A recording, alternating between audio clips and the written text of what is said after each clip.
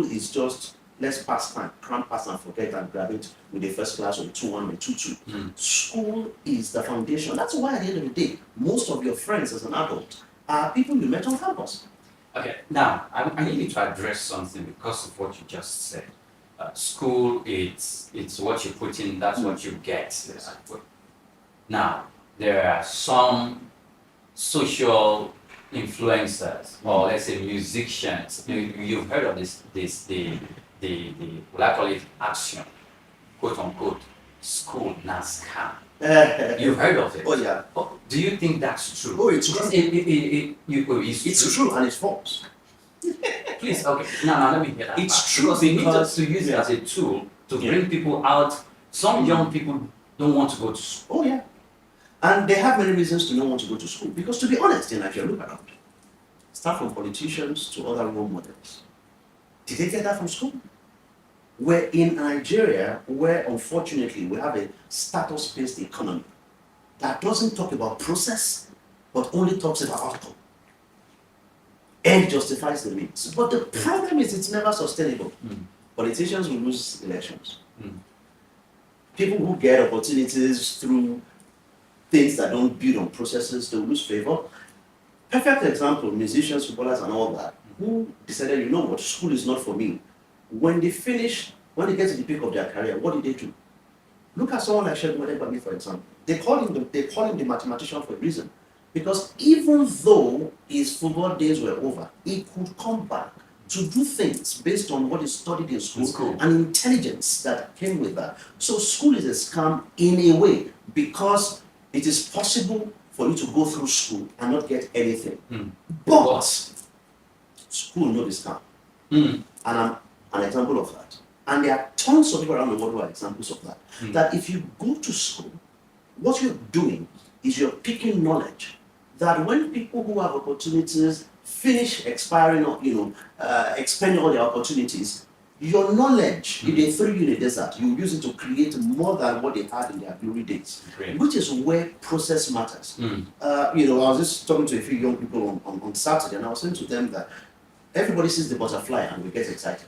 But what we don't realize, what we don't remember is that in biology we read about egg, larva, pupa, and then the cocoon. And that process is what gives the wings of the butterfly the strength to fly. It's the same thing with every training process. It is possible for you to arrive suddenly. Of course, I mean, you can, if you want to do your own and get arrested and get thrown into jail, you can do it. If you want to become a politician and steal, and one day God help you, that they catch you, it's okay.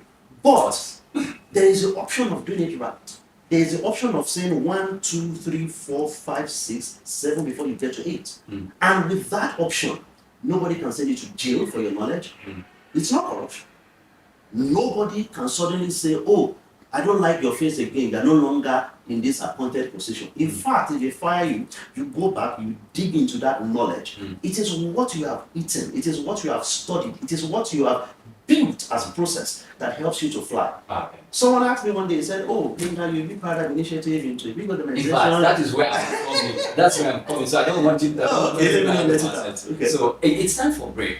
We're going to break. And when we return, we're going to be asking Gbenga Shesan how Paradigm Initiative came about. And this thing about electronic governance, I did a course like that in school, but we are going to wait for Gbenga to unleash all of that after this break. To stay with us.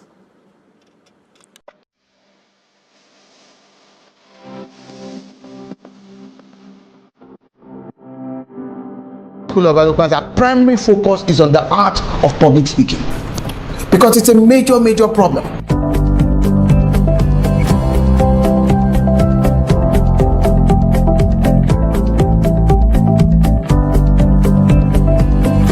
And public speaking, we must understand, is the raw art of speaker to audience oral communication. I got a lot more than I actually expected. I have like a few years I used to have. The more you speak, the better you are at speaking. School of Eloquence is the place you can be, and there's a turnaround. That change you are expecting, you get it there. Welcome back, and many thanks for joining us on the program Career Success. Of course, I'm still in the studio with Gbenga Shesan.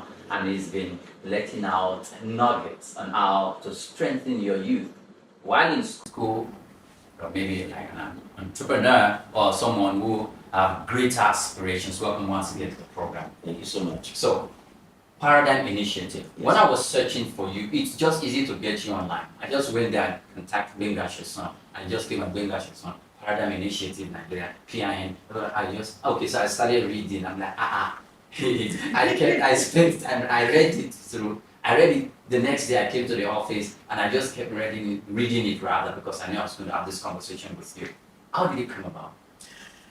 So it started way back. While I was on campus, two things happened at the same time. So I learned about computers and the internet, and there was also the aspect of Black consciousness, like you know, as an African finding my way in the world. So I started a mailing list called Black Pioneers, and that was supposed to be for me my foray into the future. So it was mostly just for me to send information to people about Black people in the world and how they are pioneers and things like that. That eventually morphed into eNigeria. I call it eNigeria. eNigeria, because I thought then, okay, you know what, let's make Nigeria electronic and let's make it digital. But then the Nigerian government started a project called eNigeria. So I then changed the name to the nearest thing that came to my mind at the time, which was about, let's shift the paradigm. And I'm like, okay, paradigm is a good word, and what are we going to do? We're going to be doing some initiatives. Okay, so for Paradigm Initiative, it's called. But this was way back in 2001. So we were not registered, we were not even an organization. It was just a volunteer group of, I had a few friends of mine who would go to, we knew how to use computers. You convinced them to join you? I didn't even have to convince them, they were like-minded people. You know how your friends are like-minded people. I mean, what do I need to tell Titi Akinsomi or Deolu Ajayi or Kokweshwere to convince them? They were already, in the spirit, so to speak. We'll spend a weekend to go to a village somewhere in Oyo State, and we'll go and train people on how to use computers. We had a project called Afar, which is Bridge. For free? Yes, for free. Because it was too exciting for us that we had this knowledge and we had to share it. You know, when you've eaten and you have so much energy, you will run when there's sugar. So that was it for us. We honestly think of the commercial side of things too much. We did. I mean, we made money. We converted yearbooks into year CDs for people on campus, and we made money from it. So it was a balance. And I think it was because there was a sense in me that, I'm getting all these opportunities from Nigeria, from this digital opportunity, let me give back. So sometime in 2002, I did a competition and became Nigeria's IT Youth Ambassador. It was not an official ambassador role. It was just the name given by the Executive Cyber School. But because I also got a UN fellowship at the same time. Okay. Many people then thought I was a real ambassador, because I remember I would get to some countries and they welcome me as an ambassador. And I'm like, okay, I'm not a real ambassador. And I'm trying to tell them, and maybe they thought I was being humble, but it grew a life of its own. Because myself and my friends we now had support, official support from the company, the Executive Cyber School, led by Engineer Tito Ometo. He gave us a bus and would give me money to take transportation to universities across Nigeria. And I did this for 2 years, going across Nigeria, training young people on how to use computers. Zara Baba in Kano, Enugu. I think we must have done at least 12 states, because I wrote about 12 states in my handover report. I handed over to someone called... 12 states, how many universities? It must have been at least 25 universities, because I know in some states, in Lagos, for example, we did at least 3 or 4 we have universities. computer science departments in those universities. We've always had computer science departments since the 70s. The question is, have we had impact from the graduates of those? And we have. In fact, one of them, Edward Obola, who I handed over to as IT Youth Ambassador, is the one who co-founded Cowrywise, one of those fintech companies now. And the interesting thing was that by 2002, like I said, someone met me at a presentation, introduced me to Junior Achievement. Semi wrote to me and was like, okay, come and visit. I came to visit, and I didn't know they were interviewing me for a job. So it was when I finished my exams that I got an email saying, following the series of interviews we had with you. And I'm like, okay, which interviews? Right. But then it was an interview, and I really wanted to spend 1 year with them to do my lead service with them. But 1 year became 6 years, and after 6 years, I decided it was time to expand this vision beyond just the location in Butemeta where we're in Lagos, for the Lagos Digital. Is that how you entered Microsoft and the United Nations? So Microsoft was the partner on the Lagos Digital Village project. Okay. So that was my first encounter with Microsoft. But then I got to do a few things with them, training with them much later. And for the United Nations, it was mostly in 2001 when I was invited for a meeting. I'd written some things about, the future of the internet in Africa, and I was invited for a meeting, and then I went to that meeting. And I think this is a major lesson for everyone. In that meeting, I was a participant. I was not a speaker. I was supposed to attend, collect my per diem or allowance and go back home. But I refused to do just that. I produced a newsletter every day. I listened to all the sessions, condensed them, produced a newsletter, and released it day 1, day 2, day 3. When I send it, and then when I go back home, I send them a report. The United Nations Economic Commission for Africa, I send them a report. This is what we did. These are the recommendations. And they didn't tell you to do that. They didn't ask me to do it. But guess what? That was the last time I had to ask them to invite me. Every time since then, it was so much that they even asked me to come and serve. At the time, don't forget, how old was I in 2002?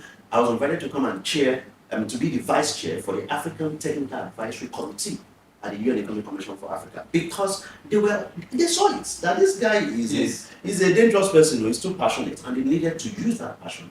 That led to the World Summit on Information Society and led to many other UN things. But that was why in 2007, I was like, you know what, I need to turn this thing into an institution. I can't just do volunteer things here and there, while also, and to be fair, I was beginning to feel like I was cheating on junior achievement, because I was invited for Paradigm Initiative, Nigeria at the time, nice Paradigm Initiative, and I was working full-time at junior achievement, and my bosses were wonderful, by the way, all women.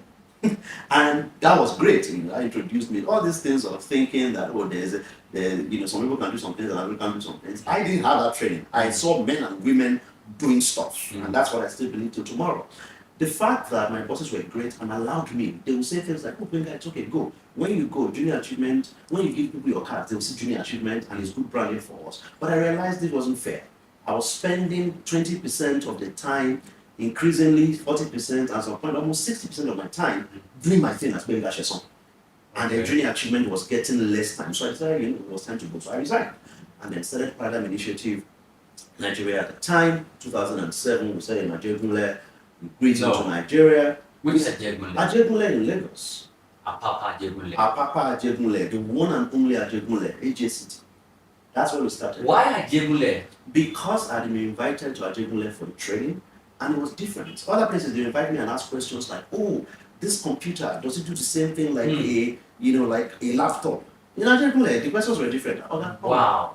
This thing you have taught us, how do I make money from it? My sister doesn't have money to go to school. How does she go to school? And I thought this was practical. These guys are not playing around. They are not interested in the black box. They want to use it and make impact. So I decided to go back to train 25 people for 4 weeks and make sure they move from not having ever taught a computer to learning how to use it to make money. And then that became 2 years later. I decided, okay, let's do it a bit more. Another 3 years, we just said, you know what, in 2010, we set up an office, our very first office, 39 Parallel Street, Ajegunle, which in fact is now occupied by one of our trainees. Because I know those places. Oh, yeah. You mentioned. Yeah, Ajegunle. Ajegunle. Yes. No. Okay. Let me ask this question before I move to the next about digital rights and advocacy and e-government. What was pushing you? What was moving you? That you couldn't just stay back, like something was just drawing you on the inside. I'm very selfish. I like my own space. I like peace of mind.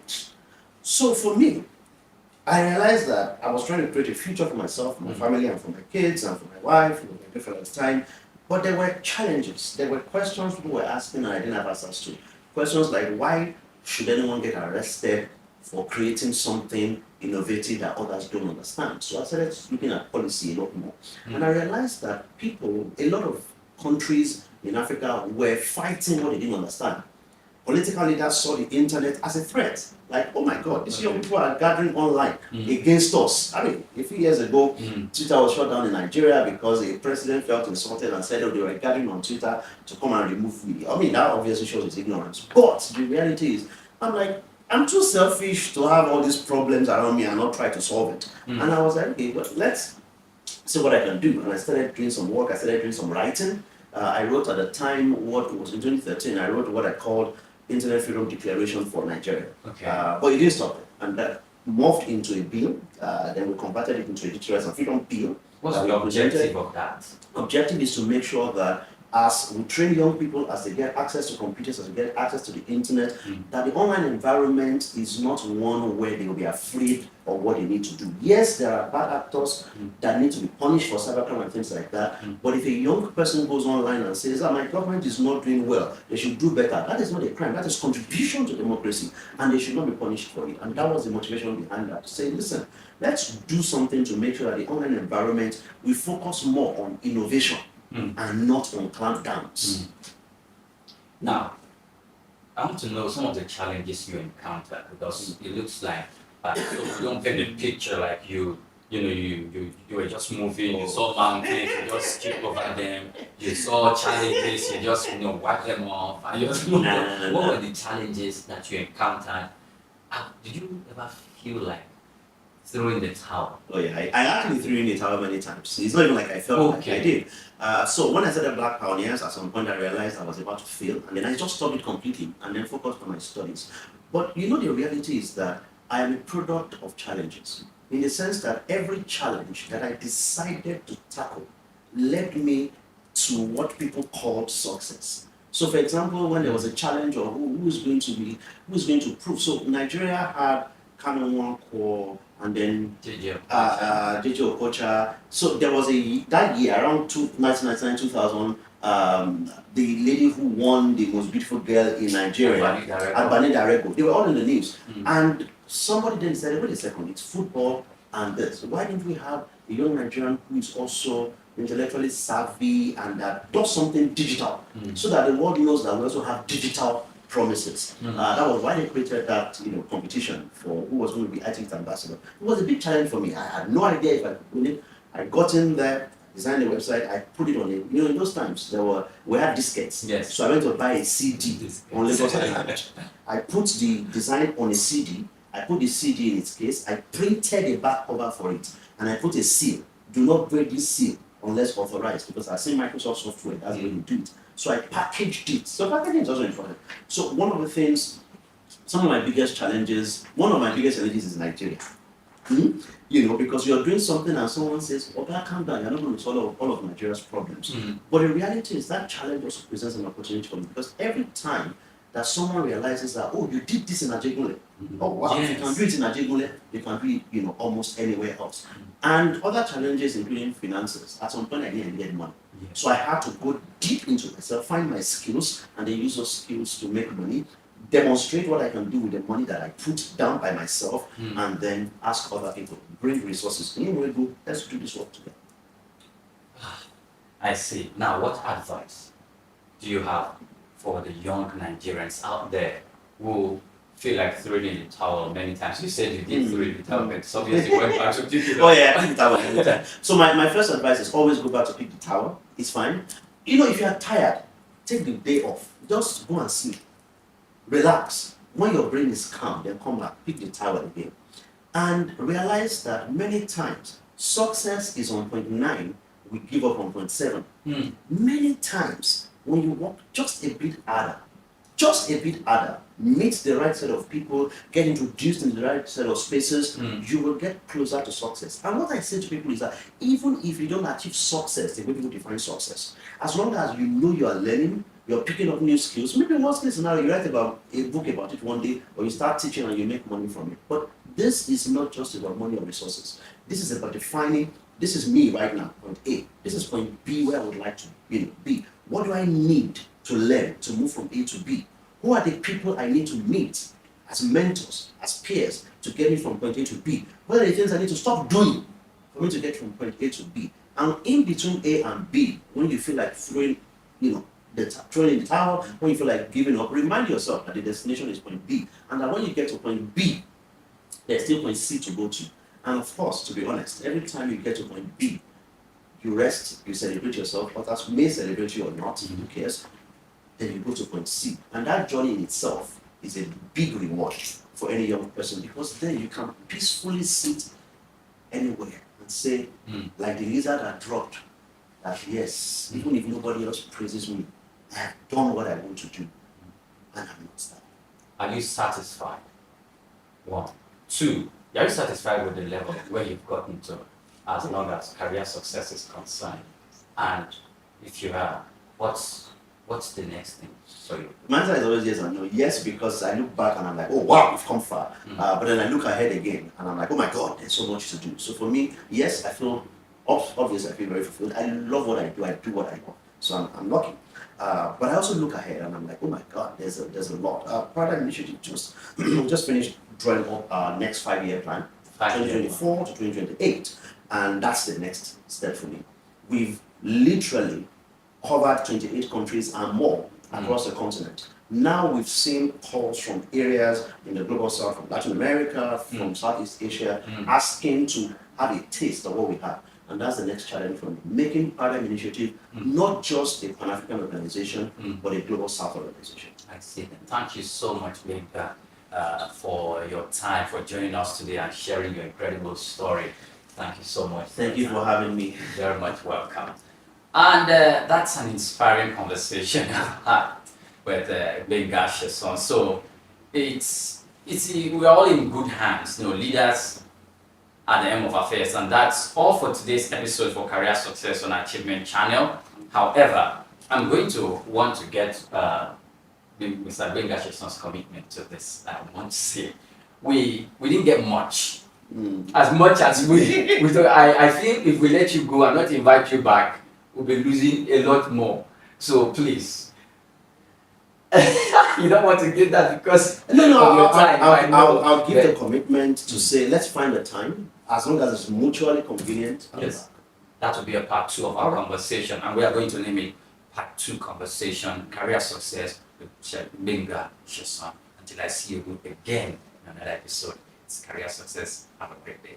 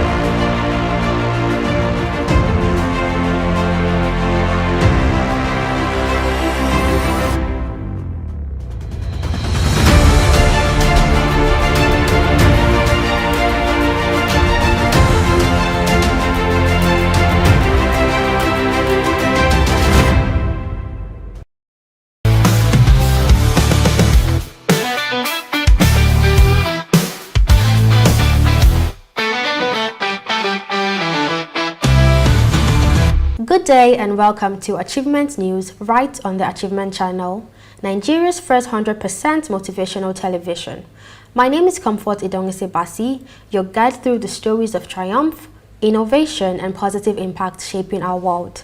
Broadcasting live from our School of Eloquence studio in Ikoyi, Lagos, we bring you news that truly inspires. At Achievement News, we believe in celebrating human ingenuity, resilience, and the relentless pursuit of progress. We sift through the headlines to bring you the breakthroughs, the milestones, and the uplifting narratives that prove that possibilities are abound and true achievement is within reach for everyone.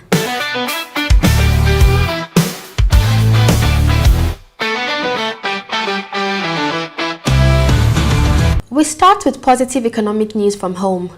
The Lagos Chamber of Commerce and Industry (LCCI) has expressed optimism following the National Bureau of Statistics report confirming a modest drop in Nigeria's headline inflation rates. In May 2025, inflation eased to 22.97%, down from 23.71% in April. LCCI has hailed this as a positive, albeit modest new shift after several months of persistent increases, attributing it to its consistent monetary tightening by the Central Bank of Nigeria. This indicates that policy efforts are beginning to yield tangible results.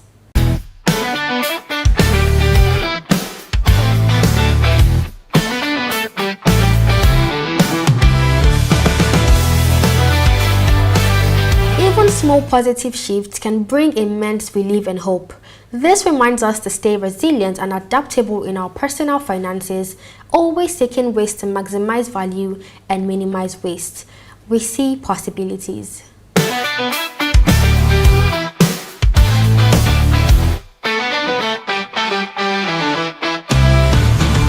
Adding to our economic good news, major global financial institutions are giving a thumbs up to Nigeria's economic trajectory. The World Bank recently issued a positive verdict projecting 3 years unbroken growth for Nigeria, with rates of 3.6% in 2025, 3.7% in 2026, and 3.8% in 2027. Furthermore, Fitch Ratings has upgraded Nigeria's long-term foreign currency issuer default rating from negative to stable. This endorsement signals increasing investor confidence directly linked to Nigeria's ongoing economic reforms, including exchange rate liberalization and fuel subsidy removal, which have also contributed to the stabilization of the naira.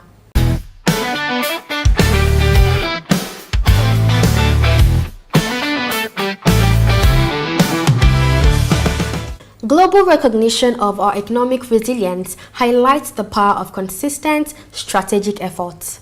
Keep pushing for your own growth, no matter the headwinds. Your consistency builds your future. We see possibilities.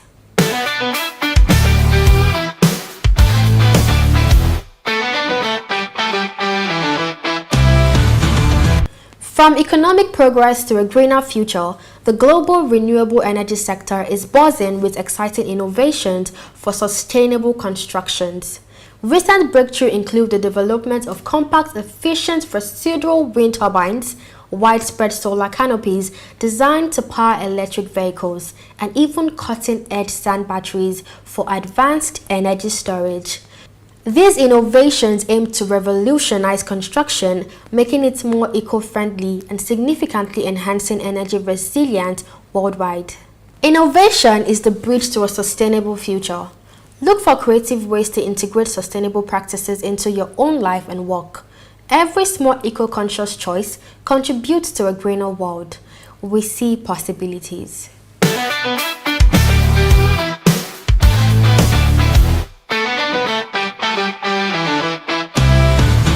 Further proving technology's power for good, a brilliant waste monitoring innovation has recently clinched the prestigious EUTech SDG award. This groundbreaking project, developed by Adastra, utilizes lot chips and smart platforms to meticulously track plastic bottle recycling efficiency starting in the Czech Republic. By providing transparent real-time data, this technology is significantly improving waste disposal strategies and highlighting how digital solutions can solve present environmental challenges on a global scale.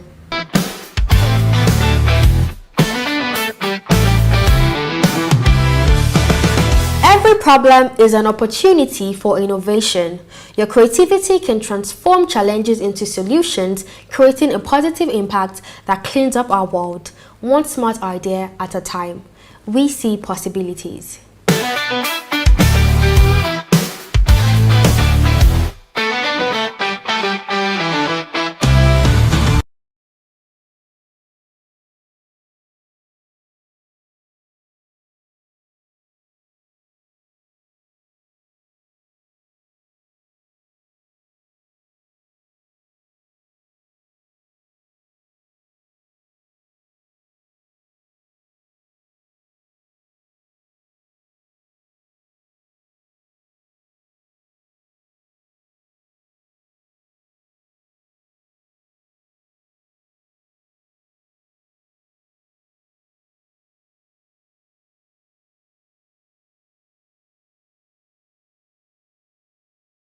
Of eloquence, teaching the world to speak.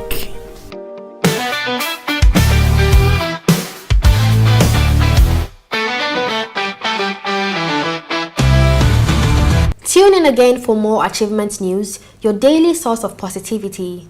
Visit us at www.achievementchannel.com and join the movement hashtag We See Possibilities.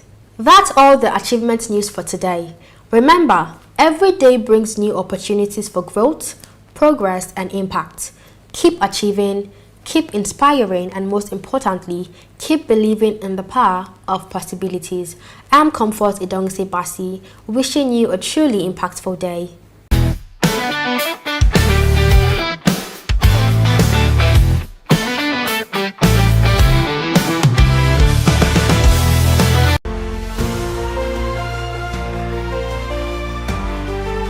Welcome to another empowering episode of Inspire Her, where we have healthy and meaningful conversations about women supporting women. We spotlight women who are breaking boundaries, defying expectations, and making their voices heard.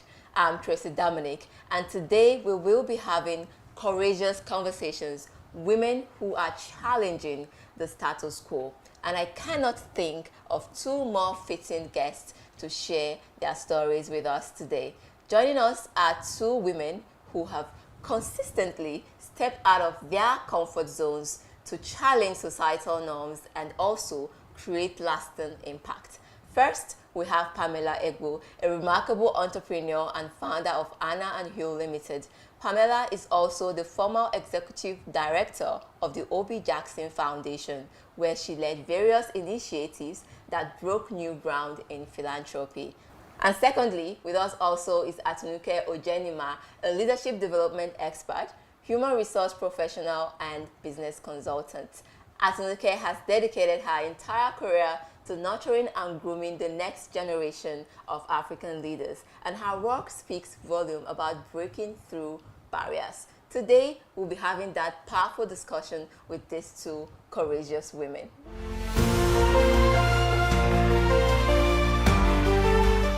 Okay, amazing ladies, thank you so much for coming on the show today. It's actually lovely having you two here on Inspire Her. How are you doing? Great, thank you for having me. Thank you. How are you doing, Atinuke? Good. Good, right? I mean, being alive. Yes, yes. The gift of breathing, of being alive. I mean, I feel good with that. You know, in our Nigeria today, when you ask someone, how are you doing? Are you really ready to hear the answer to that question? Because yes. The economy have honestly pushed a lot of us Nigerians. Yeah. And how have you been coping? Let's just talk generally now as Nigerians. How have you been coping as women, especially in your family, and also trying to meet up with expectations? Let me start with you, Pamela. To be honest, it's been quite difficult, just generally. I think for me, I feel very blessed, just as Atinuke said, to wake up every day and have a home to live in, roof over my head. And so my basic day-to-day needs are taken care of. But I'm very cognizant of the fact that they're not people as lucky as I am. And seeing, I think it's a time in Nigeria where we have to be very sensitive to people who don't have what we have or are not in those positions, and see how we can help. Because take the petrol prices, for instance, just filling your car. My car has gone from 12,000 a week to almost 70,000 every week to fill it. I mean, it's not even sustainable at this point. So, but I find reasons to be grateful every day. And I'm very intentional right now about seeing ways I can help people who are not as fortunate, even if it's giving my driver food in the mornings to release that pressure, or just being very cognizant about helping people at this point. What about you, Atinuke? What has been your journey through you that? didn't have to even extend it to the situation in Nigeria when I said that, the gift of waking up every morning alone, it's something that one should be grateful for. Why? Because they say that when there is life, there is hope, right? And there's also this thing in terms of hope, that if God has not given up on us, as a country, then why should we as individuals give up on Nigeria? So that our waking up every morning, for me, I see it as a promise to say that, you know, we have a role to play individually. And from there, I would take it up from what Pamela said about helping people. So now when I meet people and everyone, you know, I just tell them, I say, see, the situation of this country, the situation that we found ourselves now, it's if we do not have the political power, right, or we're not leaders in government, right? There's so many expectations that we have as citizens from our government, that government should do this and that.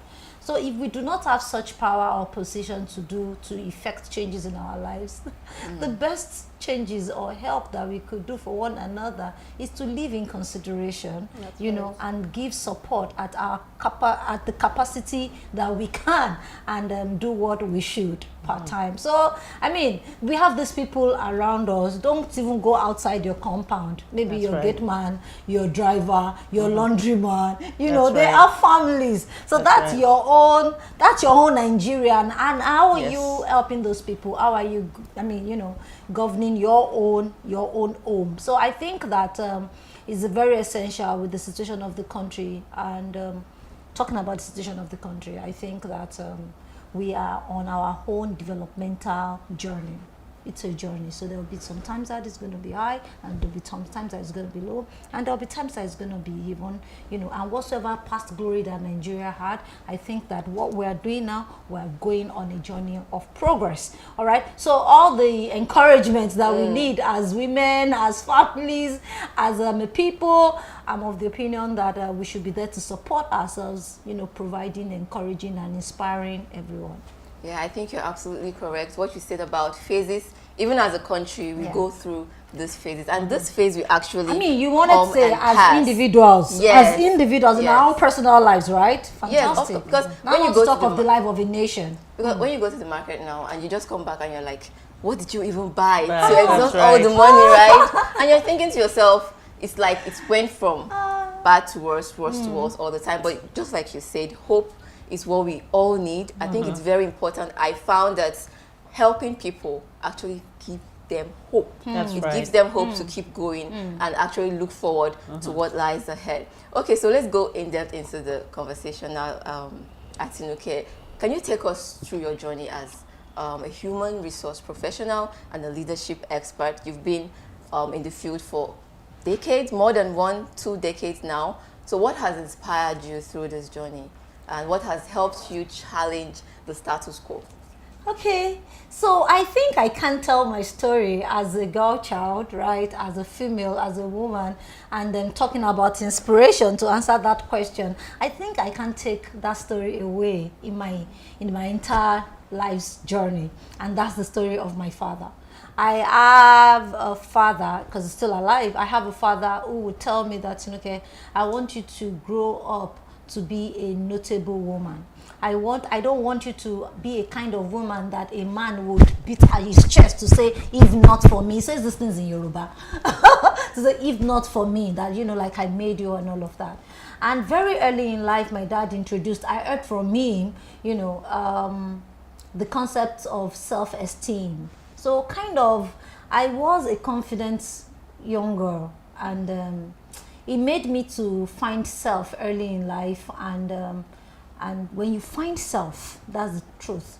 When you find self, you get to have some clarity and direction as to where you want to be, what you want to do, and, you know, everything stems from knowing who you are. That's when you find self. So it wasn't so difficult for me to find myself, you know, because I had the parental support. And talking about Inspire, I think we should talk a little, because women, culturally, women are meant to be, you know, the ones putting the family together, right? So, but I think that such things should start from such inspiration should start from the family, you know. How are we able to support our children to ensure that they are confident in who they are, so that they can navigate their life more purposefully and more decisively, right? So that's up to me, purposefully and decisively. So my journey, oh gosh, let's not go there for today, but I would just say that finding self helped me a lot in my journey.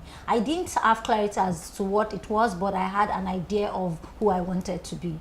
And maybe in the course of the conversation, I'll be bringing it in here and there. Yes, self-awareness, parental guide, very important. Do you relate to that, Pamela? What has been your own inspiration through your journey as a philanthropy and also your journey as a business leadership expert? I think for me, I think I'm still on that journey. I don't think that I've arrived. I think that I'm a big believer that we have seasons in life. And in my own journey, I'm in a different season now, but I think along the way, what's helped me is to always have an open mind to learn and understand that in your journey, as in whatever you're trying to do, a business person or just working a regular 9 to 5, you will have ebbs and flows. So you will have lows, you will have highs. It won't be very easy. Sometimes it might be easier. And I think what has shaped me particularly, I lived abroad for many years, lived in England for over 35 years, and I just got back 3 years ago. And what's helped me is just knowing that those experiences living abroad shaped who I was. Particularly, I was, for the most part, learning along the way with my business as a single mother because I went through a divorce. And so that shaped my path, really. I think that if that didn't happen, I might be on a different journey. But that's the journey I found myself. And I had to pivot and kind of navigate my way through it and say, okay, this is where I find my life right now. How do I make it better in this particular season that I find myself? So it's been an interesting journey, but I am still learning and still growing through it. It's actually quite an interesting and unique one. So what would you say is that one strategy that you had to take to move you forward in that journey? Yeah, so I think at the time, living in England, like I said, I found myself suddenly a single mother. My daughter was 18 months at the time, and I wanted to be that mother that was there for my child. I did not want to be a mother that would leave her in, obviously living in England, you have those luxuries of, I could leave her at a childcare or a nursery, but I didn't want to be that mother who I only saw my daughter early in the morning, drop her off, pick her up. So I had to pivot. I have to think, how can I live and earn an income without having to do a 9 to 5 job? And so that started my journey of entrepreneurship, where I was able to start a skincare company called Hannah and Hugh. In fact, I started another company before that called Mums with Tots. So I had to think outside the box, and that propelled me in my journey to look at ways I could make an income and still be there for my daughter. Amazing, that's quite amazing. And I would say, if we want to explore that, I think I have amazing women who are also single mom, and they are doing amazingly well, especially in their career, in their business. It's like when you are that, it's just like a superpower. So it's like a superpower to me that something actually just pushes you to want to do more, want to achieve more in your career and in your businesses, which you already established, right? Yeah, okay, so we'll go on a short break now, and when we come back, we'll continue this inspiring conversation.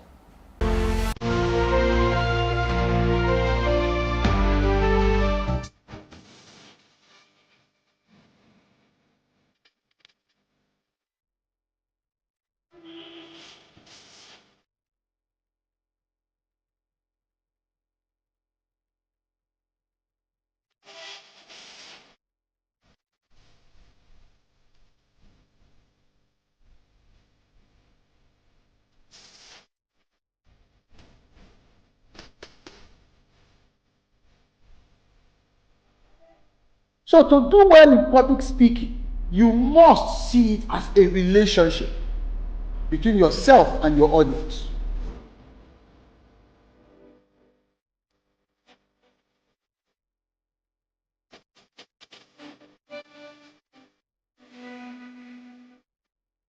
Speak with power. Speak with power. Speak with power.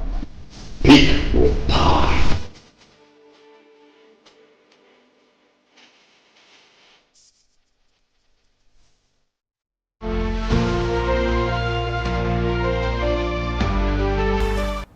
Welcome back to Inspire Her, where we have interesting and amazing conversations about women supporting women and women uplifting women.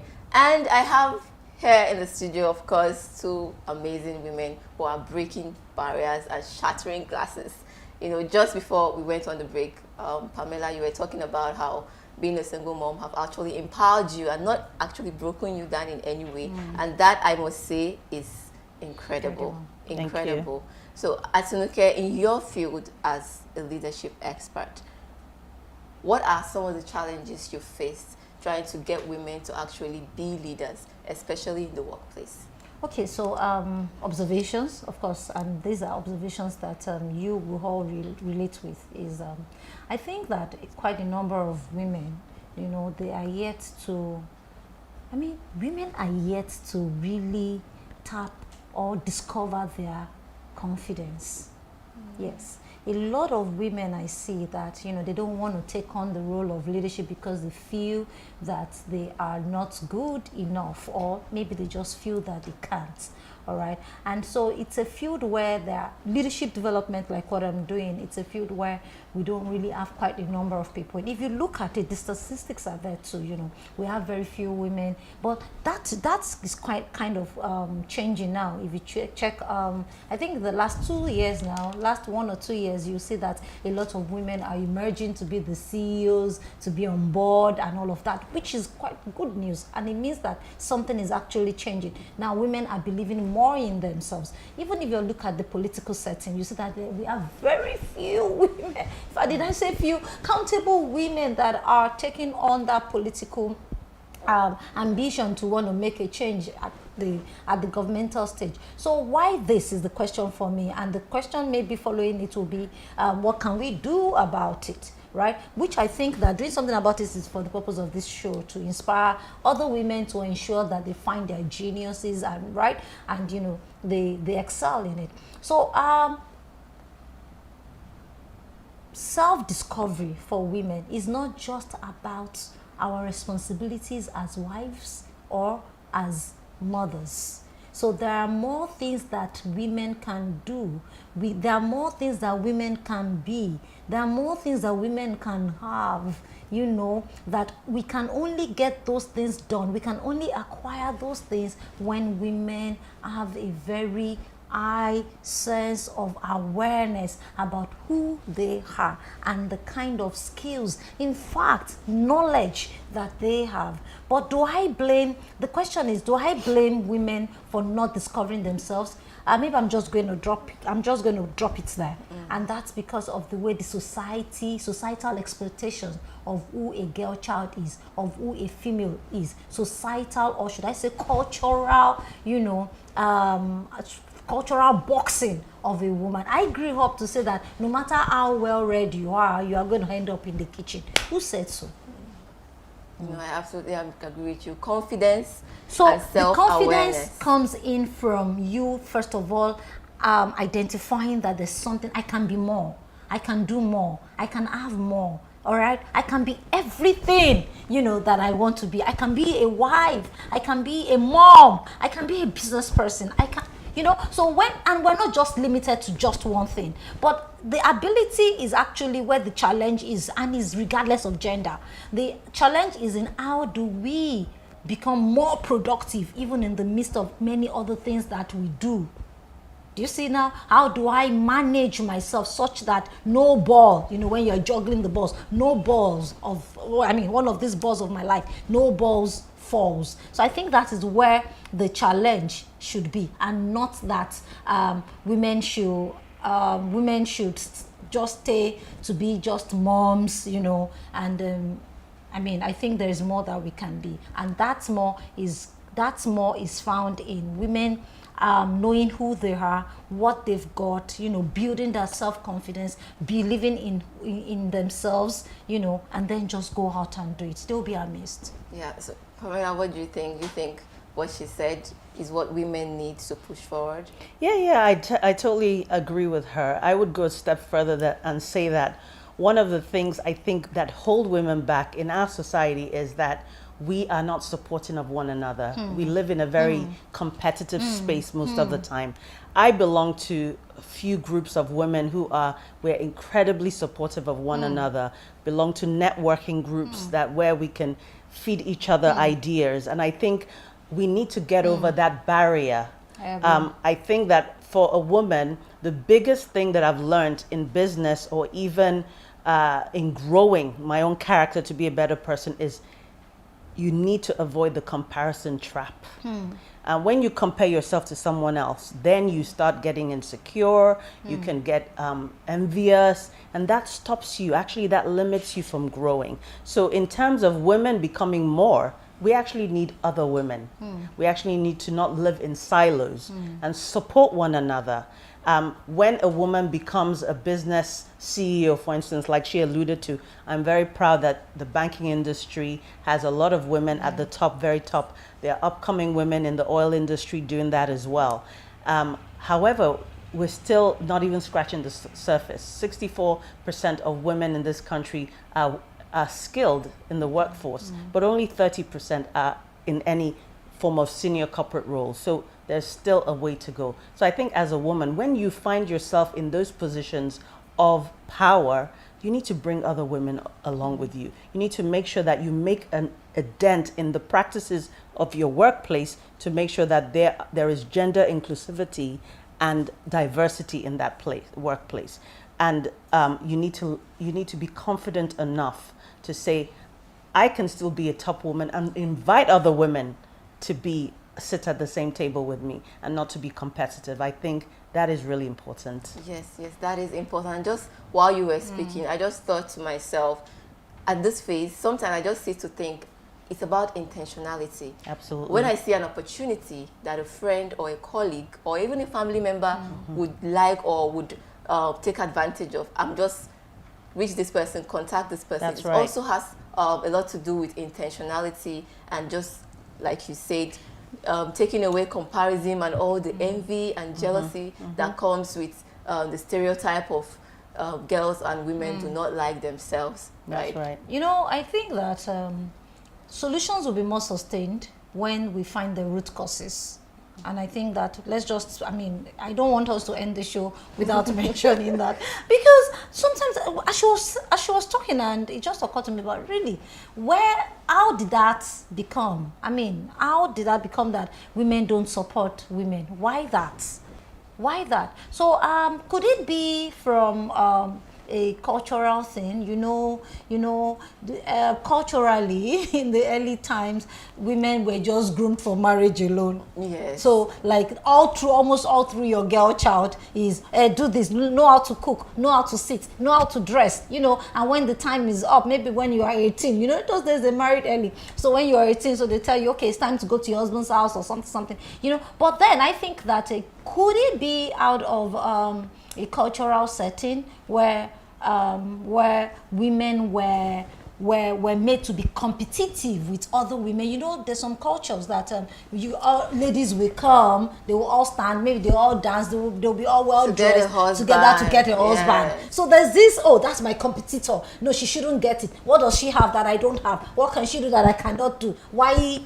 So I think that perhaps that is where it stems from. But when we see ourselves now from a place of she's beautiful, so am I, all right? She's got things that I don't have, and I have got things that she also doesn't have. There are things that I know that she doesn't know. There are things that I know, there are things that she knows that I don't know. So then there are no reasons, no basis for competition. Then that is when the collaboration, coming together to say, okay, let's support one another. When we realize that, we are made to hold each other and complement in all our inadequacies.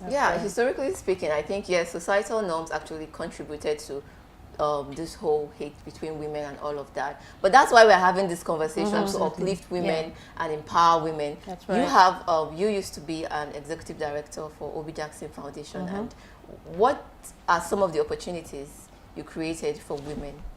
Oh yeah, so the Obi Jackson Foundation, a wonderful foundation which I've just stepped out of, we focus on education, empowerment, and healthcare access in rural communities, particularly in Anambra State. So we had an opportunity to change the narrative for people in the rural communities, women and girls, where their narrative would have ended up being, I'm a petty trader, or I get married early.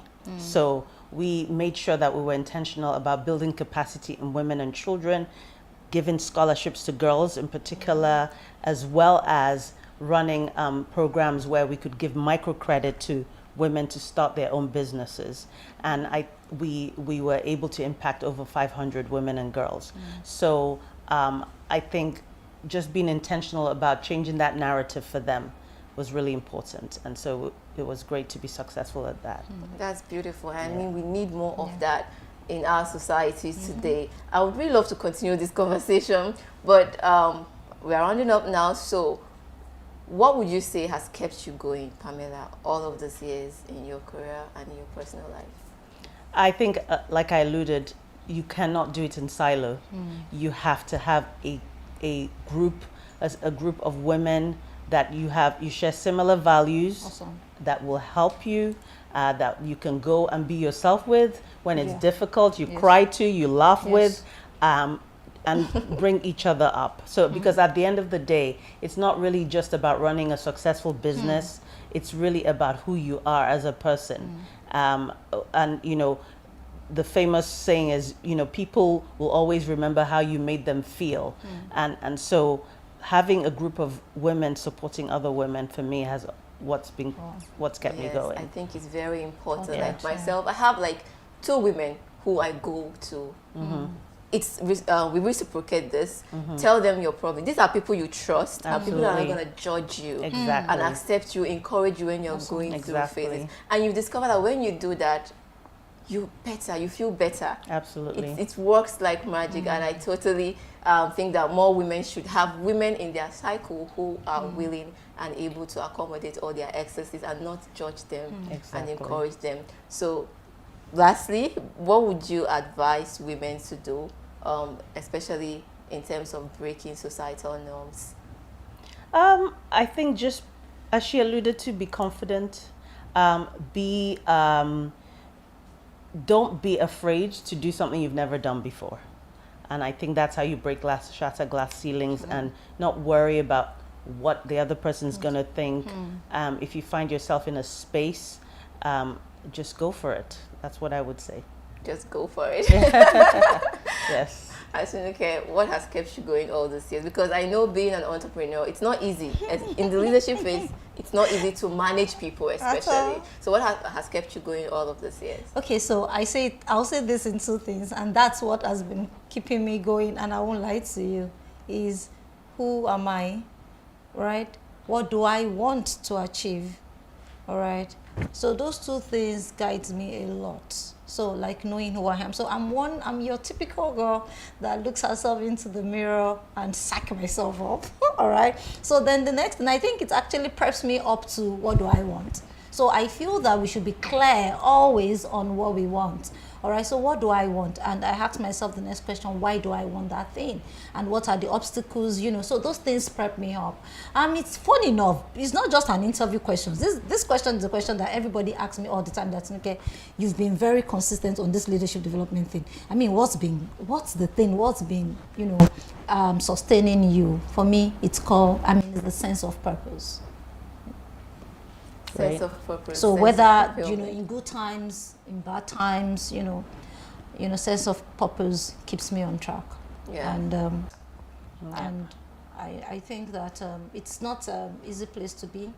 And to be honest with you, sometimes it's because of what I do, because leadership development, and I'm also into nation building thing and stuff like that. Sometimes it could be a lone journey, but like she said, which she reminded me. In fact, the way she was talking, I'm like, okay, I need to go and look for a women, you know, support group where it could be a kind of support system where you're not being judged and all of that. But really, it could be a lonely place. But then my head is always on my shoulder when I remember who I want to be, you know, and who I am, and what I'm capable of do. Yeah, who you want to be, why you're here. Why I'm sense here. of purpose. Sense I'm of always purpose. big on On purpose it, yeah. because if you don't know what you're doing doing here, it. then it's easy to lose hope. Absolutely. Okay, so just before we round up, what would be your advice to women who are not confident enough, who do not know themselves enough to push themselves out there and break barriers? What would be your advice? Oh my gosh, this is emotional kind of for me, Right. because I just want to say that there is more to you, really, as in literally. It is not motivation. There is more to you, and find those things in you. Know that everyone has got their strengths and their weaknesses. Nothing do you. Okay, so leverage on your own strength, and be the best that you can be. Exactly. Absolutely beautiful. I really wish I could continue this conversation, but we could do this again next time. Thank you so much for coming on the show with us. Thank you so much. Thank you for Pamela, having thank us. you. Atinuke. Loaded conversation, but time Loaded wouldn't let us conversation. exhaust everything. Sure. Thank you. Thank I you. enjoyed myself here too. All right, to our viewers, I hope today's episode has sparked something in you, whether it's a renewed sense of courage or the belief that you too can challenge societal expectations and make your mark. Remember, every step you take to break through barriers is a step toward paving the way for others. Take this advice from Margaret Thatcher, where she said, "Don't follow the crowd, let the crowd follow you." I'm Tracy Dominic. Thank you for joining us on Inspire Her. Until next time, stay bold, stay courageous, and continue to inspire.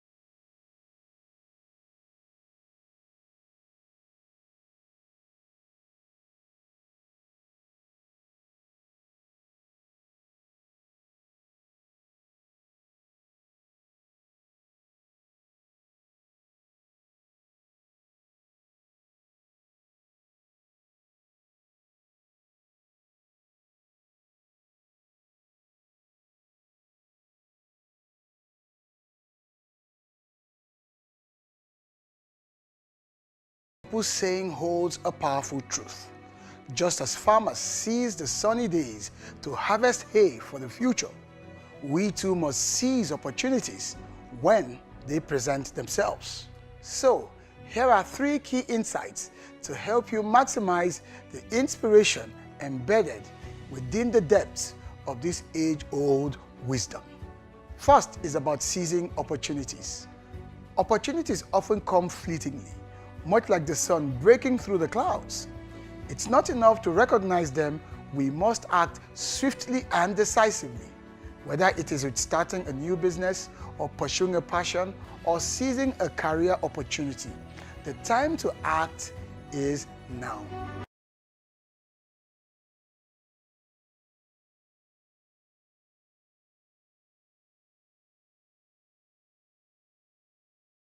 Entrepreneurs or leaders who saw a gap in the market and acted swiftly. They didn't just wait for perfect conditions. If anything at all, they created their own opportunities by simply making hay while the sun was shining. The second insight is about preparation and readiness. We must understand that making hay while the sun shines isn't just about seizing opportunities. It is also about preparations. farmers prepare well in advance. How? By planting, nurturing, and even harvesting when the time is right. Similarly, we must prepare ourselves mentally, emotionally, skillfully, if we are ever to make the most of every opportunity that comes our way. Preparation breeds readiness. When you're prepared, you're confident and capable of taking action when the opportunity arises. It's always about aligning your skills, your knowledge, your mindset, your attitude to maximize your chances of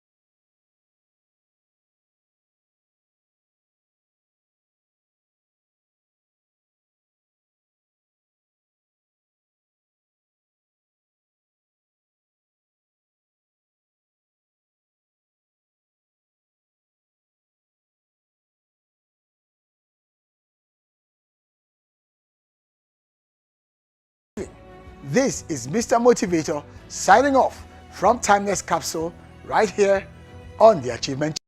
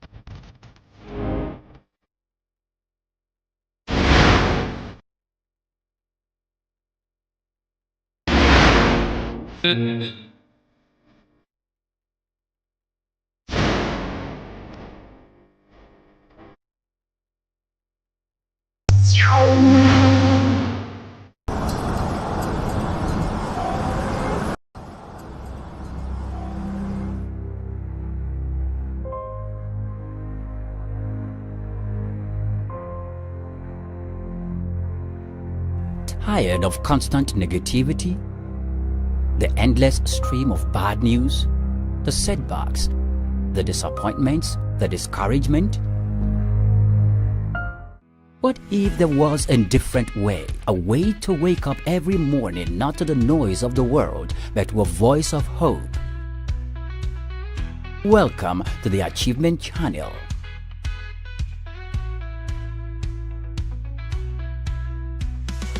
Imagine starting your day with inspiration, with motivation, with encouragement.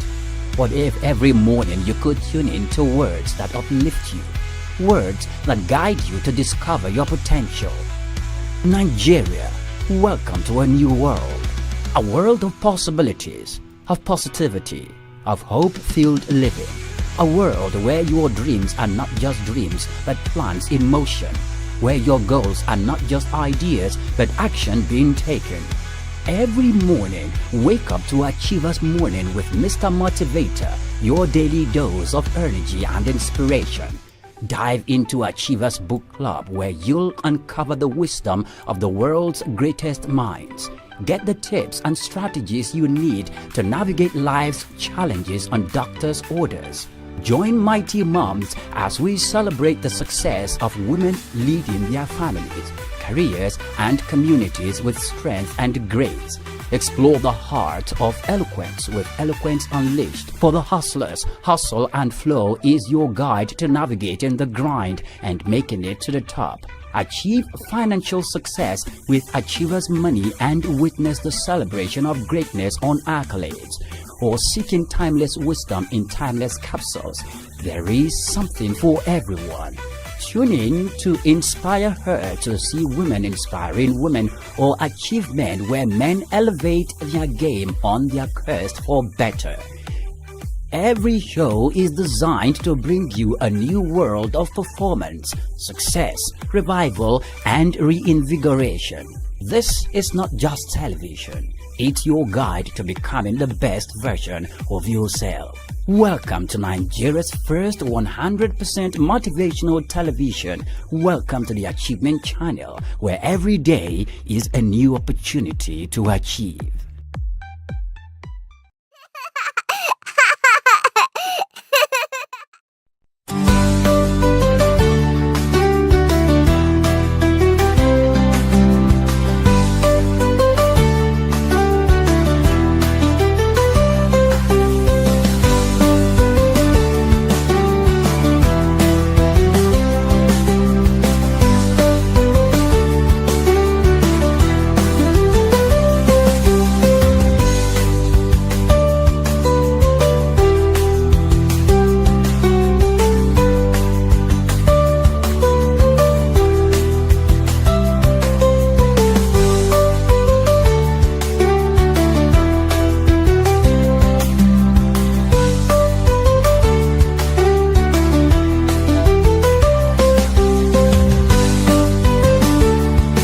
A mother is your first friend, your best friend, and your forever friend. And right here on the show that celebrates the incredible journey of motherhood, I am your friend and host, Sarah Roberts. Welcome to another inspiring episode of Mighty Moms on Achievement Channel. On the show, we share encouraging stories, valuable tips, and heartfelt moments of women who have been through the thick and thin of motherhood. In every corner of the world, there are mothers quietly working behind the scenes, making sacrifices for their children. These sacrifices often go unnoticed. Late nights, emotional support, and putting their own dreams on hold so that their children can pursue theirs. In this episode of Mighty Moms, we'll be talking about the silent strength, unspoken sacrifices mothers make for their children.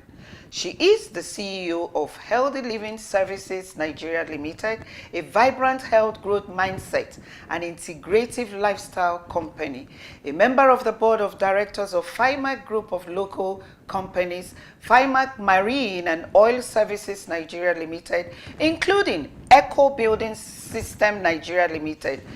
Very passionate about social impact and living a value-driven life, she's also the mother of 5 children and grandmother to 13 beautiful grandchildren. We have in our studios the phenomenal woman and mighty mom, Dr. Ifeyinwa Nwakwesi.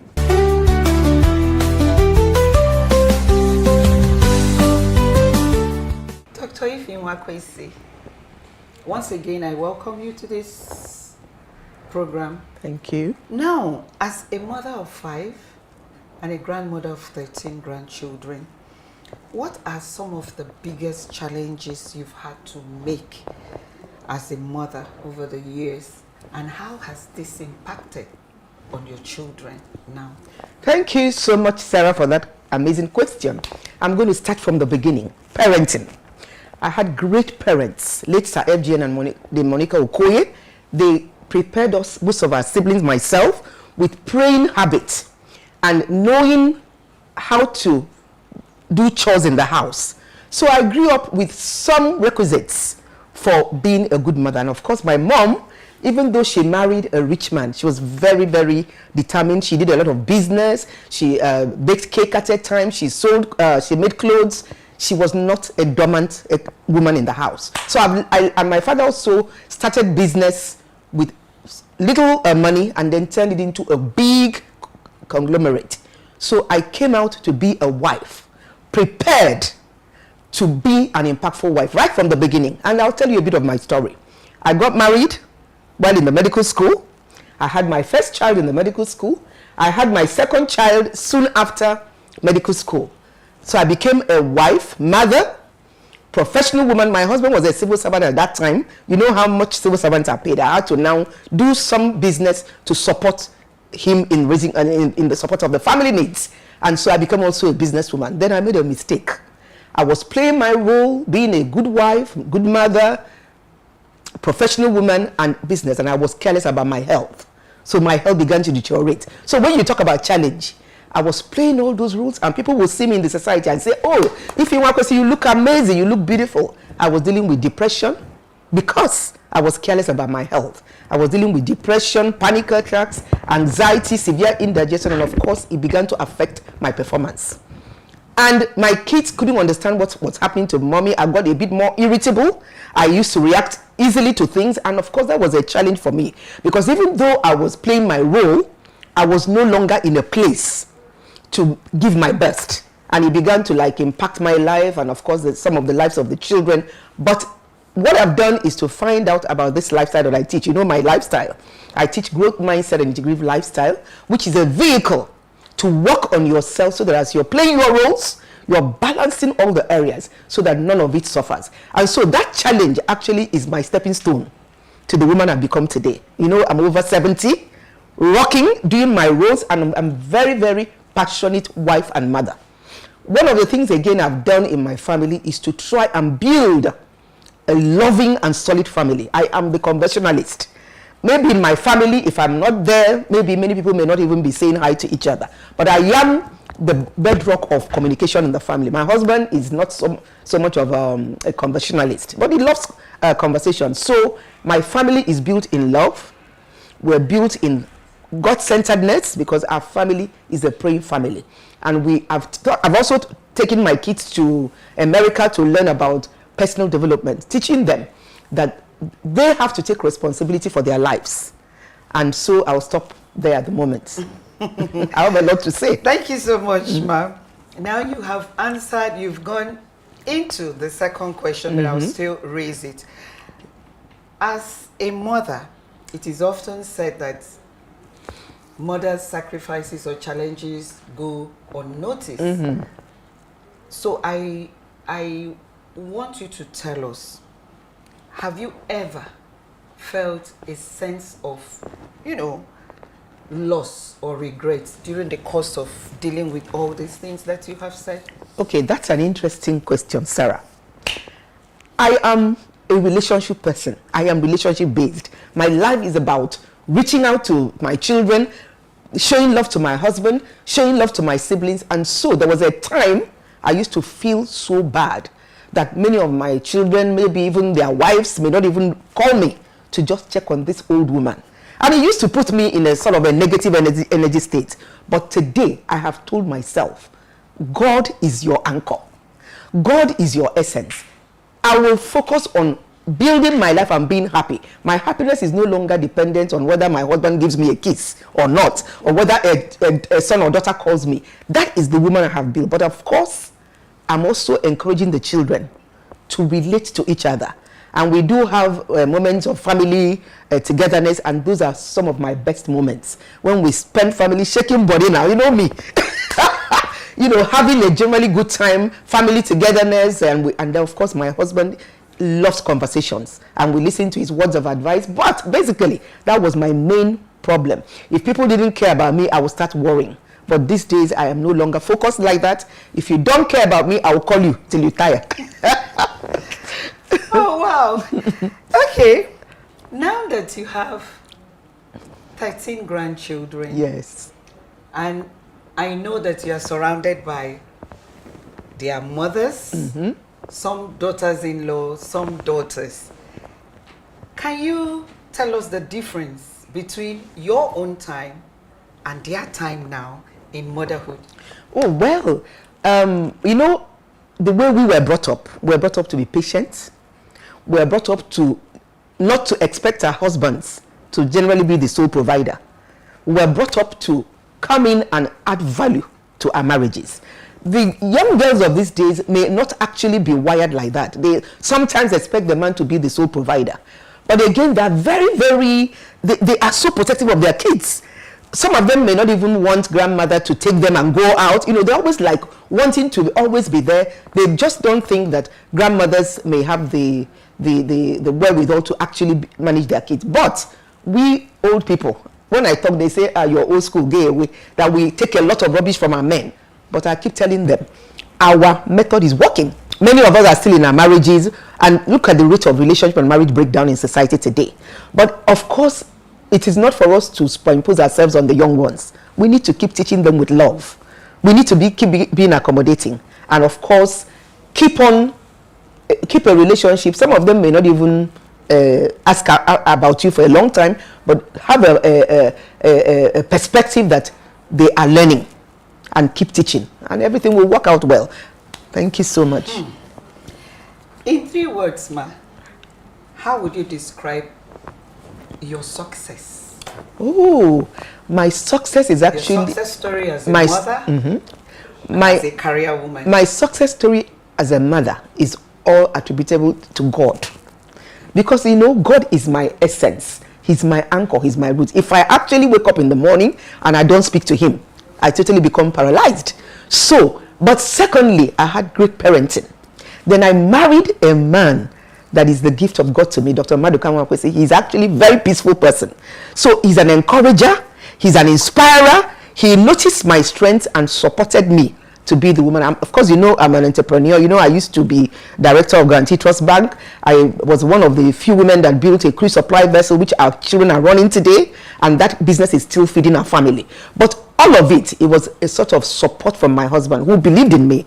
And of course, I'm also a very determined, resilient person. And Sarah, I read a lot. After my prayers, I speak to myself. There's no day that goes I don't speak positive affirmations. I read a lot, feeding my brain with positive information. I don't know whether you know, I've just released my books. We're going to talk about that. Thank you so much. Wow, beautiful. Thank you. So beautiful.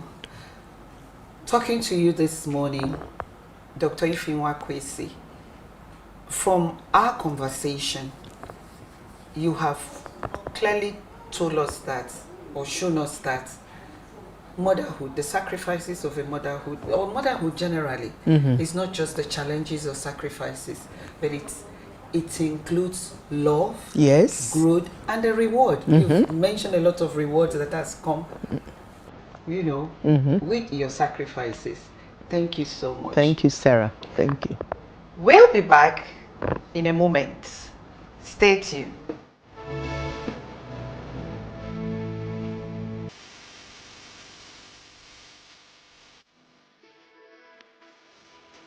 Motherhood is a transformative journey that shapes our children and us. It's filled with joy, challenges, and profound growth. Today, we honor the unsung heroes, our mothers, whose love and dedication lay the foundation for our achievements. Motherhood teaches resilience, the strength to wake up each day with purpose, despite sleepless nights. This resilience empowers us to overcome obstacles and reach our goals. It fosters creativity and problem solving. From soothing a crying baby to managing a household, mothers develop invaluable skills that drive success in ever-changing environments. Today, we celebrate every mother who has doubted herself yet continues to push forward. Your love, sacrifices, and commitment are the true markers of success. You are the heartbeat of your family, and your influence reaches far beyond your home. Today, to all the mothers watching, remember this: your journey, filled with love and perseverance, is the foundation of all-round achievements. You are raising the next generation of dreamers, leaders and innovators, your role is powerful.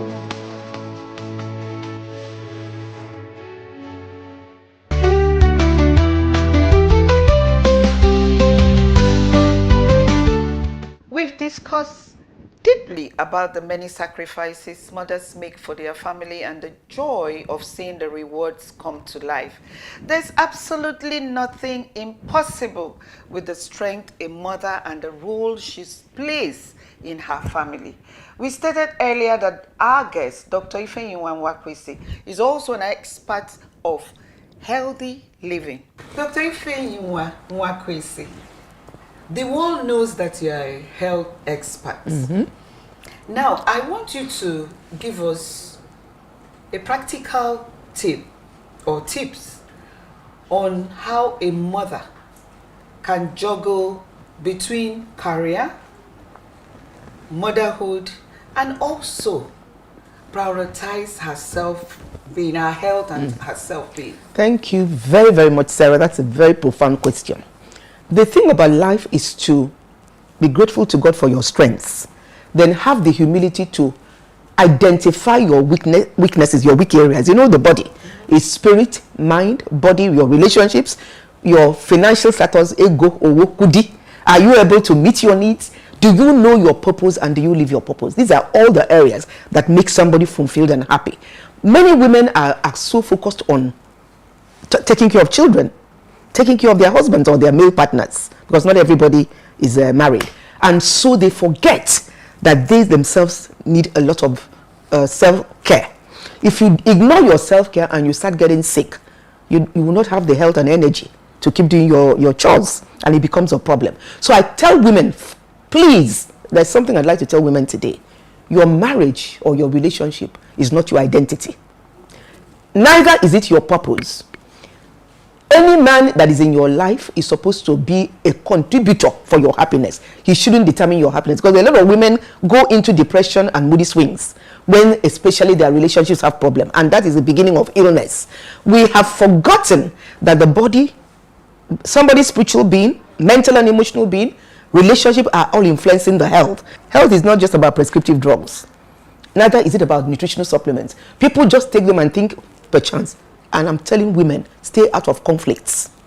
Conflict situation is not so good for your health. So what's my advice? Please, women, learn to read, learn to watch videos, learn to improve your knowledge, especially in your area of weakness. Then don't just have a quick fix, a headache, pop a pill, knee pain, which is very common, pop a pill. Look for something like this growth mindset and integrative lifestyle, which can teach you how to consistently and continuously work on improving that area. I was careless about my health. You know, I actually had a collapse one day in my office. I did. This kind of thing that happened to Onyeka had happened to me. But God gave me a chance to recover, and that is why I'm so passionate about people preventing chronic disease and achieving vibrant health. In this sort of thing, I can't give you all the tips. But basically, there are strategies. Are you ready to commit? And while you're taking care of others, please take care of yourself first. We've had a wonderful conversation with Dr. Ifeyinwa Nwakwesi, and believe me, I know you will agree that it has been a moment of truth for each and every one of us. Dr. Ifeyinwa Nwakwesi. Yes, Sarah. I want to thank you. I want to appreciate you. Thank you. We need your final advice. What is your advice to mothers out there? Okay, first of all, I'd like to appreciate all mothers. Motherhood is not easy. It comes with a lot of ups and downs, a lot of challenges, but a mother must stay focused, determined, resilient, and strong. I want to tell women, your marriage or your friendship to a male partner is not your identity. Neither is it your purpose. They should be able to contribute and be of value to you. Do not die in the process of wanting to be a Mrs. So what I'm telling women, your happiness is primarily dependent on you. It's from your inner being. Years ago, when I used to walk around looking great in the face, internally I was literally like dying from depression. So I'm telling women, as you are building your external face, you look beautiful, you wear beautiful clothes. Can we also work on our inner beings so that when we step out, we step out with glory, we step out with energy, we step out with positivity, and we can all become assets. By the way, there's a message for women. I don't like the marginalization mindset. But we know in the society certain women are being marginalized. What are we doing? That's why in Women Aligned for Growth, we're coming up very quickly with a mega collaboration of women that can come together to put funds together to improve our social impact. Nigerians shouldn't be hungry. Nigerians shouldn't be homeless. And I'm also calling on our leadership. Please, Nigerians are suffering. Can we improve the quality of our citizenship and improve the quality of our leadership? Mothers, we hold the ace. Thank you very much.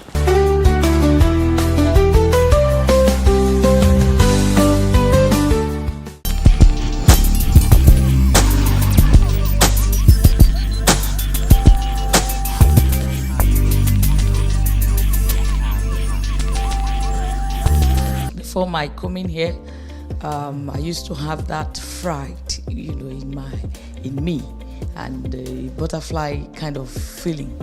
But with the exposure to necessary skills to speaking in the public and speaking well, I've been educated, I've been encouraged, and right now I want to say that the confidence is better. I can speak confidently more now than what it used to be. School of Eloquence, teaching the world to speak.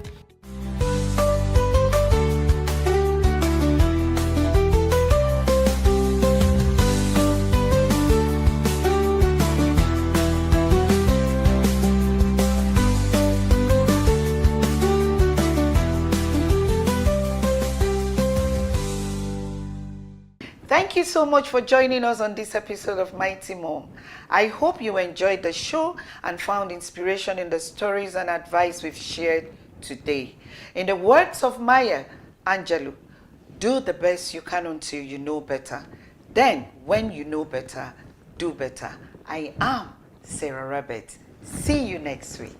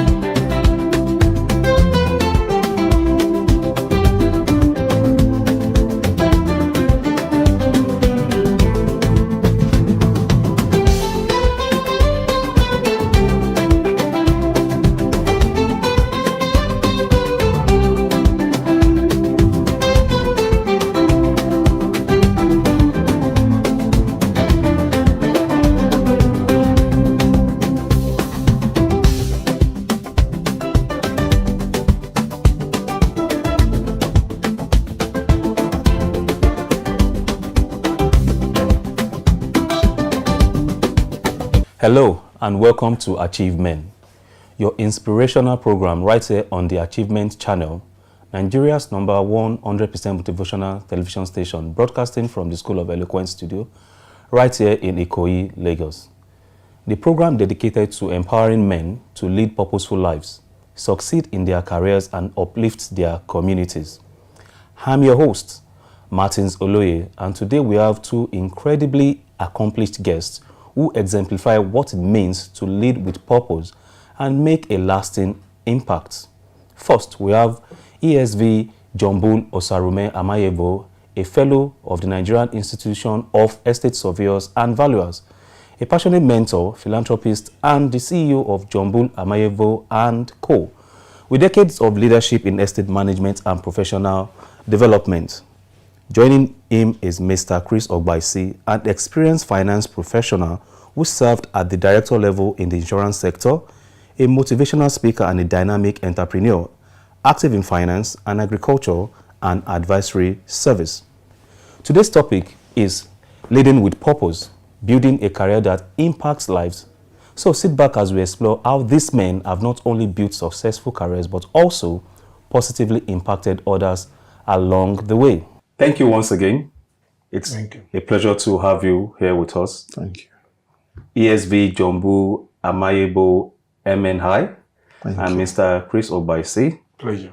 Thank you very much for being with us once again. I'll start with you, sir. I would like to address you as ESV Jombul. Is that fine? Yes, very. MNI. So what's MNI? Let's start from Member National Institute. Member National Institute. You achieve that after spending minimum of 10 months at the National Institute for Policy and Strategic Studies Guru. NIPS Guru. NIPS I've been Guru. there. Think tank. That's where I met my wife. Oh, that's great. I'm sure you know what it takes to have MNI there. So a lot of people there, Yaradua, Obasanjo, El Rufai, so I understand. Thank you. So that's why I asked again, MNI. Thank you. So I know it's a very big feather to your heart. Thank you, So sir. what first drew you into the field of real estate and estate management?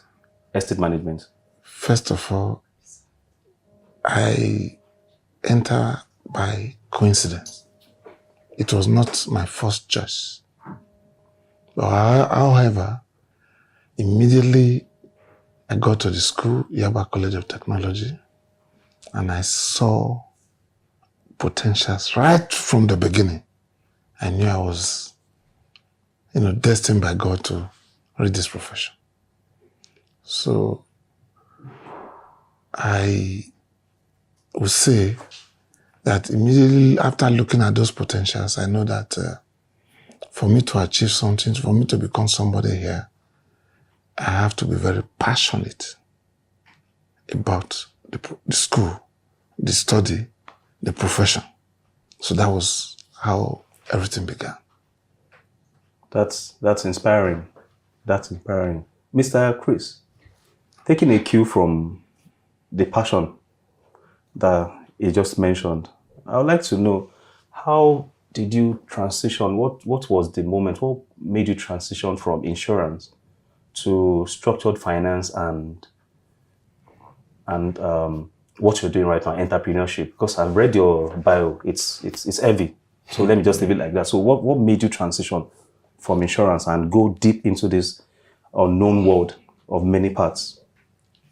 I mean, in the insurance industry too, before I left, I was the MD of the insurance sector. That's the company Spring Life. So I knew a little bit about structured finance then, when companies taking over through merger and acquisition. So when I left now, I started understanding certain things wrong in Nigerian economy. One man business. It starts and die when the owner died. So when I noticed this, I started seeing a lot of businesses there that has a lot of potentials. And the NGS Grow Board also promoted this, that, okay, fine, let's start having young companies coming on board so that investors can, like we were talking recently, we have a lot of money in the circulation. A lot of money. But the question there is, where is the structured system? If you ask any entrepreneur today, where is your financial statement, they don't have it.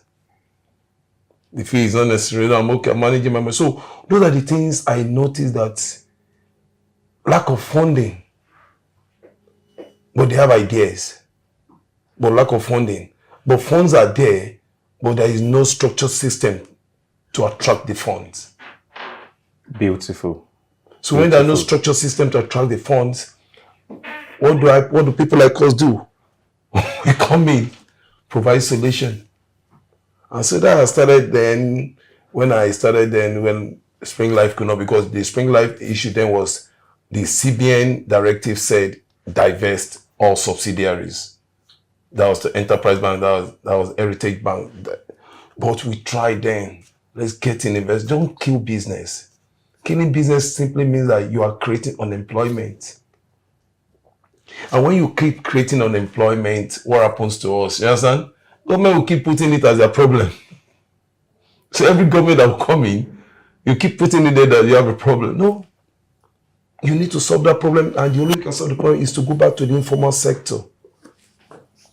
This is a sector that contributes 62% to the GDP of this country. I keep saying it. And when they do that, and they are not properly structured in terms of equity and debt.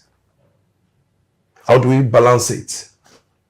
Where is the bank that want to finance them today? They'll call them startup businesses. And no one is ready to... And nobody is ready to take risk, to put money. So what do we do? So that's when people like us come in, we pick some businesses, we try to restructure it. This should be on our funds. Let this be for the area of debt. Let us look at your portfolio, the nature of your business. When are you expected to get returns on this? So if this deployment get returns on this, you need to go for more of debt. So that's some form of structured mentoring. And I'll draw a comparison from that, and I'm coming to you, ESB, sir. You've had over 50 probationers. You've been mentoring people. I read your bio also. You are the right fit for this program. You are together. You fit each other. And I would like to ask, what are the guiding principles, the core values that has kept you going, that you knew that you needed to give? Simply put, all along, there was something that would take you from the first person to over 50 probationers. So what are the values? What are the core principles that has helped you to teach them? And what are the things you do mentoring them? First of all, I was not born with a silver spoon in my mouth. So I knew what I went through in school. And from that experience, I told God that if I make it in this profession, I will have to go back to school. In my profession, people know that John Bull constituency students, upcoming surveyors. At the last conference, I was not supposed to be there, but they gathered. After talking to them, up to now, they are still sending me messages that what I said has touched them a lot. So, my experience as a student, I felt, no, if I make it, and to God be the glory, I got to the Zenith, became the president of the Nigerian Institution of Estate Surveyors and Valuers. Even before then, I felt that there are a lot of all schools in Nigeria. You see students, they can't eat, they can't feed themselves, they can't pay school fees. So I felt that I should be able to help apply back to the profession that made me. So that was my driving force. I knew what I went through, and I told people, if I tell you today that I was once a bus driver in Lagos, while schooling, I was driving bus. Throughout my HND, I drove bus, and that did not stop me from becoming the best student in my department and in the faculty. So mine is from my upbringing. By that little period I was in that school, I knew what I went through. And I also saw some of my people, what they went through. So I just promised myself that if I make it, I'll have to plow back. So you take from your experience, practical one, how you've gone through life, And you've done all you can to make sure they know and that. I keep doing it up to today. I noticed, for me, I only had one textbook which I could not finish paying till today. My friend gave it. You know? So, but at the end of the day, I made it a point of duty from 2000 to 20, up to, for about 20 years, donating books to all libraries of estate management department. All the schools, whether private or public. No matter 3, 4, 5, 10, 3, 4, 5, 10. That's amazing. So that's amazing, and that's quite insightful. Yes. From the few lines that was touching to me, you are both speakers, and I know you are also a public speaker. You speak very well. So, how have you been able to put that into your leadership style? Because you speak, you face the crowd a lot. So, does it transition? Does it conform to your leadership style? How did you evolve? The act of speaking is what you groom yourself, and is an everyday thing. Most importantly is this: are you informed? For you to speak, you must be informed. So for you to be informed, how often do you read? Like I picked the 5 a.m. Millionaire from Robbie Sherman, talking about how a simple lifestyle should live. So if you notice how where you are going to and your leadership skills you want to improve in you, first thing first is to see, you see the global view of your vision.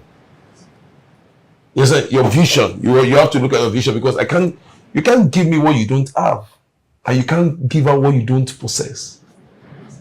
Am I communicating? So the act of speaking is one thing. Another thing is for you to stand tall in between that leadership role, to be able to give out the right information, the right mentorship. Because when you speak, when you are a leader, people are looking out for you. So that's very key. That's amazing. We are going on a short break now. My name is Olufemi Shey. I'm CEO of Casafina Development. I'd like to tell you this. Keep watching Achievement Channel. Hello, my name is Roma Daniels. This is Achievement Channel. Please keep watching Achievement Channel, the first and only motivational channel in the country. Thanks, man. Hello, guys. My name is TK Classic. I'm a singer, songwriter, and performer. I'm here live at the CEO Summit 2025, and this is Achievement Channel. Stay on the dial. Don't leave.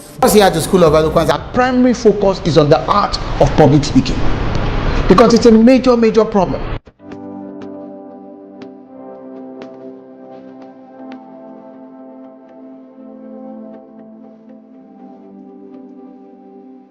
And public speaking, we must understand, is the raw art of speaker to audience oral communication. I got a lot more than I actually expected. I have overcome the fears I used to have. The more you speak, the better you are at speaking. School of Eloquence is the place you can be, and there's a turnaround. That change you are expecting, you get it there. Welcome back to everyone. I'll go straight to the rumbling parts. Every life has a story, and you've shared so many good experiences. So what's that turning point? What's the most remarkable journey or story of your life story so far that you used to explain to everyone? This is it. This is what made me ESV, MNI, who I am. First was the first day I joined the firm of Ayo Otebola and Co. I just left school, won so many awards, and part was his own award in my department. And he requested for at least 3 persons, the best. So of course, as the best student, I went to him. That day, the first meeting with him, he did not ask any question. He just handed over to me an assignment, a major assignment. It was a big challenge. And I will never forget that day. To go and do evaluation, building plant and equipment in Benin. I've never met this man. I waited in his office. He ushered me in and gave me that assignment. Go and do this. Someone gave you that chance. That was the beginning. Very intelligent. He's late now. Very intelligent. He was a father to me. Then, from there, the period I became the national treasurer in 2004 was another defining moment in my career. Contesting with the big people. But I was so sure that I would win. And of course I won. And through then, I rose to become the president. And when you have vision, you know where you are going, you focus on it, you have passion to drive you. Just the fear of God in you, you will surely make it. Immediately I became president, I came up with new ideas we've never been doing before. And one of them was my courtesy visit to the National Institute as president. And to God be the glory, as I was leaving, I was fortunate to be sponsored by the presidency. And I became a member of SEC 46 of 2024. Being an MNI is everything to me. You meet policymakers, decision makers. You sit in class with people who want this country to be good, who is passionate to give their best to the fatherland. So those three, and getting to Otegbola, entering the politics of NISV and becoming MNI was a big moment in my life. I noticed the glee, the glamour when you speak about the gift of men, someone walking you through the door. Yes. And it means a lot. In mentorship now, Mr. Chris, stemming from what he has just mentioned, two questions I'm going to give to you. The first one is, how do you think entrepreneurs can overcome the challenges they're facing today? Number one. Then the follow-up, which I'll need you to also, speak about is, so far so good. How have you been able to get grounded in? So you're a man of many parts. You're like a different coach on a moving train. So how have you been able to get grounded and become almost an expert at everything? So those are my two questions. The first one, the entrepreneurs, these challenges they are facing. You are mentoring them now. There's a lot. I can see that you're smiling alone. You can, No, we need to, because if you're talking about challenges, entrepreneur, we need to be very specific. Okay. And, most entrepreneur from our own school of thought is profit making. If you go to any finance school today, they'll tell you, why are you in business? It's to make profit. But from my own school of thought, I've started especially considering our peculiarity of our society is to transfer knowledge. That's a challenge. We are not transferring knowledge, and it's facing us gradually. Now there is mismatch from the generation coming and the older generation. There was a day I was with one of my uncle, and he said to me, if I remember your story, your father, anytime you don't do well in school, your father will say, you're going to be a farmer, you're going to be a farmer, you're going to be. I said, yes, today I'm a farmer. That was way back. I was small then.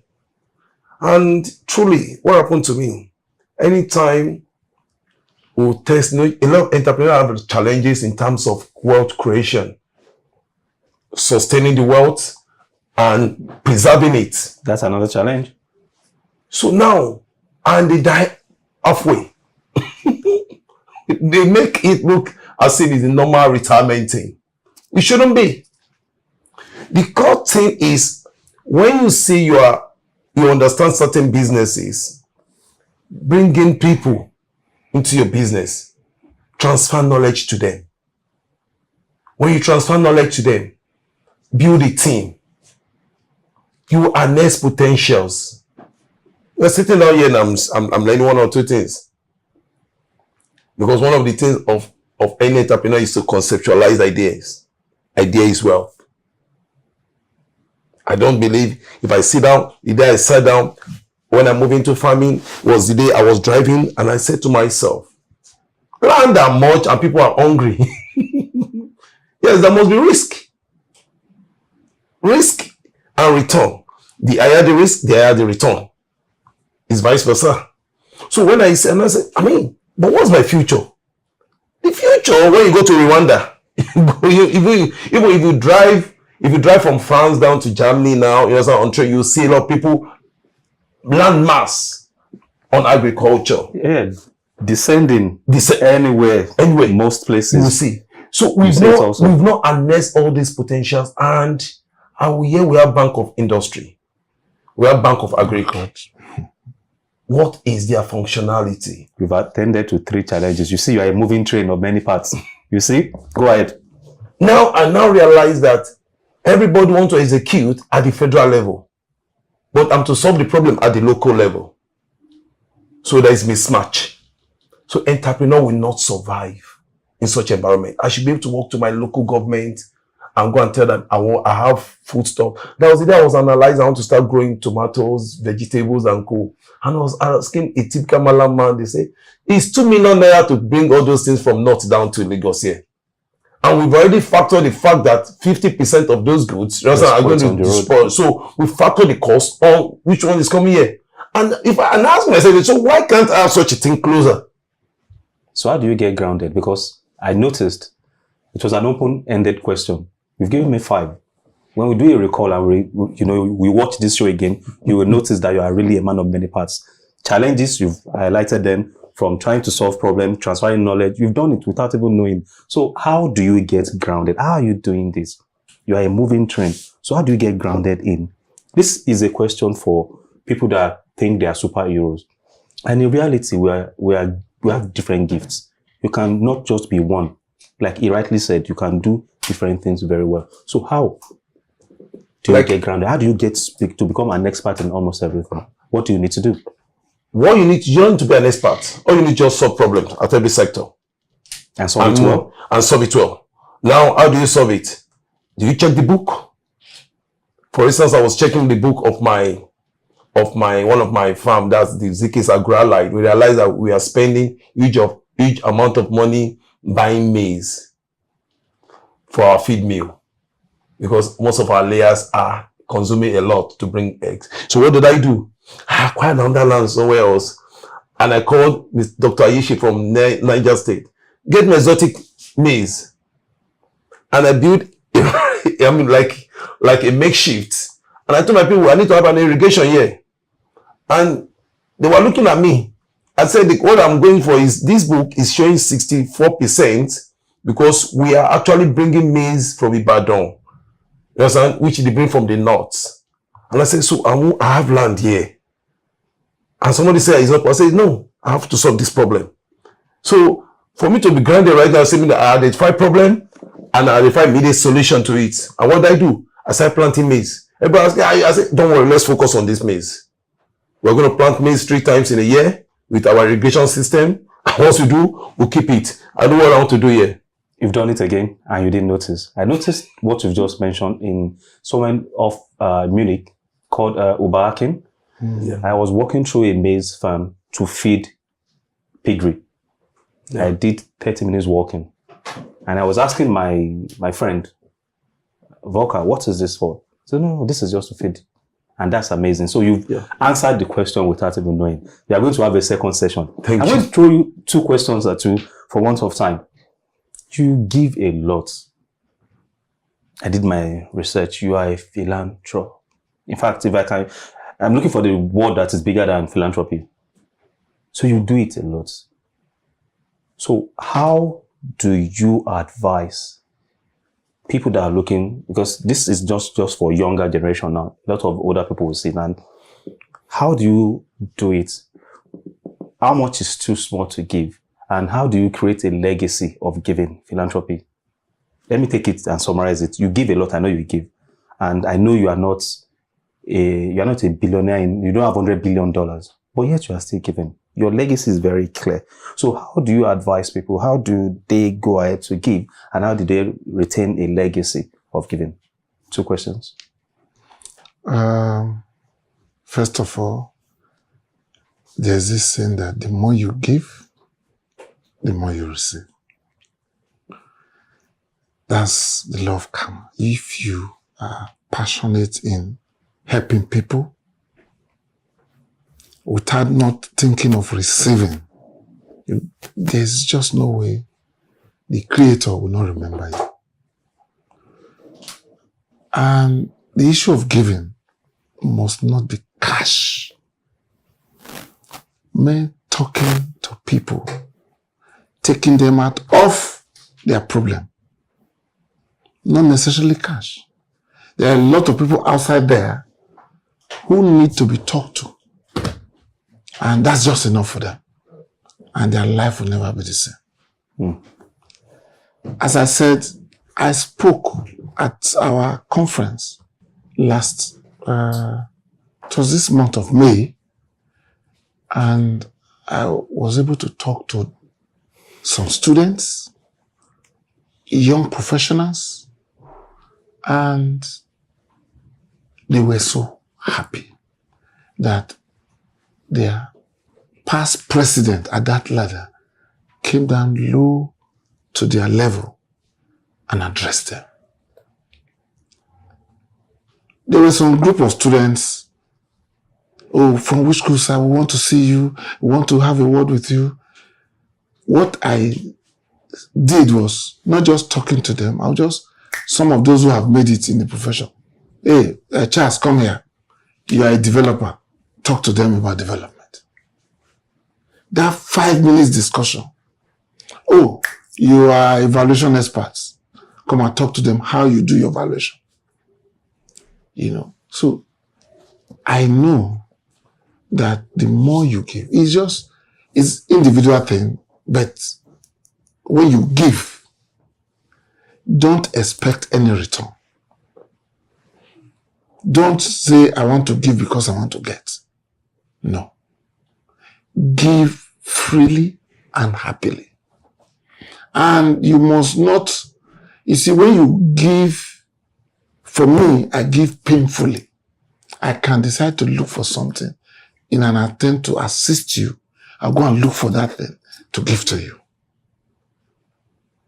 Because I know I'll be able to recover that from that, whatever I've taken from another person. So just be God-fearing. Just try, do something. Touch, make people happy. In NIPS, most of my colleagues there, they know that. I usually tell them that when people are happy, I am happy. So whatever I can do to make people happy, I will do it. Again, it's not necessarily cash. Talking to people, giving them ideas, as I just said, ideas rule the world. When you give people ideas, no, you can do this, you can do that. The little support. So I believe that it's good to give. That's amazing. That's deep. That's like so searching. I have a foundation right now. John Bulamani Foundation. Giving. You know, giving to the less privileged. That mama, old woman hawking on the street, along the street. I will just stop. Ma, how much are you selling this thing? I'll call people again, walking around. Come and take all these things. And you pay and give extra. How much? Maybe all what she's selling is not even more than 10,000 naira. Those are the acts of kindness that actually make us who we are. That's it. We are not all about profits. That's, you make a reference to when you talk to entrepreneurs, running some courses globally, and I know when we say the soul of business is to just make profits. So I'll ask you, since you are my Superman here now, like literally you are doing you are doing a lot at the same time.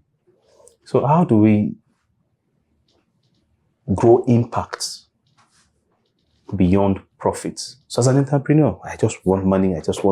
He has given a very valid example of constantly giving back without expecting. It doesn't have to be, he answered that question without how big or how small.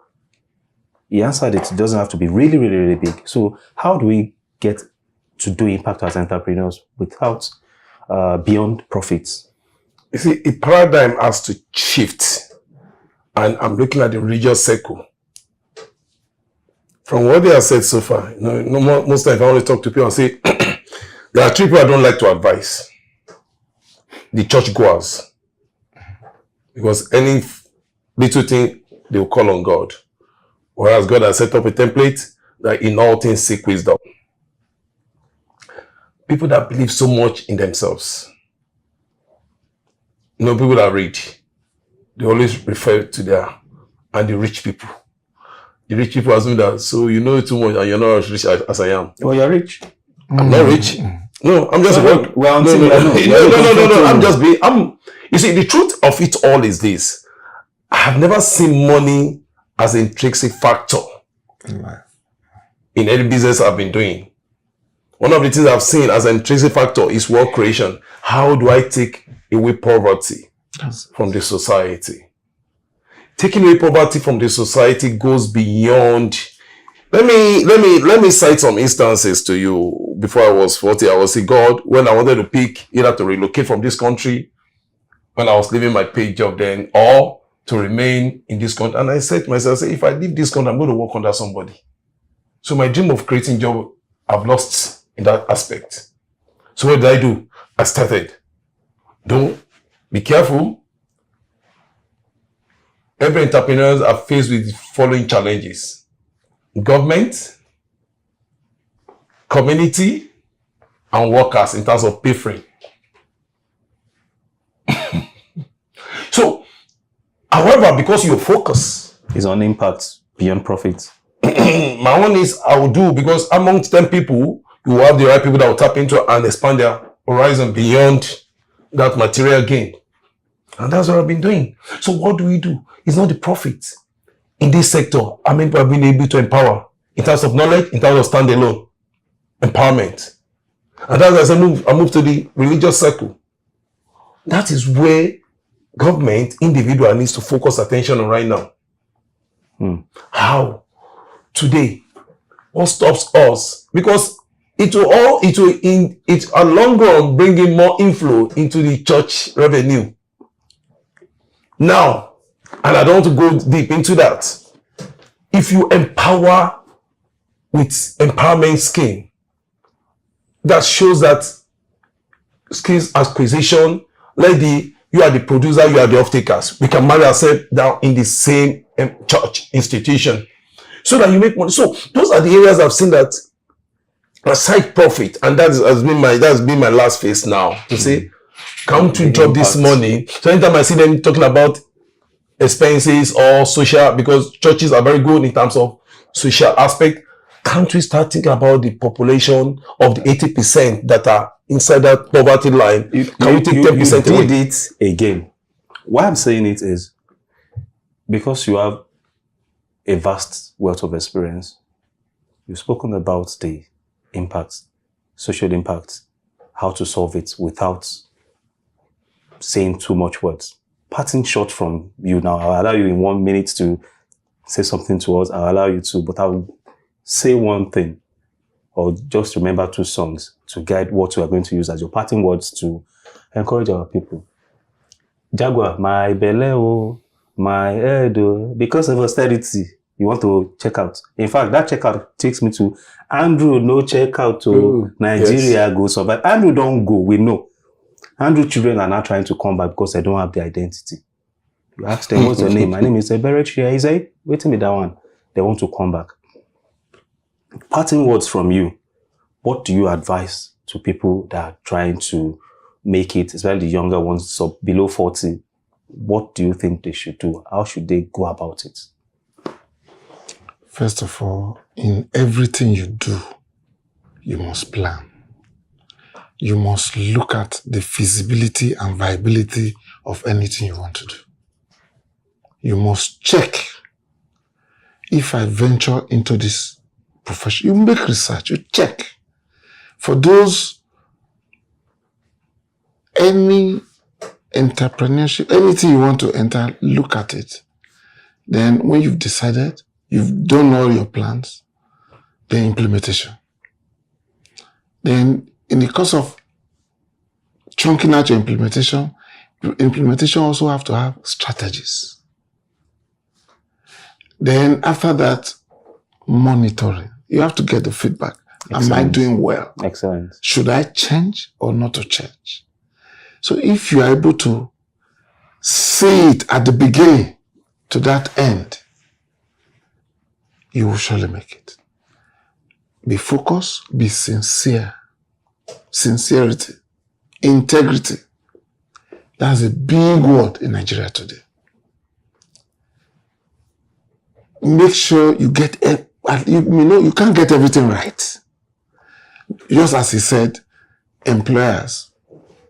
Some just sit down there and pull down syndrome. They are pulling others back. But when you plan well, remain focused, hardworking, you have your integrity intact, of course, your limit is beyond the sky. Japada. I had Abike Dabiri in one of the meetings I was with her, and I laughed when I had that.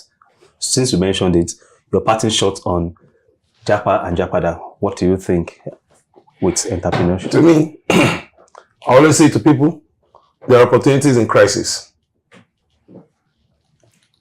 And there is an opportunity in this country. That is a slogan I always use. I say, Nigeria is only me.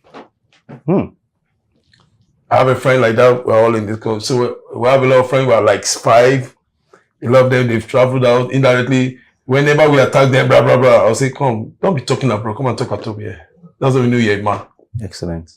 I say, we have seen ourselves from. So there are opportunities in crisis. The only opportunity, you can only see it when you are committed. You can only see it when you're focused.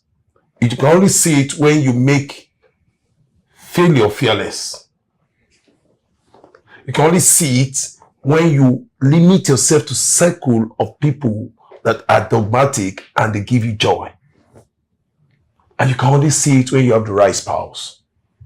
I'll say this, 75% of your life is being determined by the spouse you choose. So for the younger generation coming, I'm giving them this tip. Be intentionally greedy with your vision. Make your vision your obsession. Beautiful. Just make it your obsession so that your glory can shine. Don't stop. It's amazing. It is, if I am allowed, this session will not end. But as you can see, we have a lot. Hoping we have to get our time to bring them back. Take this from me. From everything we've said and my own parting shots. I have 4 eyes, like I tell people. The prism with which you see life. Seeing opportunities in crisis. Seeing helping people as the right thing to do without expecting. Planning. Having integrity. What did you see when you listened to us? The prism of life is your prison. What do you see in Nigeria? Andrew, no go check out. Nigeria go better. Thank you for joining us on this episode of Achievement on the Achievement channel. It's been an enriching conversation on how purpose can turn careers into platforms for change. A big thank you to our guests, ESV Jumbu Amayebo and Mr. Chris Ogbaisi, for sharing your journeys and wisdom. Let's continue this important conversation. Follow at Achievement Channel on Instagram, Facebook, X, Twitter, and YouTube for more achievement programs and updates. Use the hashtag we see possibilities and share your thoughts with us. Until next time, I am Martins Oloye, reminding you, don't just chase success, lead with purpose and let your life be the inspiration someone else needs.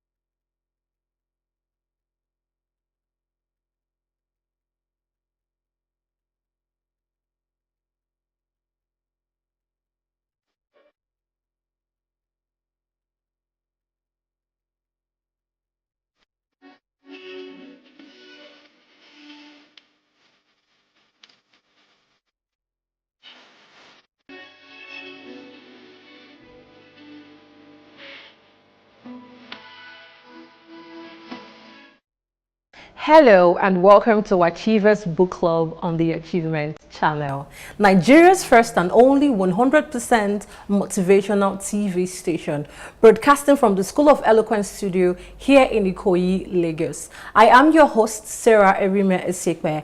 Great minds are built by great books, and this is the show that brings the most powerful ideas from best-selling titles to life, helping you turn knowledge into action. Today, we are diving into a vital conversation, the art of the lifestyle shift, transforming your mind, body, and business. We are exploring how determination and self-belief can help anyone rise above their obstacles.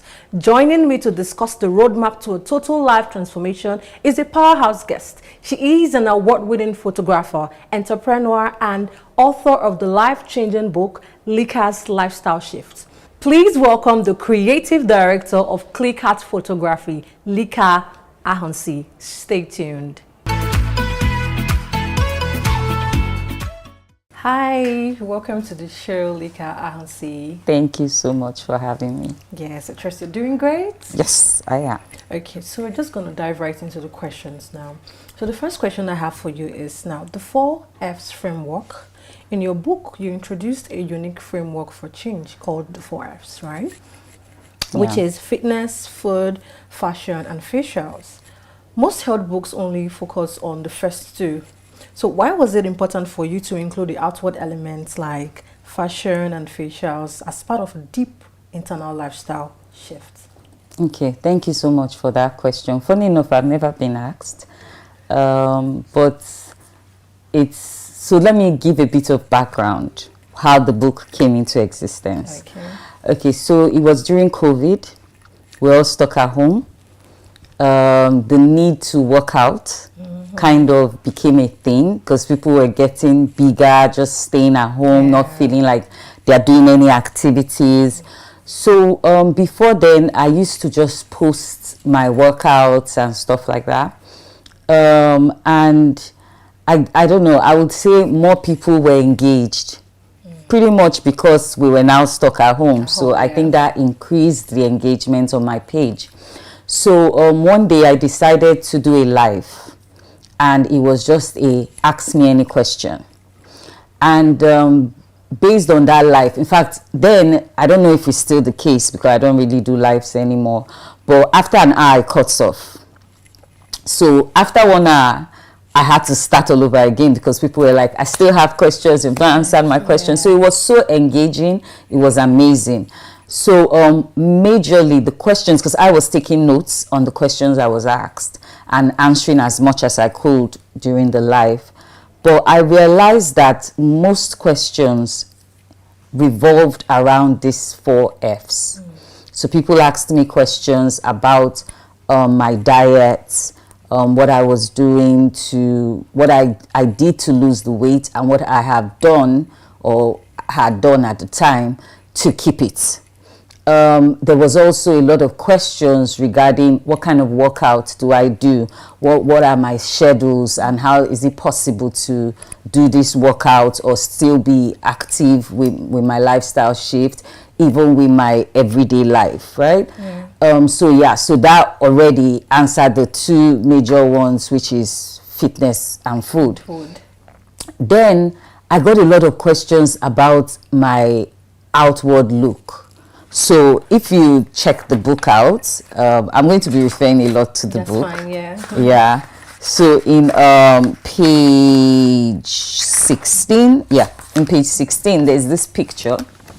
There's this picture here, and you could see how dark I was there and how my skin tone had changed. So a lot of people just going through my page, watching my videos, were like, your skin has started glowing. Like, what did you do? What are your secrets? What facials do you do? Because you don't seem to have a lot of breakouts. You know, when I tell people that I'm over 40, it's very difficult to believe because they're like, you don't have wrinkles, this, that. So as much as I would say a lot has to do with we like to call it my parents and my background.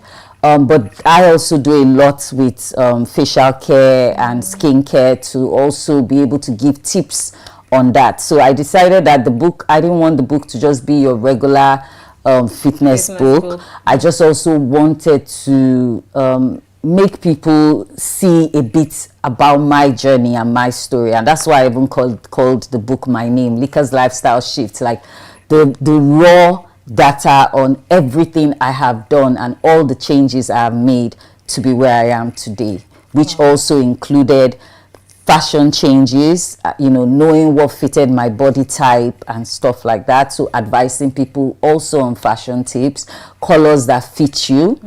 Some people just wear things randomly and they don't even really appreciate why they use the color tones that they use. So just giving a bit of information on fashion, what fits the different body types that we have, and colors as well, what colors that complement your skin tone.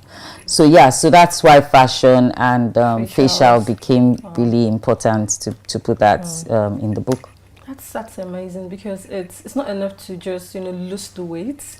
It's important that your body all round, what you wear, how you appear, your skin, that's amazing. That's good. And Everything honestly, is you do intertwined. not look like you are 40. Above 40, right? Above 40. Let's put that caveat there. That's amazing. Above 40. Thank you. Yeah. Okay, that leads us to the next question. You've described this book as a raw and inspiring journey. You just talked about that. It's your personal lifestyle. Right?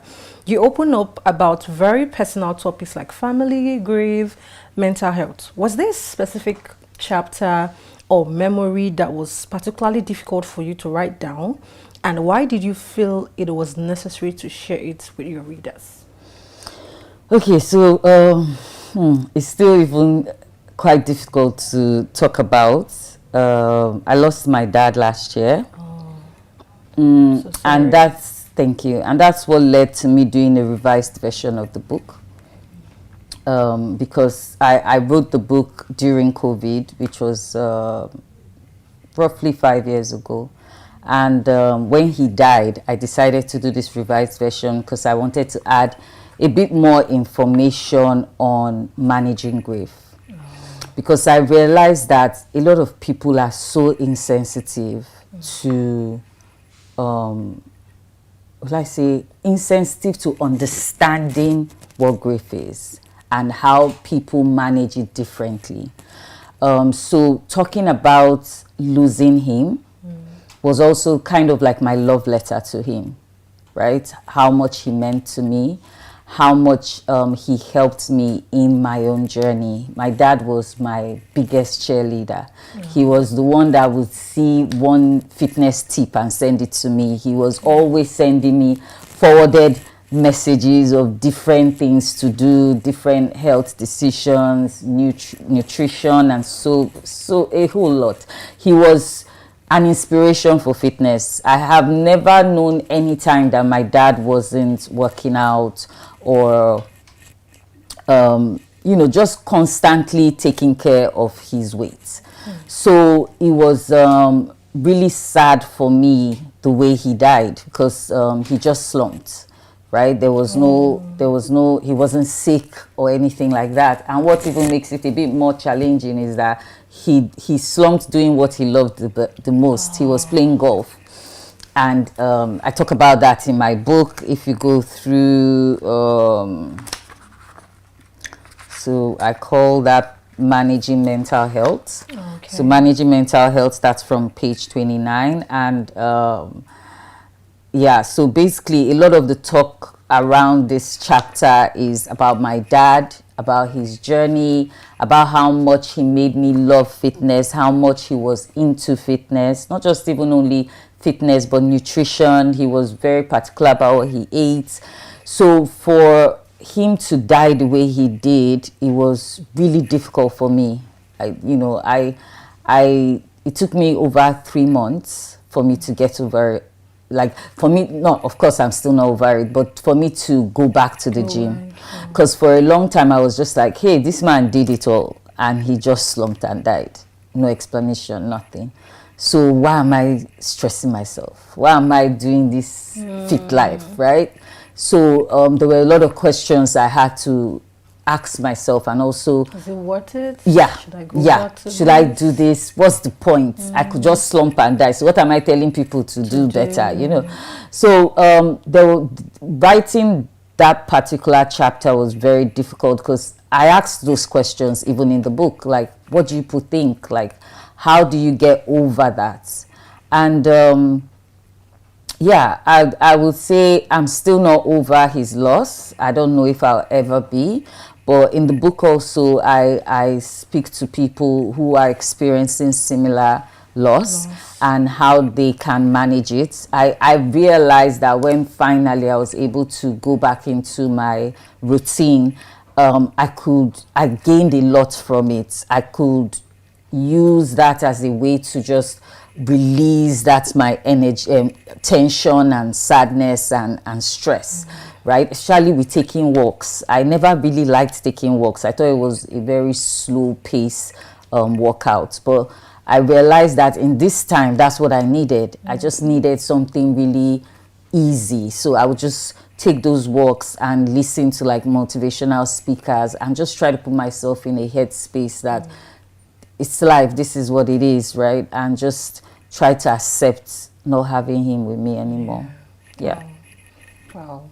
I'm really sorry about the loss of your dad. Yeah, thank you. Yeah. Thank you. Well, it's important that we understand how to grieve, because most times when we have such a sudden loss, most people tend to express their grief in different ways. Yeah. That most times they don't even come out of it. Like, for instance, what you explained about how you started asking questions. Is it worth it? Should I go back to... There are most people that at that point, that's the end. Yeah. They now begin to can never, eat.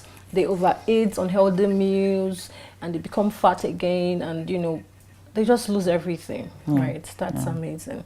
Okay, so that also leads us to the next question. The subtitle of your book is Discover the Pathway to a Lifestyle That Changes Everything for You. In the early chapters, you talked about teenage struggles with weight and confidence. What's the biggest lie you believed about yourself back then that the process of writing this book finally helped you debunk? Okay. Okay, so I would never really say that I was not a confident person. Okay. But I always kind of struggled with weight, like my weight gain. I was never, if you read the book, I was never a skinny child. I was always chubby. And I have a sister, like my immediate elder sister, who was always skinny. In fact, we were like opposites, you know, so she was always skinny. I was always the one that was bigger. And so you refer to us and you can easily refer to me as, oh, the chubby one, right? So will I say it bothered me as a child? No. But as I got older, it became a thing, right? Guys, you've started liking boys from the age of 15, 16, and you're like, okay, how do I look? So I think it was at that point, and just before I was going into university, that it became a bit important for me, or I became conscious of the way I looked, and it mattered to me how I looked. So yeah, I talk about that in the book, and how I started starving myself because I wanted to lose weight, right? And so, not to, you know, give a very long answer, but I would say that I kept doing different things at different points, trying to lose weight. So I would lose the weight, gain it back again, lose the weight, gain it again, because I think that in my head, there was this part of me that felt you're supposed to be fat or you're supposed to be big. You're not. Your body is not structured to be a certain way. I also have lines around my neck. And when I put on weight, it's like the first part that just becomes really chubby, my cheeks. So my facial change is the first thing you notice when I lose weight. So sometimes I even look bigger than I am on the scale or generally, but just because my face would always have that big look. So because of that consciousness, I would say, it made me always feel that. So I think what I would say I was afraid of is putting the weight back on. Okay. So it took me 5 years from when I lost the weight. I lost weight primarily around the last quarter of 2015. Oh. Yeah, so let's say it took me 6 months to really be comfortable with my weight. And let's say in a year, so in 2016, that's when I felt I was where I wanted to be, weight-wise. I was toned out. I had done the work. But in 2015, I'd already lost a significant amount of weight. Okay. So I think my fear really was, okay, what do I need to do to remain like this? So even when I initially would post things, I was still very scared to post because I always felt, what if I gain it back? So I think my fear was not about just being like indecisive or not sure of myself or a bit timid. I was never that person. I was someone who had like self-care or, you know, appreciated how I looked. But I think my greatest fear was the weight coming back. That's maintaining what maintaining. So that's where the lifestyle comes from. So it was until after 5 years that I had stayed without the weight, which was, you know, supposedly now COVID year. That's when I was ready to speak about it, because I felt, okay, now I'm where I want to be. And I have been able to do this 5 years. So it means that it will take a lot to get me back to the liquor that I was before. Of course, it helped my self-confidence. It made me feel much stronger, even if I think I already had self-confidence, but it definitely boosted me to be like, oh, you've done this for 5 years, you can do another 5 years. And now this is the 10th, 11th year really. since I started, because I started in 2015. So it's already 11 years since my journey. And I now even play around with my weight. Sometimes I gain weight purposely because I want to do a particular kind of thing with my body or something like I am so much in control now of you. Yes, that I would say that is the thing I've been able to change. You know, I've been able to get to a point. Do I still get scared once in a while? Yes. You know, I just told you about my dad and that fear of me just losing interest and just saying what's the point, and you know, just going back to relaxing, and that fear of losing it all, like just going back to being chubby and big and just, you know, like you wrote a book, like what's wrong with you? Why do you look like this, you know? So those fears, they are there. They would remain there, I guess. But I think I just consistently put in the work because it has become my lifestyle, that I do not really see it happening. But you know, never say never. True. So it's not just about the losing weight for you, it was keeping it, right? Consistently. It was and that was where the lifestyle was the fear. came about. All right, it's been an amazing time with Lika. Let us go on a short break. We will be right back. Are you in governance? You need public speaking. Are you in business? You need public speaking. Are you a professional? You need public speaking. Now you too can learn how to overcome nervousness and speak with confidence before any audience at the School of Eloquence, the home of public speaking. Attend our practical and training one-on-one coaching with West Africa's only certified speaking professional at any of our centers in Lagos and Abuja.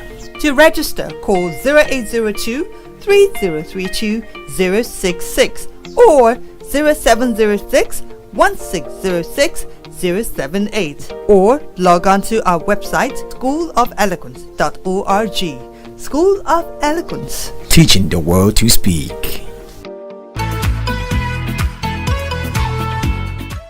Welcome back. Okay, Lika, so the next question I have for you is this. You write that this book is more than a guide to weight loss. So for the reader who picks this up and is already physically fit but feels mentally stuck or unfulfilled, what does Lika's lifestyle offer them in terms of mindset and resilience? Okay, so first off, for someone who is already physically fit, that's one job already done. So kudos, be happy, you know, you're already doing well. As we already said, it's more about a lifestyle shift. So it's not about just losing the weight, but keeping it out. And also the health benefits of not having weight. That's so not just having fats, excessive fats in your body. So for that mental shift, I would say a lot of it comes from confidence as a person. There are some people that even after they have lost the weight, they just still look at themselves and still feel, I'm not good enough. I'm not, you know, I don't feel that I'm good enough. So in my book, I talk a lot about self-care. Okay. The last chapter, in fact, I'm going to just read something very quickly. I said, always remember that, so that's page 83, always remember that self-love is not the same as selfishness. After COVID, that's when I decided that I was going to travel more. So every year, I always try to do one personal trip, just me.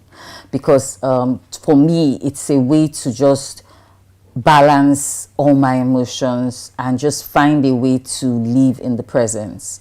So that's for me, you know, travel was the thing for me. For other people, it might be something that they have just put, as I said in my book, on the back burner. Decide what it is that gives you even that anxiousness, because some people suffer from anxiety. So what is it that causes that? And just find a way to say, okay, I want to be better. I don't want this to be an issue anymore.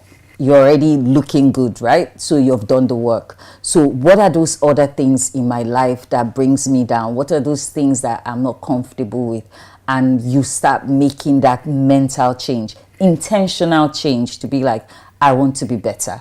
So that would be my advice. I would say that self-care, don't always have excuses. You know, people say, my family, I have little kids. I have a friend who would put her baby on her back, put the other one that is a bit older on a stroller, and she will take her walks, right?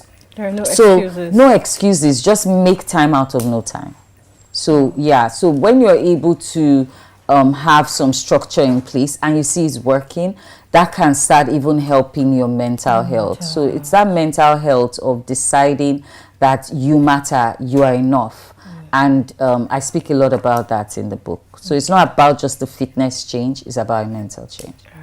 Amazing, amazing. So one of the best parts of the book is that it's packed with practical tips. If a reader could only implement one strategy from your book this week to start seeing a difference in their life, which one would you point out for them? So I like this question because people even ask me this.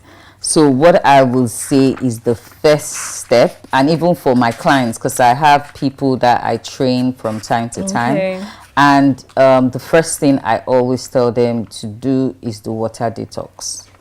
So if you go to page 64, you will see the water detox is explained a bit in detail, so you know what it has to do or what it means. A water therapy would help you to just cleanse your system, right? It would help you in a whole lot of ways, and there's like an explanation there of what it entails. So if you could do just one thing, that's what I would tell you to start off with. Detox. Okay, so the book is an invitation to stop holding back. When you were sitting down to write the final pages of this book, who was a specific person you had in your mind's eye? Who is the one person that needs to read this book right now to start their own next chapter? Anybody who is just struggling with weight loss, anybody struggling with mental health, especially when it relates to your outward look. I think those are the two people I would say should read this book. If you are struggling, especially the second person, you're just struggling with being comfortable in your skin. Just being comfortable with who you are. Read this book, because that's my story. You know, my story, it really explains how when I made this decision for a lifestyle shift and kept to it, how it affected every aspect of my life, because there was just this boost of confidence that I could achieve anything. And I think that's the person I'm speaking to. I'm speaking to that person that is struggling with being the best version of themselves. They are just constantly questioning, constantly asking, am I enough? What I have tried to do in this book and what I've tried to consistently say is that you are enough. You are smart enough, you are fine enough, you're good enough, you're everything. You just need to believe it in yourself. And if making that body change would help in you deciding that you're good enough, then please, let's do that together. Read Lika's Lifestyle Shift and make that change and start believing in you today. Thank you. Yeah. So Lika, how can readers get this book now? Okay, so the easiest way to get the book is through my Instagram page. If you want a hardback copy. The revised version, because the revised version is quite new, so you can get the revised version if you send me a DM on two of my Instagram pages. The first one is dedicated completely for the book. It's LLS, so Lika's Lifestyle Shift, so LLS_fit life. That's on Instagram. There you see tips on workouts, you see so many information there. The other one is just at Lika Ahunsi. With those two pages, you send me a DM, we can arrange for book sales everywhere, all around the world. Then for soft copy books, we have ebooks on Stella. You would also see the link on the Instagram page. So yeah, with those two platforms, I guess you can be able to get the books. The old version of the book is still available on Amazon. We haven't been able to put the revised version there yet, but we're working on that. Okay, all right. Thank you so much, Lika. Thank you. Thank you. It's an amazing time we've had, and we want to thank you for writing this book because it indeed would help a lot of readers struggling with weight loss and even mental health. So thank you, viewers. One of my take home is self-care is not selfishness, okay? So it is important that we put in the work no matter the things that happens. Thank you so much and have a wonderful day. What an incredible, raw and insightful session we've had today. We've learned through Lika's journey that a true lifestyle shift isn't just about the physical. It's a commitment to self-love, resilience, and a total transformation of the mind. A big thank you to Lika Ahasi for reminding us that we have the power to stop holding back and start creating the life we've always dreamed of. Pick up your copy of Lika's Lifestyle Shift and begin your own 4F journey today. To our viewers, remember that the books you read today shape the achiever you become tomorrow. Don't forget to follow Achievement Channel across Instagram, Facebook, X, and YouTube for more transformational stories and expert insights. Use the hashtag #WeSeePossibilities to join the conversation. I'm Sarah Erime Esekwe, and this is Achievers Book Club. Until next time, keep reading, keep growing, and keep seeing possibilities. Hey, this is Habiba Balogun, Chair of the 11th Champions of Talent Development Conference by Learning and Development Network.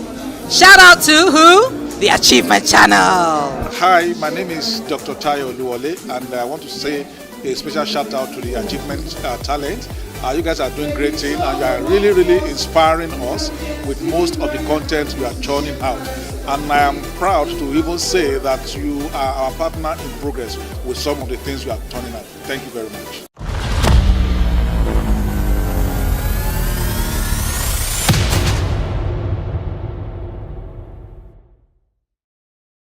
A new day dawns, full of possibilities.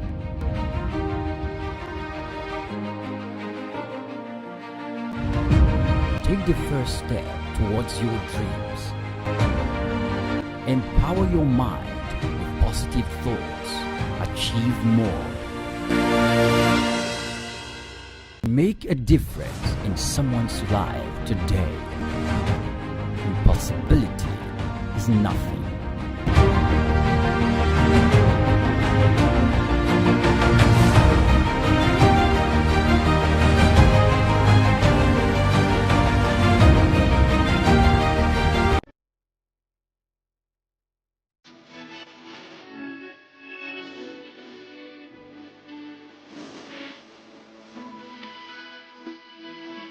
Welcome to the Achievers Book Club. I'm Sarah Undu, and I'm thrilled to be your guide as we delve into the pages that inspire, challenge, and propel us towards greater achievements.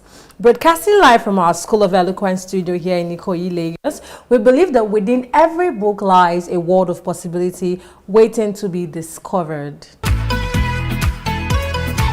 Today, we are not just reading a book, we are engaging with a timeless classic, a blueprint for success that has transformed millions of lives across generations. Our book in focus is the legendary Think and Grow Rich by Napoleon Hill, published in 1937. This book distills the wisdom of successful individuals of Hill's era into 13 powerful principles. It's not just about financial wealth, it's about achieving anything you set your mind to, and it continues to be a cornerstone for anyone striving for mastery in their lives.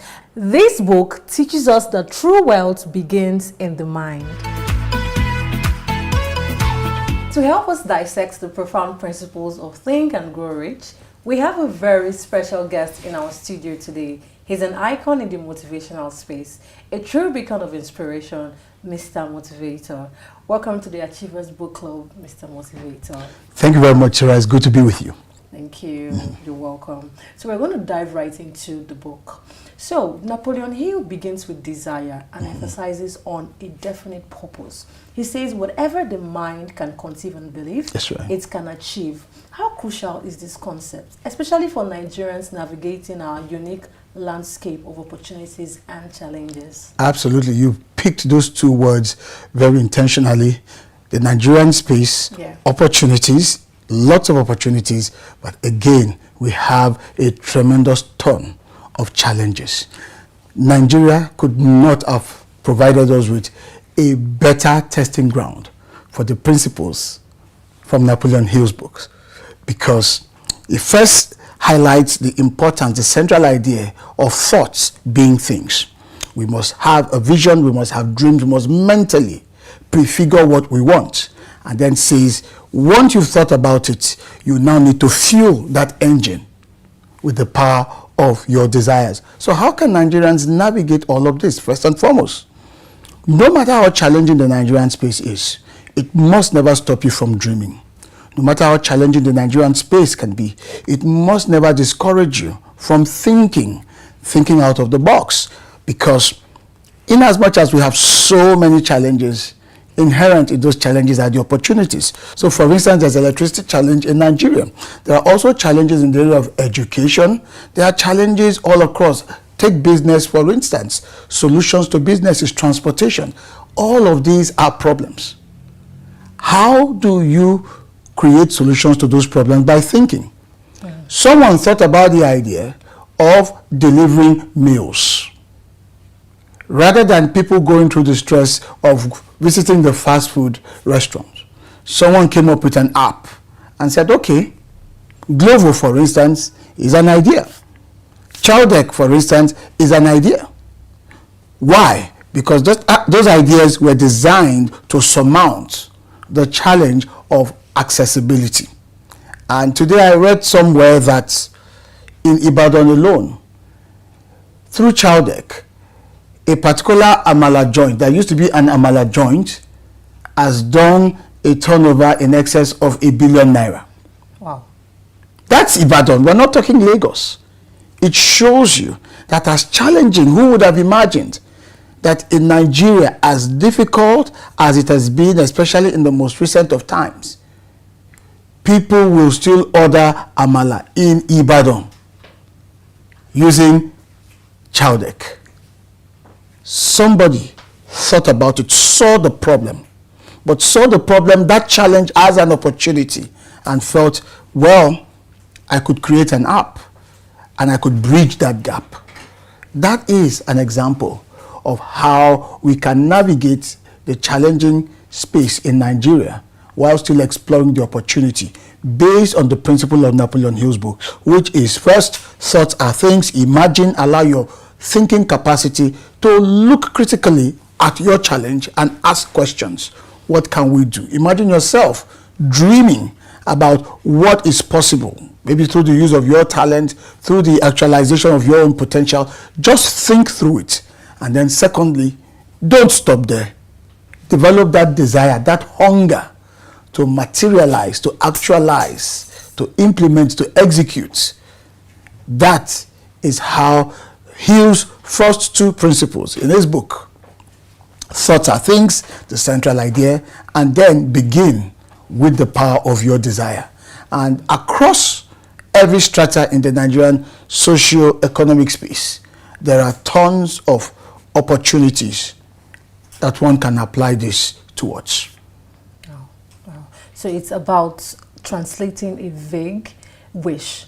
First of all, having a desire, then translating it into something that... No, the desire comes after. Okay. First, Napoleon Hill's view is that as a man thinks, so he is. That we become what we think about.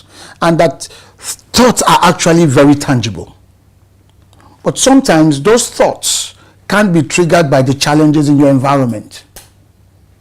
Sometimes that's the way they come. Sometimes you can independently, uniquely, on your own, conceive of an idea, conceive of a dream, conceive of a concept, and decide to go for it. In other words, Napoleon Hill believes that first and foremost, paint the picture of the world that you want to create. And after you've done that, desire can come in. There is no point having a desire without a pre-direction. There is no point. I mean, you can imagine having a desire and you are in this vague environment. There is no clear direction to channel that desire towards. It will not make sense. So dream first, and then ignite the energy and the passion within you towards attracting or actualizing those dreams. In fact, the dream should trigger a burning desire within you to go for it.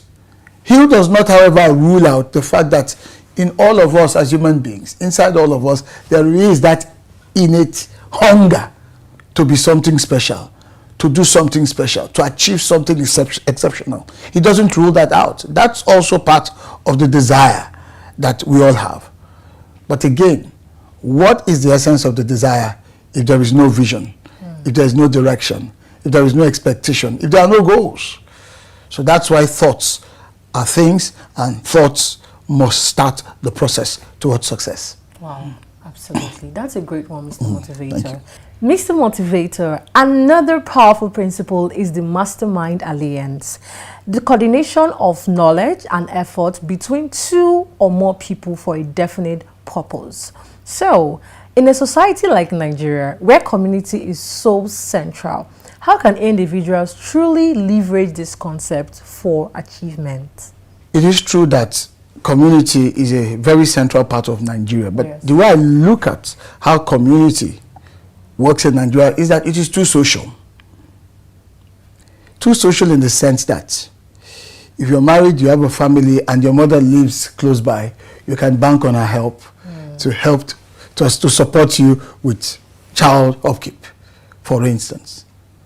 If you're facing an economic challenge and it becomes knowledge to most of the people in your ecosystem, everybody bands together. That's fine. So it provides us with this, what I would call unseen social safety net. That has always been the traditional African approach to community. But Napoleon Hill is saying to us in his book, Think and Grow Rich, with reference to the Mastermind Alliance, that now is the time to elevate beyond the social capital of community to mental capital of collaboration. So you see that it ties us back into the first principle, the central idea about thoughts, thinking, visioning, developing that mental capacity. To say, look, imagine the fact that you enjoy the support of your siblings because they live close by or they live within the range of support for you. They can be there to help you socially. There's a wedding, everybody bands together, we all go there.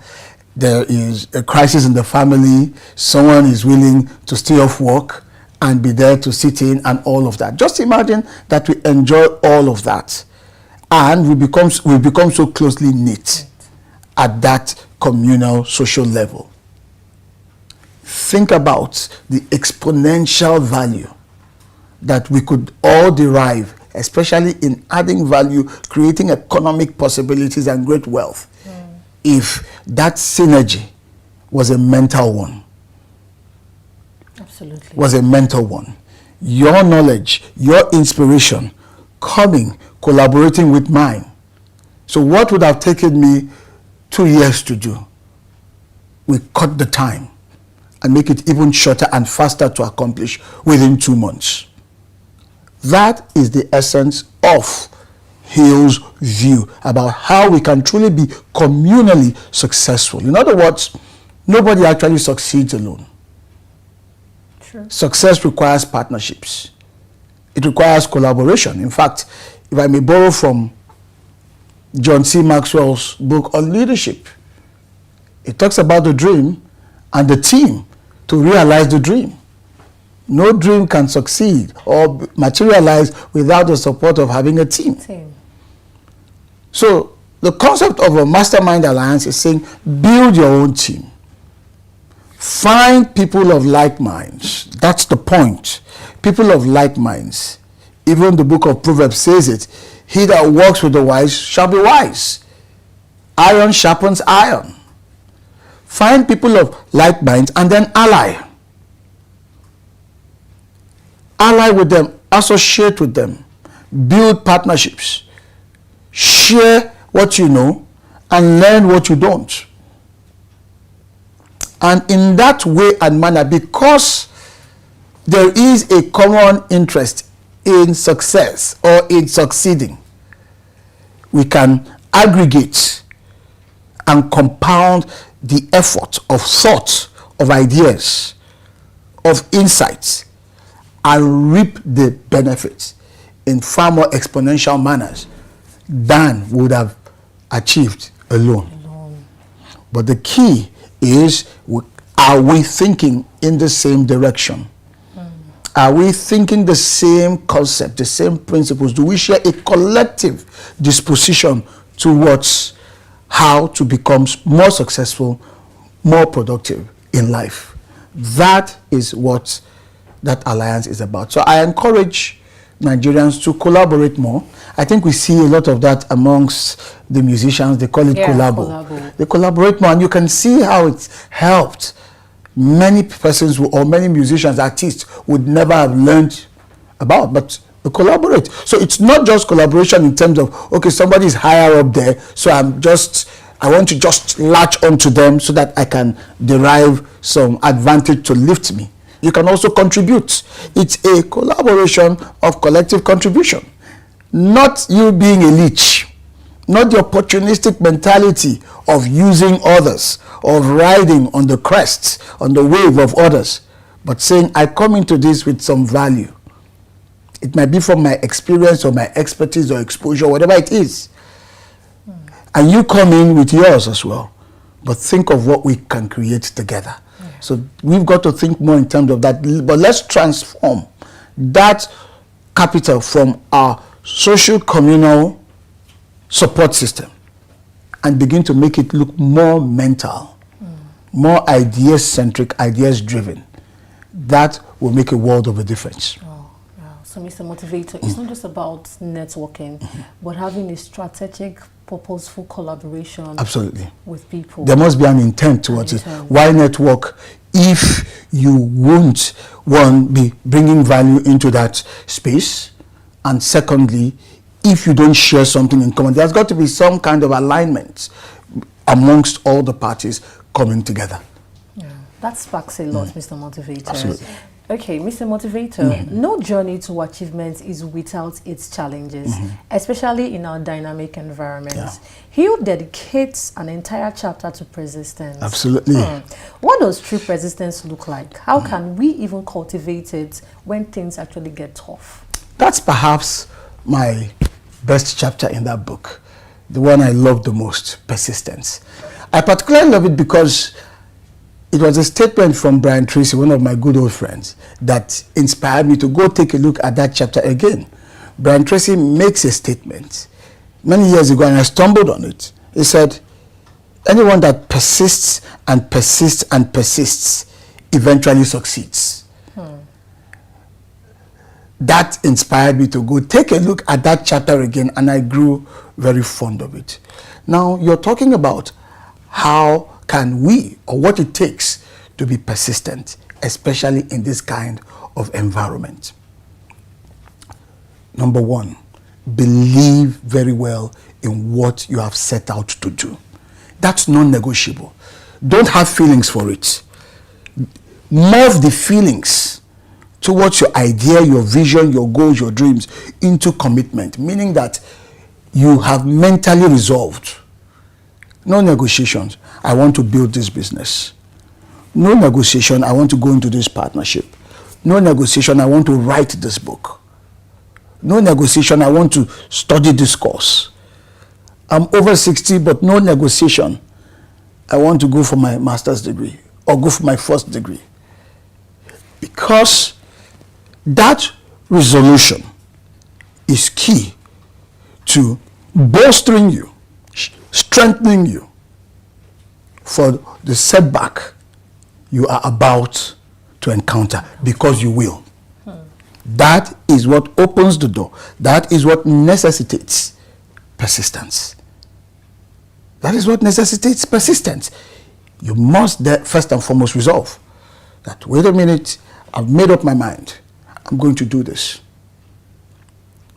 It means that there'll be good days and there'll be bad days. There'll be days you feel good about it. You feel hippie. Wow, today was a very good day. I felt so fantastic about it. I felt so great about it. There'll be those days.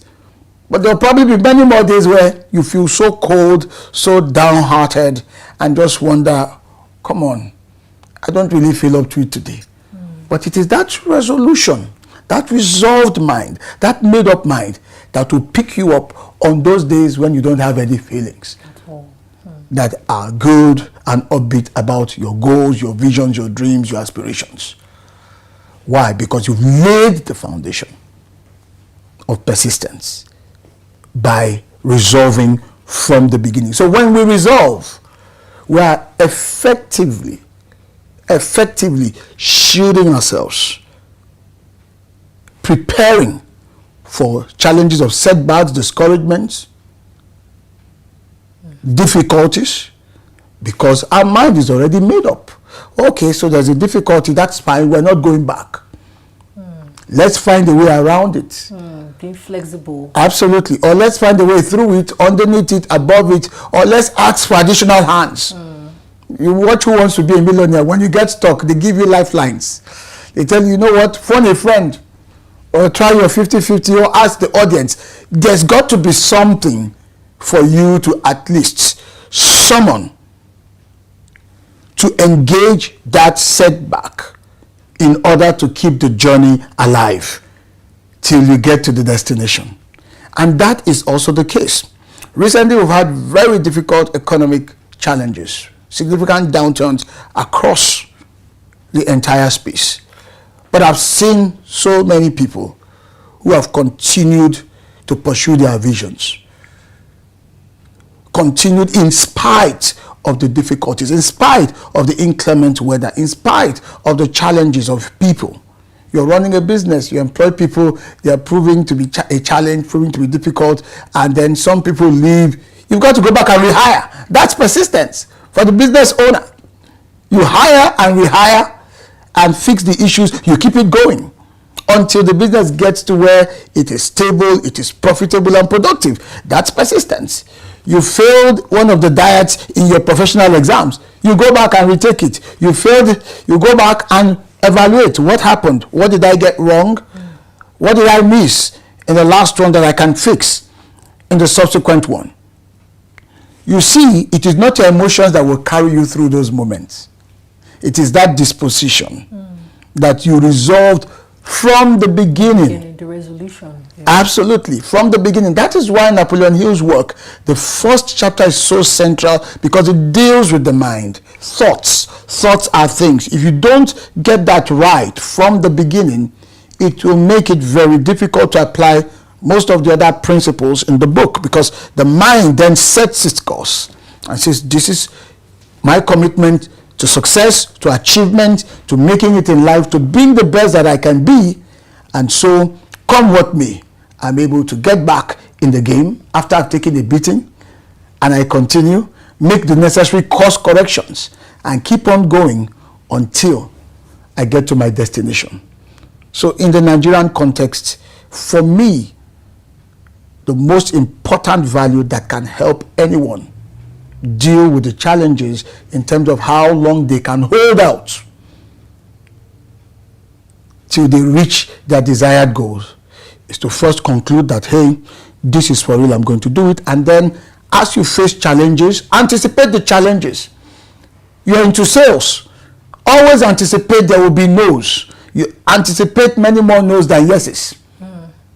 And so when you get a no, let it motivate you, let it fuel you to go back and figure out, why did they say no to my proposition? Okay, if this was the reason, can I address it? Can I give a better offer? And then get back in the game. Again and again and again and again and again and again. You're learning and you're returning to the scene of that challenge. That's how it works for a salesperson. For a teacher, you might have a student who's struggling. You've tried one technique, it hasn't worked, the students seem to be falling behind. Don't be discouraged. Don't fold your arms and say, well, I've done my best. That's one key deceit that most people fall for. Well, I tried. There's the movie Star Wars, and I got this statement from that movie. I can't remember which of the characters that said it, but he said, there is no try, there is only do. So when we keep on in the Nigerian context, oh, I've tried, that is not enough. You must keep doing. So for that student that you're the teacher, you must be persistent. Okay, this methodology hasn't worked. Let's try something else. Maybe I need to study my student more to understand their capabilities and their interests. Or maybe I need to adapt my techniques. You continue until gradually you arrive at a model that could eventually not only solve that problem, but become a model that could go on to do bigger things. Why? Because you persisted. You never gave up. That is the mentality. And we can apply this. Everyone can apply this across all fronts of human endeavors. But resolve, make up your mind from the beginning, and then keep going at it, keep course correcting, and find motivation from the setback. It should fuel you. It should energize you to say, okay, rather than feeling embarrassed, I'll try again. That's the way to go. That's how persistence works. Wow. Wow, Mr. Motivator. And we've got Napoleon Hill to thank for that amazing work. Absolutely, absolutely. Mr. Motivator, this has been an enlightening and powerful discussion. Thank you so much for sharing such an incredible insight with our Achievers Book Club viewers. Thank you. Thank you very much. What a profound dive into Think and Grow Rich. Now, let's turn these powerful principles into tangible action with our Achievers Challenge for this week. 1. Clarify your definite purpose. Take 15 minutes to write down your #1 most important goal with absolute clarity. Be specific. What is it? When will you achieve it? And what will you give in return? Read it aloud morning and night. 2. Identify your mastermind. Think of at least 2 people, either your friends, colleagues, mentors, whose unique skills and perspective could help you achieve your definite purpose. Reach out to one of them this week to discuss a collaborative idea. 3. Practice 1% persistence. Choose one small task related to your goal that you often procrastinate on. Commit to doing it for just 15 minutes every day without fail this week. It's about consistency, not intensity. Share your progress using hashtag Achievers Book Club to social media. We want to celebrate your wins. Don't just read about achievements, live it. Small, consistent actions followed by clear purpose are the bedrocks of monumental success. We see possibilities.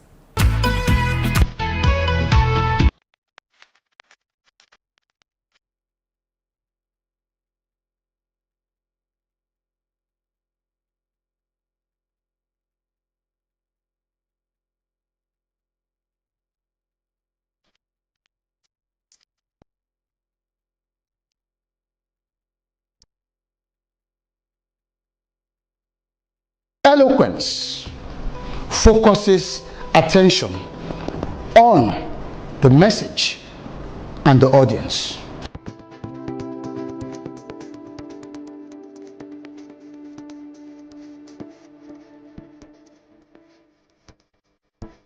I found it very interesting, exciting, educative. It was very beneficial. Definitely would learn a lot, a whole lot. Thank you. The delivery was second to none.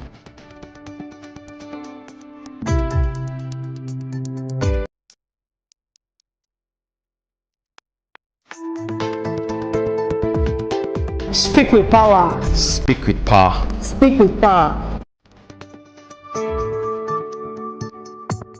And my name is Dr. Edward Bush, one of the co-founders and president-elect of AMEN. That stands for the African American Male Education Network and Development. I want to give a big up and a big shout out to the Achievement Channel for all the great work that you're doing, motivating and inspiring the young people of Nigeria. Keep up the outstanding work, Achievement Channel. I'm Herb English. I am the president of the African American Male Education Network. Big shout out to the Achievement Channel. Really appreciate all the work that you're doing here and abroad. Thank you so much. As we wrap up our incredible journey through Think and Grow Rich, the pursuit of knowledge never stops. Next week, we'll shift our focus to the 7 Habits of Highly Effective People by Stephen Covey. We'll be exploring the first 3 habits: be proactive, begin with the end in mind, and put first things first. Get ready to embrace powerful principles for personal effectiveness that will empower your path to success. The pursuit of wisdom is a lifelong adventure. Each new book, each new page opens up a new possibility for growth and impact. Embrace the journey with see possibilities. Thank you for joining me on the Achievers Book Club. Remember, the wisdom you gain from these pages, when applied, transforms your world. Keep learning, keep growing, and keep achieving. I'm Sarah Undu, and I look forward to seeing you next time.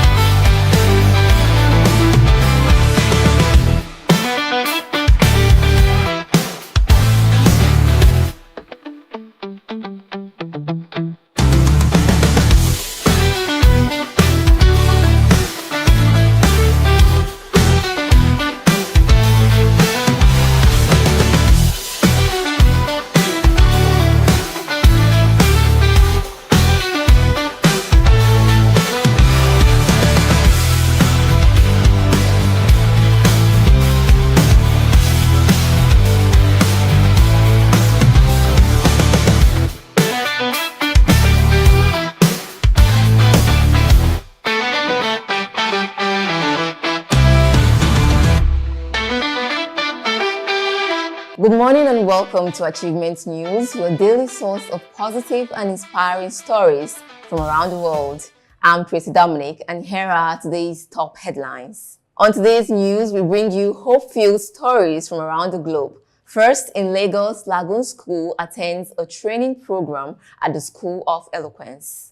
And on the international scene, a community initiative has successfully planted over 10,000 trees, transforming urban spaces into green oases. Next, in New York, a group of high school students has developed an innovative app to help the elderly stay connected with their families. Our first story focuses on the importance of education, empowering school. Students of the Lagoon Secondary School, Lekki, Lagos, have started a 3-day transformative program for the senior prefects at the School of Eloquence. This 3-day program, which had 20 students and 2 teachers in attendance, the Dean School of Eloquence, Ibon Essien, addressed the prefects in an opening remark, emphasizing the importance of excellence and agility in their various roles. This 3-day program is tailored to enhance the students' proficiency, empower them to become excellent individuals, and thrive in their various roles as prefects at the Lagoon School. And now, in a small town in California, residents came together to rebuild after a devastating wildfire. Through shared determination and collective effort, the community has not only rebuilt their homes, but also created a stronger, more connected town. Such stories of resilience remind us of the power of community and collective action. Now, let's move on to our Business Boost segments.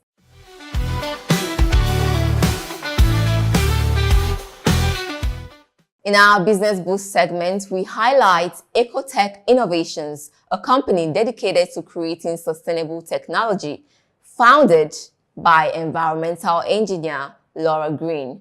The company has developed a groundbreaking water purification system that is affordable and efficient. Ecotech Innovation is a shining example of how businesses can thrive while contributing positively to the environment. Now, let's embellish your morning with some positive picks. Here are some uplifting stories and fun facts to brighten your day. Did you know that laughter can boost your immune system? A recent study has shown that a good laugh can increase your body's natural defense mechanisms. In arts and culture, a new mural in downtown Lagos celebrates the city's rich history and vibrant culture, bringing joy to passers-by. And now in modern technology, a young inventor has created a device that translates sign language into spoken words, opening up new possibilities for communication. These positive peaks remind us that there is always something good happening in the world. In our Sporting Inspiration segment, we feature the incredible journey of para-athlete Michael Johnson. After losing his leg in a car accident, Michael didn't just give up on his dreams. Instead, he took up para-sports and recently won a gold medal in the Paralympics. Michael's story is a powerful reminder that determination and hard work can overcome any obstacle. And now we'll leave you with this silver lining as we close today's broadcast. Despite the challenges we face, there is always hope and possibility for positive change. Today, we celebrate the small acts of kindness that make a big difference. From a child's lemonade stand raising money for charity to neighbors helping each other during tough times. These silver linings remind us that there is still goodness in today's world. Thank you so much for joining us on Achievement News. Remember, every day is an opportunity to achieve greatness. I'm Tracy Dominic. See you again tomorrow for another inspiring news right here on Achievement Channel.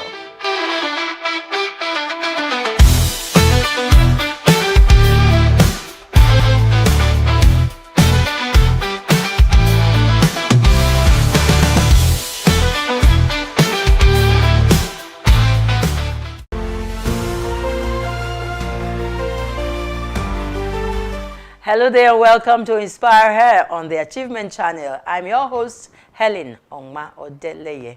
Today we are talking about becoming your best self, a journey of self-discovery and growth. Join me as we explore the transformative power of self-awareness, goal setting, and confidence building. Get ready to unleash your authentic, empowered, and extraordinary self. I'm joined by two amazing women. First, Jenny Etta. She's an author of The Bathroom and is a reminiscing of thoughts and happenstances on entrepreneur and songwriter of Oba Anwoba. She's also a culinary artist who enjoys to help people see themselves better by doing better. She will tell us what that means. We also have Mrs. Keisha Olukorede. She's a Federal Controller of Works, Lagos. She's an engineer and a phenomenal woman doing great work in the Federal Civil Service. Now, let's get the conversation started. Like I said before, we're going to be exploring a couple of areas. We're going to be helping our sisters out there, the women out there, and get them inspired.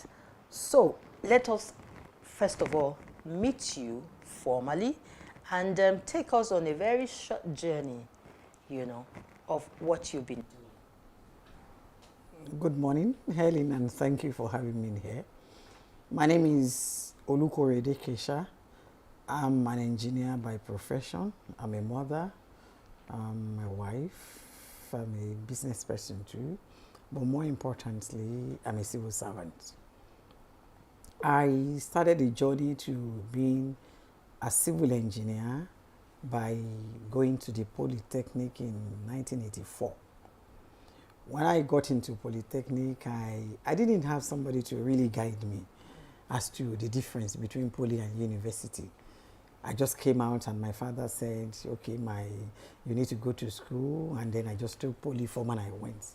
On getting to Poly and coming out of Poly, I discovered that there was this huge gap that existed between the BSc and the HND. I got into civil service almost immediately after NYSC.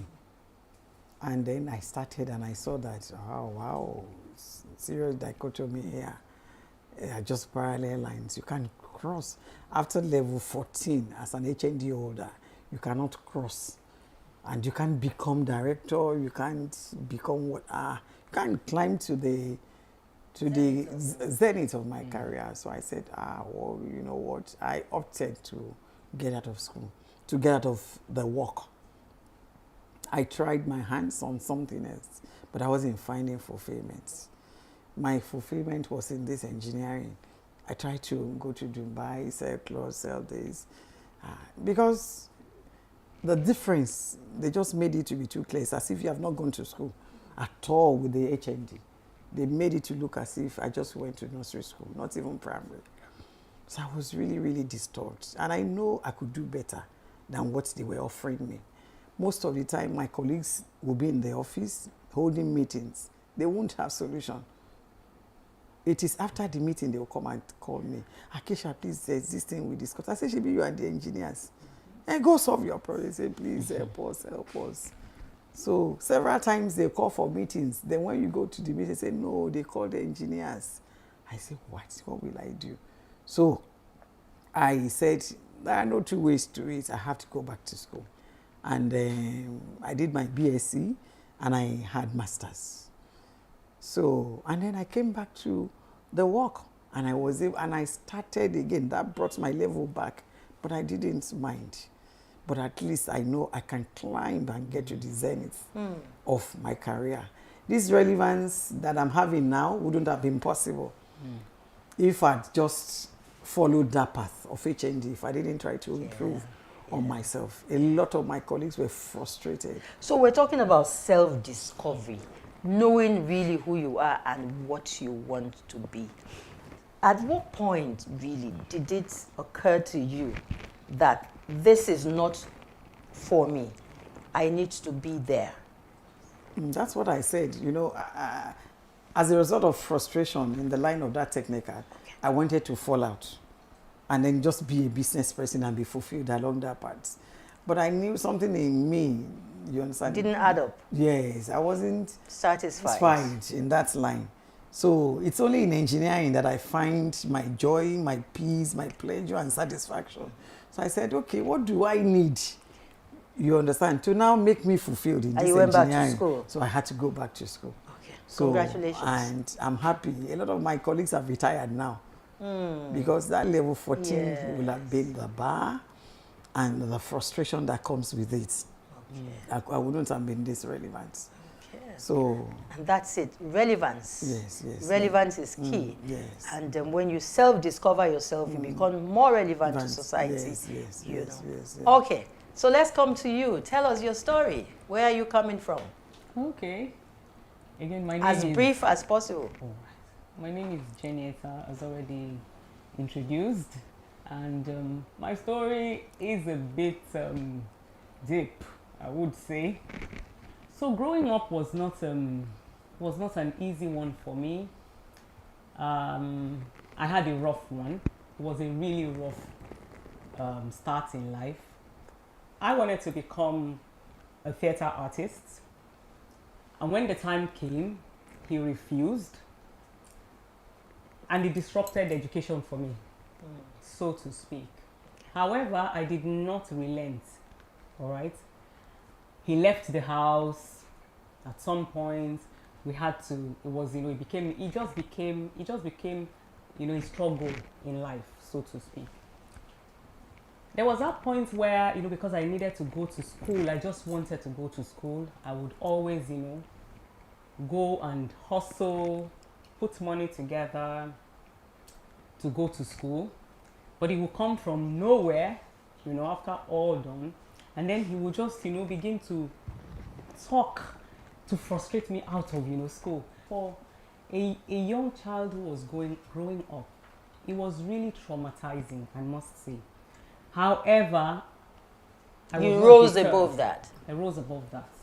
I was able to, give myself education, so to speak, from, it was not the usual education you're used to, but for every opportunity I got, I made sure I got education. I educated myself. So I wanted to become, now this is the clincher here. I wanted to become a theater artist. I didn't have the opportunity Today, I can say that I appeared, I've done something with a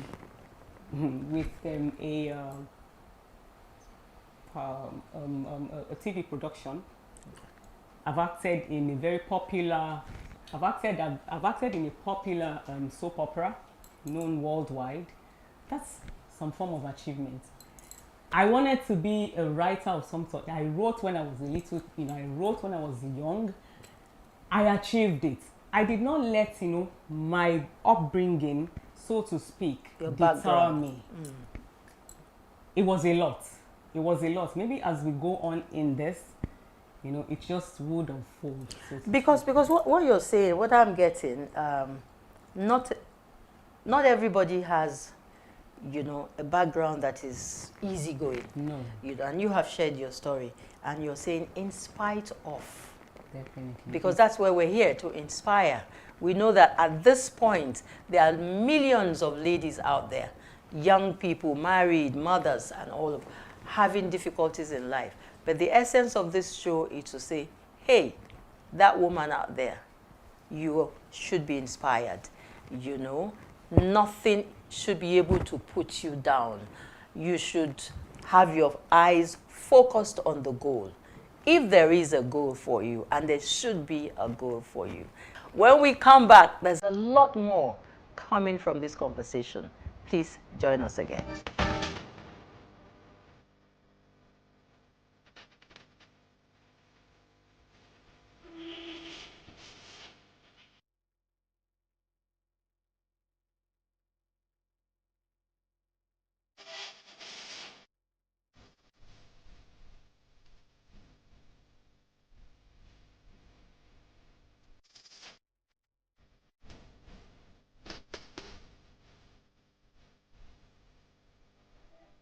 So to do well in public speaking, you must see it as a relationship between yourself and your audience.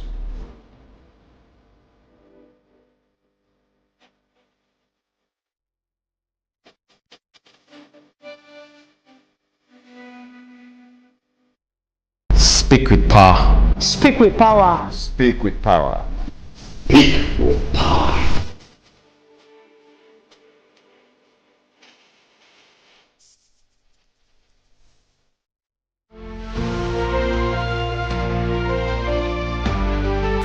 Welcome back. It's still Inspire Her, and I would like to start this segment, the second segment, with a quote. Is a Ugandan proverb, and it says, if you want to go fast, go alone. But if you want to go far, go together. And here we are together with you out there saying, woman, do be inspired, learn from our stories, our experiences, the education that we've had, and our expertise and our exposure. And that's what this show is all about. Thank you, my sister.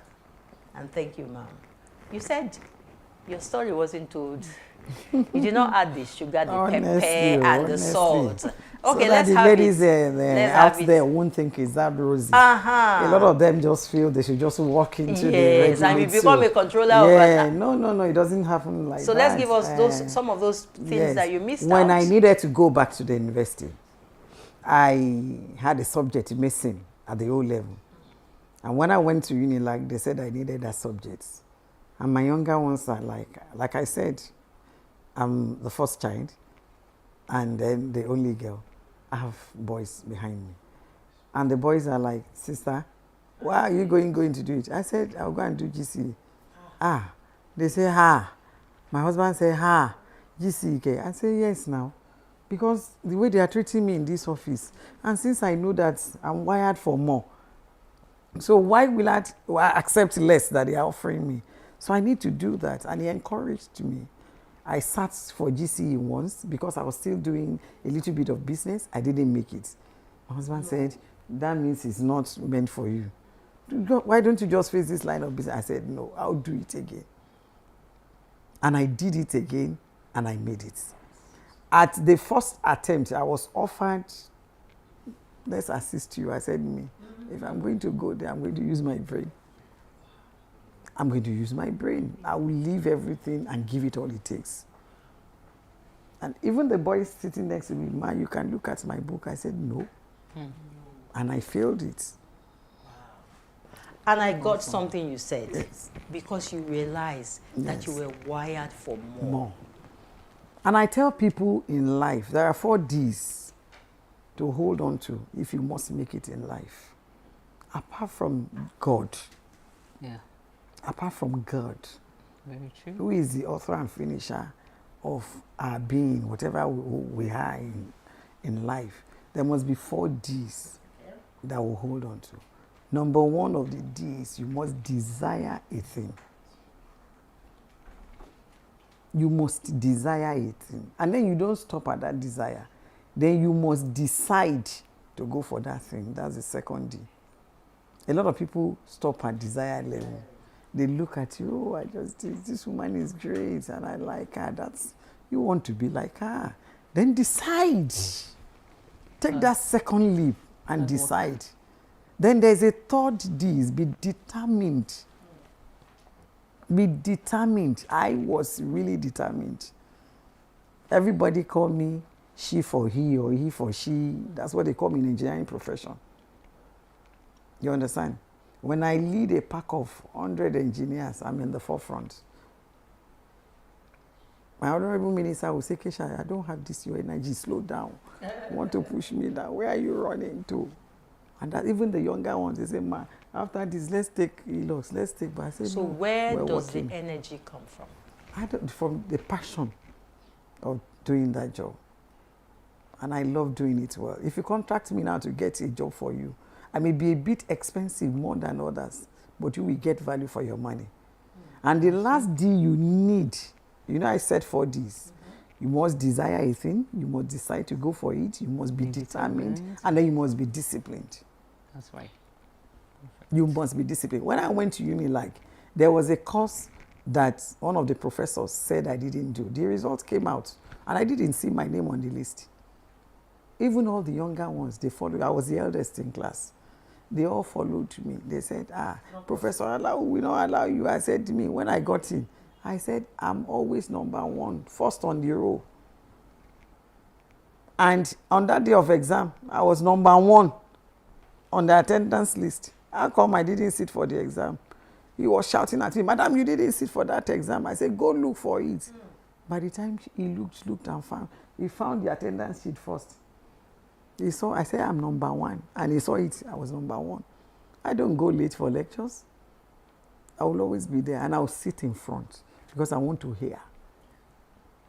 It's the 2nd time. Okay, so we're not just sharing these stories for the sake of just talking. Of course. We're believing that someone out there is picking, in between the lines.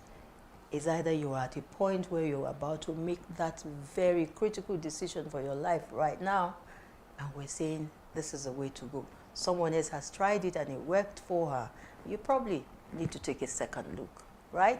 Okay, so let's pick up from you and talk about strengths and weaknesses, in who you have become in spite of where you started from and where you are now. How were you able to identify your weaknesses, your strength, and how were you able to plunge, to deploy them to achieve your goal? Let me just say, at some points, I got saved. I'm not afraid to say that. I got saved, and that helped a whole lot to me. I began to know myself, identify with who I really am on the inside, because of who lives in me. And so I knew that, okay, I could actually go out, if I wanted to achieve something, I can actually achieve it. I can do what it is, and I can do all things, of course, So I went all out for it, all right? I would go, I would fail on it, but I would not relent. I would still go back and still get, and still get it done until I have results. Yes.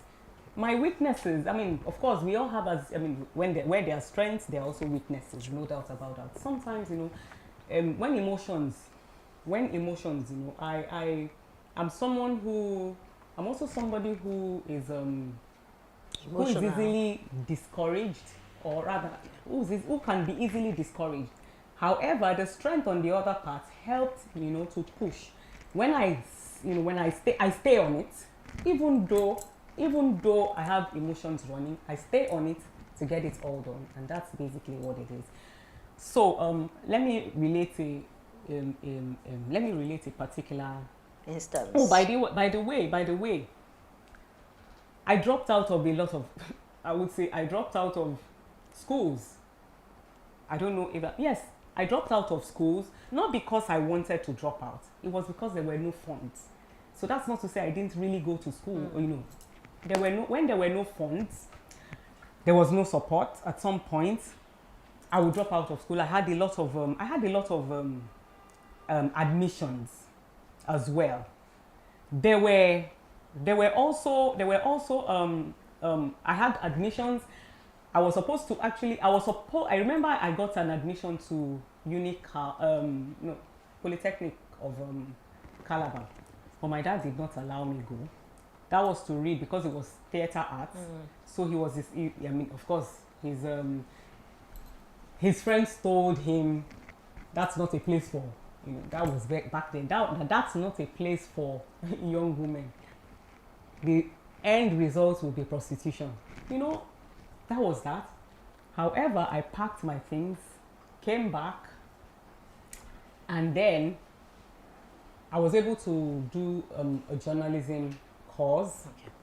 So because of it. You see, in spite of these difficulties, you didn't stop. I didn't stop. You never stopped. You probably took a break, not the break that you desired. No. And then when the time was right, you jumped back on track. Exactly. So you had a journey. You had a destination that you wanted to get to. Exactly.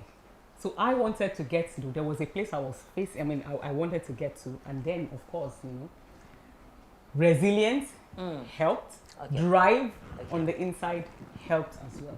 Okay. And I believed in myself. Awesome. That is very, very key, believing in yourself. So as we get ready to wind up, we have a few minutes more to,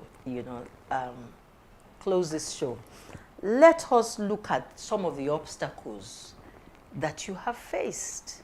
Believing in yourself sometimes is not enough. When you have so many obstacles, especially in the workplace. The civil service is known to be a place with a lot of hurdles. Tell us how you managed to scale through some of them. The only hurdle I faced in the civil service was the dichotomy between the technical and the engineering cadre. That was the only one I faced. And I was able to go over it. You didn't face the men and the women thing? No. Maybe because most of my colleagues, they don't even see me as a woman. Why is that so? Because when you study engineering back in those days, most of the time is only one female, two females, three females in a class. And a lot of men. And a lot of men. So we always see ourselves as boys, as men. See. Even till today, my colleagues, majority of them. So you're a tomboy or a girl? Yes, I'm like that, yes. So we don't even see that. So that's why sometimes when they take decision, they forget that you're a woman. Okay. You understand? They forget. Like now they can say, everybody go to site and then reside there. Then from site you give, you understand, your site reports. It doesn't matter whether the site is inside the village, whether they are doing kidnapping there, whether they expect you. There's no exception. There's no exception. So the profession actually prepared you? Yes. As an engineer, you're wired for that. Your resilience must be very high. So I didn't face that. I didn't face in decision makings in this. Okay. I didn't face that. We treated ourselves as men.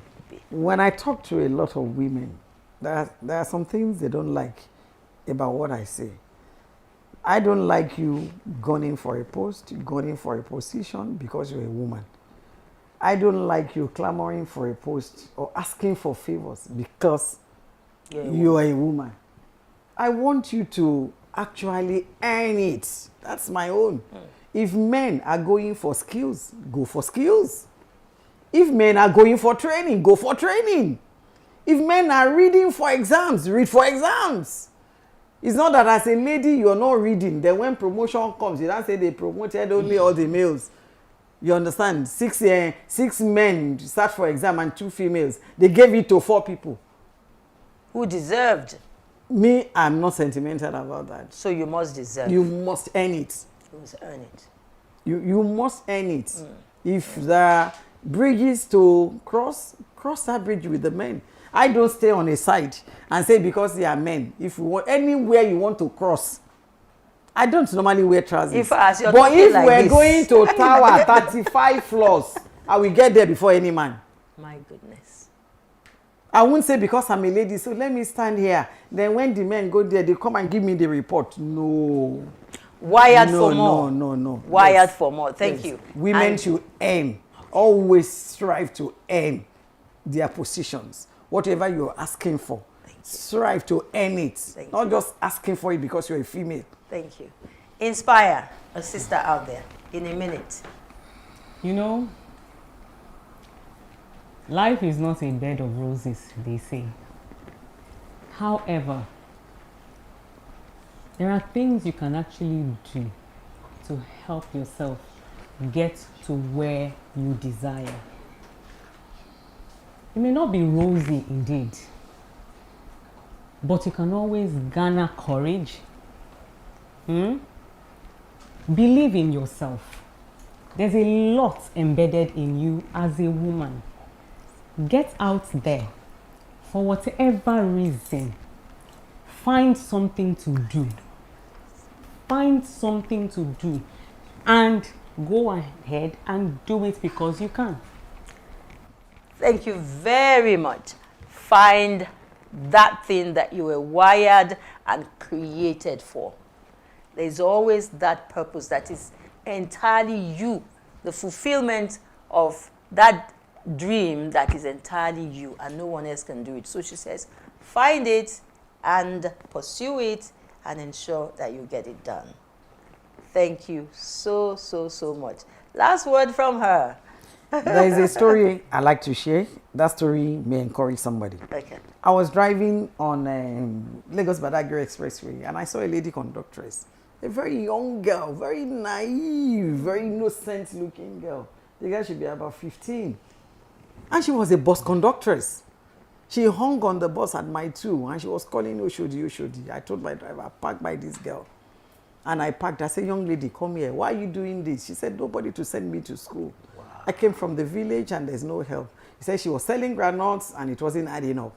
So she decided to do this. I said, how much are they paying? She said, 4,000 naira. They're going to destroy you. Don't do this anymore. I said, take my number, give me your number, and I'll call. She's in school at the moment. Awesome. But it's because she came out. That's why I'm able to see her. If she has said she's a female, and then she's gotten somebody to impregnate her, that means I've ruined her entire life. She came out because she knows she can do much more than she was doing. Wow. I think that story can encourage somebody. I just like to tell that story. On behalf of that young girl, we say thank you. And because we know that there are loads of other young girls like her out there. So get out there and be found. Let us find you in a place where we can help you. Okay, so we have had an amazing conversation today, haven't we? Yes, we've been able to inspire some sisters out there, I'm sure. Okay, so we have had an amazing conversation about self-discovery, about personal growth, strengths and potentials. I believe that you would like to join us again next time on Inspire Her on Achievement Channel. Remember that Margaret Thatcher once said, do not follow the crowd. Let the crowd follow you. Keep staying inspired. I'm Helen, and I'll see you next time. Bye.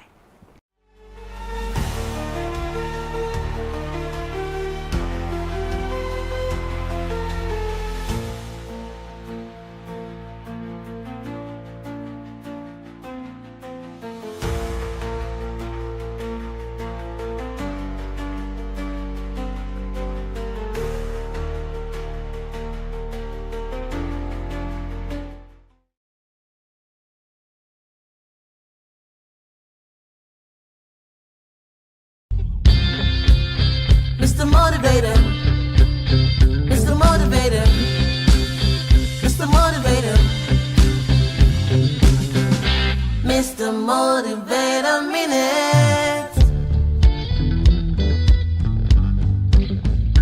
Motivator.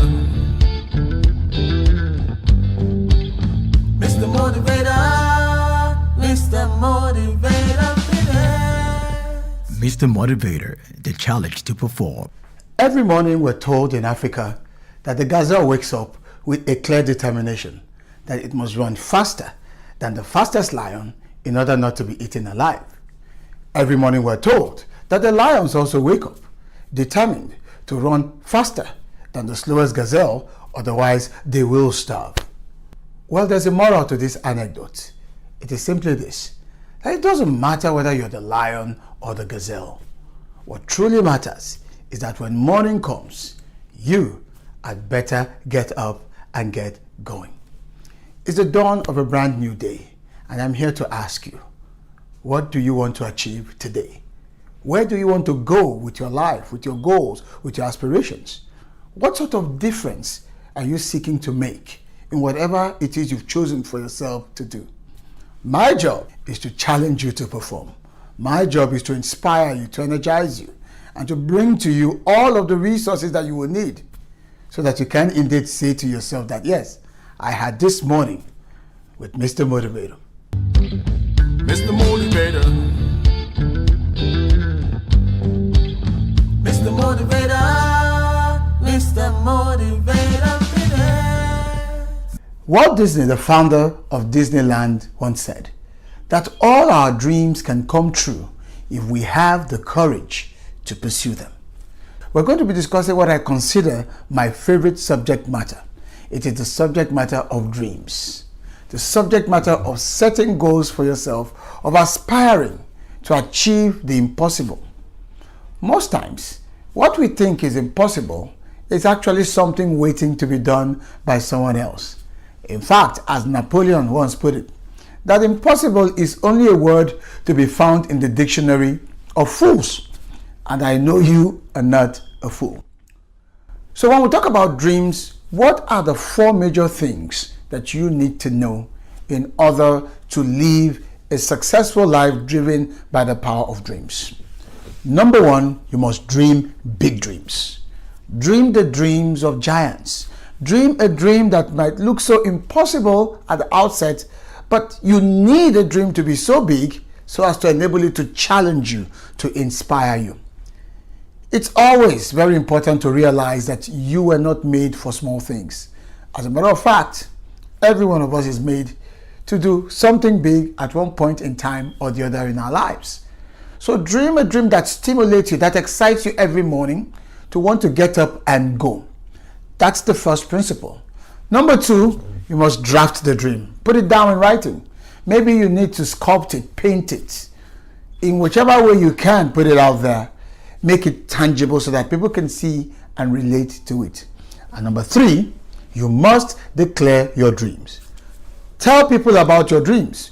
We're not asking you to discuss your dreams, but I'm saying to you, declare it. Let people know what it is you are seeking to accomplish in your life or in whatever field of human endeavor that you set out to do. And then finally, number 4 is this. And this is where it all comes together. You must do what the dream demands of you to do. If the distance be not traveled, the destination will never be reached. Dreams will remain pie in the sky if we do not take action. So what actions are you taking? Set goals. Specifically begin to outline what you need to do so that you can begin to work towards them. I leave you with the words of a young lady who was challenged and people felt her dreams were impossible. In fact, they said to her, "Your dreams are not real." Then she replied by saying, "The dream is real. It is the failure to make it happen that is the unreality." Dream big dreams. Mr. Motivator.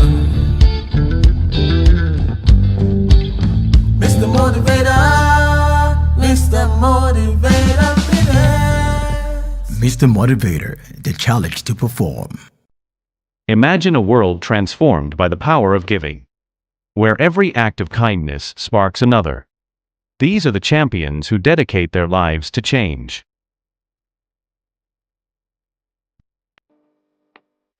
Together, they are paying it forward. Champions of Change. Paying it forward. Join us and be part of the movement. Here on the Achievement Channel.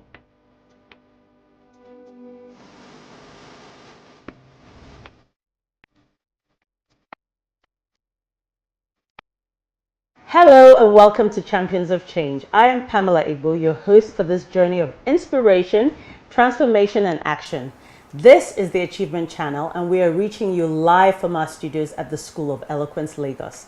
This program is dedicated to showcasing individuals and organizations that are creating a positive impact in our communities. We aim to motivate you to get involved and support meaningful causes.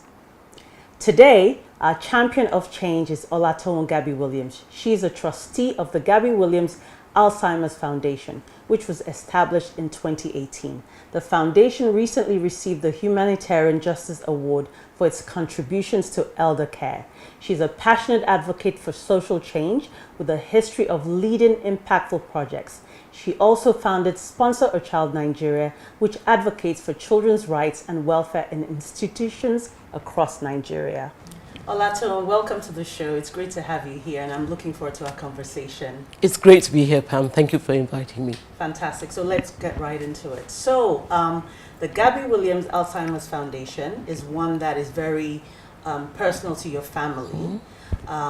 Could you tell us a little bit more about that experience for you? And also, I'd appreciate if you tell our viewers, for our viewers, what are some of the symptoms of Alzheimer's that we can look out for early detection? Okay, so the Gabby Williams Alzheimer's Foundation was founded on my father's 80th birthday, the 11th of September 2017. He'd been suffering, well, living with Alzheimer's, we say living with Alzheimer's for 10 years then.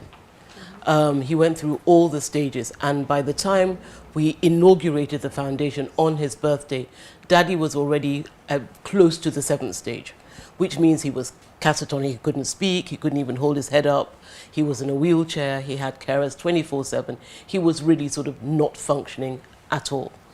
And so, yes, we wanted the guests at the party to see what it looks like, the ravages of Alzheimer's on a man as healthy, as intellectually brilliant, as physical. And my father was very athletic, as my father was. We wanted to show them, we wanted to demystify the condition. We wanted them to see also how terrible the disease is. So yes, it was very, very personal. And we wanted to make sure that people, it's a pandemic. It's a pandemic, global pandemic. And there's so little information, although things are changing now. We wanted to make sure that people weren't confronted with kind of ignorance that we were confronted with, our own, and the ignorance of even the so-called the workforce, that many of whom, the health workforce, they really just didn't know what they needed to know to really help relieve the emotional burden, the practical caring burden, and we set it up to network with them. You know, a growing database network of specialists who could deliver talks, Q&A sessions, and there's so many people that are willing to share their knowledge and expertise, and we wanted to pool it and share it with all the people who needed it. Right, okay. So what are some of the symptoms we can look out for Alzheimer's? Because obviously it's the most common form of dementia. So what are some of the early stage symptoms that we can look out for? Flow. We have this mnemonic called flow, and it's stands for, the F stands for forgetting, and it's forgetting all the time and forgetting important things all the time. The L stands for losing your way, losing things all the time. The O stands for overlooking your personal appearance, overlooking your hygiene, personal hygiene, overlooking things you would not normally overlook. Overlooking, you forget to turn off the stove, for instance. Wow. So that's overlooking. That also comes under F, forgetting. You're forgetting that you have something on the cooker. And the W stands for wandering off. You know, wandering and just losing your way generally and just wandering aimlessly without any direction. And also the W stands for having to write things down now. Wow. So that, yes, the mnemonic is flu. Right. Yes. And so by the time, the end of your father's life, he had all those symptoms? Oh, yes. I mean, he had those symptoms even earlier than the 7th stage. The 7th stage, you are just not functioning at all. You're not even walking. Because, you know, it's a disease of the brain. It's a degenerative disease. So it's the brain that sends the commands to the body to do this and to do that. By that stage, the 7th stage, your brain is really sort of eaten up with the disease. Wow. It cannot send those commands. Sure. So, you know, Daddy couldn't do anything. Even eating, sometimes the food be left in his mouth because the brain wasn't sending the command to chew and swallow. Wow. It gets as bad as that. It is a terrible thing to look at. So he was exhibiting those symptoms, I would say, by sort of stage 3. And I can't name, you know, the specific, they do have names, but the specific stage, I cannot name it. But I would say that by the middle stage, 3, he would already, all those symptoms were a factor of his life.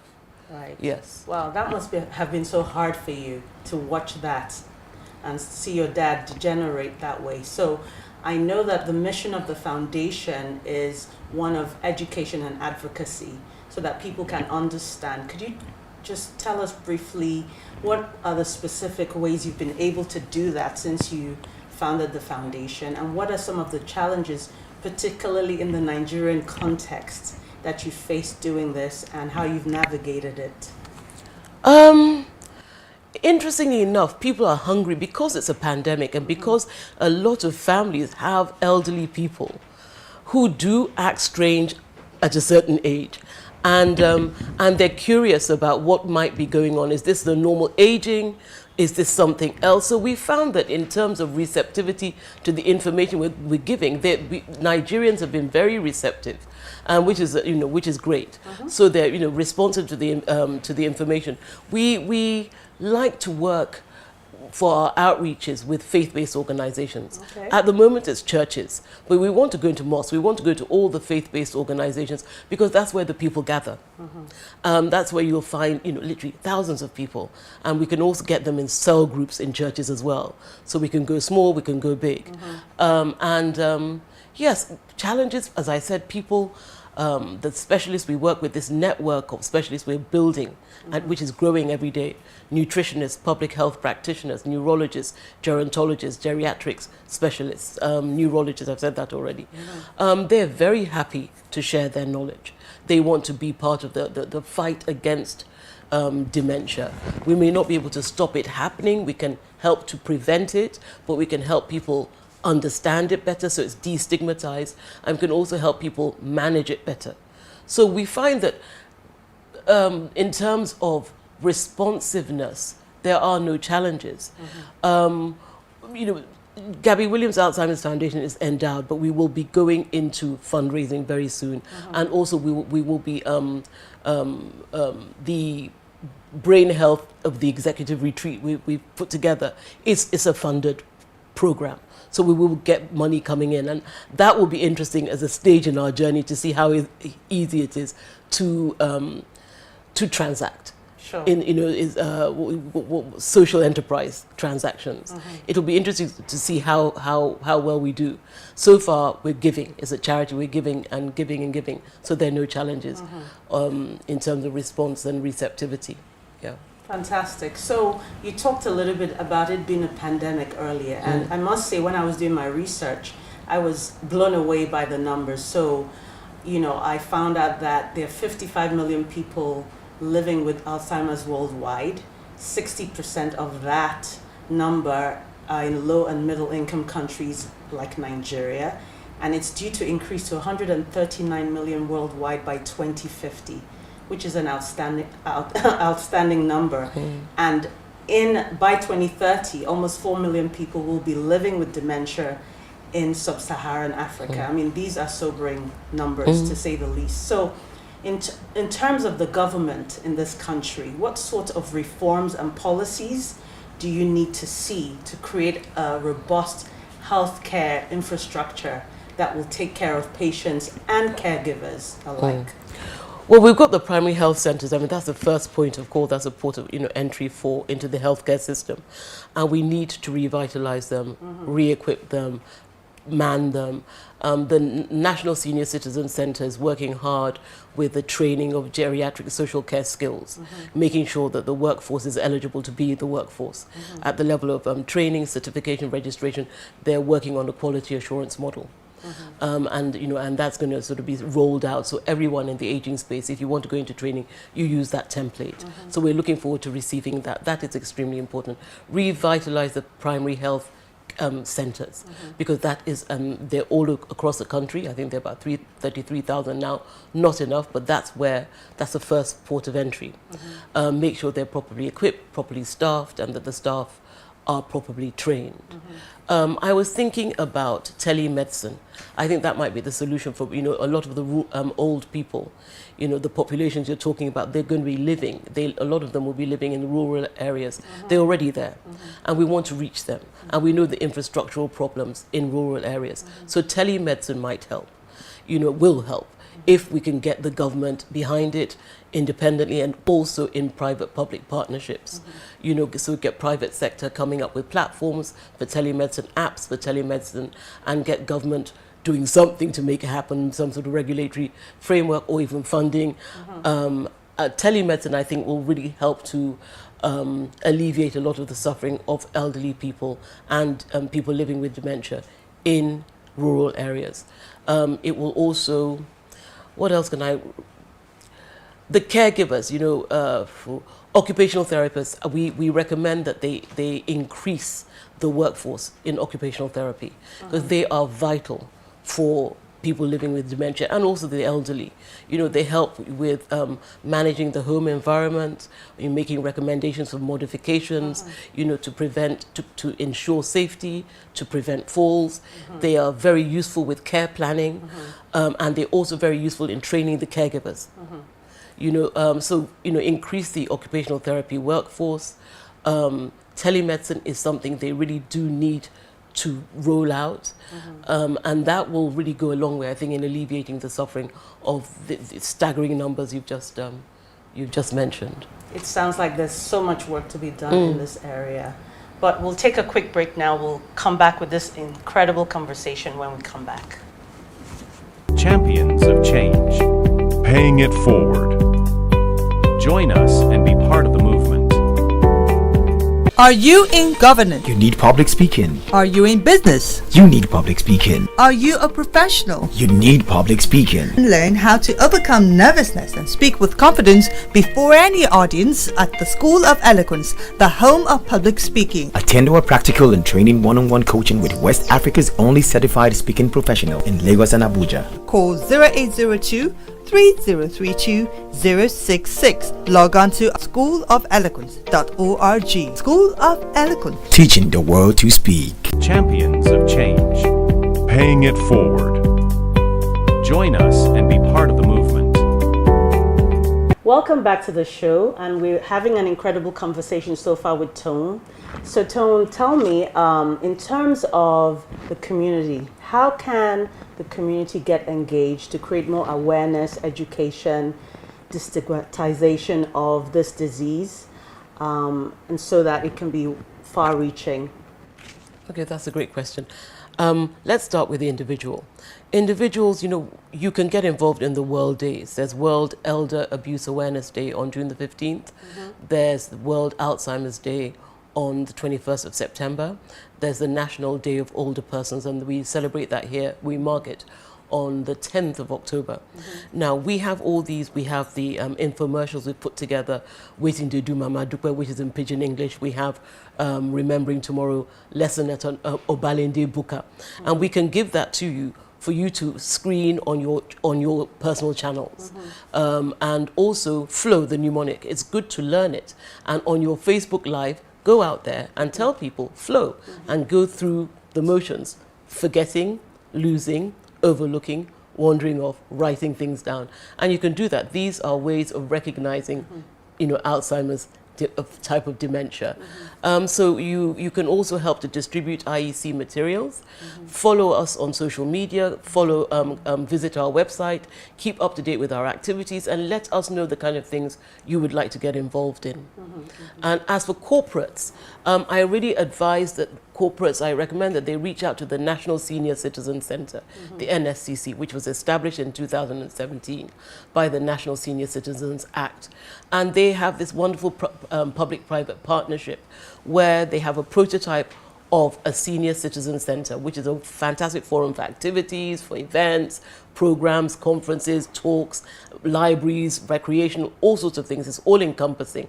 And they want to roll it out as a public-private partnership. So the corporates provide the funding, they provide the prototype and all the expertise required to make it happen. And the vision is one community, one senior center for every community in the country. So I think that's a wonderful thing way to get behind the fight against Alzheimer's, dementia, you know, because we're going to have, these are fora where we can listen to talks about it, to destigmatize it, to give information, which is equipping you to really manage living with a person living with dementia. So yes, I think that, yeah, does that answer your question? Absolutely. So that's excellent information. We'll drop the information about your foundation on our channel for people to get in touch. Tell me, in terms of dementia, is it something that can be prevented? What steps can people take to prevent dementia? And presumably, is it just in old people, or do young people suffer from dementia? Well, elderly people are disproportionately affected, but it's not just older people. You get young people get dementia as well, but disproportionately older people. I'm loath to use the word prevention. Keeping it at bay. Take care of your brain health. It's one of the reasons, well, it's the major reason why we've launched the Brain Health in the Corporate Structure program with our Brain Health of the Executive Retreat. Brain health, the health of your brain is put at risk. Periodontal disease, which is a gum disease, and it's inflammation of the mouth, and it gets into the bloodstream and it affects the brain. Hyperlipidemia is about lipids in the blood, too much fats in the blood, high cholesterol. All these put your brain health at risk. Smoking, reduce alcohol. You don't have to stop it completely, but reduce it. A glass of red wine, you know, with a meal is not going to harm you, but you know, take it easy with the alcohol intake. Smoking, no. Protect your brain health, because Alzheimer's is a disease of the brain. Drink lots of water and keep yourself hydrated, particularly when I remember when you're already suffering from the disease, you know, you need lots of water to hydrate the brain.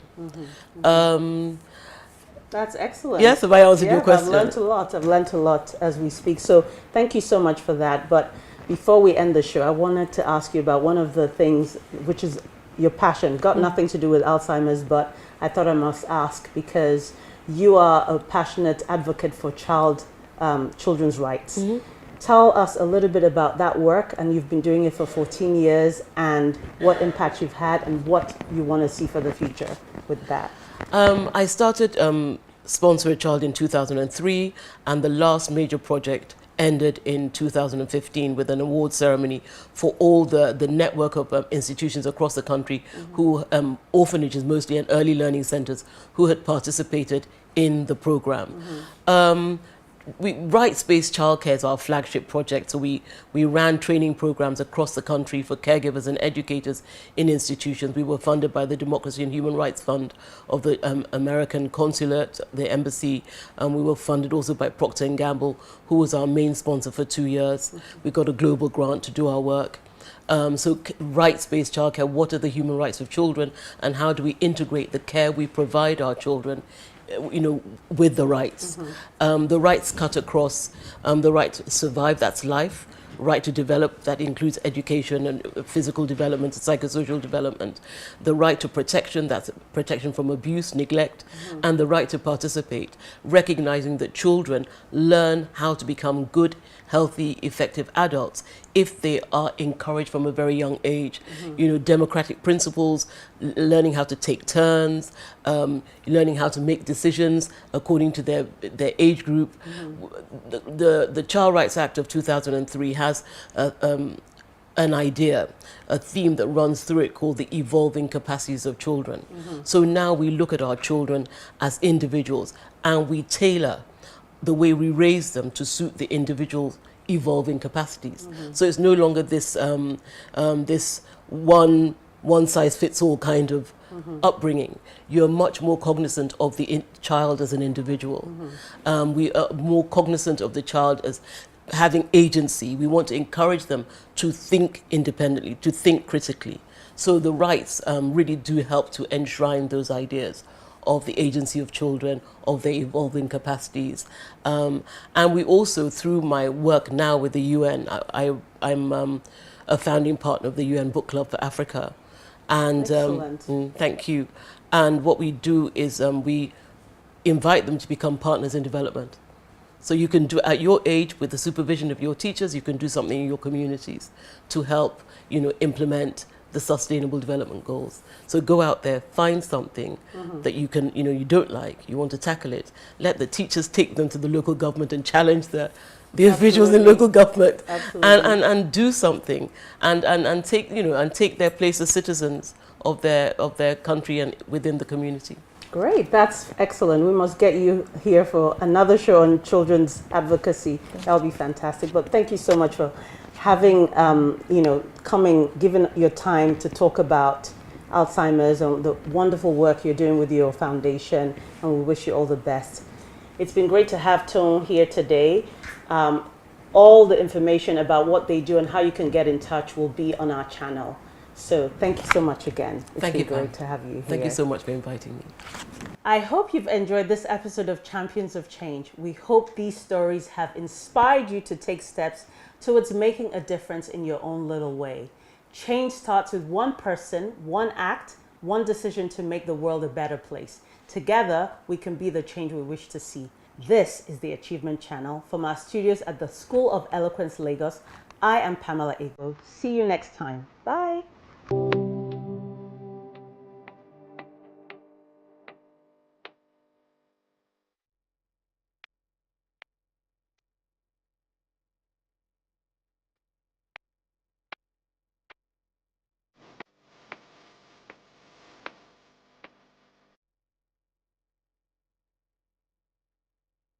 A new day dawns, full of possibilities.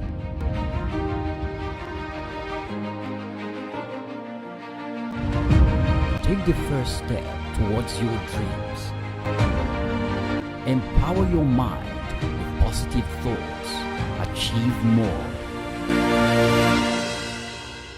Make a difference in someone's life today. Impossibility is nothing.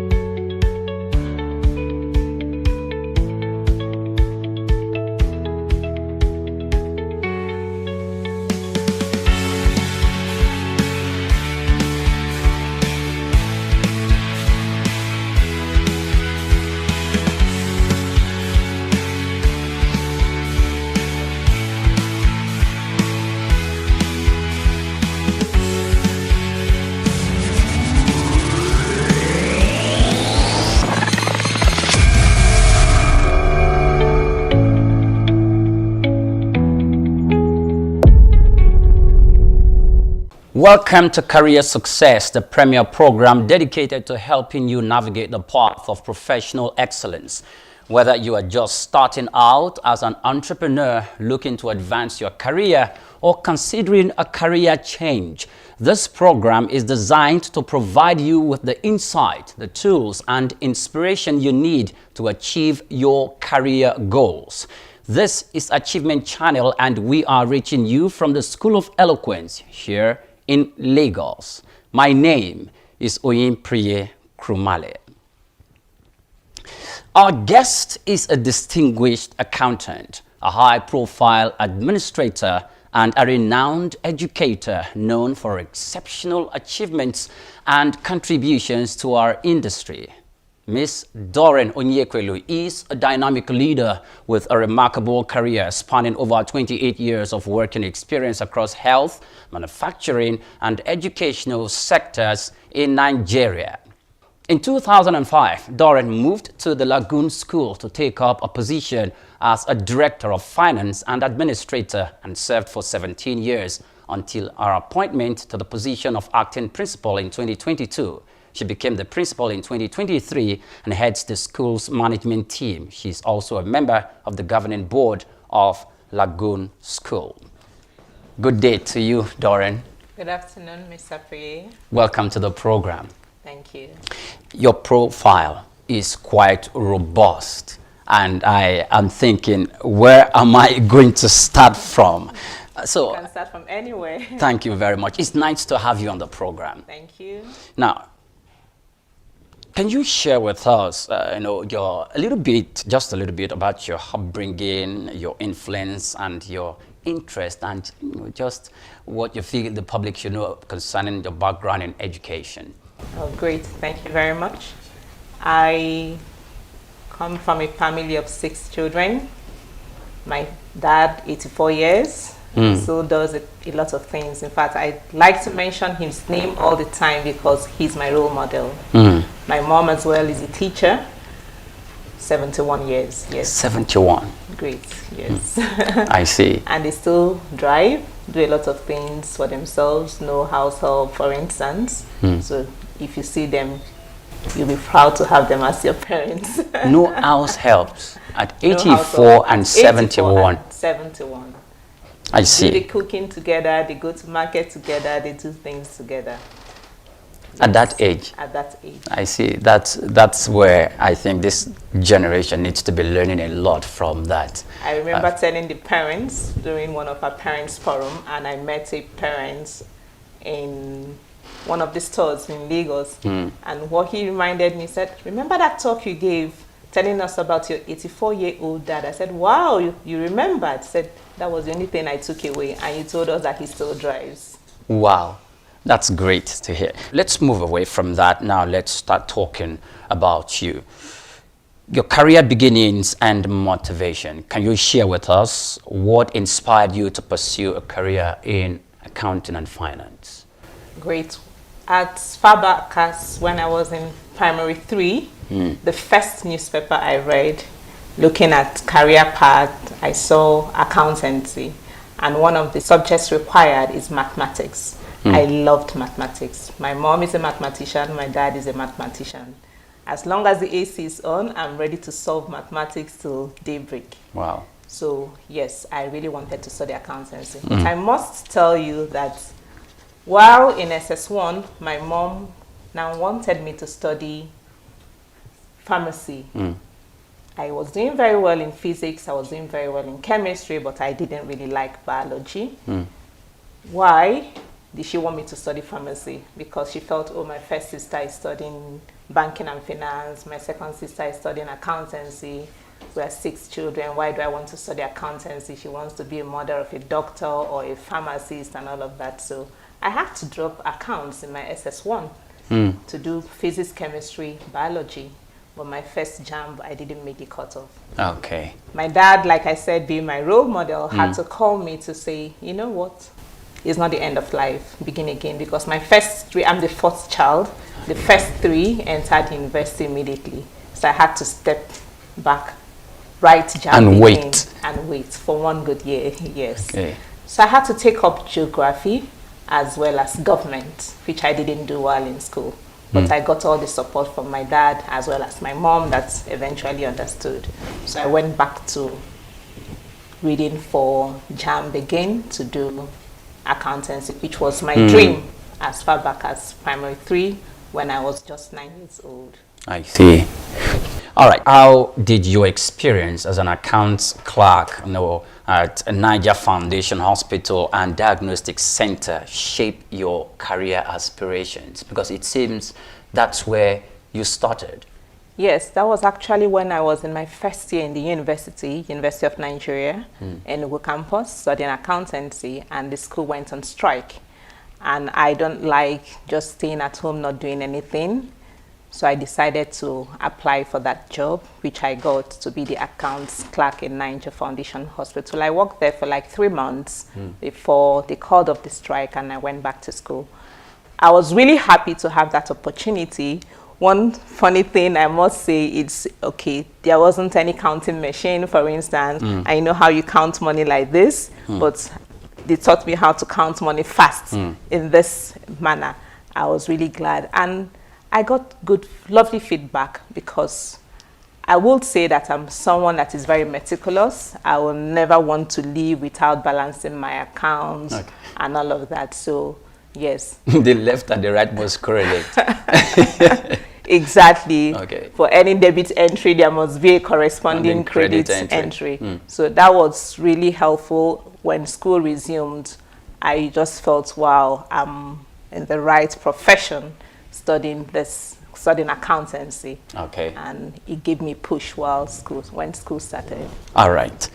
That's great. So, and that was the first time I touched money, telling myself, wow, this is the work I did, and I'm being paid for it. When you said that's the first time you touched money, is it like you touched the physical currency? I earned money. You earned money as an accountant. Money as an accountant, not asking my parents to give me money for something because I already had my own savings from the work I did. Whilst you're still in school? Yes. Okay. While I was in school. Now, let's run up a little. Human resource and team development. You, from your profile, I have seen that you had some quite experience with leadership and whilst you're transitioning from being an accountant to another sector where, though you're still carrying out the accounting activities, but it was a complete different organization and in a complete different sector. So tell us about that transition. Okay, after my university, I did my NYC in an accounting firm where I must say I got the knowledge I needed to excel in my career path, being an accountant. So from there, I worked in a hospital as a chief accountant and helped to set up the accounts department. In fact, it was very funny because the director said, I'm not going to call you just an accountant, I'm going to call you the chief accountant because you are the one in charge of this department. One thing I noticed is the delay in payment of salaries. Well, when I came on board, I had to learn how to be fast in collecting debts in order to be able to submit and have enough funds for us to be able to pay our workers. What did you do to the people? Did you threaten them? To make the payments? Yes. Definitely not. I started on time. Reminders. You know, being a hospital is also very, will I use the word, that empathy. Someone is not feeling fine and you're going to remind, especially those in the ward, you need to make this payment. But I don't go through that part just directly. I go visiting them often, sharing their pain with them, encouraging them. And in fact, the patient will be the one telling whether it's the parent or whoever has to make the payment, please, we need to settle, just because of the route I was following. Yes, I was able to make sure that debts were settled in good time in order to be able to pay them salary before the end of the month, of each month. Okay.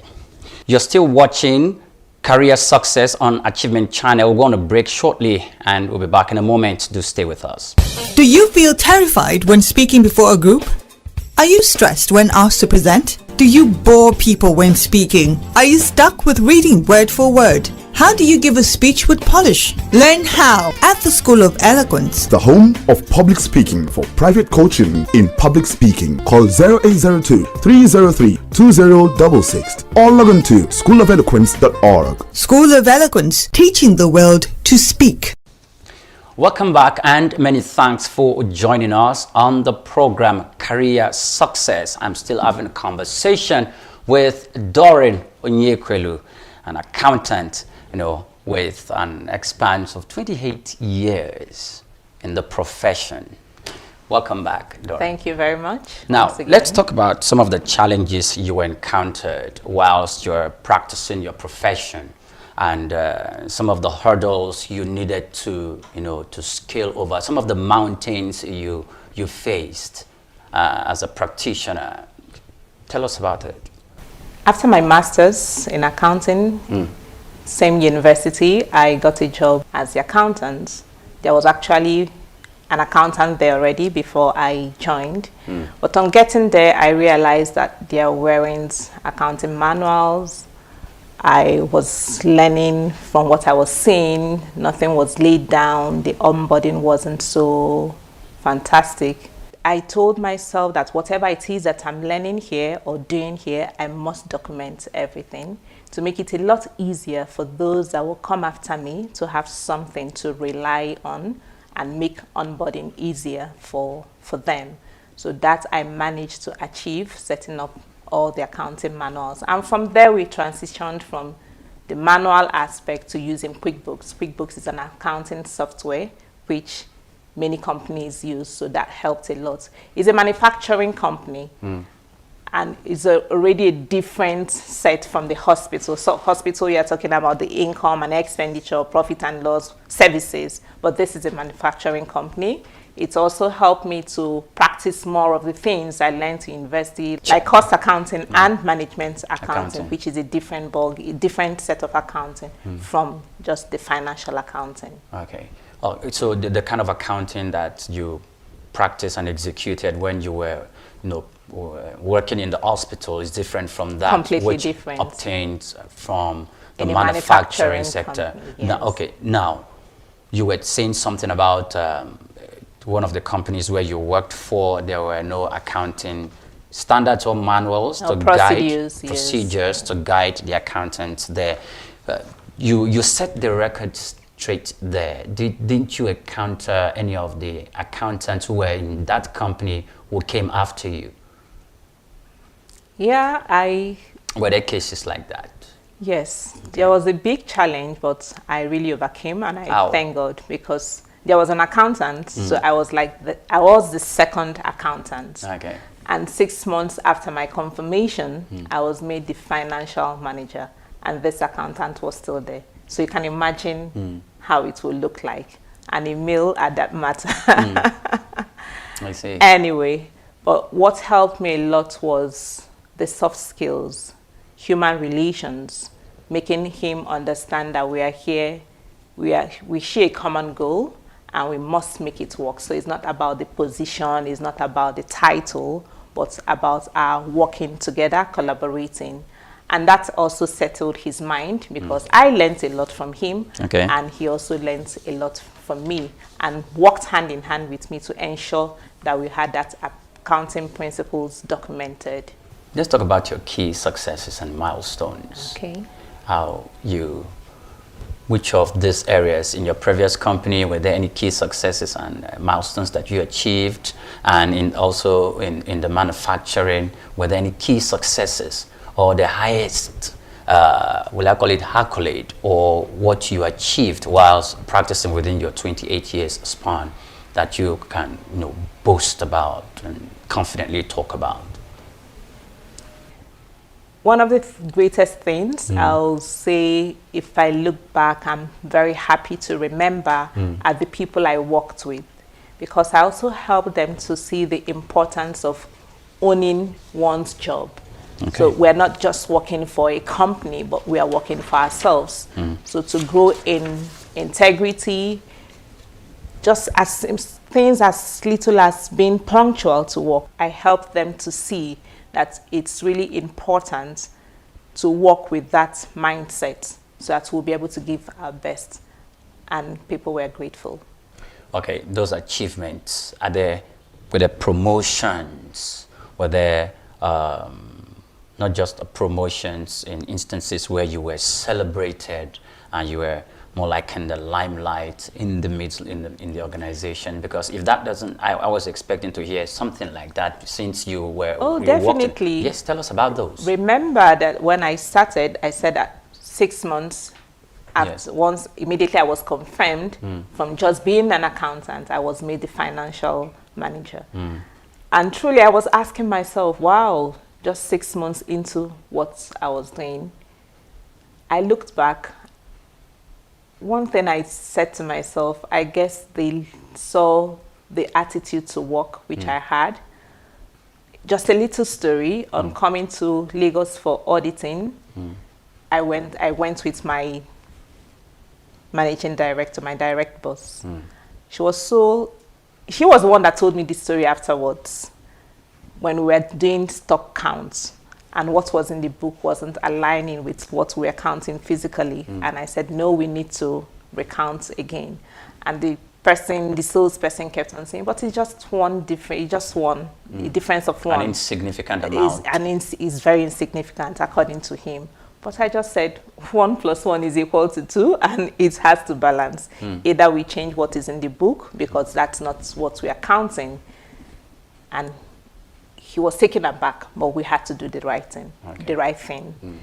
So by the time I got back, my managing director actually told me that she overheard a conversation that she was impressed. It's just something very little, but you can imagine how little things like this impress the owners because they feel you've taken it as your own, which was what I was trying to help every member of staff to see, that your environment is yours. So if you are the head of sales, take up that role and work as a head of sales, that you are the owner of this organization. That mindset helps people a lot. Okay, I see that. Now, you've worked in the medical sector, in the industry, you moved to manufacturing, and finally, you transitioned to education, which is, now you are the principal of one of the biggest schools in Lagos, Nigeria, the Lagoon School. You're not just the principal, you're also a member of the governing board. Right. How did you achieve that? Moving to Lagos to work in Lagoon School, I actually went to work as a director of finance and administration. There wasn't a department set up for that. The vice principal, administration, and an accountant, they were just doing what they could do best. So the intention was to go and assist in setting up that department. But I fell in love with the school, and I said, well, this is an institution I want to work in because it's like leaving home and going home. So it was, for me, it was home away from home. Yes, I was able to do that, setting up that department, introduced all I had learned from where I worked before in the East, coming to Lagos, using the same accounting software, QuickBooks. What made me to transition from being an accountant to moving as the principal of Lagoon School, I want to believe that the pioneer principal already saw that in me. She already had that vision. It's true someone succeeded her, but she needed to move to Lagos Business School. That's where she's working now, and I also learned a lot from her. So I'm like the third principal of the Lagoon School. I would want to say that there's a level you will reach in your career. What matters is now the soft skills, your relationship with people, which I call human skills, because you're dealing with parents, you're dealing with members of staff, you're dealing with students. So it's beyond just the managerial work of trying to do accounts, but we're now talking of leading people and ensuring that the people are doing what they ought to do. So I want to believe that the principal saw that a lot in me, because I will never want to leave until something is achieved. And I entered into mentoring the members of staff as well as students, even their parents. So there was something they must have seen in me, which for me, they are those soft skills, not the hard skills. Okay. First of all, before you moved in there, you worked in the acting capacity as a principal before you were finally appointed as the substantive principal. Now, why were you first in acting capacity? They were still assessing your capacities? Or? Yes. Okay. I became the acting principal because my background is accounting. I didn't have education qualification, so I needed to get that. it was something I never dreamt of, but I told myself, if this is an opportunity, why don't I go and get the qualification? So I had to get my professional diploma in education, as well as the mini MBA I did in education. So that took 1 year and a few months. So I have those qualifications. So now I'm the principal. That's great. That's great news. Now, for many young professionals, for young people, because I see you talked about mentoring, and you equally referenced how you mentored staff members and students who have dreams. Some of them, whilst you're giving mentoring classes to them, will want to be like you, an accountant, or want to be someone in the corporate setting that will impact, our career and the jurisdiction of a career positively. What advice would you give to these persons who have such aspiration, but they being deterred by some of the hurdles they face or some of the challenges they encounter on the way? The first thing I'm going to say is integrity. I like that when people are doing something, let them be known for what they are doing and let them do it very well. So whatever it is that they are doing or saying is what they are doing. And if I look back, I'll tell myself that that's what made me reach where I am now, not just because of my qualifications, but that's working with that mindset that I'm here to help people. I'm happy when people are happy. So my advice to these people will be to continue doing what they're doing and to tell themselves that I want to do it uprightly. I want to do it well. I want to do it, well, I will say above all, for love of God. Yes. Okay, but in this generation, if one is going to engage in any career or in any profession, money is one of the primary motivating factor. Would you not consider that? Money will come, but the first thing is service, hard work. People are not interested in the what, it's a how. You may want to get all the money and you get it today and tomorrow you don't get it. But when you are there to serve and people see that your interest is to give them the best, that money will come because you won't lose them. Okay. They will remain with you. Money will come. People are not interested in the what, but in the how. Yes. Those are not my words. Those are the words of Doreen Onyekwelu. She's been our guest today. Thank you so much for your time with us, Doreen. It's nice to have you on our program. Thank you, Mr. Pri. Yes. Thank you very much. And this is where we drew the curtain on the program Career Success. Until I come your way again, I am Oyin Priye Krumale. Many thanks for watching.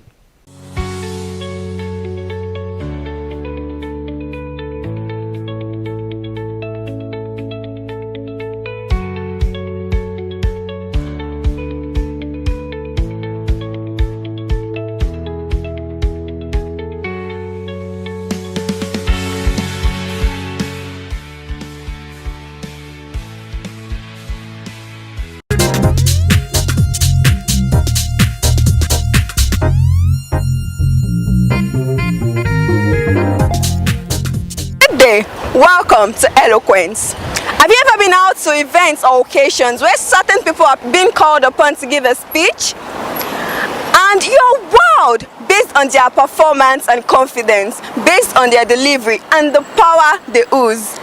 Based on this, I'm in one of the streets in Lagos to ask for people's opinion about public speaking. Do you think public speaking is an inborn talent or a skill? Come with me as it samples people's opinion on this. I am Adeoye Damilola, and this is Eloquence. What do you think about public speaking? Do you think it is an inborn talent or a skill? Well, public speaking, it works both ways.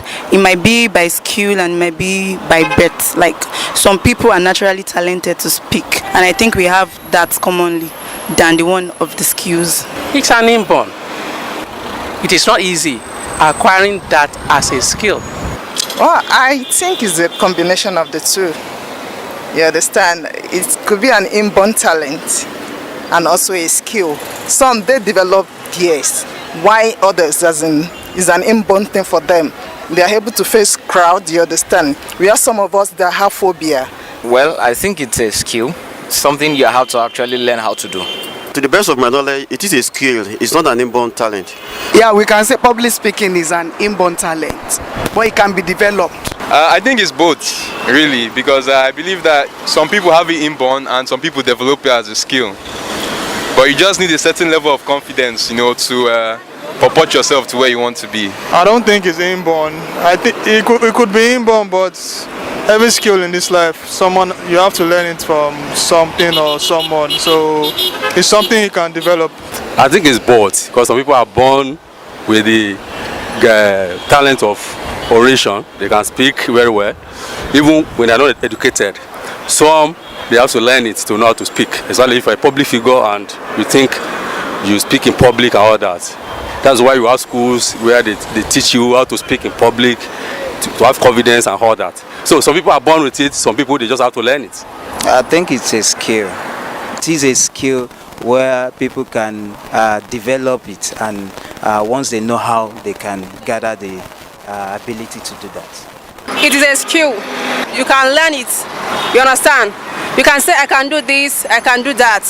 Our government officials, our leaders, what do you think about their speeches? Most of them, I think they get the ones that are skilled with the public speaking to do that for them. Maybe because of their educational background. Some didn't get to finish school and all, so they are not really good in public speaking. They do more of speech, written speech. Most of them do read, and those that want to deliver 100%. And I'll say they read it. It's quite obvious. It's read. A lot of times they don't really pass the message across, and you can't blame them. Somebody has to walk over what they are delivering onto us, and they don't do what they ought to do. At the end of the day, they mess it up. They are reading it, they are not delivering it. They have it in their hand, it's possible they memorize it, or they have the point with them, they just develop it one after the other. So they are reading it, they just don't deliver it. That's my belief. They actually write speeches for most of them. Meaning some people who took their time to go to school or go to learn all of those things, I mean how to read and write or something, you understand, I write for these people and they come to read to us.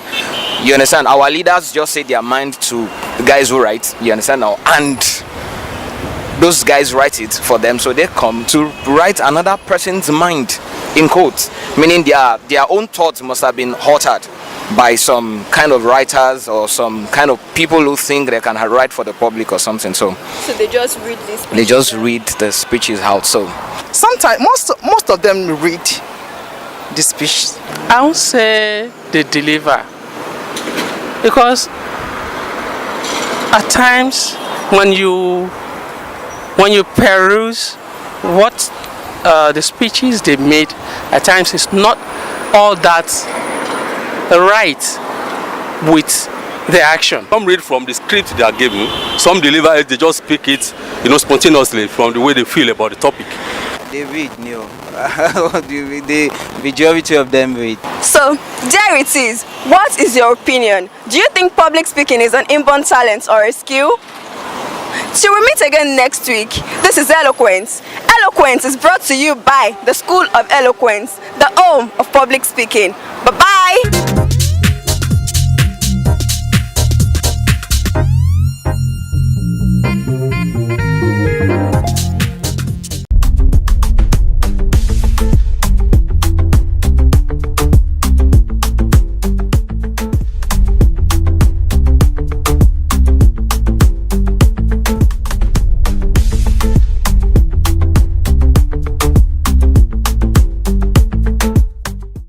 Welcome to Achievers Money. Achievers Money is a show dedicated to exploring the essential skills, strategies, and the mindsets that empower individuals to achieve success in their personal and professional lives. It's a platform where viewers gain valuable insights from experts and thought leaders across various fields, learning how to overcome challenges, maximize their potential, and ultimately achieve their financial and life goals. The show delves into topics like leadership, communication, entrepreneurship, personal finance, and more, offering practical advice and inspiring stories to motivate and equip viewers for success. It's about more than just money. It's about achieving a well-rounded and fulfilling life. I am your host, Dr. Ray Echebiri, and we are reaching you live from our studio at the School of Eloquence in Lagos. Today, our guest is a man with a diverse background, from entertainment and real estate to logistics and manufacturing. He is also a member of a prominent royal family in Nigeria. Welcome, Kenny. It's good to be here. Right. Now, let's start with your experience over the years. You build businesses across various sectors and various countries. In trucking, even in manufacturing, what is your personal blueprint for turning ideas into money? Okay, so what I always like to think of is, do I need that service or product that I plan on selling? Do I need it? And if I don't need it, do lots of other people need it? And if I don't need it and do lots of other people don't need it, does the government say we must have it? There's a lot of things you don't need that the government requires you to have. So I pay attention to all those things. The things that people are gonna buy, whether by choice or by force. And usually I start with a personal problem and I expand from there. And one of my big rules is I never do anything alone. So I always have a partner. I don't think I've ever done any successful business without a partner. I always make sure I have a partner with me that is strong in that business.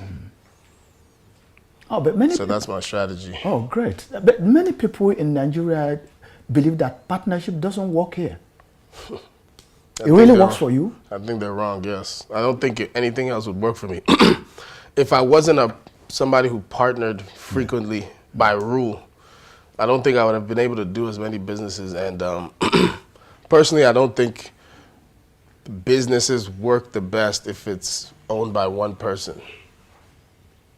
Wow, that's great. Yeah, you come from a family of public service, but you veered off that and you're creating a niche for yourself. You've created a path for yourself. How did you do that? And how do you measure impact and income?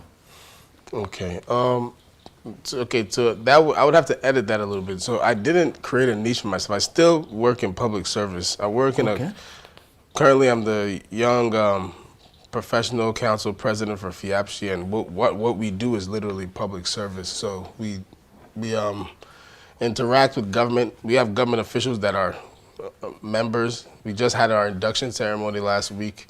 A couple government officials were just inducted into the organization. So it's like a private public mix, and we advocate a lot for better policy, sustainable policy with Lagos State government a lot. So I wouldn't say I've veered away from public service. I just found a way to me, I think that if you're gonna be an honest politician or an honest public servant, you need to have your own money and you need to have a steady flow of income. So you don't start stealing or looking at the people's money. That's the way I think. So I don't think I'll be giving that much value to the people if I'm not making sure my own bottom line is secure before deciding to be, and I think that's something my family has taken really taken really seriously. It's been something I've been taught growing up, like make sure you have a business that sustains you, then go do whatever you want to do for the public. Right. You brokered a whole lot of businesses in different sectors, and you are doing well in most of these deals. Now, how do you balance the long-term success of these businesses and profitability, which of course should be the bottom line that every businessman should be looking at? Yes, so different businesses require different mindsets. So there's some businesses that you have to come to terms with the fact that you're not gonna make money today or next year or in 3 years. Okay. But that doesn't make it not a worthy investment. Then you have to make a business you have to have a business that creates cash flow for you, so you have day-to-day money. That's why it's important for me to have multiple sources, you know, by way of multiple skill sets. That's the reason why I've been in so many industries, because I basically decided, like, coming out of college, that I wasn't gonna be an employee of anyone, and that forced me to keep my mind open and my eyes open for opportunities. So I try to understand that in order to have long-term growth, you have to have a business that's built for long-term success. You also have to have a business that's built for short-term success, so you can stay afloat. Now, how do you now look at long-term businesses, especially when it comes to funding? You know, you may not have all the money in the world to fund that business. So how do you raise money for the long term to be able to fund those businesses? It's been a trickier puzzle in Nigeria. In the US, money is cheap and money is easy to get. And the moment you've done a couple businesses that have even remotely succeeded, banks are usually willing to give you money. So that wasn't an issue in the US, but in Nigeria, it's a different story. But luckily, my strategy is to live significantly below my means. Again, once I made the commitment that I was always going to be an entrepreneur and never be an employee, I knew that I can't live fat when things are high. So I'm someone who always felt like if I can make $100,000 a year, and I know that there are people who are living and eating every day, but they only make $35,000 a year, then it's possible for me to make $100,000 a year and live on $38,000 a year and leave the rest for investment and long-term growth. So I set myself up to always have something I can just squeeze cash out of. It's like a plant that something that I planted 3 years ago, 4 years ago, where I know, okay, this is growing here. So basically frugality. That's my funding mechanism. That's great. But are you saying that all the businesses you do, you get the funds through this means? No. Or you don't borrow? No, so that means you don't borrow at all. In Nigeria, yeah, borrowing is just out of the question for me because the mathematics don't make sense. Except for a real estate project. That's a different story. And even then it doesn't make sense, but we can squeeze some sense out of it if we can. What I was able to do is, this is what I'm a big believer in the return home to Nigeria, but I always tell people, secure yourself there. The US is a place where they have a economic system and an economic pool that can allow you to earn some good money. Yeah. So as a business person, you're mostly losing. Every serious business person knows that you're losing, and then 1 or 2 good decisions are what carry you most of your business career. So the times, what I was lucky for was in the times when I had my big wins, I kept a lot of my money. You know, I know some business people who've made a lot of money, way more money than me, but they don't have any money today because they did everything they felt like when they had money. And so I think I was deeply affected by the 2008 financial crisis in the US. I was in 12th grade at the time. I watched a lot of my classmates, their parents lose their houses. Mm-hmm. Luckily for me, my parents were okay, but I know they lost a good amount of money. It just didn't affect them as bad, but I saw people lose their property, lose their houses, people who thought they had a pension. The pension got evaporated. Mm-hmm. People had worked 35 years based on a promise, and that got obliterated by a couple of people at the top making decisions. I was 18 at the time. We were just coming into the Obama era. Then I watched Obama forgive all of them. Yeah. That affected me a lot mentally. And so that forced me to know that I can never, ever put myself in a position to trust the system. I watched a lot of my people. Growing up, I had friends who their parents make $300K a year, and they look like they make a lot of money, but they're spending $270K a year. Yeah. And so I learned from other people's mistakes. Family members, friends, just adults that I saw. And I guess I was traumatized to a certain degree. And that changed my financial viewpoint and my way of operating moving forward. So I'm not a disciplined person in a lot of ways, but financially I'm very disciplined. That's great. That's great. Good to know. Now, a lot of people are not as lucky as you are. In the sense that you were able to get a whole lot of money to fund your dreams here in Nigeria from your own personal savings or maybe, some other investments that are yielding you some returns. Yes. But now some people have some dreams and they need to fund them. And the only advice they have, the only option they have is more or less to go to the bank to borrow.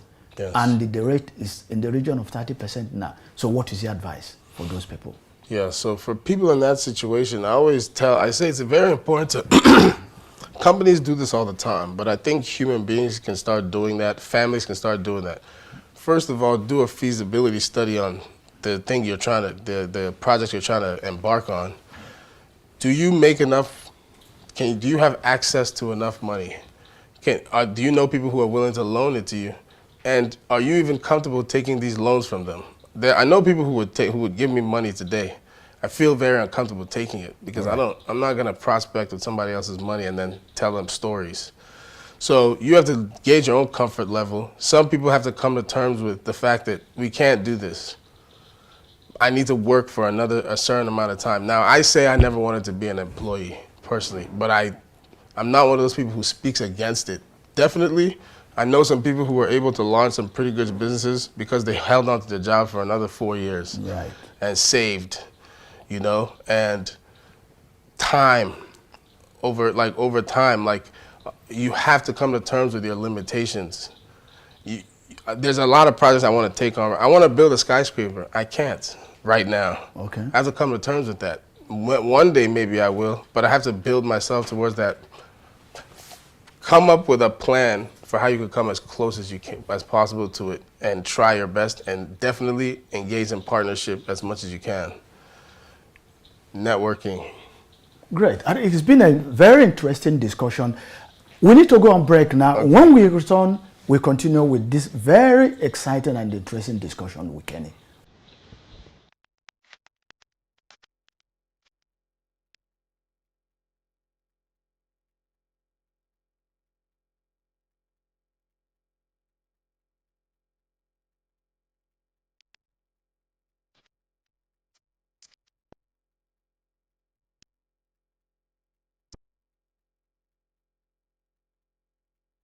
Eloquence focuses attention on the message and the audience.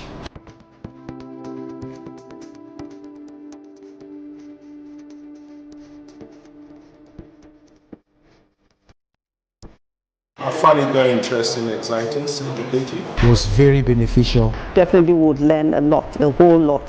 Thank you. The delivery was second to none.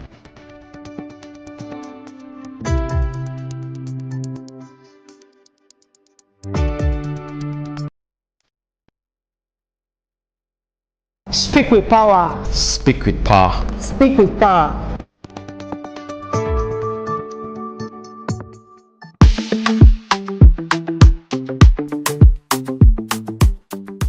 Welcome back. It's still the Achievers Money, and we still have in the studio Kenny.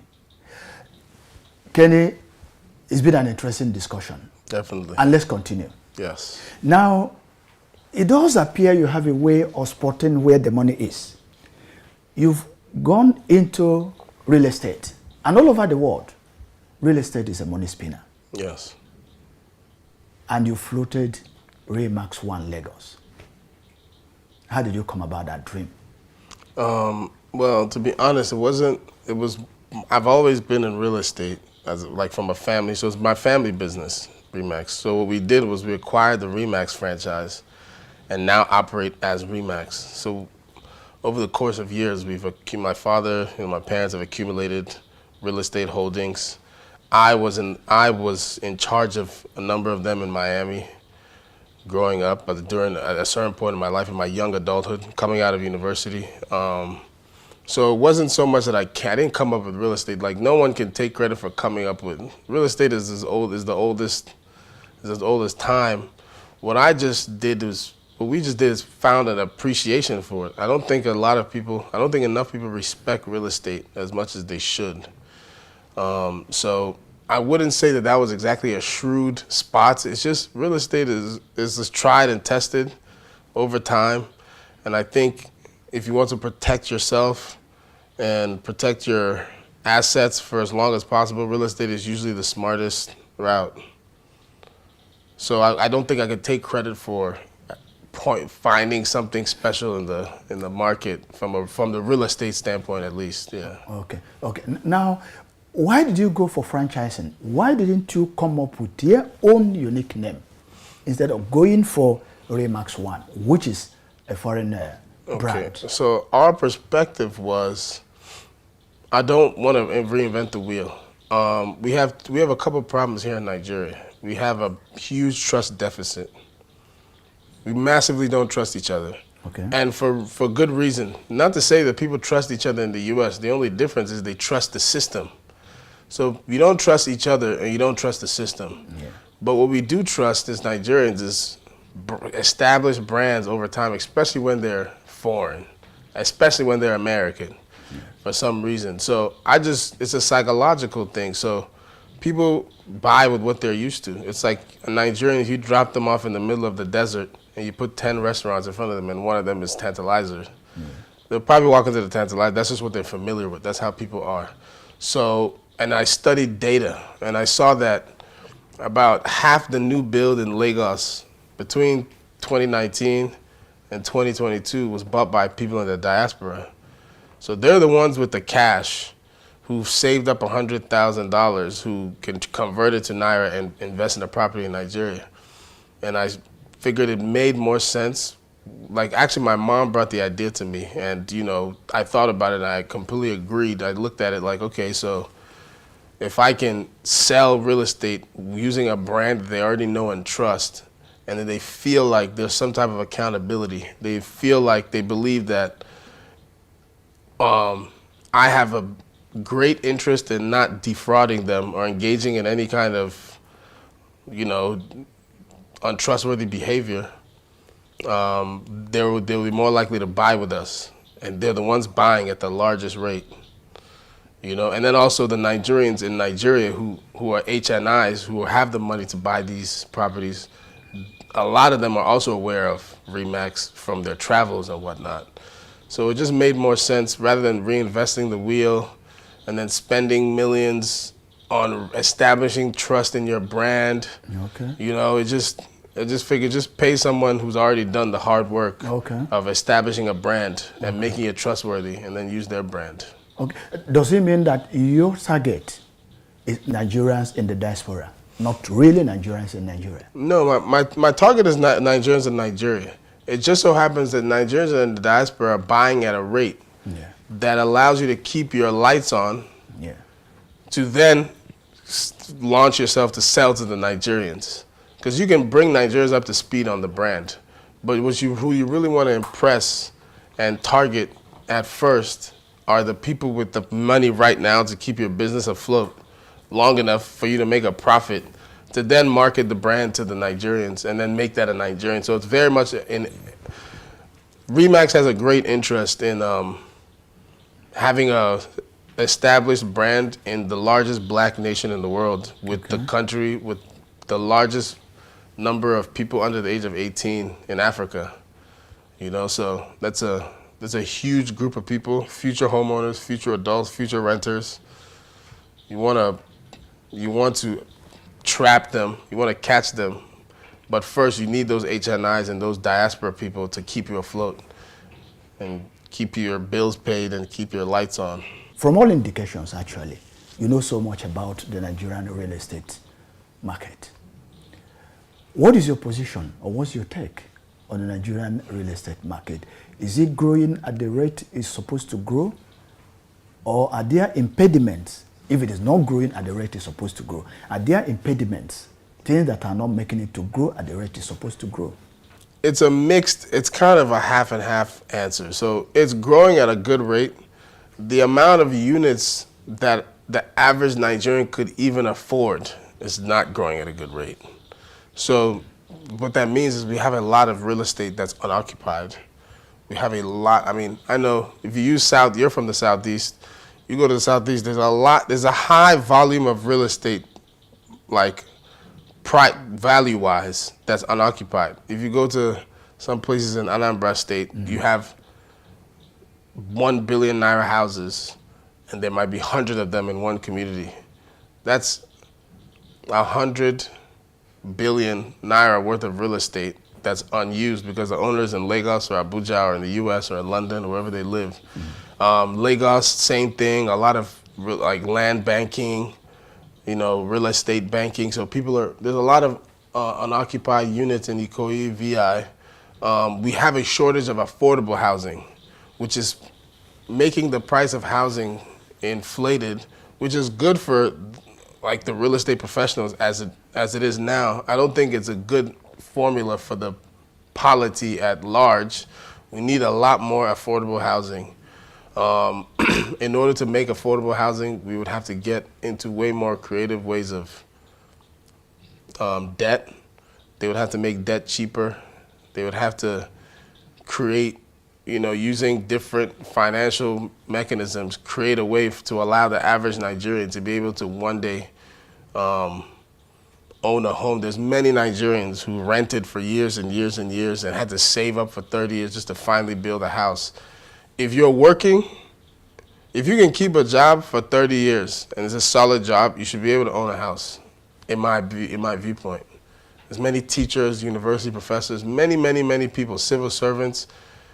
Maybe they won't have the house they want, but you should be able to own a property that's yours that you can give to your kids when you die. Yeah. And I think that's very, very doable if we're willing to be creative, like financially, private sector and public sector working together. So in Nigeria, mortgage is an issue? Mortgage is a huge issue in Nigeria. It's a very huge issue. And what do you suggest, what are the ways we can get around that? Okay, personally, I think that the bank or banks who are willing to bet on the housing market are gonna win. There's a thing called REOs. So banks have the ability to engage in the business of REOs. So basically, look, many banks in Nigeria don't want to get into the real estate business. I think that's a huge mistake. They use AMCON, but to me, I think it makes sense that if a man wants to buy a property that's 100 million, that's inevitably going to appreciate over time, why not give him a fair mortgage?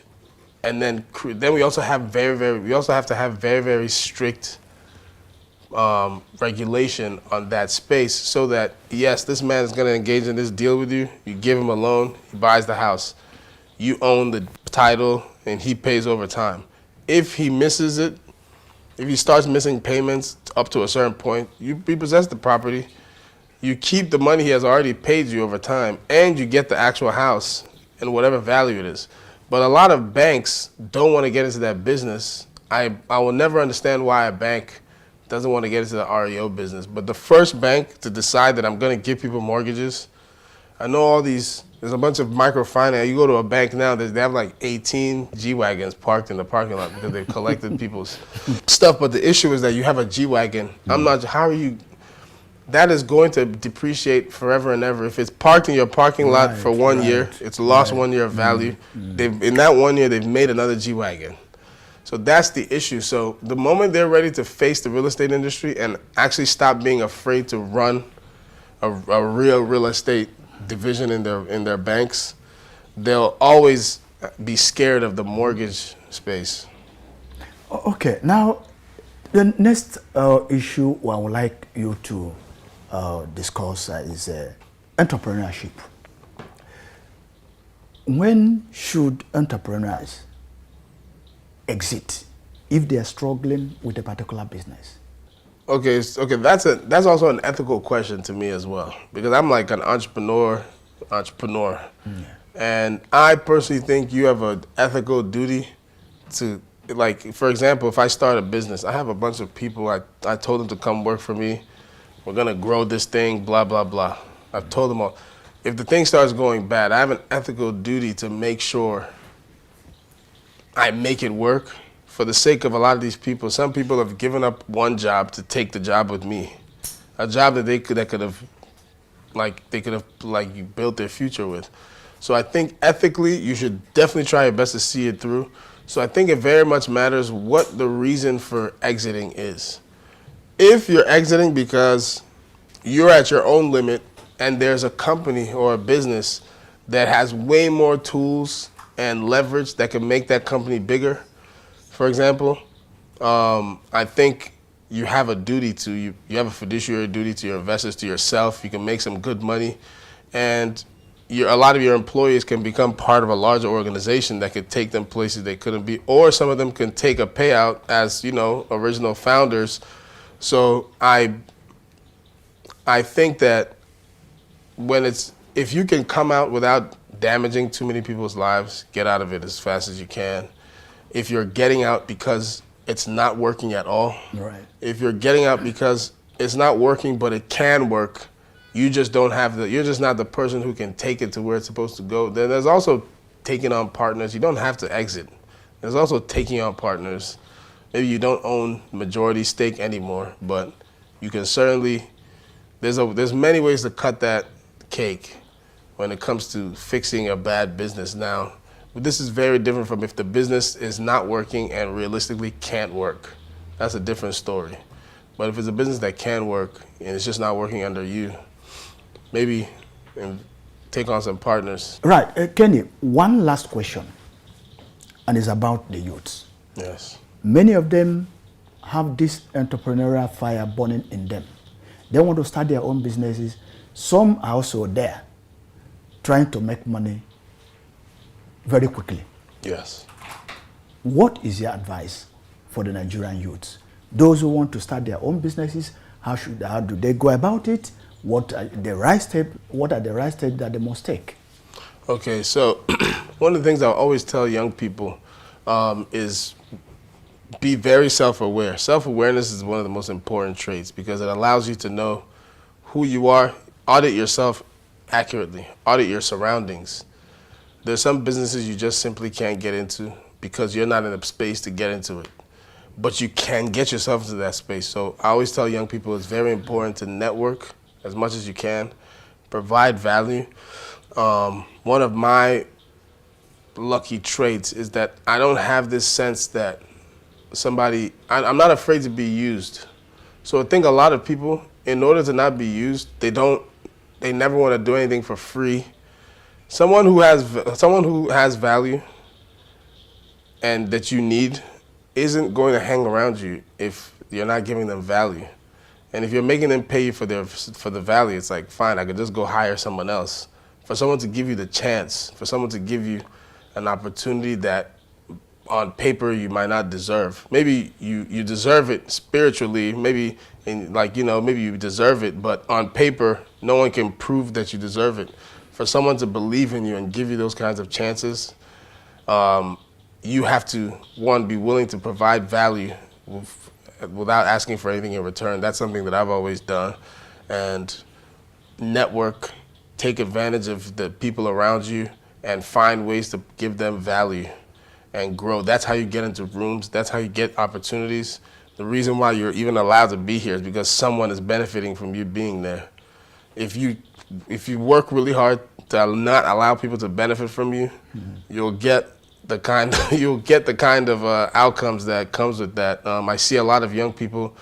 I know in Nigeria they use this one. They won't use my head, and I'm like, you probably should let them.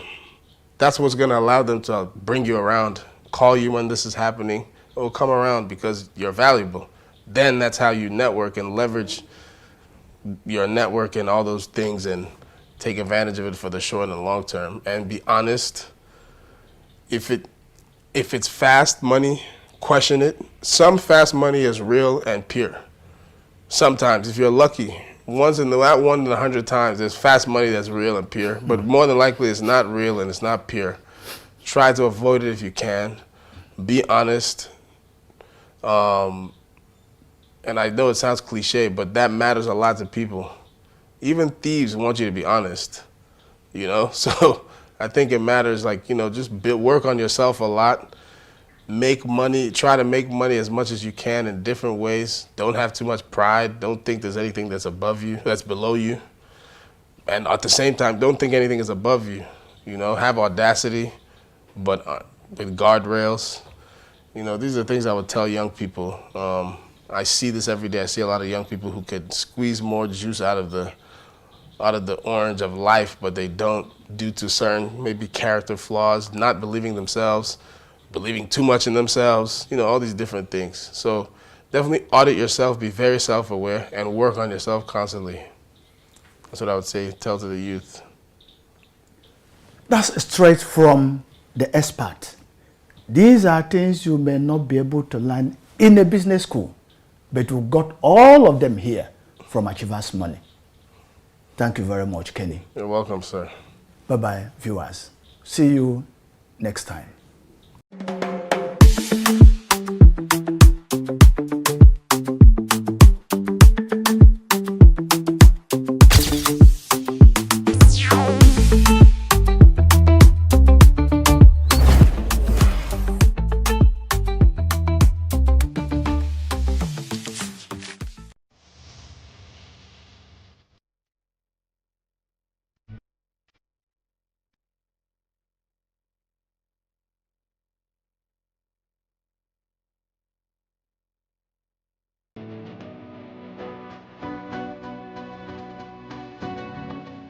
There's an old African proverb that smooth seas do not make skillful sailors.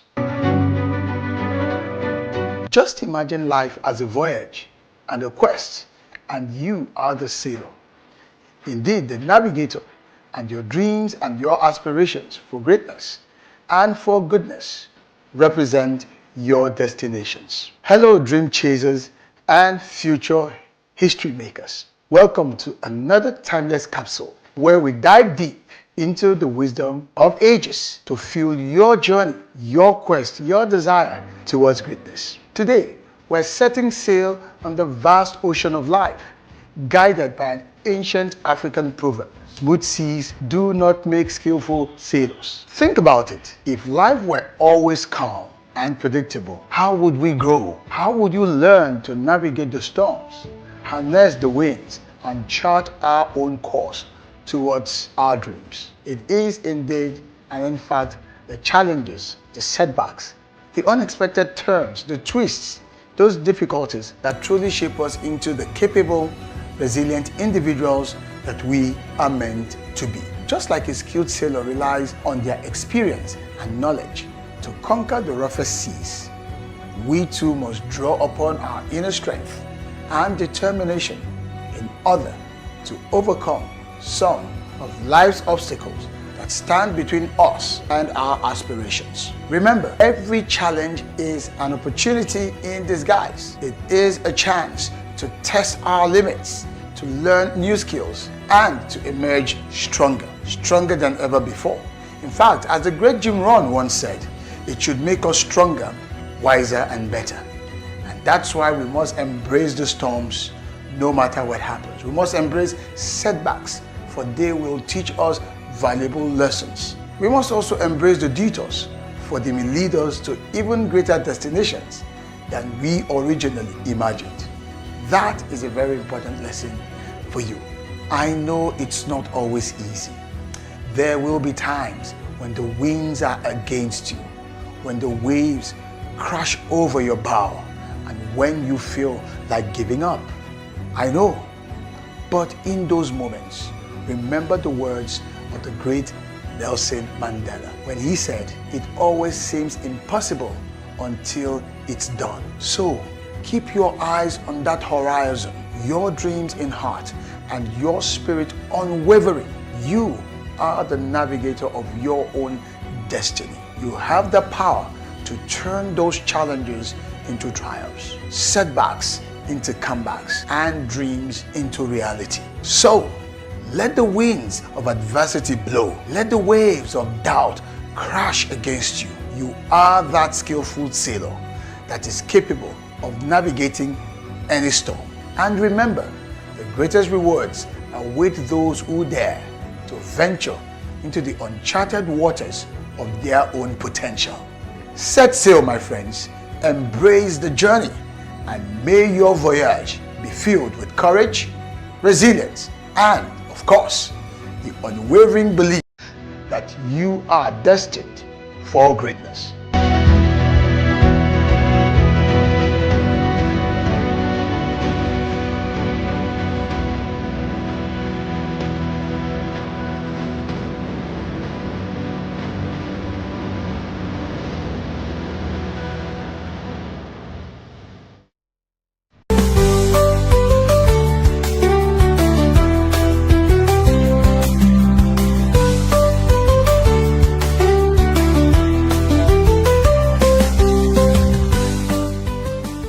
Hello and welcome to Mighty Moms, the show dedicated to the strength and determination of mothers who pursue their dreams while raising a family. I'm your host, Sarah Roberts, and you're watching the Achievement Channel, broadcasting live from the School of Eloquence Studios in Ikoyi here in Lagos. Today, we are discussing how to balance high-level operations with the demands of motherhood. Our guest is a legal expert with a master's from the University of Buckingham and a professional track record in HR and organizational coordination. She has managed firms in real estate and law and is currently the company secretary for GCW Nigeria Limited, all while being a devoted wife and a mother of 3. Please welcome the accomplished Otonjo Bobadilla. Today we will learn how to lead with efficiency and heart. Stay tuned.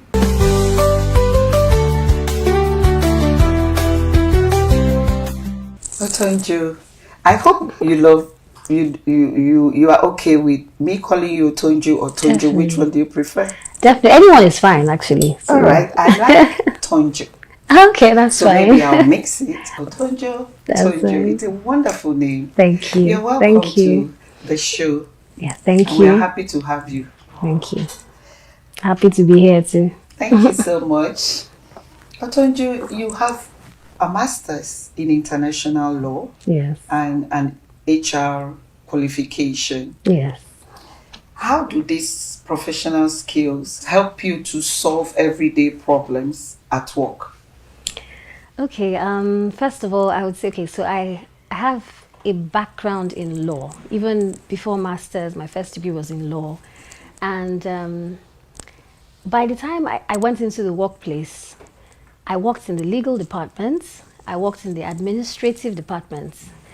And for some reason, maybe it's just I'm a woman, I don't know, but I found the administrative and HR department more interesting. It was more practical, more hands-on. Yeah, law was More like, engaging. yes, more engaging. And law is like, oh, you're just always writing or researching. So I just said, okay, you know what, I wanted to change. That's just it. I just decided to do certification to actually move into the HR sector. Seriously? Yes, yes, actually. And then I moved in there and, you know, I found out that it's almost like it's a very good marriage. The legal system, the law and HR actually work perfectly together. I would say that the two of them are integral for the progress of the company. HR deals with the management of the human resources, and then law tells you the legal implications of managing human resources, managing transactions of the company. So it kind of gave me an advantage almost immediately. I didn't see it before I got into it, but when I got into it, I found out that, okay, this actually works. I would see that the other HR staff will come and meet me and ask, okay, the law, so can we do this or can we not do this? Or even in their templates, the employment contracts that they give staff, most of the time, HR staff, they can just use a general template for their employment contracts. But as a lawyer, I would look into this contract and say, okay, this is a trap. I look at some clauses and say, no, you have to remove this from there. If not, you put your clients into a trap. So I was able to advise. I had the advantage also with risks risks that you cannot take with your employees or business. The company cannot, depending on the company you are, there are some businesses you can't go into, there are some businesses you can. So I was just able to advise on that part and also do what I wanted, be more engaging, be more practical, both with staff, both with transactions. So I think it really helps. It's a very good marriage, and it actually benefits the company in the long run. And it gave me the advantage, the market advantage too, to have the two of them. So yeah. So at a point, you must have been so indispensable. Oh yes. In 2 walls. In 2 walls, yes, yes, I would say that definitely. That's great. Otonjo. Yes. You have held top roles in tough industries like construction and real estate. What are some of the important lessons you learn about leading teams in those fields? Okay. Well, so in the different industries I've worked in, I feel like I've learned a lot. But then I'll say what stands out to me is, as the most important lesson, is working well with your team members. Definitely, that stands out, because a company or an organization is a corporate entity, and a corporate person has its own personality. That means it can be sued, you can go into transactions, you can sue, borrow. Yes, borrow, exactly.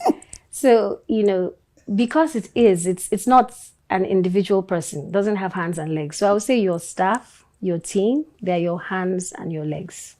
And then the delivery or the productivity of the company actually depends on the staff you have and how you work well to deliver. So first of all, I would say I've learned that you have to choose the right workforce.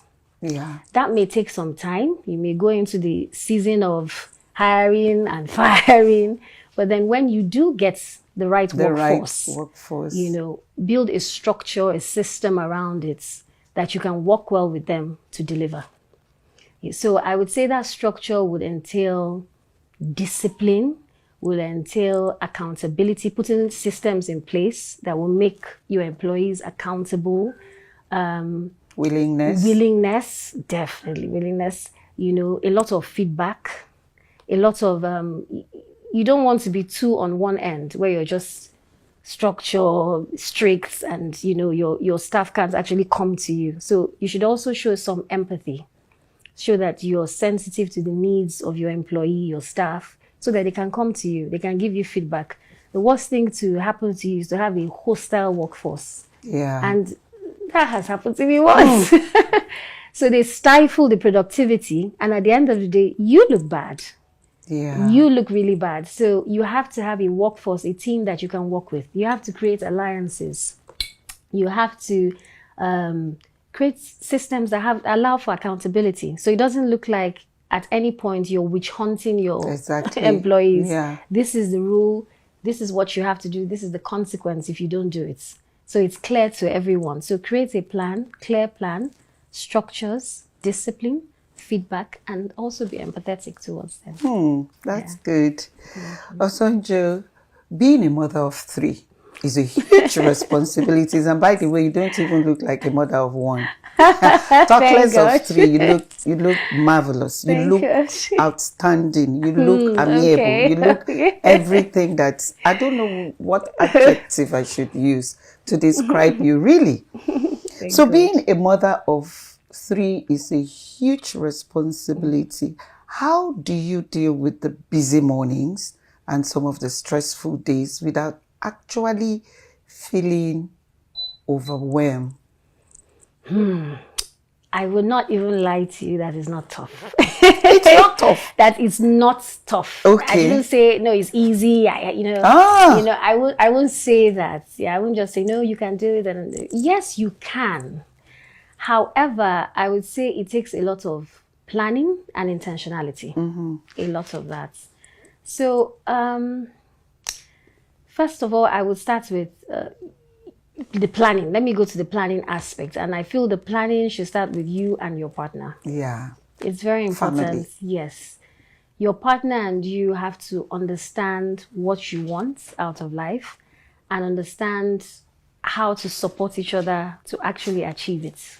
It's very important. Once you understand what you want and, you know, understand, okay, this is what I want, this is how I'm going to achieve it, this is where you come in, this is where I come in, it makes it easier. Nobody feels like, oh no, you're selfish, or you're, because that comes up, you know, when the stress comes up, you know, that may come up. So you have to understand with your partner, you have to plan.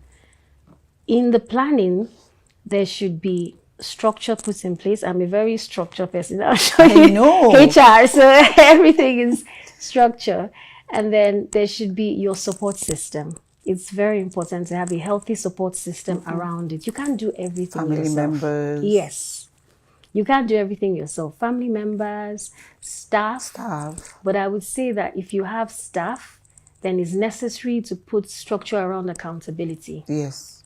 So you can, for example, have cameras in your home. Of course.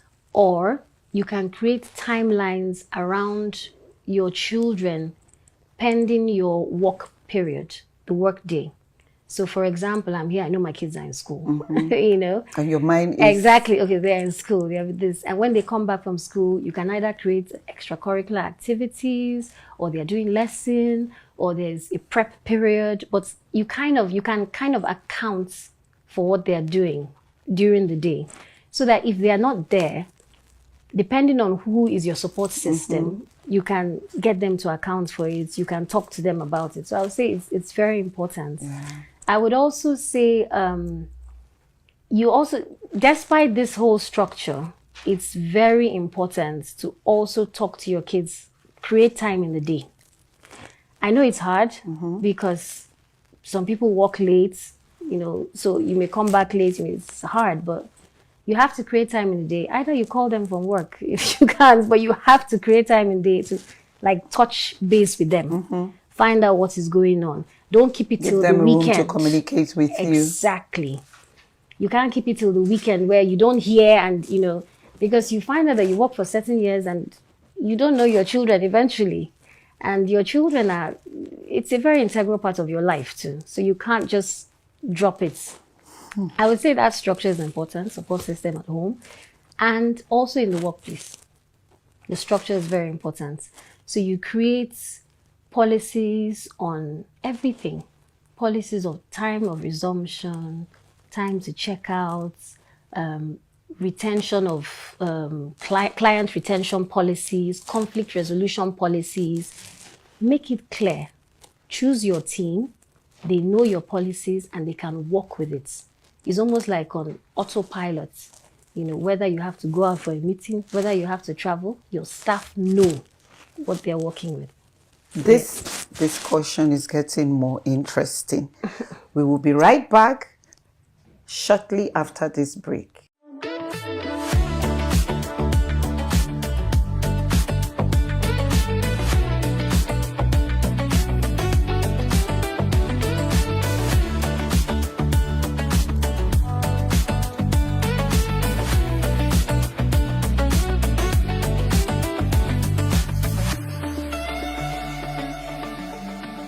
Eloquence focuses attention on the message and the audience.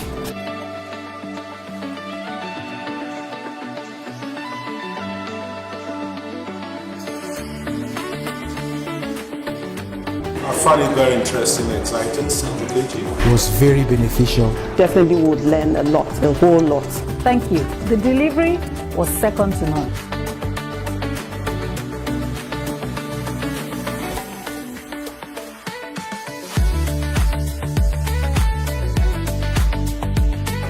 Speak with power. Speak with power. Speak with power.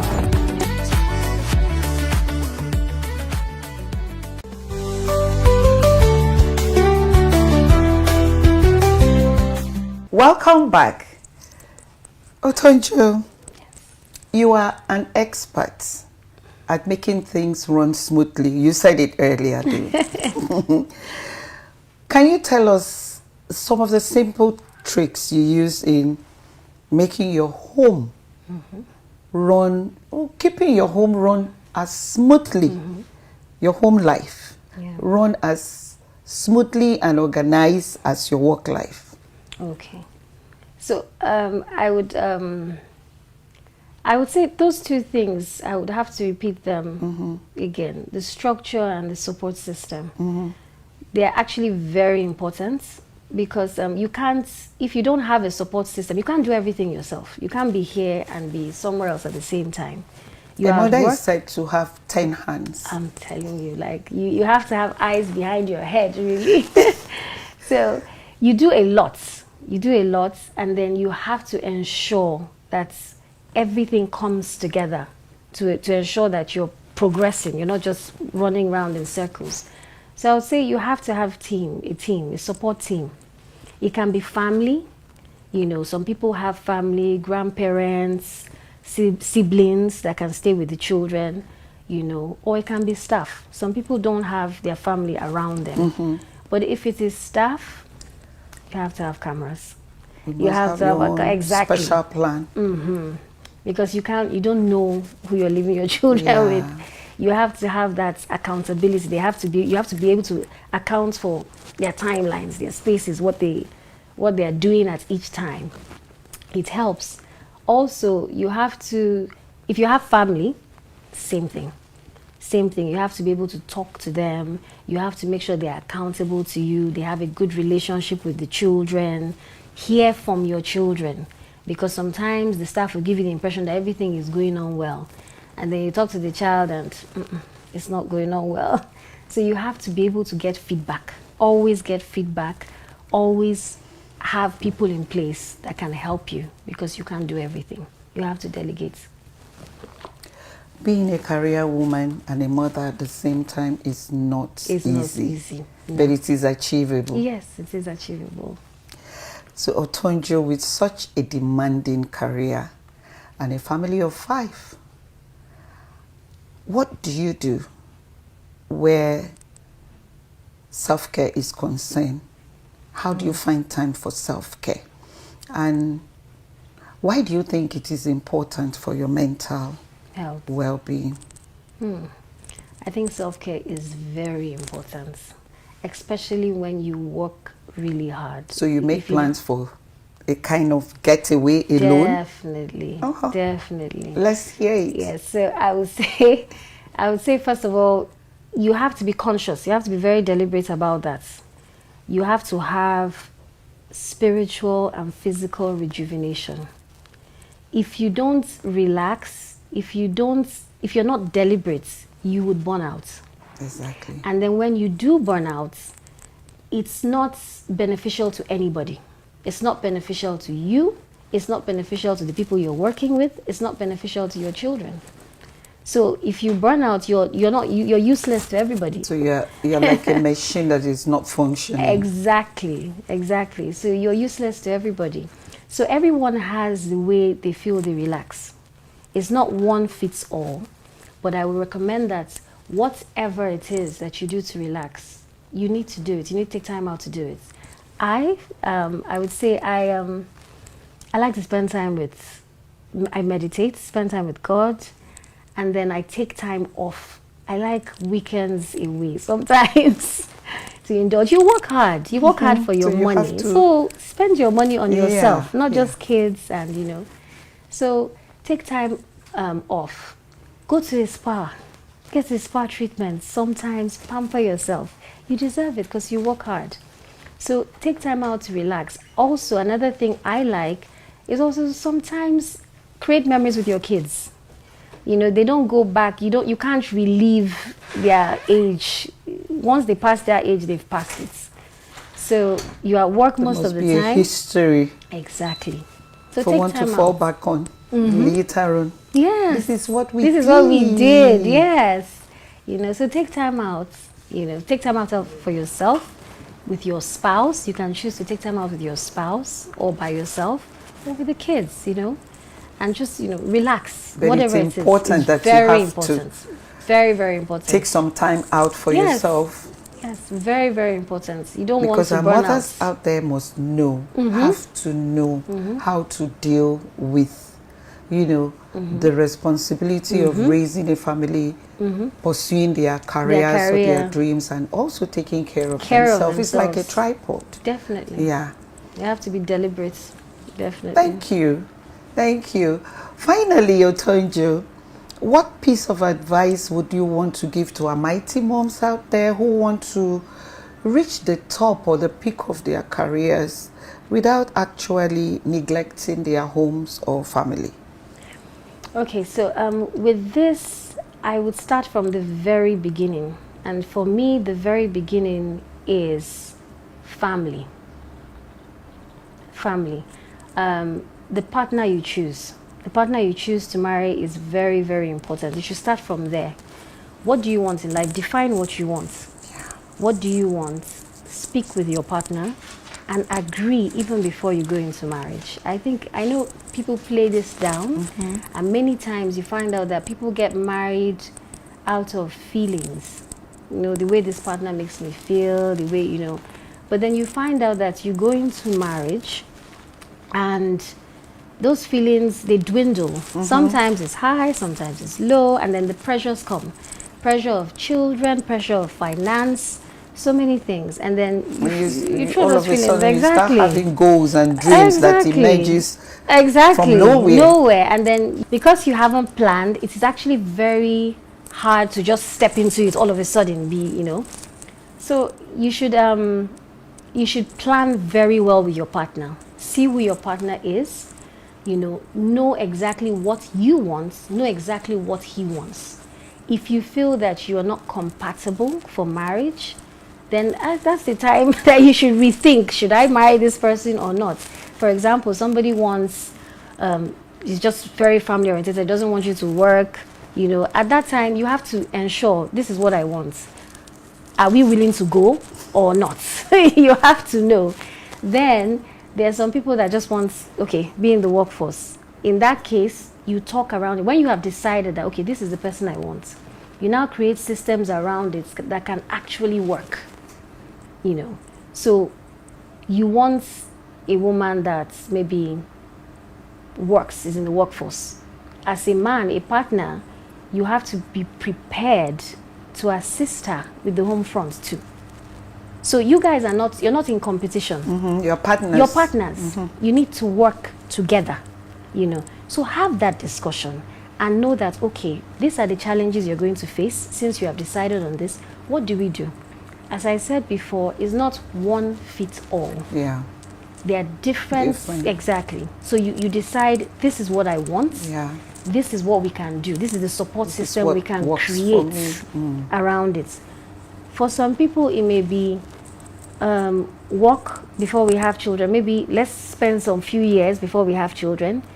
When you do have the children, take a bit of time off. At that time, we'll save or we'll invest for later on.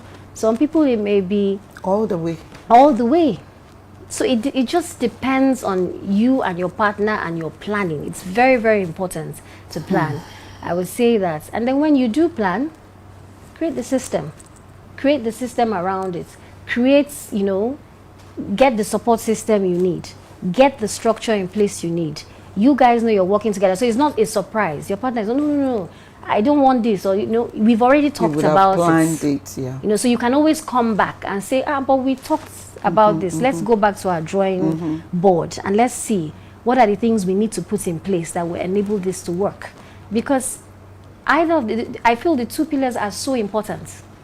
If you do not do your career well or achieve what you want to achieve, you may feel unfulfilled.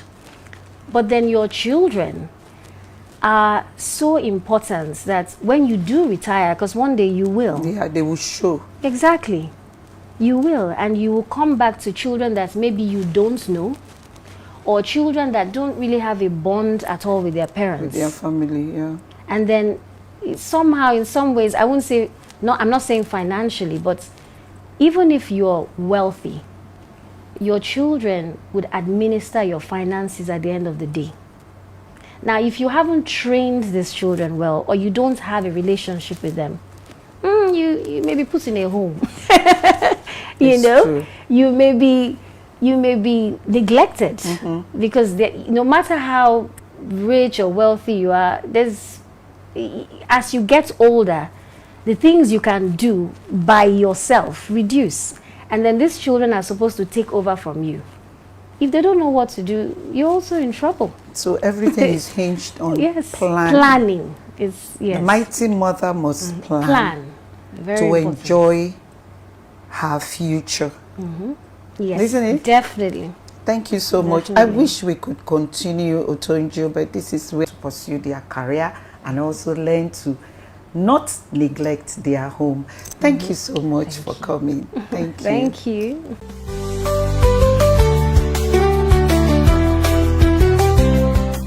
What a powerful session. A huge thank you to Otonjo Bobadilla for reminding us that being organized in business starts with a disciplined and loving heart at home. We've learned today that motherhood isn't a barrier to success. It's a source of incredible resilience. Remember to follow Achievement Channel on all social platforms and use the hashtag Mighty Moms to join the conversation. I'm Sarah Roberts and this is Mighty Moms. Until next time, keep dreaming, keep leading, and keep seeing possibilities.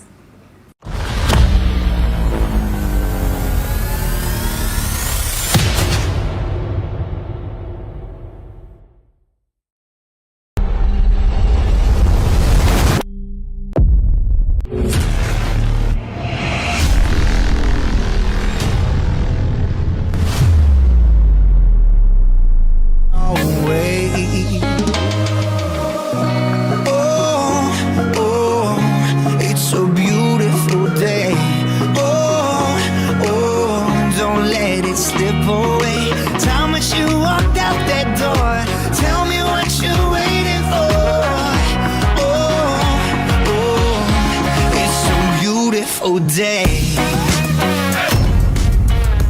It's a beautiful day. Oh yeah, I know it's gonna be days.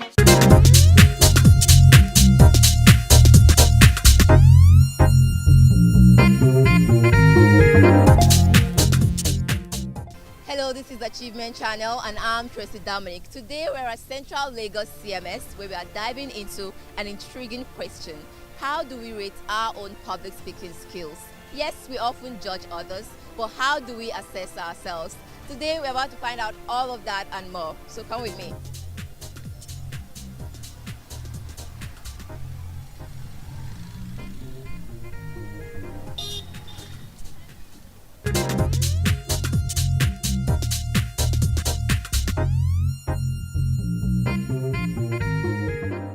On the good speaker, I rate myself number 1. So, on a scale of 1 to 10, I would say I will rate myself 5. Public speaking is not my thing. If there's a way I can pass the responsibility to someone else, I will do that. But if there's no way, yeah, I'll stand up and do the speaking. If I rate myself, I'll rate myself average, maybe 5. I won't rate myself 5. I will rate my skill of speaking, right? I'll rate 3%. 3. That's good. I'll rate my public speaking 2. So over 10. Good. I can rate my public speaking to 3. I'm not really a public speaker because I only speak outside. I think it takes time for us to develop such skills. But if I need to rate myself, maybe I'll give myself 5. Because at least I speak to my clients regarding my job. And my skill, I'll give myself 8. 8, yes. Hey, that's a good one. All right, thank you. I'll rate myself 7 over 10. I'm a good public speaker. I'll rate myself 7 over 10. I hope today's insights have inspired you to take a step back and evaluate your own speaking skills. Remember, there's always room to grow. Chris Dominic, Achievement Channel.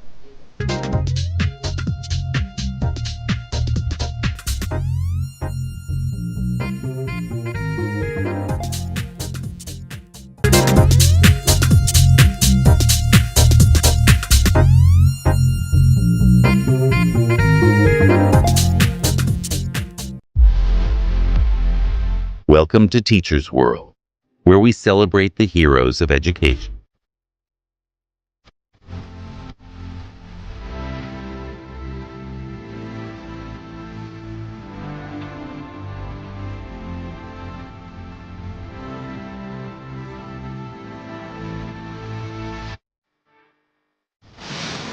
Join us on Teachers World, only on the Achievement Channel. Hello and welcome to Teachers World, the show dedicated to equipping educators with the tools to thrive and motivation to lead. I'm your host, David Obianyo, and you're watching the Achievement Channel, Nigeria's first and only 100% motivational TV station broadcasting from the School of Eloquence Studios in Ikoyi, Lagos. Today, we are exploring a powerful shift in the profession, from the classroom to catalyst, scaling your impact as an educator. Joining us is a man who truly needs no introduction in the world of education. He is a Guinness World Record holder, a global policy expert, and the author of the inspiring book, Let There Be Teachers. The Director of Strategic Partnerships at 1 Million Teachers, Oluwaseyi Anifowose.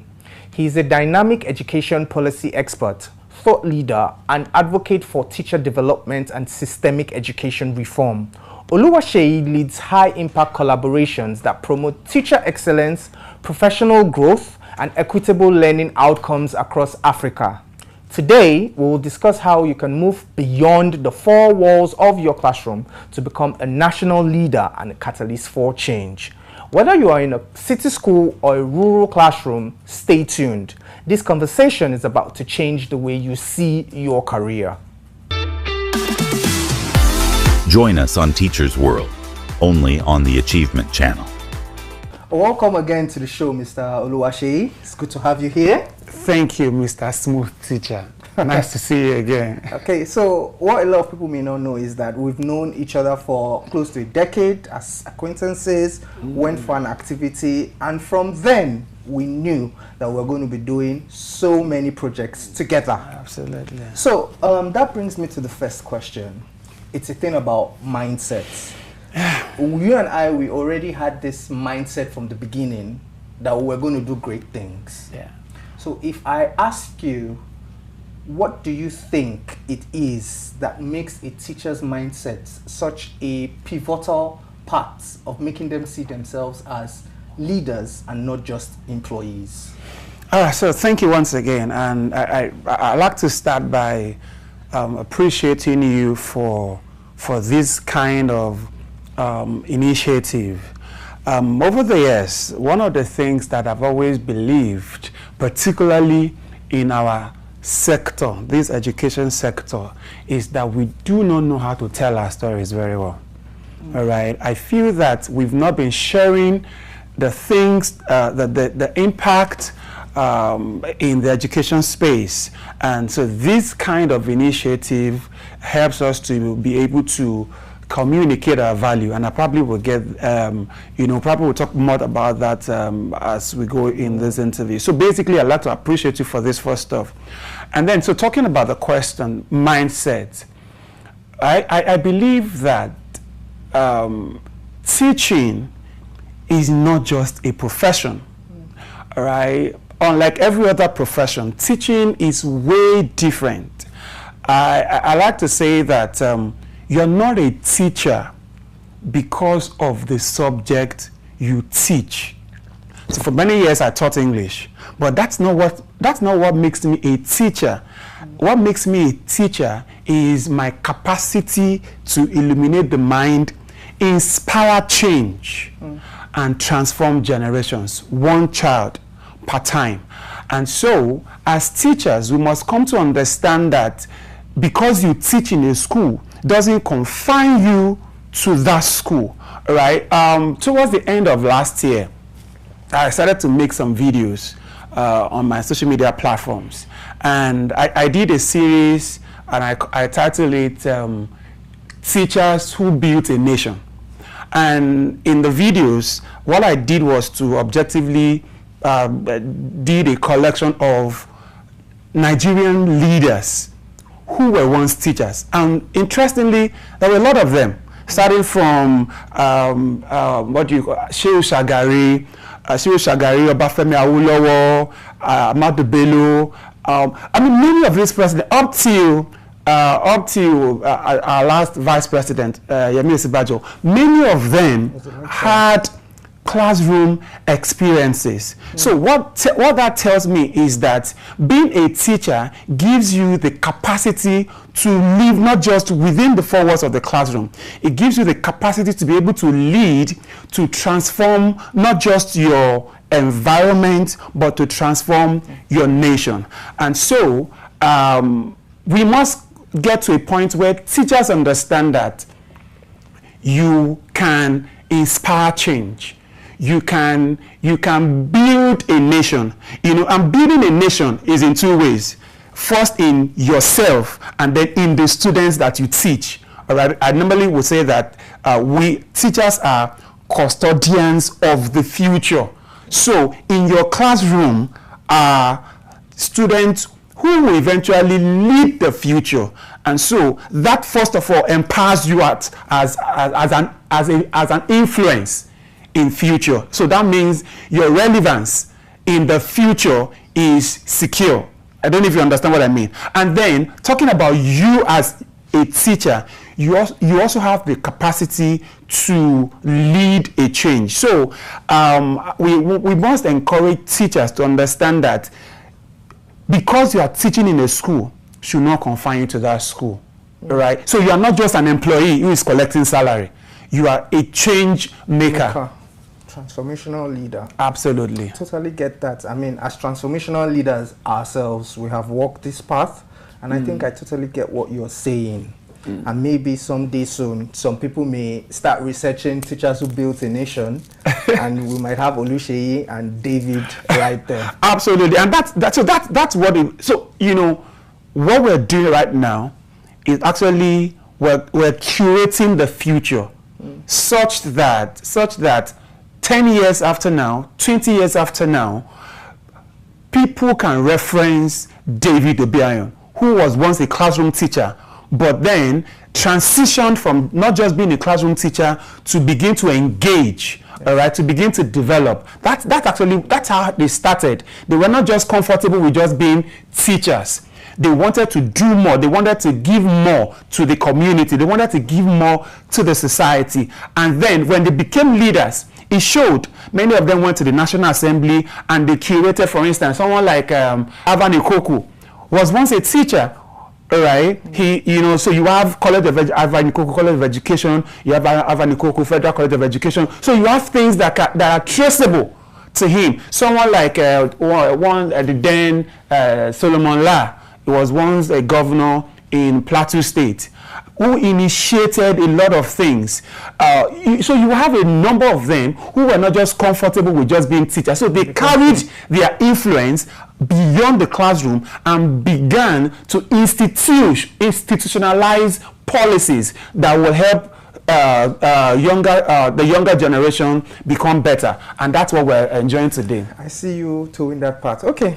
So if I were to ask you, what steps do you think a teacher in the classroom presently can take to differentiate themselves and transcend beyond the classroom? What steps? I would say communicate your value. All right. So it is one thing to have value, and so I wrote a book. Let There Be Teachers. Okay. And I postulated. So basically, I was trying to get teachers to know that there are certain things that you need to understand. So I talked about, I call it the anatomy of the teacher. So I discussed 4 things. I call it 4S. Understand self, understand student, understand subject, and understand society. All right, understand yourself. That talks about identity. So you're not and that's basically what I talked about when we started. Understanding your identity as a being. So I'm not just an English teacher. My influence goes beyond that. All right, and then And then so, but to your question, understand both your subject and your student. All right, what you teach is more, who you teach is more important than what you teach. Sure. But you know, one of the challenges we face in the teaching profession, unfortunately, is that we have a number of teachers who lack competence. All right, so you need to know your subject. All right, you need to be able to, and thankfully you are someone who I'm looking for the word now, who represents knowing your subject, who represents who has capacity in, who doesn't just show capacity in what you do. You won several awards. All right, so that stems from the fact that you value what you do and you give it your best. So as teachers in the classroom, you must give it your best. That's where it starts from. It is not when you leave the classroom that you begin to give your best. So giving your best begins from the classroom. Understand your subject. I read this thing many years ago. It's about I don't know what they call it. I think it's pheromones or something, that when you are face to face with a wild animal, all right, you know, so that there's something that comes out of your body that gives the animal the impression that you're afraid. All right, I don't know what it is called, but this, you know, we can't see it, but the animal can see it. You know, so you know, when you see the animal is afraid, you're afraid. But it is who has the more courage that, you know. And so back to the classroom, when you don't know what you're teaching, your students know. They can tell. They see it. Yeah. All right. So you must know your subject. You must have mastery over your subject. You must have competence, and then you must also know your students. All right. Understand the student. So when you have been able to do that, you now begin to communicate your value. All right. Show it to the world, right? I mean, show it to the world. Start from, you know, let the people around you see that you're doing your best. Show up, right? You know, let people. I mean, when I met you and I went through your social media platforms, I see all of the things that you have done, and that for me endeared me to you. You know, I wanted to identify myself with your success, with your excellence. All right, and so and here we are today. Okay, so it's looking like this show is revolving around me, but you are actually the guest on my show. But thank you very much for the flowers, and I would have you know that being my first guest today also shows that I have mutual respect for you. Now, you talked about 4 S's. Correct me if I'm wrong. We have the subject, student, society, and self. Yeah. So self will bring me to my next question, which I know that is something I have embodied and I personify, which is, why would you think, or why do you think it's impossible to be a catalyst for change without proper well-being? That's taking care of yourself. Self being the operational word here. Okay. I'll say this. I'll say it this way. Emotionally unstable teachers cannot produce emotionally stable students. All right. So you cannot give what you don't have. All right. You cannot pour a drink. Interestingly, we have. So you can. I can't pour a drink from this cup. All right, because it is empty. All right. So for me to pour, there must be substance in this cup before it goes out. And so, as teachers, your well-being is important because that's where everything comes out from. All right. So for you to be able to emotionally produce students that are, you know, emotionally sound, stable. All right, you must be emotionally stable yourself. True. All right, and that's why, you know, we ask teachers to pay attention to their emotional well-being, their mental well-being. Take care of yourself. All right, I know that you don't have time. You know, our schedules are usually very busy. All right, you have, you know, I say this a lot, that, you know, the work of a teacher begins and ends at home. All right, so you literally don't have the time. All right, because your work begins from home. So you have to prepare lesson notes, prepare all of those things, and then go to school, come back to mark, you understand? Yeah. And then so you still have to give time to yourself, to your family, socialize, just be happy. Totally understand that. I mean, being a student myself, being a teacher, I have experienced the effect of teachers who were overwhelmed with work and how it cascaded down to negative effects in their classroom. Okay, with that, we'll be going on a break. We have to pay bills. Thank you.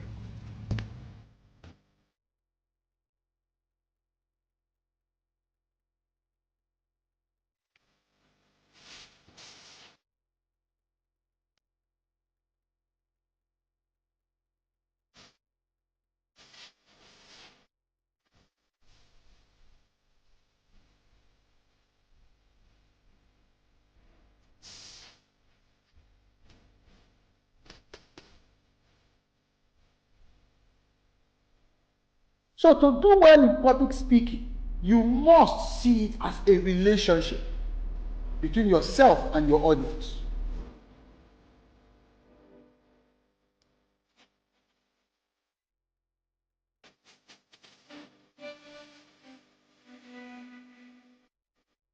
Speak with power. Speak with power. Speak with power.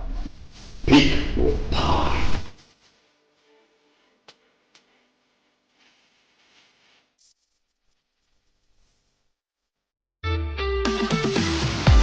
Join us on Teacher's World, only on the Achievement Channel.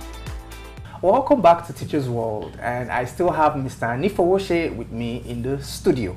Thank you. Now, for those of us who are just joining, Mr. Anifowoshe is also a Guinness World Record holder, and that's another project we worked together on.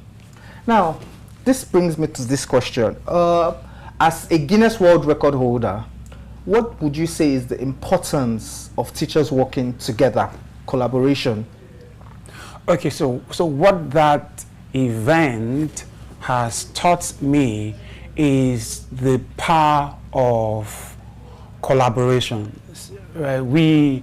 There's nothing you can do alone, right? We can't do anything alone, Success in life is dependent on not just your ability, but it also depends on the strength of other people, and we must learn how to leverage our different strengths, right? So what that event has taught me is that collectively as teachers, we have the strength, in our togetherness to transform education, to transform the teaching profession, not just in Nigeria, globally, right? See, I don't know if many of the interviews I've attended, there's something that I normally would say, and that's because it's my personal philosophy. It says, values and institutions are not given to us by God or handed to us by nature. We invented them. And if they don't suit our purposes, we have the right to change them, right? So the things that we see in the teaching profession, they are the things that were engineered by some people. And so as teachers who believe, who have different ideologies about how things should be, we must begin to re-engineer the teaching profession. And we cannot do it alone. I cannot do it alone. Apologies, I always reference you. You were part of the Guinness World Record. So the record, the conference was a global platform, all right, for us to begin to advocate better teaching standards, advocate better welfare for teachers, advocate policy reform for teachers. That's not what one person can do. That's not what only Oluwaseyi can do. That's what all of us can do together. So lessons from that event is that together we can begin to make things happen. True. You couldn't have said it better. Yeah. Okay, so your organization works on raising a new generation of teachers and educators. I would have to ask you this. What do you think the ideal classroom looks like in the next 5 years or in the next decade? Okay, I read the book by Robert Starrett, Refocusing School Leadership, and he defined education in a particular way. And from that day, I began to adopt that definition. And it says, education as an end is to develop intelligent human beings who know how the world works and are prepared to participate as healers of its ills and stakeholders of its development. All right, and teachers are critical to that. All right, so my ideal classroom is a classroom where we have teachers who know how the world works, teachers who are not bound by curriculum, students who are not bound by curriculum, students who are not bound to conform, but who are allowed to express their creativity, right? So, because the curriculum is just a document, all right? What makes change happen is not just the curriculum, it is life that happens in the classroom. So my ideal classroom is where education helps us to solve the need of our community, because education is need-based, all right? So we look at the issues in our environment and design a curriculum that can solve the problem, all right? So that way we're not following a rigid curriculum. We're looking at things that can help us become better. Fantastic. I could actually relate to what you were talking about, because I remember that kind of question was once posed at me at one of my interviews for one of the awards I won, and I said something along the lines of, I want a classroom where children don't only learn about the world, but where they learn with the world. And one of the interviewers told me that that was something I was already doing in my classroom while I was connecting them to other continents from the classroom. So I can see, they say great minds think alike. All right, so lots of people are watching this now and are feeling like they are inspired and they can aspire to what it is you have accomplished in your very distinguished career. What would you say to those who feel like their contribution isn't being appreciated at work as educators? All right, I would say keep showing up, all right? I would say continue to communicate your value, continue to do what you do, all right? It's a matter of time, all right? You will be appreciated, you will be seen, you will be visible, all right? So, you see, I have this analogy. If a drop of water keeps dropping on a rock, after a while, it makes a hole on that rock.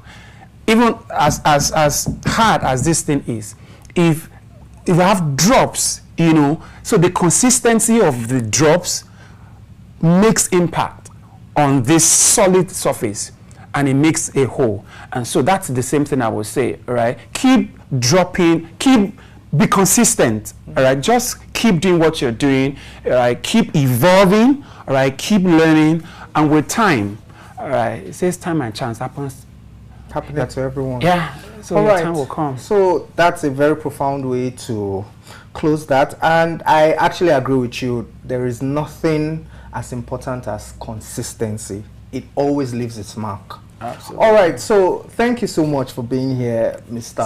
Oluwaseyi. It's been a great pleasure.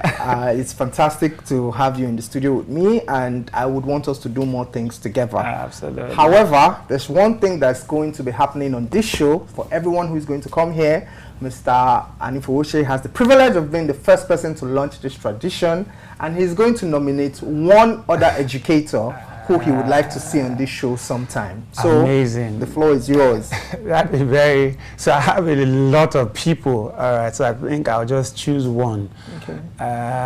So this is not about, I mean, okay, I think I'll nominate Shola Adiola.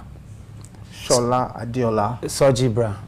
Okay, do you want to say her handle? Yeah, I think she's Sojibra on social media platforms, all right. Okay. Shola, you've heard it here. I assume that you're going to be sitting on this seat very soon on Teachers World. So there we have it. It's been a fantastic show, and it's been a pleasure. Thank you so much. It's been a great pleasure to be here as well. My name is Mrs. Ifoma Okolo. I've been a teacher for over 25 years. This is Achievement Channel, and I'm watching Teachers World. Hi, my name is Mrs. Osage Cynthia. I've been teaching for the past 14 years. This is Achievement Channel, and you're watching Teachers World. Join us on Teachers World, only on the Achievement Channel. What an empowering conversation. A massive thank you to Oluwase and Nifowose for reminding us that a teacher's impact should never be limited by a classroom door. We have learned today that being a catalyst starts with a simple choice. The choice to see yourself as a leader who shapes generations. Remember, when you pour into your own growth and dignity, you aren't just teaching a lesson, you are transforming the future of Africa, one child at a time. Remember to follow at Achievement Channel on Instagram, Facebook, X and YouTube for empowering conversations and updates. Use the hashtag #WeSeePossibilities and share your thoughts. I'm David Obianyo and this is Teachers World on Achievement Channel. Thank you for watching. Join us next time on Teachers World as we continue to provide the solutions and motivation you need to shape a brighter future. Remember, keep seeing possibilities and don't forget that regular is boring.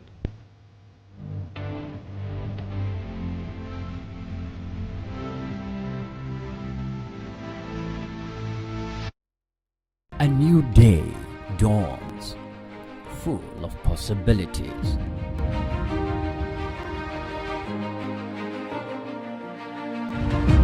Take the first step towards your dreams. Empower your mind with positive thoughts. Achieve more. Make a difference in someone's life today. Impossibility is nothing.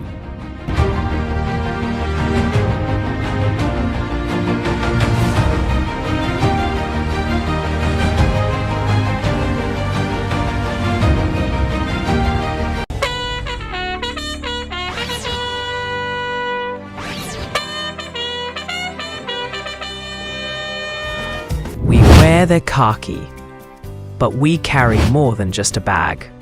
We carry dreams, grit,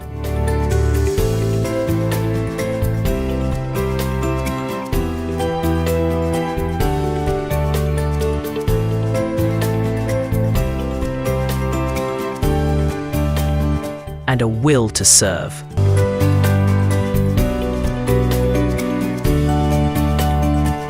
This is Corpuscan, rising to serve, rising to lead. Hello and welcome to Corpuscan, the show that inspires and empowers young Nigerians to make the most of their NYSC journey and beyond. I'm your host Priscilla and you are watching us on the Achievement Channel, Nigeria's first and only 100% motivational television station, broadcasting from the School of Eloquence studios in Ikoyi, Lagos. Today's topic is one we all feel: soft life, hard work, finding balance in the hustle. Everybody wants the soft life, but what does it really mean? Comfort, peace, or just vibes? In a world where hustle never sleeps, how do you keep your grind going without burning out or losing your joy? Joining me today are two amazing guests who are finding that balance every day. Adeyola Nafisat Fumilayo is a passionate young woman serving at the School of Eloquence. She believes communication is power and continues to inspire others to use their voice with confidence and purpose. And Imafidon Abigail is a creative communicator and storyteller with a degree in mass communication from Redeemers University. She's passionate about using media and fame to inspire and educate, proof that creativity and hard work can truly coexist. Together, we'll explore what it means to chase success and still live softly without losing yourself in the process. Stay tuned. This is going to be a fun and inspiring conversation. This is Corpuscan, rising to serve, rising to lead. Welcome, Abigail and Nafisa. Thank you for having us. Thank you for having me too. Everybody wants the soft life, But what does soft life really mean to you? Is it money, peace, or just vibes? Well, thank you for that question. For me, I think soft life goes beyond money. Of course, everybody wants money. I want money. Yeah. That's why you have to work hard. To me, soft life is finding balance and peace of mind. So even when we are working hard, you are meant to rest. Mm-hmm. So if you are working so hard and you cannot rest, there's nothing soft life thing about that. True. So if you have that money and you are rich and you cannot even have the leverage of taking few hours break, to me that's not even soft life. It's as if you are just punishing yourself, because how can you be working for probably a very long time and you cannot even take few days off? So soft life goes beyond just money. It's about finding balance between making money and taking a break. That's what soft life means to me. When you are working hard, you have to at least take it, like take a deep breath and pause. So soft life is that for me. Money is actually very important. Yeah. There's no soft life without money. But at least you should be able to find balance between making money and taking a break. So without doing all the hard work and everything, you should be able to take a break. You should be able to pause. So to me, that's soft life. My definition of soft life is finding balance and having peace of mind. So when you are doing that hard labor, you should be able to take a break when necessary. Okay, thank you so much. Abigail, what do you think? So to me, soft life, as she said, it's just like finding balance between your comfort and then your productivity. That's like, as you are working, also like find time to like take breaks in between. Yeah. Just go outside, touch grass, ensure that you're having peace of mind. Yeah. And to me, soft life to me is also being able to afford the little things that I want. It's not like it's not about having the whole money in the whole world, but like being able to afford some little things. I think that's what soft life means to me. Yeah, okay. That's great. Moving on, I have another question. These days, it feels like if you are not hustling, you are slacking. How do you keep your grind going without burning out or losing your joy? That's a very deep one. Yeah. Because to be very honest, the society we find ourselves, when you see other people hustling, and you at least, even when you are hustling, and you are not like meeting up to what like other people are doing in terms of hustling, you see yourself as, at times you ask yourself, are you sure I'm doing the right thing? Hope I'm not a failure. There are questions that you keep asking yourself. But the truth about hustling is that you should not compare what, for example, if you have a friend and you guys also together, start hustling together, and boom, the person just like rise and everything like that. I think everybody's journey is different from each other. So comparing journeys will only just drain you and make you feel very bad. And to start giving you a lot of thinking to do. At times you overthink. When you're hustling, you have to take a step back, as in relax. Look at where you start from and where you are presently. There's some things that I'm very sure that when you go down the memory lane, you're able to see that you actually tried your very best. You're not slacking. But in society we find ourselves today, there's no way you will not find yourself comparing yourself to other people that is hustling. So not hustling does not necessarily means you are slacking off. But the society we have today make people believe that if they are not really hustling, that's in the sense that to be able to afford the little things of life, you have to hustle. Yes. You have to come out of that your peace, your comfort zone. You have to do that. So you have, even if it's little, you just have to have something you just have to be up and running. You have to have something that you're actually doing. Okay, for example, I said something about 9 to 5. So there are some people that their only source of income is 9 to 5. We have some people that they have other sources of income apart from 9 to 5. So at times, as a 9 to 5 person, if you see someone that has an entrepreneurship business apart from 9 to 5, you cannot compare the income the income of that person to you that the only source of income is 9 to 5. And at times when you, for example, let's say okay, the person just randomly said something about starting entrepreneurship or probably having a business. You were there when the person like just said the idea, and you were there when the person just started the business.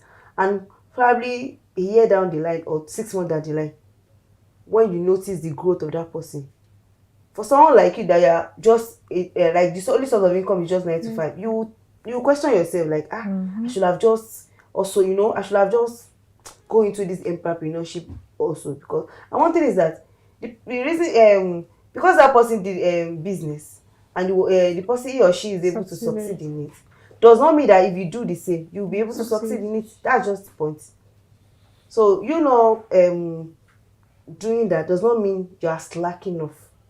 And I think also hustling, and put it that way, means different things to different people. So that's it. Okay, thank you so much. Abigail, what do you think? I think I will go with the word finding balance again. In as much as the country we find ourselves, you have to like hustle hard to like buy the basic things. Yeah. I feel like as much as you are working, I think you also find time to rest and all. I also like find time to like do little things for myself. Be it like things that I enjoy. Like for me now, I really enjoy reading, like watching movies. So if I've worked hard for the day, even it's just reading a chapter or watching an episode, I try, because that's like, it helps me like settle down after that long day stress. Because if you are thinking about it, if you just keep thinking about surviving, I promise you are going to crash out so bad. So instead of overthinking, overworking yourself, also like find time to like balance. Create balance, like do things that you like. And she also mentioned the point that if you also like see others like maybe your age mates like doing better than you, I won't like that thoughts will always come up. But it's just you just have to like find a way to not like those thoughts like override your sense of this thing. And yes, exactly. So that's just Thank you so much. Yeah. We've listened to some insights from Abigail and Nafisat on how they find their own work-life balance, and we'll come back after this short break.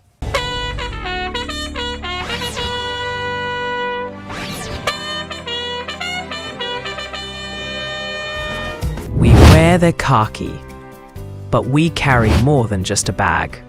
We carry dreams, grit,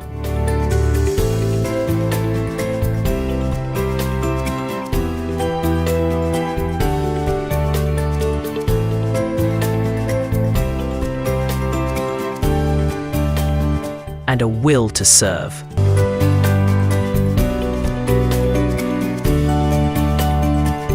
This is Corpuscan, rising to serve, rising to lead. Welcome to the Corpuscan program, where we have Nafisat and Abigail share their insights on how you balance your work life and your free time. Nafisat here told us about not having peer pressure while you are working and how you balance the 9 to 5 and also your free time, and also talked about entrepreneurship. And Abigail also gave more insights on the questions. So moving on, do you ever feel bad for resting? Like taking a nap or chilling makes you unproductive? How do you handle that guilt? Honestly, I won't lie. Like, yes, most time when I'm supposed to like be working, I know like maybe I have a task to do, and let's say I'm tired, but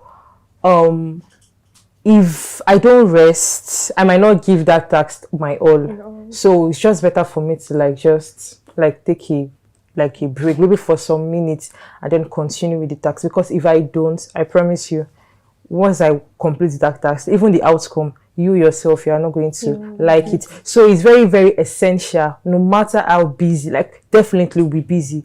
No matter how busy we are, it's very essential we take breaks, because if you don't take breaks, you're going to crash out so bad.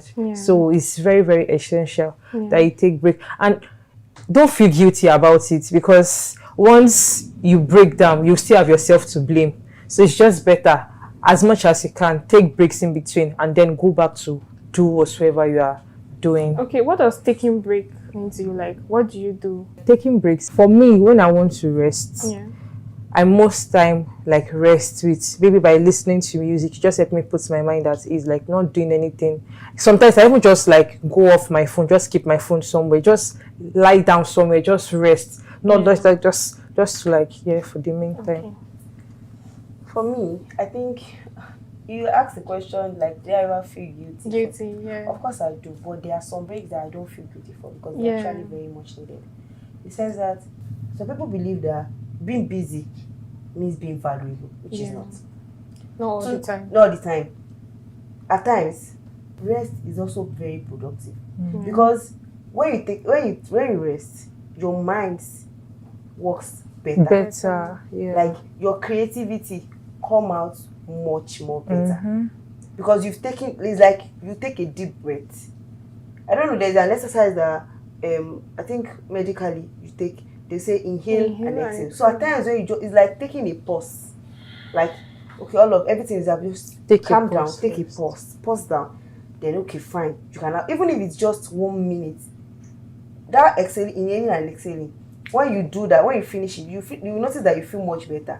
So rest is also productive because after rest, the work you do after that rest, you cannot compare it to the one you did before the rest. But a lot of people has made us believe that the only valuable time is when being busy means being valuable, which is not. But to me, when you rest, you are much more productive after than even our body. Our body needs rest. Our body tells us when we need rest, but most of us are stubborn. Like I think I'm part of them. You know, like maybe I've been working since morning. And probably I'm just about to finish whatever it is, like rounding up whatever it is. But at that time, I know that I meant to take a break. But I was like, this thing is almost done. Let me just finish it and rest. I do that a lot. Yeah. And at times, the body, even when the body say no, you just have to. But at times, the body will say no, I'm not doing anything. At this point, the body will just break down. That's where the problem begins. So all these illness and everything start from all these small signs. I think rest is very important. Taking a 30 seconds or 30 minutes nap goes a very long way. A lot of us do not even sleep up to 8 hours. Normal 8 hours you're meant to sleep. Because you get home very late in the night. And you are up early the following day. And that pattern rotates each other every day. So at times when I take a break, I don't feel guilty. At times I was like, see, there's nothing that I want to do. I'm not doing anything again. At this point, I'm resting. So I think there's some break, but you know, some people rest. Take too much rest and at times it leads to being lazy. You see it as laziness. So they just take that break or rest, just use it to like as a shield for being lazy, which is not meant to be. But some parts, everybody needs rest. No matter how hardworking you are, you have to take a break. So that's it. Yeah, I also wanted to chip in. But she already said like the ultimate rest should like be at night when you are back from work. Like sometimes the Lagos that we are in now, you might be like encounter traffic at time. You're not able to like meet up with your 8 hours of sleep. But I wanted to see that 8 hours of sleep is like also really, really essential. That's what I wanted to like say. Okay, thank you so much, Anke. Also, if you had one soft life tip to give to other couples, something simple that makes you happy and sane, what would it be? For couples, it's just the simple sense. I'll say, live your life. Protect your peace.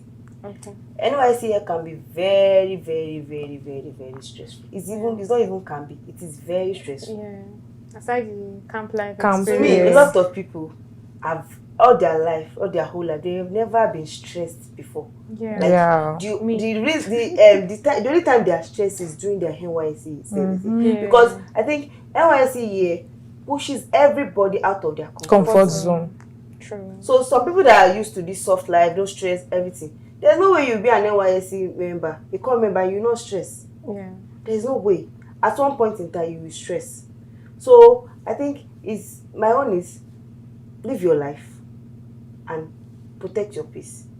So there are some things that you like. I would say, transform your challenges into opportunities. I used to say that.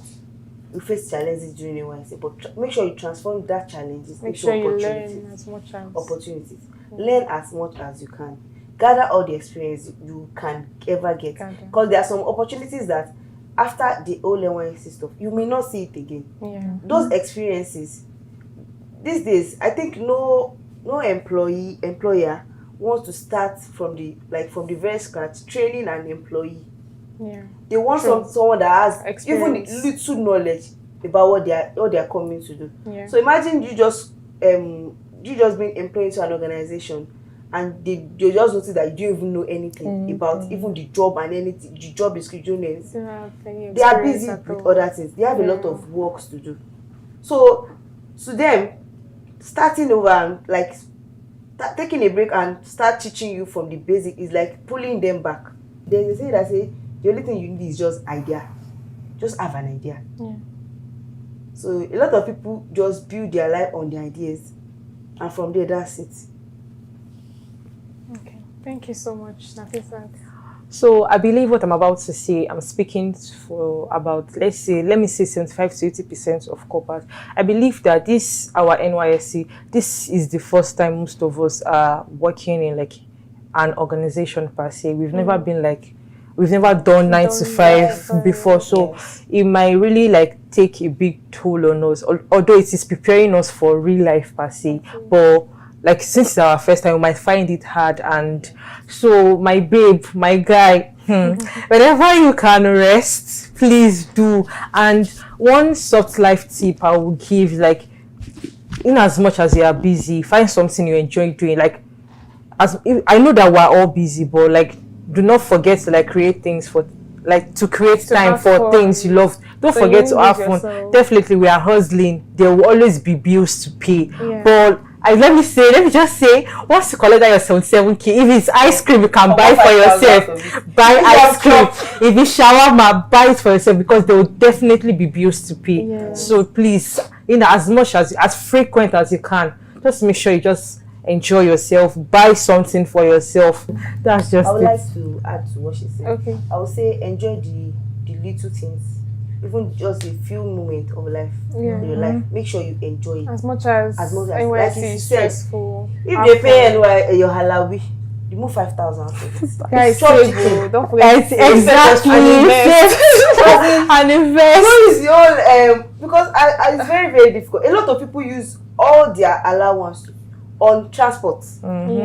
Like there's practically nothing left, and that pattern will start from the first month of their service until they finish. Imagine finishing the whole 1 year, and you cannot even say, okay, fine. When you are now, you cannot create memories. You cannot gather anything. You cannot even say, this is something I did for myself during my NYSC. It's that bad. So as much as you are catering, because you are working for someone. You are not a full-time employee of that organization. So it's like you are substituting in an organization. In as much as you are doing that, you are helping someone, you are working for, so you are catering for someone's job. Also cater for yourself. Cater for yourself. Take care of yourself. Even if it is just little things, it's very, very important. It matters. Yes. Today's program is all about not just the camp experience, but also living outside camp, like having fun, getting more experiences. Also, it's not just having fun. You can also like register for online courses during your CDS, meet people, socialize. Network. You never know what happens after NYSC year. Also, as much as you have fun, please don't forget to save and invest. I mean, life after NYSC is not easy. You have to start hustling for jobs and all of that. This is Corporscan, rising to serve, rising to lead. What a refreshing conversation. Today we've learned that soft life isn't about escaping work. It's about working smart, protecting your peace, and enjoying the journey. A big thank you to my guests, Nafisat Adeola and Imafidon Abigail, for reminding us that balance is the real flex. And to you watching, remember your hustle should build a life you actually love. Follow us on all social media platforms at Achievement Channel NG, and keep the conversation going with the hashtag Corpers Can. Until next time, I'm Priscilla, reminding you you deserve the soft life, but make sure your hard work makes it last. See you on the next episode of Corpers Can. This is Corpers Can, rising to serve, rising to lead.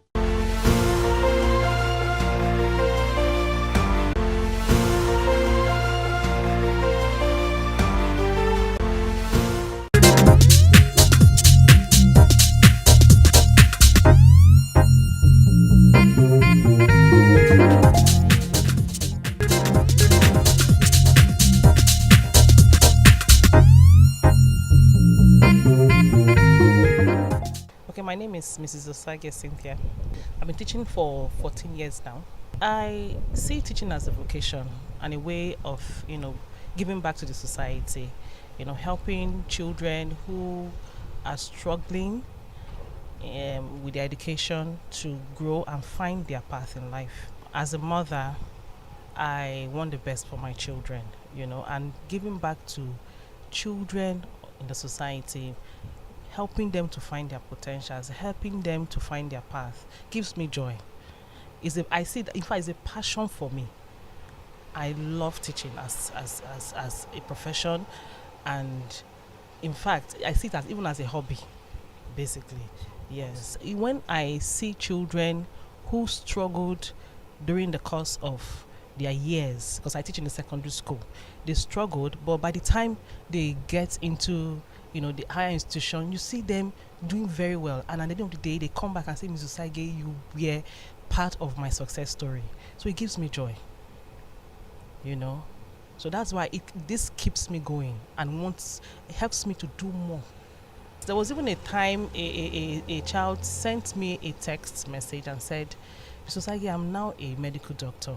I never thought in my years, because I teach biology, I never thought that in my years I could become a medical doctor because I struggled. But you kept me going, you helped me, you told me, don't give up, you can do this. And that inspired me to become a medical doctor, And today she's a medical doctor and doing very well in the medical field. I would rather say I'm born to teach because I derive pleasure seeing me instill value into people and seeing them carrying out, passing it to the next generation. It's most appealing to me as a teacher. And what you really make out of people, that's what really stands for me, and it has been a key point to me that it's not about the finances. Like we know in our countries today, they don't really value the teacher, they look down on the teacher. But you being a person that you don't look down on yourself, you want to put in and create an avenue for people to explore in their giving God's talents. I don't see the need why many people should not venture into that profession. It's a cool profession, and it's not basically within the four walls of the classroom. You can go all the way. As I'm talking to you, I'm teaching you, and I learn from you. It's a give and take situation. So it's not just a one-way thing. We are far beyond the traditional system of teaching. And now even within the comfort of your home, you can be educated. You can receive education. Be it online teaching or offline teaching, education is just the key. But the core value is to instill in you the value which you need to carry on to the next generation. My name is Mrs. Ifoma Okolo from Anambra State. Over 25 years. At the beginning, like young lady, when I finished secondary school, my mind is not going to teaching. My mind was that, go to all those kind of courses, architecturing, pharmacy, and the rest. So I decided to say, okay, let me go for architecturing. But then, fortunately, my dad is, he's late now, learned, and then he had a friend in one of the college of education in Delta State. He said, instead of you to be waiting to take JAMB, because it's not like now that before you even do the WAEC, they are taking JAMB. So we now take WAEC before JAMB.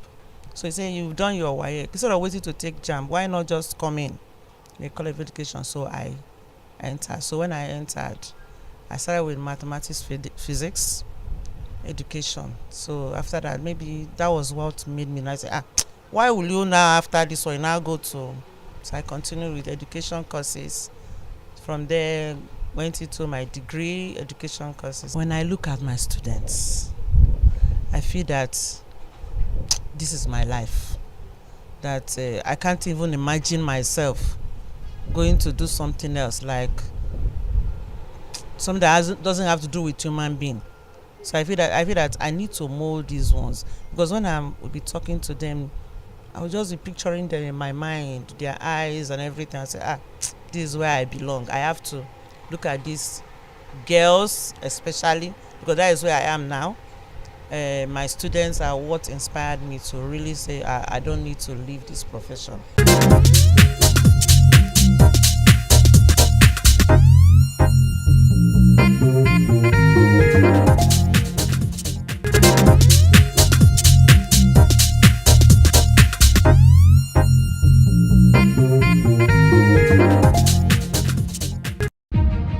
A new day dawns, full of possibilities.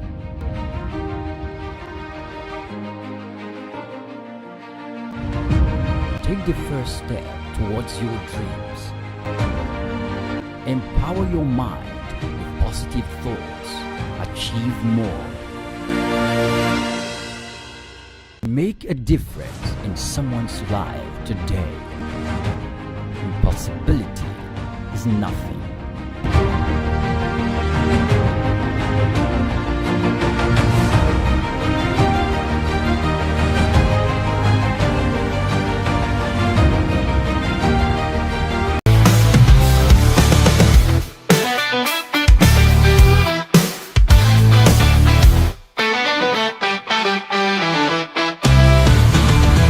Good day, Nigeria. Welcome to Achievement News, your daily dose of inspiration, right here on Achievement Channel Nigeria, your first 100% motivational channel. I'm Udeme Essien, broadcasting live from our studio in Ikoyi, Lagos. Today, we're celebrating the spirit of achievement that drives our nation forward, from grand celebrations to the heart of our bustling markets.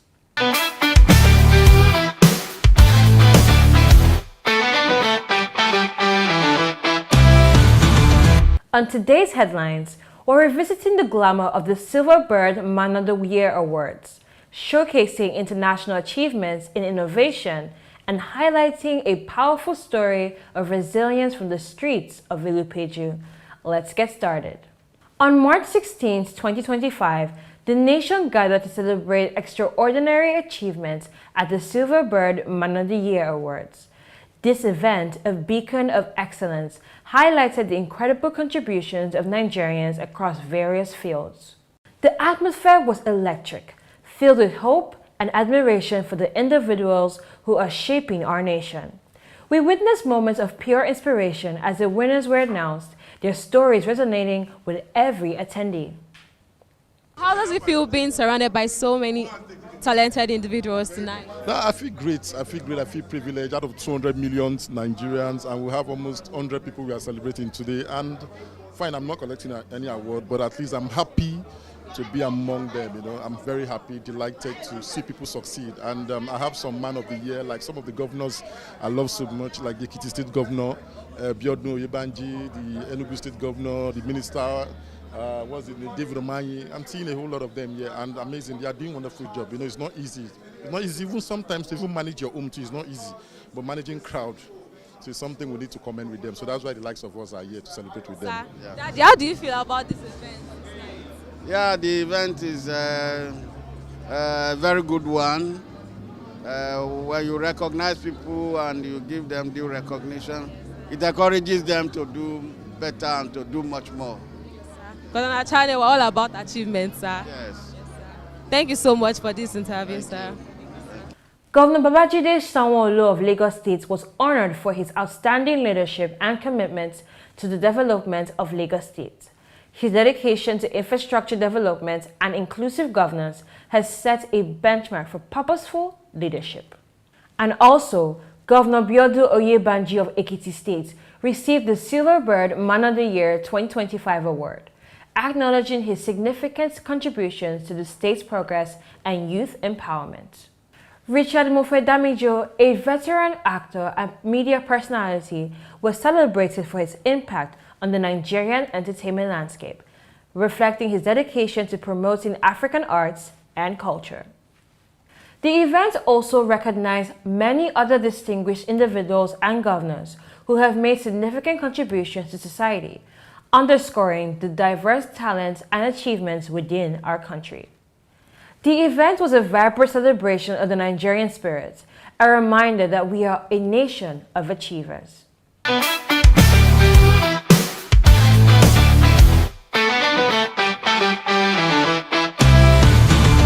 Are you in governance? You need public speaking. Are you in business? You need public speaking. Are you a professional? You need public speaking. Now you too can learn how to overcome nervousness and speak with confidence before any audience at the School of Eloquence, the home of public speaking. Attend our practical and training one-on-one coaching with West Africa's only certified speaking professional at any of our centers in Lagos and Abuja. To register, call 0802 3032 066 or 0706 1606 078 or log on to our website schoolofeloquence.org. School of Eloquence, teaching the world to speak. The Nigeria Food Summit 2025 was a landmark gathering of food professionals from across the country, bringing together restaurant owners, chefs, farmers, and industry leaders to discuss the future of Nigerian cuisine and agriculture. With the theme, Making Nigeria a Global Food Destination, the summit provided a platform for collaboration and innovation, highlighting new strategies to enhance Nigeria's position in the global food industry. The event was a crucial step in positioning Nigeria as a global food powerhouse. Participants shared insights on boosting food exports, improving sustainability, and celebrating our rich culinary heritage.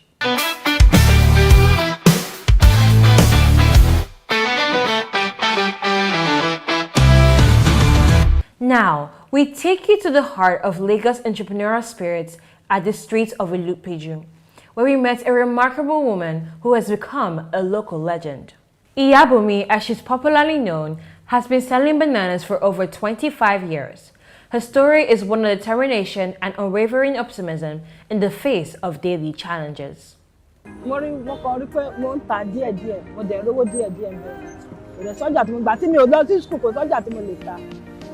naira ni mo fi bẹ̀rẹ̀ ọjà yìí tí mo ń ta 20 naira ṣé ń ra tẹ́lẹ̀ wọn ọ̀rá bẹ́ẹ̀ mọ́ torí pé kò yá bí tẹ́lẹ̀ torí pé wọn torí tẹ́lẹ̀ irú ilé tàǹtà 2000 yẹn 500 300 ní sígbà àmọ́ ń sìn yìí irú ilé ṣe 3000 2000 tẹ́lẹ̀ kí a máa ta méjì báyìí 500 tó léwu jù ń bẹ̀ ni pé tí bá ti rà á pọ̀ tó bá ti wá pọ́n ó léwu pé kò ní bí mo ṣe fẹ́ tà nígbà tó dúdú yẹn kọ́ ọ́nà máa rà ní pupa yẹn wọ́n máa ná nínú ẹ̀kú wọn nílé kò nílé owó èèyàn nílé tó bí mo ṣe fẹ́ tà nígbà tó wà dúdú yẹn tẹ́lẹ̀ ewu ń bẹ̀ nìyẹn.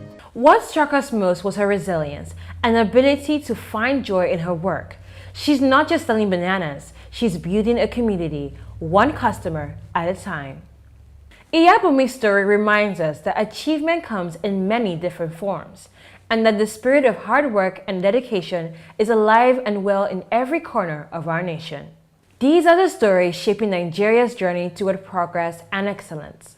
From national icons to global innovators, from entrepreneurs to community legends, Achievement News captures the moments that define our future. At Achievement Channel, we believe that every milestone is a step towards success. Stay tuned for more inspiring stories because achievement is not just a destination, it's a journey. Thank you for joining us. See you next time on Achievement News, where every story is a step toward empowerment.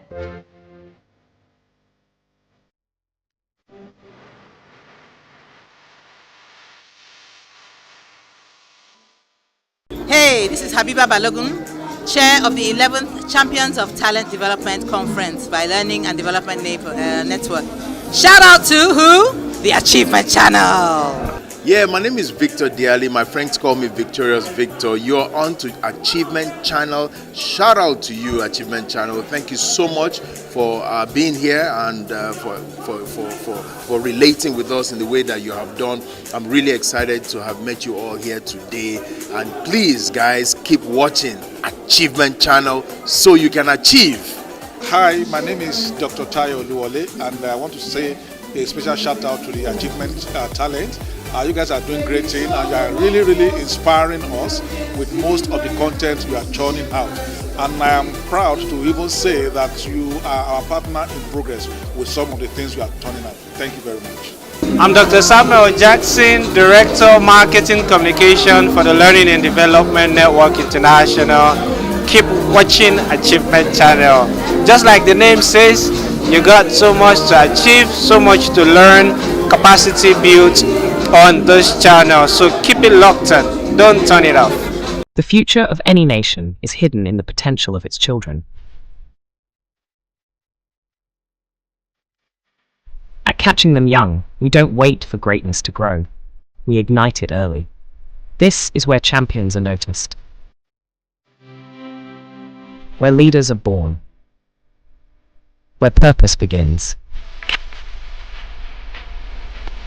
Catching Them Young, because tomorrow begins today. Hello and welcome to Catching Them Young, the show where we inspire the future, one young mind at a time. You are watching Achievement Channel, Nigeria's first 100% motivational TV station, dedicated to showcasing stories that spark purpose, passion, and the pursuit example of what it means to live with purpose and lead with vision. She is an education consultant, creative visionary, and passionate advocate for equity in education. Her name is Danielle Joshua Babatunde, and she is the founder and CEO of Transcend Movement and Transcend Education. With over 8 years of experience in the classroom and in the leadership roles across the UK and Nigeria, Danielle has trained more than 600 teachers, shaped thousands of students' journeys, and continues to redefine what education looks like. Danielle is driven by her faith and her mission to help every young person, regardless of background, unlock their full potential. Stay with us because this is going to be an inspiring conversation you don't want to miss. Catching Them Young, because tomorrow begins today. So, Danielle. Yes, hi. You've done so much. You've done a lot of things. But let's start from here. Your beginning, how was it like for you, your childhood, growing up? How was it like growing up? Yes, firstly, thank you for having me. It's an honor. Thank you so much. So I grew up in the UK. I was born in the UK. Okay. So lived with my sister, my parents, kind of an normal background, I would say. My parents were working. But I experienced both private and state school. So my parents really believed in education, like every Nigerian parent, most Nigerian parents. And so it was always about being the best that you can be, you know, really aspiring high. So I was really nurtured. I had a really good community, church environment, was serving in the church from a very young age, singing and dancing from a very young age, and experienced going to a private school and also a state school. So kind of seeing that both ends basically. So yeah. Wow, that's great. So we see that you had a very good background growing up, a childhood background growing up. That's interesting. So you hold a degree in politics and sociology, a master's in policy studies in education, and currently you are now pursuing a doctorate. That's quite impressive, you know. So what motivated you to pursue education so seriously at a young age? Yes, I love this because education was never the plan. The plan was to perform. Right. So the plan was performance. So I was always doing theatre from a very young age, performing, camera, TV, that kind of thing. That was my goal. But then it actually started because I was 16 and I was in school and I was studying sociology. And the teacher said, if you are black, right, being in the UK, you are less likely to do as well as your white counterparts. And if you are from a working class background, so a lower income background, you are less likely to achieve an A star to C grade. And if you're a black boy, you're 4 times more likely to be excluded from school. And I remember looking around as a 16-year-old and thinking, this is actually true. Like, this is what I'm seeing around me. Like, these statistics are real. And so it was disturbing. It was disturbing enough that I was like, I need to do something about this. And even though I love my passions of performance and things like that, I wanted to go to uni to study sociology more. Okay. Do something about it within the education space, because I don't think it should be right that where you're from should determine how well you do in life. So yeah. Wow. So you're saying that there was a discrimination with, your color, because you were black. Yeah, I mean, it wasn't like outrightly. It's not like, oh, because you are black, you're going to fail. But it's just that it's harder. It's harder to achieve. It's harder to, you have to put a bit more work. There's lots of different things. And I just never thought about it.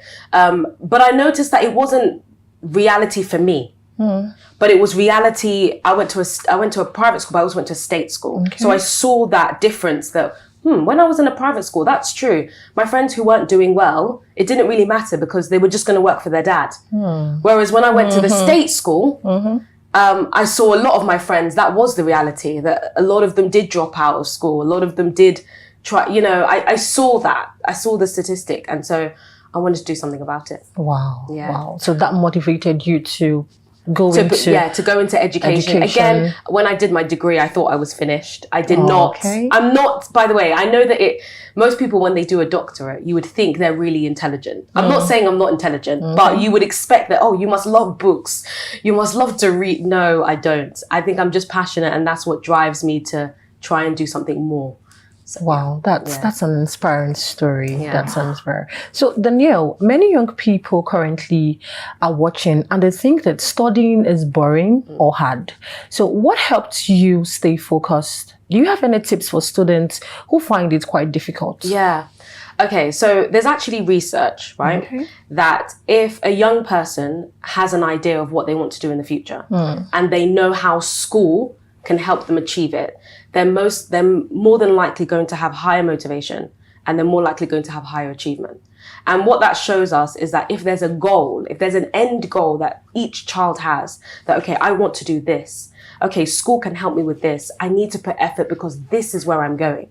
Whereas if they don't have a goal and we're just saying, pass your exams, pass your exams, pass your exams, there's no real motivation. Okay, I'll pass my exams because I'm scared to fail. I'm scared to bring shame. But when you have something driving you more, it will push you in the right direction. So I would encourage that young people should find out their strengths, should find out an idea of what they want to do, their passion, and try to see education as that stepping stone to whatever you want to do. I would also say start revising and working from the beginning, not waiting till the end, not waiting till your exam 2 weeks before you start reading. I think that really helped me personally, especially in A levels and, that's 16 to 18 age, where just before university. So yeah, that's what I would say. Good. All right. That's good. But I want to ask you something. You made mention of having a goal. What about children who do not have, a good parental background and don't even have an idea of what having a goal is, or, something they want to pursue? So how would you say that they can, have a goal actually, even if they don't have someone, to help them, picture the future for them? Yes.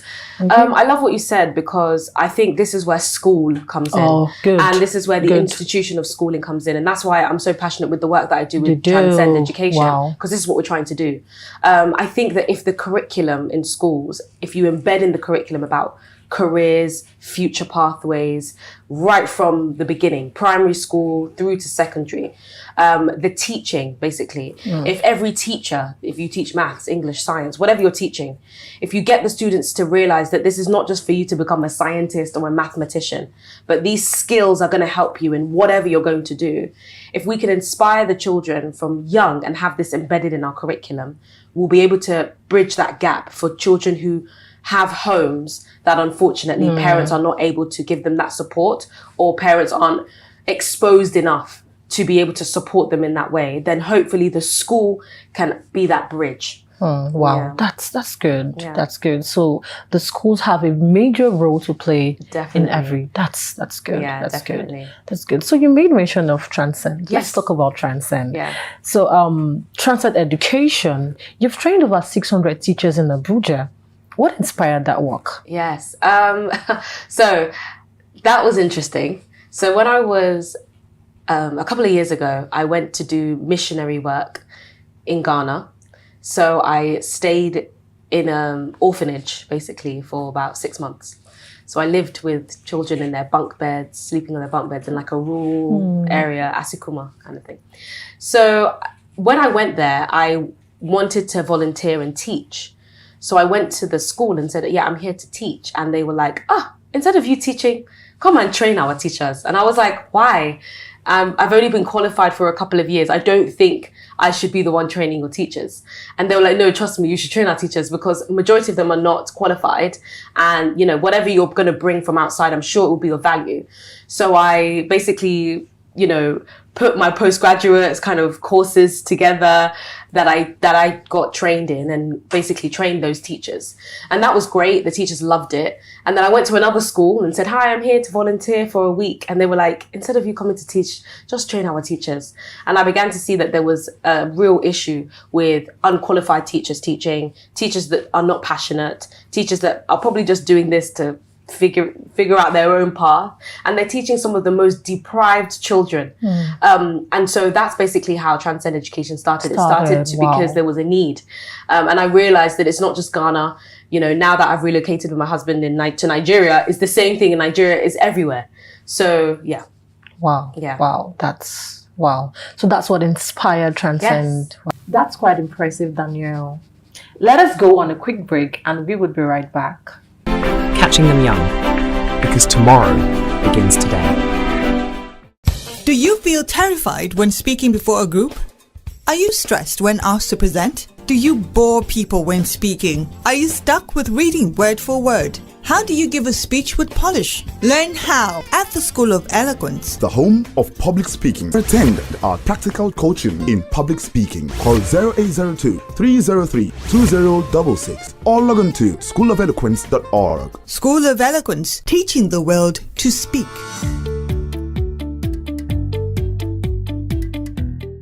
Catching them young, because tomorrow begins today. Welcome back. Danielle, you talked about how inspired you were and how Transcend Education started. So I want to ask you, why is it important for young people to have teachers who care and use modern methods? Yes, it's really important because if you think about it, a teacher is in front of 30 children, right? Every single day, each hour. And those children have an opportunity to either be demotivated or motivated. They have an opportunity to learn something new or not learn anything. And the responsibility is on the teacher. It's a lot, it's not easy.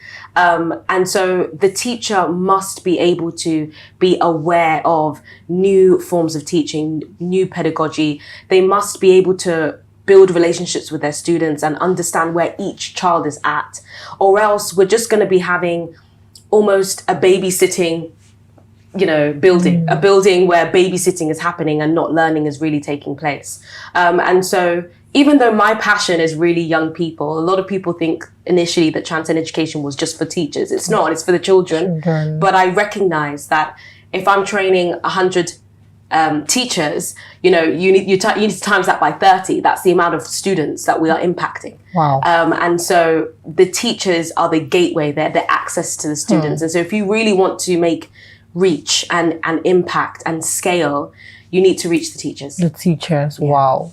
So you're saying reaching the teachers in turn, yes, you were affecting the students. Definitely. Good. Definitely. That's all right. So you were also leading careers and PSHA development for students in the UK. Yeah. So what exactly does that mean, and how does it help students prepare for life? Nice. So career education is just basically educating young people about the future careers, jobs that are happening around the world. And so what I do is I embed that into the curriculum, where every subject is empowering and inspiring career education for students, where students regardless of what subject they're learning, they'll be able to see the potential skills that they can learn. Okay. So that's career education. PSHE stands for Personal Social Health Education. And so that's usually in the UK a core curriculum. In Nigeria, they might make it similar to civic, but it's not quite civic, but that's the most aligned subject I can say. And so that enables young people to learn about themselves, and then learn about how they react with people around them, and then of course their future. So yes, so I currently do that and embed that into the curriculum for over 1,000 students in the UK, but also imbibe that into Transcend Education, where we delivered, workshops even just recently in Yaba. So hopefully for more young people to be more inspired. Yeah. Wow. Yeah. Okay.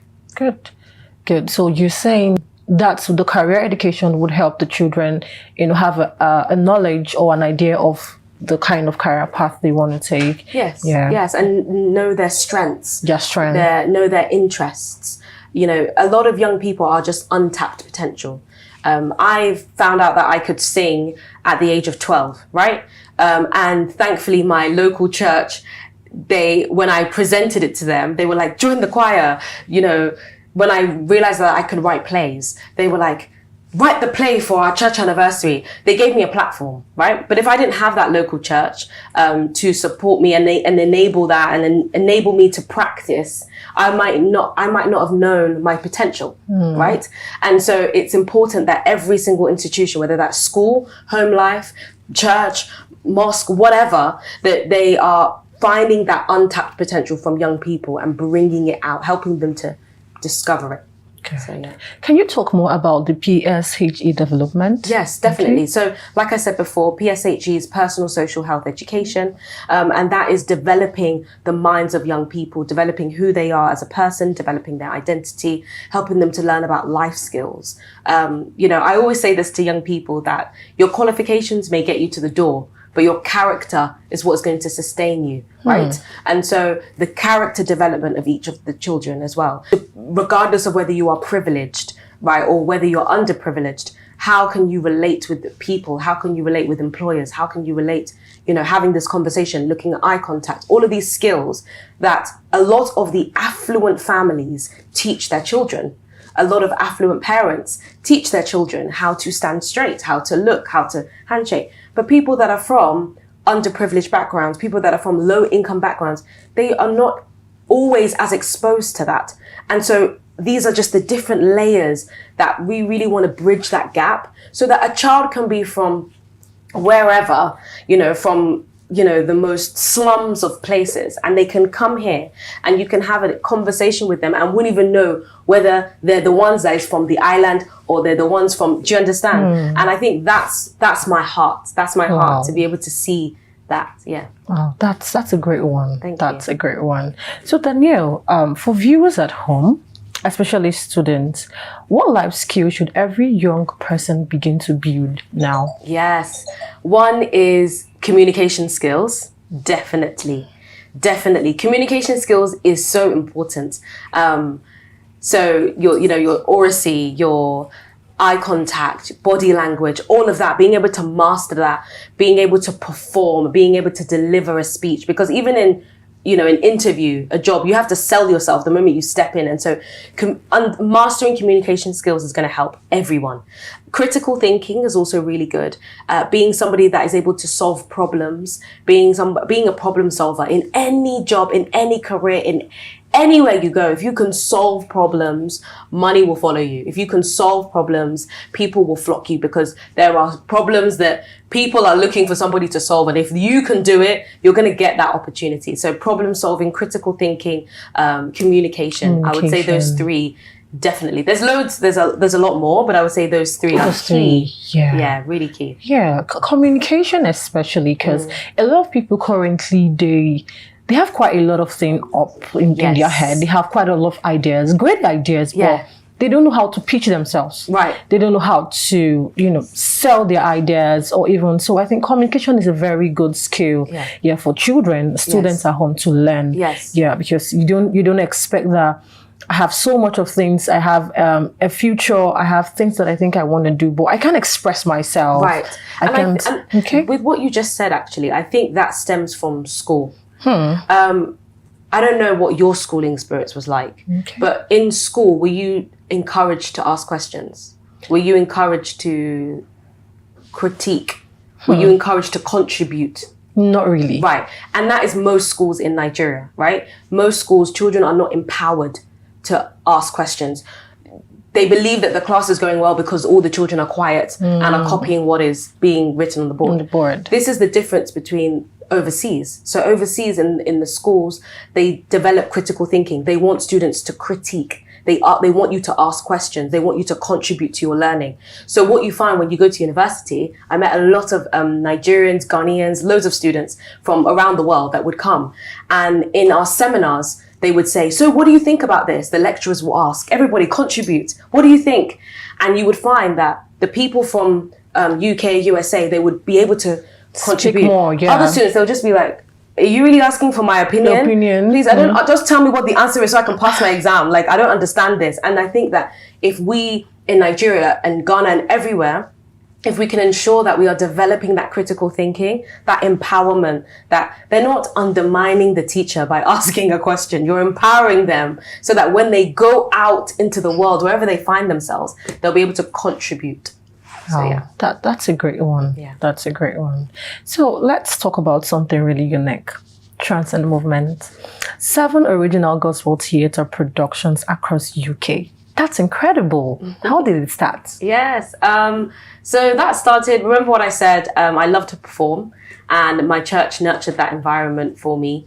And so I went to uni and I've grown up in the church from a very young age. But I think when I went to uni was where I really kind of came to a crossroad where I really needed to decide, my journey with God. Is it really for God or am I doing lukewarm? And lukewarm just basically means, I'm following my faith, but I'm still compromising on everything, right? And so when I went to university, I really decided that, this is the journey that I want to go on. This is what I believe is right for me. And I wanted to inspire other young people. I went on a missionary trip and we actually did evangelism.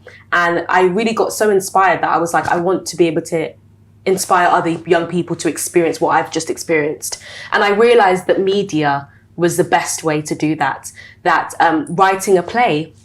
So I wrote a play of basically conversations and people that I knew all into these fake characters about real life journey, finding your faith.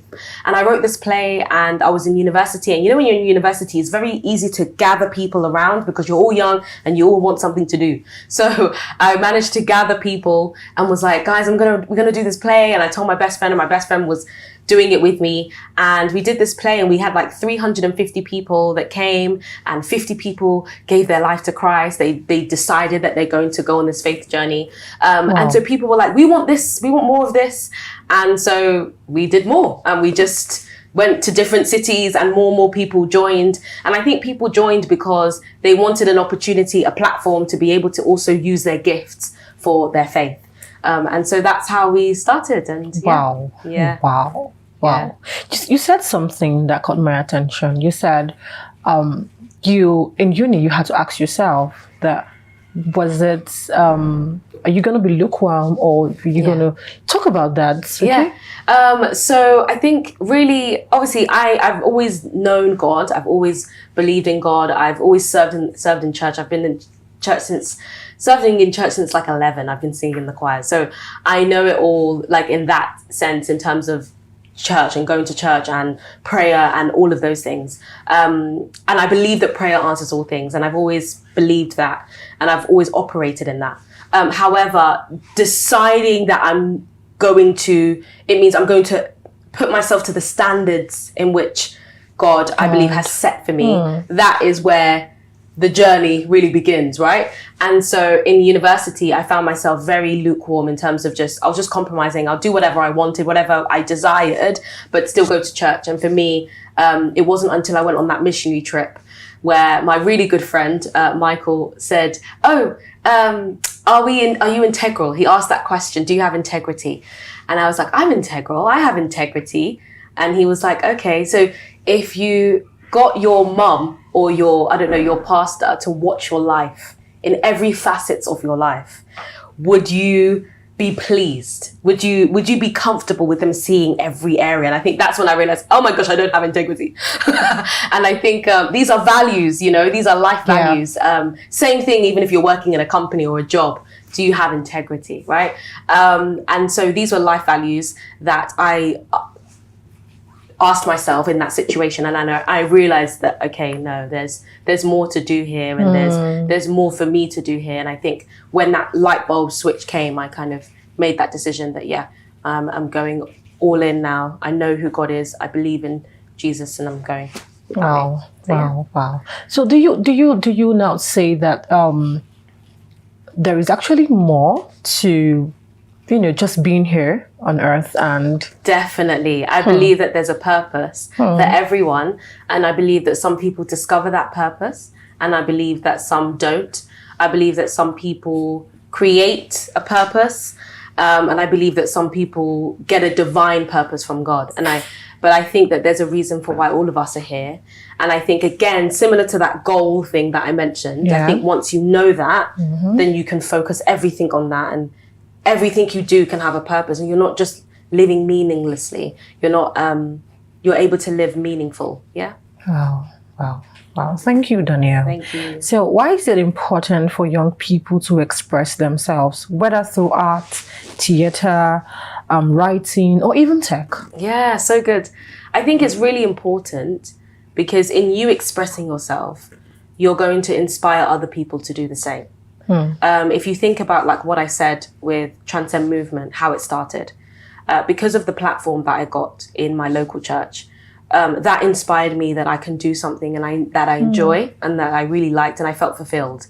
In me doing that, I was able to get, you know, we had a team of like 50 people at one point, 50 other people to start using their sound engineering, camera, pianists, drummers, all these people with gifts. They also were able to be inspired. And you're able to send a message, whatever that message is, whatever that light is, whatever that message is, you're able to send it through the medium that you're using to express yourself, whether that's art, whether that's, you know, social media, whatever it may be. So I think it's really important. It helps people to find purpose and also inspire others. Wow. Yeah. Okay. Wow. That's true. That's true. So how has your faith shaped your journey, both personally and professionally? Yeah, I think my faith has shaped my journey, like I said earlier, in terms of just finding my purpose, knowing why I'm here, and knowing that some of why I'm here is to empower and equip young people to reach their full potential and go above and beyond. And that has shaped my journey with Transcend Education, with Transcend Movement, and it has also shaped my journey because it keeps me focused on also doing that for myself. You know, you can't pour from an empty cup. You can't inspire other people if you're not inspired. True. So because that fuels me, I'm able to also get other people to also do that for themselves as well. Professionally, I think the values that my faith journey holds, like I said, integrity, that's something that I had to learn and develop, and really realize that, am I integral in all things? Am I doing things the right way, or am I just trying to make shortcuts to benefit me? And so these are values that professionally, when you go into your careers, they want to see that you're integral. They want to see that you're honest. They want to see all of these values, and that's what is going to probably keep you in those companies. That's what's going to favor you by your managers. That's the light that's going to shine through to the CEOs and the owners of these companies, is people with values, right? People with good character. Because in this world, there's so many reasons why you shouldn't have good character. So when you're able to shine your light in that way, people are drawn to you and they position you in places that maybe you might not actually be qualified for. But that's what opens the door. Wow. Yeah. Wow. That's great. So Danielle, you've achieved so much already, but if you had to go back and speak to your 12-year-old self, what would you say? I would probably say to myself, you're young, Do you know what it is? I would probably say to myself what I would say to myself now. It's not going to change. And that's because as a 12-year-old, I always wanted to be older. I always wanted to do things quickly. Like I always wanted to move forward and You move didn't want to fast. enjoy your... I was never like in the moment. I was just like, yeah, moving on to the Get next. moving. And I'm still like that, right? Wow. And that's why I've done so much to people, Wow. even though I don't feel like I've done half of what I'm meant to do here.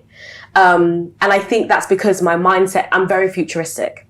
So I would have to tell my 12-year-old self what I'm telling my 30-year-old self, which is, you have time. Well, you don't really have time. It's God that owns the time. But that just enjoy the now, enjoy the present, be happy with what you have achieved now, and just continue to enjoy the process as you're pushing forward to your goals. That's what I would probably tell myself. Enjoy the process. Enjoy the process as you're moving forward towards your goal. So yeah. Wow. So while they were there, because you were telling them, why they are trying to pursue, they should also enjoy the process. Honestly, because parts of those processes are not easy. You have a goal, and so parts of it you feel like I'm getting towards it, right? You're like, yeah, I'm getting this opportunity. But then when you get the opportunity, you realize it's whether it's, you're not earning enough, or whether it's whatever it could be, you might not necessarily be as content in it, because it's not quite the main thing. And that's why instead of finding your identity in things around you, just enjoy the process, because in the process it's helping you, whether you see it or not. It's giving you skills, it's helping you towards the goal. So yeah. Oh, that's great, because I would say that that's true, because a lot of teenagers, young children, adults, they want to, get onto the next thing. And they just do not want to enjoy the whole process of, getting into that futuristic aspect of their life. And they just want to, I want to experience the move on. Yeah, that's true. So, Danielle, for our viewers currently watching us, some are in school, so some are in challenging environments. So what's your number one message for them today? My message, I think, would be that you all have a gift, you all have a talent, and you all have purpose. And through life, you're going to discover that and keep your focus on what it is that you have to serve the world. Because when you realize what you have in terms of your strengths and your passions, and when you realize how you can serve people, you will find that those things that you're chasing, whether it's money, status, opportunity, those things will follow. When you're able to serve a need and you're doing what you love by serving a need, everything else you'll find. It says in the word, it says that your gift will make room for you, right? And so once you know your gift, focus on your gifting and focus on how you can serve people, whether that's making the nation better, whether that's serving a need, you will find every other desire that you have, it will all come together. Wow. Yeah. Wow. So it's a knowing your gift. Knowing your gift, knowing why you're here, knowing what you have, and then thinking, how can I use this to serve? When you do that, money will come, opportunity will come, platform will come. Wow. There you go. Wow, that's amazing. Yeah. So one more, you said knowing. How do they?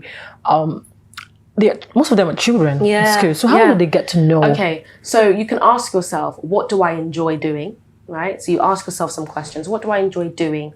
What am I good at? So you write those down. You might enjoy speaking. You might say, I really like speaking, or you might say, I really like helping people solve a problem. And then what are you good at? You might say, I'm good at maths, or I'm good at English, or I'm good at singing, I'm good at dancing, right? And then you can ask yourself, what do I care about? Okay, what do I look outside and it bothers me?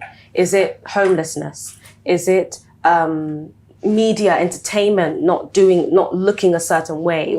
There's something that you care about. There's something that you are yet to discover. When you write those three things down, what you enjoy, what you're good at, and what you care about, you'll be able to know. Amazing. Yes. Amazing. Thank you so much, Danielle. Thank you. Thank you.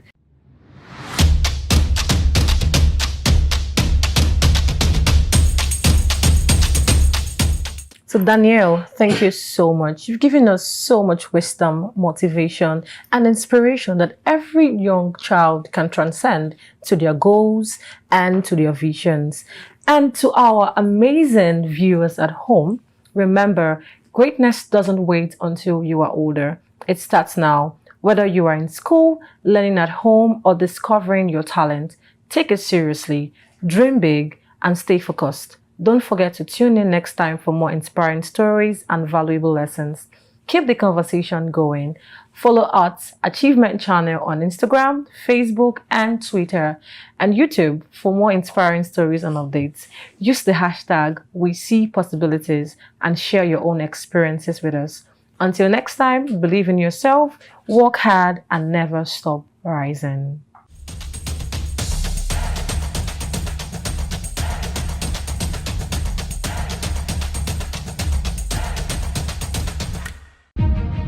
A new day dawns, full of possibilities.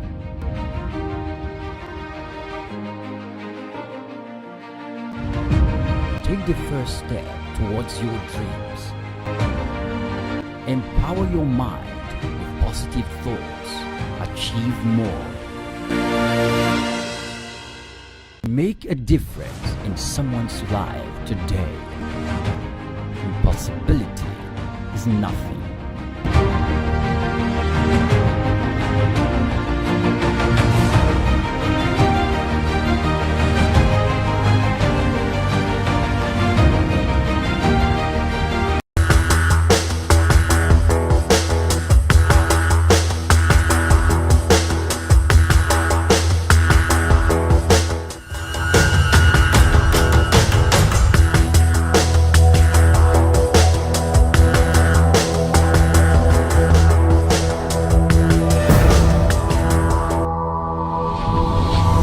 Speak with Power. Hello and welcome to the maiden episode of Speak with Power, the program that teaches you everything you need to know about public speaking. Speak with Power is brought to you by the School of Eloquence, Nigeria's home of public speaking, where we teach people how to speak well in public. This program is designed to educate you, to inspire you, and to challenge you with reference to the art of public speaking. Many people from various walks of life grapple with this all too important skill. There are people who work for organizations, people involved in sales, people in politics, people who are in the social enterprise sector, and in various other endeavors. When it's time to be heard, when it's time to take the stage, they struggle, they wobble, and in most cases, they fail.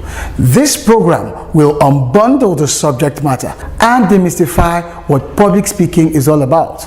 This program will also show you the tips, the techniques, and of course the stories of ordinary people like you and I who have stepped up to the plate, and because they have learned how to speak in public, they have carved a niche for themselves. My name is Ubal Gesied, certified speaking professional and the Dean of the School of Eloquence, and I will be your host throughout this program. Let's take a break, and when we come back, we'll begin the eloquence journey.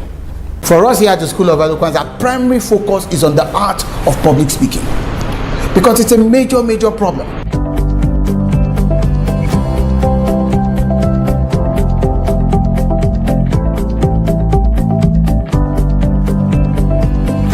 The essence of this course is to focus you on the subject of public speaking. I got a lot more than I actually expected. I have overcome the few years I used to have. The more you speak, the better you are at speaking. School of Eloquence is the place you can be, and there's a turnaround. That change you are expecting, you get it there. Welcome back. The program is still Speak with Power, where we teach you everything public speaking. You might be a politician, a classroom teacher, a businessman, an engineer, whatever field of human endeavor you find yourself in. You could even be a traditional ruler or part of the clergy.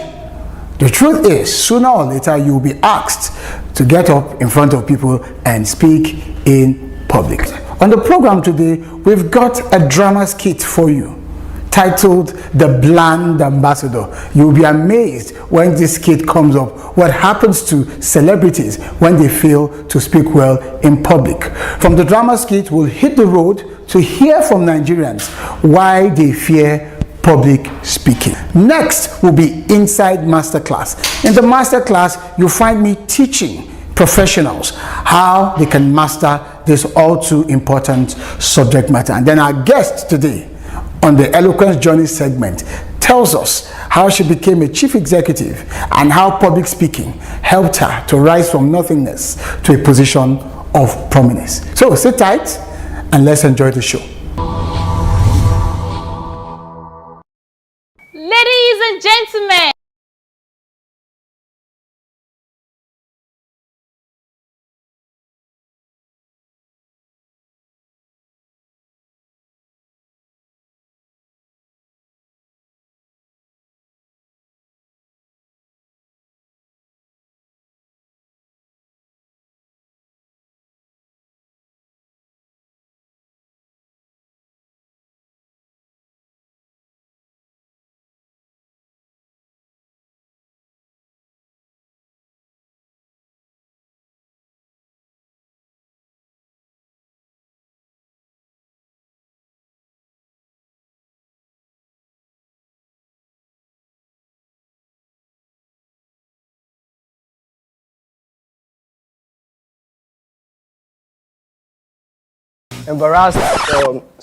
embraced different types of artists. Artists. Come on for there, you know even sabi English. Nah, your speech. Anyways, Oasis is the first of its kind to wanting to take entertainment to the next level. Big shout out to Oasis. Peace. Thank you. Is that a celeb you were talking about? The one you want to present our new brand, Zeus, a luxurious perfume? No. This is unacceptable. I suggest you pick another person. This will not fly. It's embarrassing. I'm surprised at this myself. So disappointing. I thought it would be of a good performance, but it cannot be our ambassador. We have to look for another ambassador for our project. I will personally inform the management about our decision. No, it is so disappointing.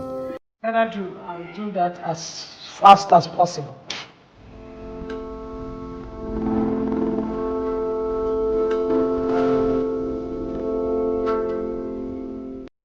Do you feel terrified when speaking before a group?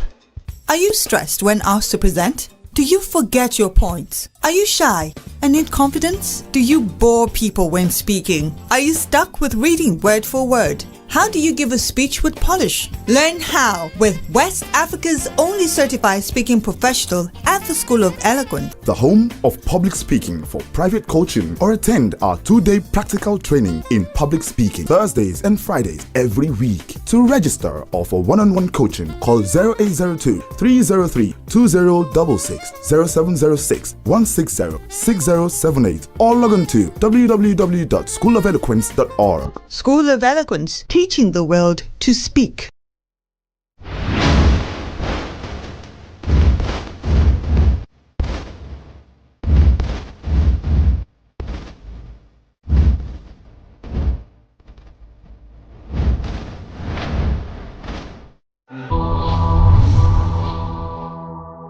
If you look at how Wikipedia describes public speaking, it says it is a process of speaking to a group of people in a structured, deliberate manner intended to either inform, influence, or persuade or entertain. Because when you're influencing people, you're persuading them. It goes further to say that the purpose of public speaking can range from simply transmitting information to motivating people to act, to simply telling a story. But here is the catch. He says good orators, good speakers, that is, should be able to change the emotions of their listeners and not just inform them.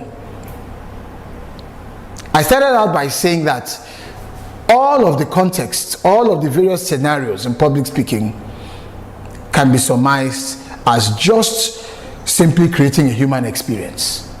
Because people can recollect what you said, how you said it, and then they can connect with it in some ways that gives you credit. However, whether we are speaking to inform or speaking to influence, which is also speaking to persuade or speaking to entertain, one key principle underlines all of speaking. If that speaking is going to be result oriented, and that principle is the eloquence principle.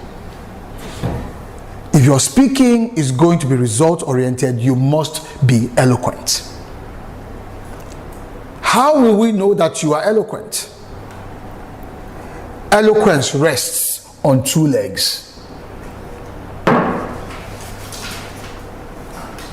The two key ingredients that you must know, you must be able to clearly delineate, and which if you do, you can categorically say that you are eloquent.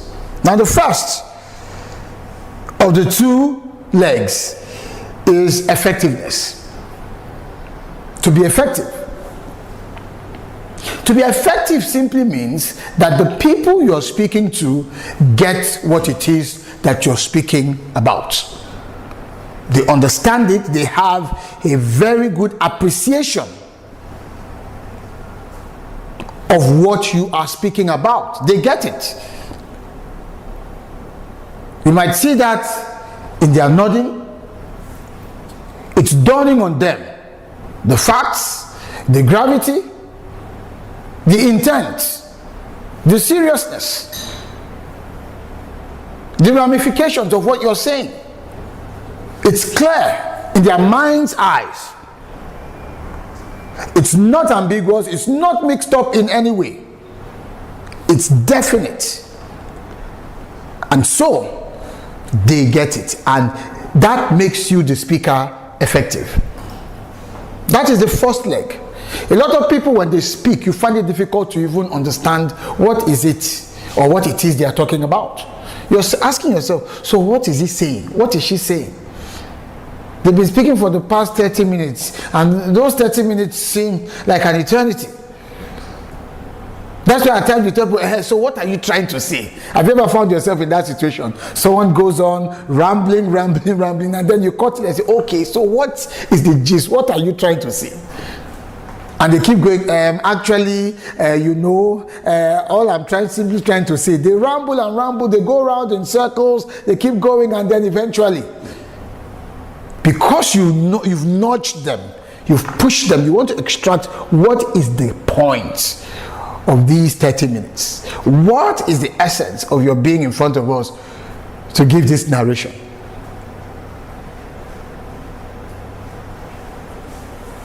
It must be clear. If you are in sales, people must get what it is, the value proposition you're bringing to the customer or to that prospect.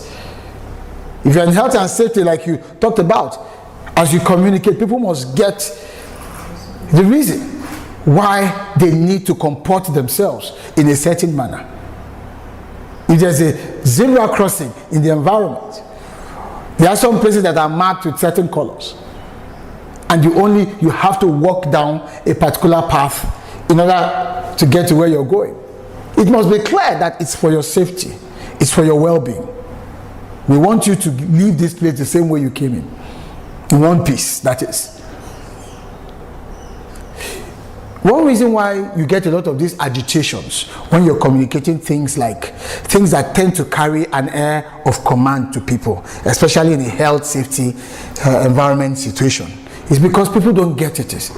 People don't get it. They don't get what it is that is being communicated. They feel they're being belittled. Most times it's because the first leg of eloquence fails. When such people come in and you're able to let them know, sir, as you know, this environment is littered with a lot of danger based on our operations and the logistical activity going on in here. Sometimes there could be movement equipment movement without notice. And because we want to prevent any unmitigated disaster, we have some safety procedures for your safety. They are precautionary, but it's because we want to be proactive. So based on that, everyone that comes in has to pass through this route for safety, for your safety. But when they show up and say, okay, we have a few safety tips. First, when you come in, go this way, go that way, go this way. What you're doing, you're just reading out. You're reading out data. And that data is lifeless as far as that audience is concerned.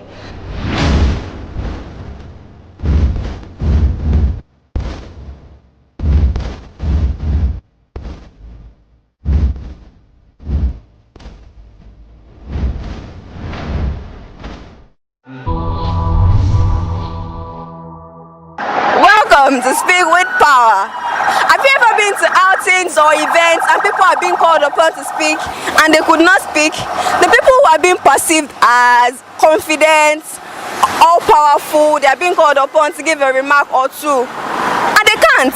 They become fidgety, they become sweaty, they become nervous, they become marshmallows, so to speak. Here I am today on the streets in Lagos, asking of people's opinion on why they think people are afraid of public speaking. My name is Damilola. Welcome again to Speak with Power. Ma, why do you think that people are scared of public speaking? Why do you think they're afraid of speaking in public? In my opinion, I would say people are scared because basically the number one thing on ground, I think it's the root cause of it, because they are not well, people are not educated, they are not enlightened, and they are scared because not everyone can express he or herself. And so when you tend to ask people to talk, it's not everybody that really has that courage, that charisma, that self-esteem to come out and really speak or say their minds about things they know. I think it's all about state of mind and state fright. What I would say about public speaking is that every human being has state fright. Every human being has state fright. But what you have to do is to work on it. Then, after working on it, one of the clues in which you can have confidence in speaking in public is to have the knowledge of what you are speaking about, and be confident. So when you have the knowledge of what you are talking about, when you want to talk about it, will boost your confidence. They say that preparation is the mother of confidence. So if you are well prepared, you will have confidence, then you will deliver. Some people are afraid of speaking in the public because of shyness. Another thing is not being bold enough to face the crowd, to face public. Because you know, when you are speaking to a group of people, you'll be having what they call eye contact, and some people used to feel shy when they have eye contact with people, and some people are not composed. If you are not composed, you cannot speak to the public. Anxiety, people are anxious, people are shy, people are unprepared, people are scared, nervous. Could be a combination of so many things. They don't have this boldness spirit. Some people are very scared. They even in the midst of their family, they can't talk more about public where people are. So to me, maybe they are not bold enough. Maybe they don't have confidence in themselves, you know, or that's what I call it. They don't have confidence in themselves, and they feel shy, you know, to speak in public. Maybe due to upbringing. You know, most students of nowadays, they don't like coming out to express themselves, and we as the parents, we don't encourage our kids to, you know, to be outspoken, you know, to express themselves either in the public or at home. Everybody is trying to cover their kind of identity, because if they don't do that, if they go out or say anything that is against any other person in the public, they will definitely have to pay for it in one way or the other. This is Nigeria. People are afraid of public speaking because, you know, in Nigeria, our own country is a place that if you speak the truth, either the law enforcement agents or whatever, they can come, you know, against you. So that is why a lot of people, when you ask them questions in public, they avoid a lot of things. Most people are scared of camera, are scared of facing the camera, and also inferiority complex, you know. So there are so many of them that they are just scared of crowd. So there it is. You've heard it all. Join us again for another interesting episode of Speak with Power. Speak with Power was brought to you by the School of Eloquence, the home of public speaking. Bye-bye. Do you feel terrified when speaking before a group? Are you stressed when asked to present? Do you forget your points? Are you shy and need confidence? Do you bore people when speaking? Are you stuck with reading word for word? How do you give a speech with polish? Learn how with West Africa's only certified speaking professional at the School of Eloquence, the home of public speaking for private coaching, or attend our 2-day practical training in public speaking at 47B Oduduwa Crescent, GRA Ikeja, Lagos. Classes hold Thursdays and Fridays every week. To register or for one-on-one coaching, call 0802 303 2066, 0706 160 6078, or log on to www.schoolofeloquence.org. School of Eloquence, teaching the world to speak. My name is Kofi Idowu Noel, also known as Kofi the Guru, beast of comedy, Nigeria's most versatile entertainer, comedian, actor, singer, producer, entrepreneur, and a responsible human being.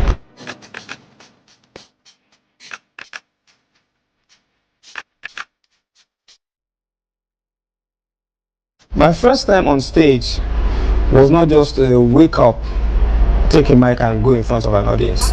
We started very small, which is what I tell young people, start very small. You know, when you're in the midst of your friends that you play with, your confidence level is normal. And they are the first clients and the last clients. Take note of that statement. Your friends that you started with in a small gathering are your first clients, and then they are your last clients. By the fading days of your career, there are still the ones around there who say, oh yeah, you're an old man then, or you'll be fooling yourself in front of the young generation that will be like, what's wrong with this old man? But those your friends, because they know the story of how you started in that small parlor with them. From there gradually to the point where you now face the confidence level grew. It was not just wake up one day, there's this crowd in front of you, then you go and meet them and crack a joke. And then because I trained as a stage actor, facing the audience with your lines in your head, you had no choice but to deliver. There was nothing like take two. It's not a camera recording. It's not Nollywood. It's stage. So the combination of training as a stage actor and then having had experience from little gatherings just made it easy for me to stand in front of anybody as a comedian, as a public speaker, whatever I wanted to do in front of the people. 1,000 people, one person, it doesn't matter to me. But what is in my head to give to the person, I bring it to God and I deliver it. No fright. I've never had a stage fright, never. Before, during, or after the show, never.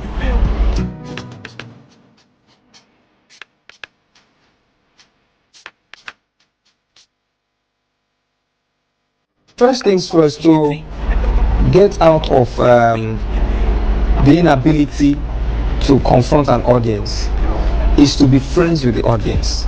Most people don't understand that they are the audience. You have this thing in your head you want to tell somebody, a total stranger that has never met you. They don't know you. So first things first, you have to befriend them. That's why you see when comedians come on stage, area, how are they now? It's a gradual cajole and build up. But because we're used to the formal ways of presentation in public, good morning ladies and gentlemen, it just makes it flat. Comedians don't do good morning ladies and gentlemen. We go a bit more personal. That's why you see some comedians go, hey bros, how you doing? I see your head. They're just trying to warm up and be friends. So the first way to kill that phobia is to be friends with the people you want to speak with. That way, all barriers, all walls come down. When they see you as one of us, then they are ready, they are listening. You won't even know when you start flowing like a stream. You want to get done and they're like, no, it's not time for you to go yet. Continue, don't stop. Because they now feel that, this is our guy, he's talking. So, there should be no phobia if the audience... Do you know you speak easily in front of your family? So that's it. Make them your family. That's the only way. The audience should be your family, not a customers. Customers are total strangers who walk on by. But for an audience that needs to hear you over and over again, they have to be family.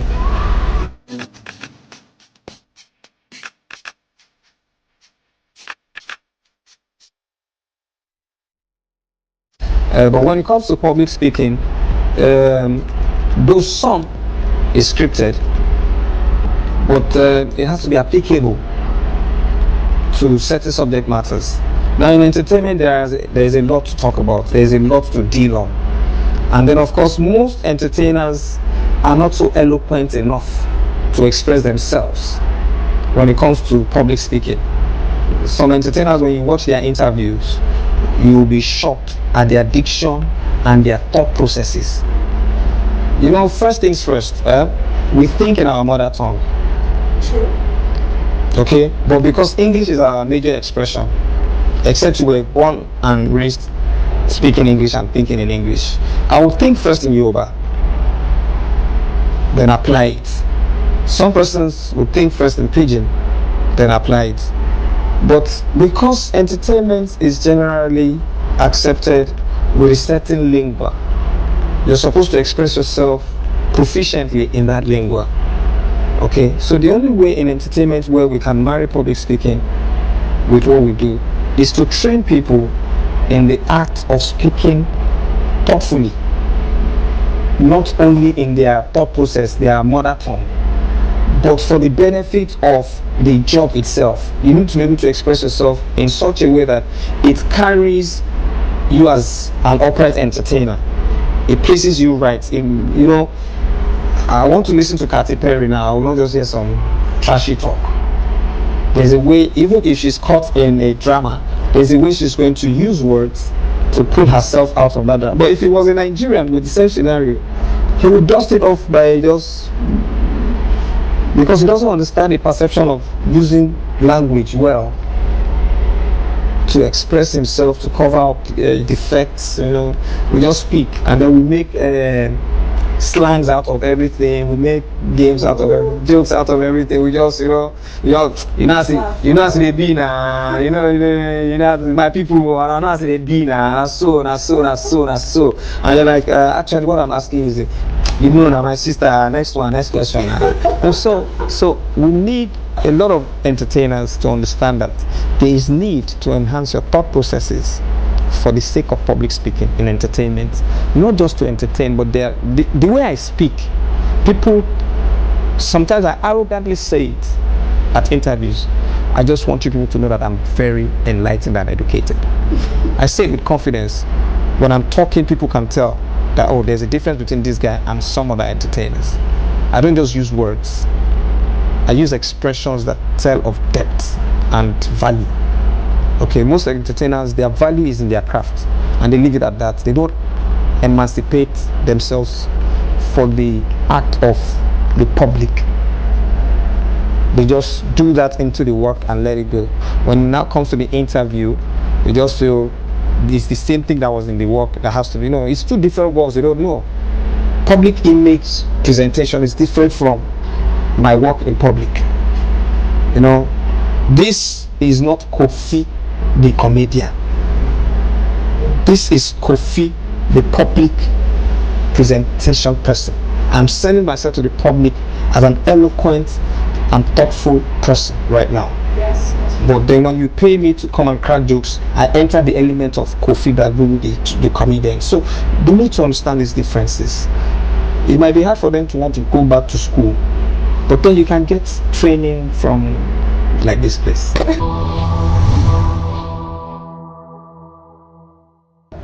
I hope you've enjoyed today's episode of the program Speak with Power, and you can now see how important it is that public speaking be taken seriously in order to avoid the embarrassment faced by the bland ambassador. You've enjoyed the program. Remember that you can also learn the skill, and at the School of Eloquence, we offer you all of the opportunities you require to learn the skill, to practice the skill, and to advance in your use of the skill of public speaking. Till I see you next time, I leave you with the words of Ralph Waldo Emerson when he said, "Speech is power. Speech is to persuade. Speech is to compel. And speech is to convert." The stage is yours. Speak with power.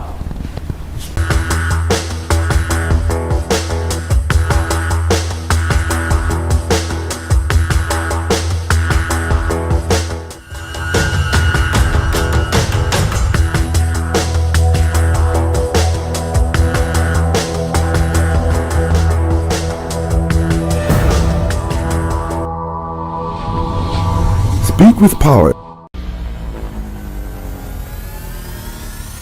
What drives me to keep pushing forward, I think very importantly, is just we all have dreams. We have things that we want to achieve. And for me, really, it's achieving my dreams, ensuring that everything that I have set out to do, I want to do it, and I want to do it successfully. So that really drives me. It's like I've set very, very high bars for myself, very high goals for myself every year, and the drive to meet those goals, and it just keeps inspiring you when you see that you can actually do something and achieve it, and the joy of achieving something every year. You just want to set new goals and go after it every single year. You have to be honest with yourself. You have to be honest with others. So that you can know the true state of things and you can make changes if necessary. But honesty is always the best policy. What drives me forward, specifically in work, is really working with the businesses in Nigeria who there's a really incredible group of founders with so much commitment and so much drive, not just to grow their businesses, but to make Nigeria a better place. It's more attractive to international investors and to the world. It has nothing to do with being professional, but I think being happy with my family and seeing my children succeed is my greatest definition of success. WIMBIZ is all about women, how to empower the women and to stay connected. This year's theme is profound. Own your journey, walk the journey, and nurture yourself to greatness. And the summary of it all is, your community is a multiplier, and that's the joy of being within the WIMBIZ community. As I said earlier, for the past 24 years, as I navigate my career journey, I've always shown up, dressed up, shown up, and be active in WIMBIZ conferences. And I'm a product of the benefit of being consistent at WIMBIZ conferences. I take the learnings, opportunity to relearn, unlearn, and to course correct.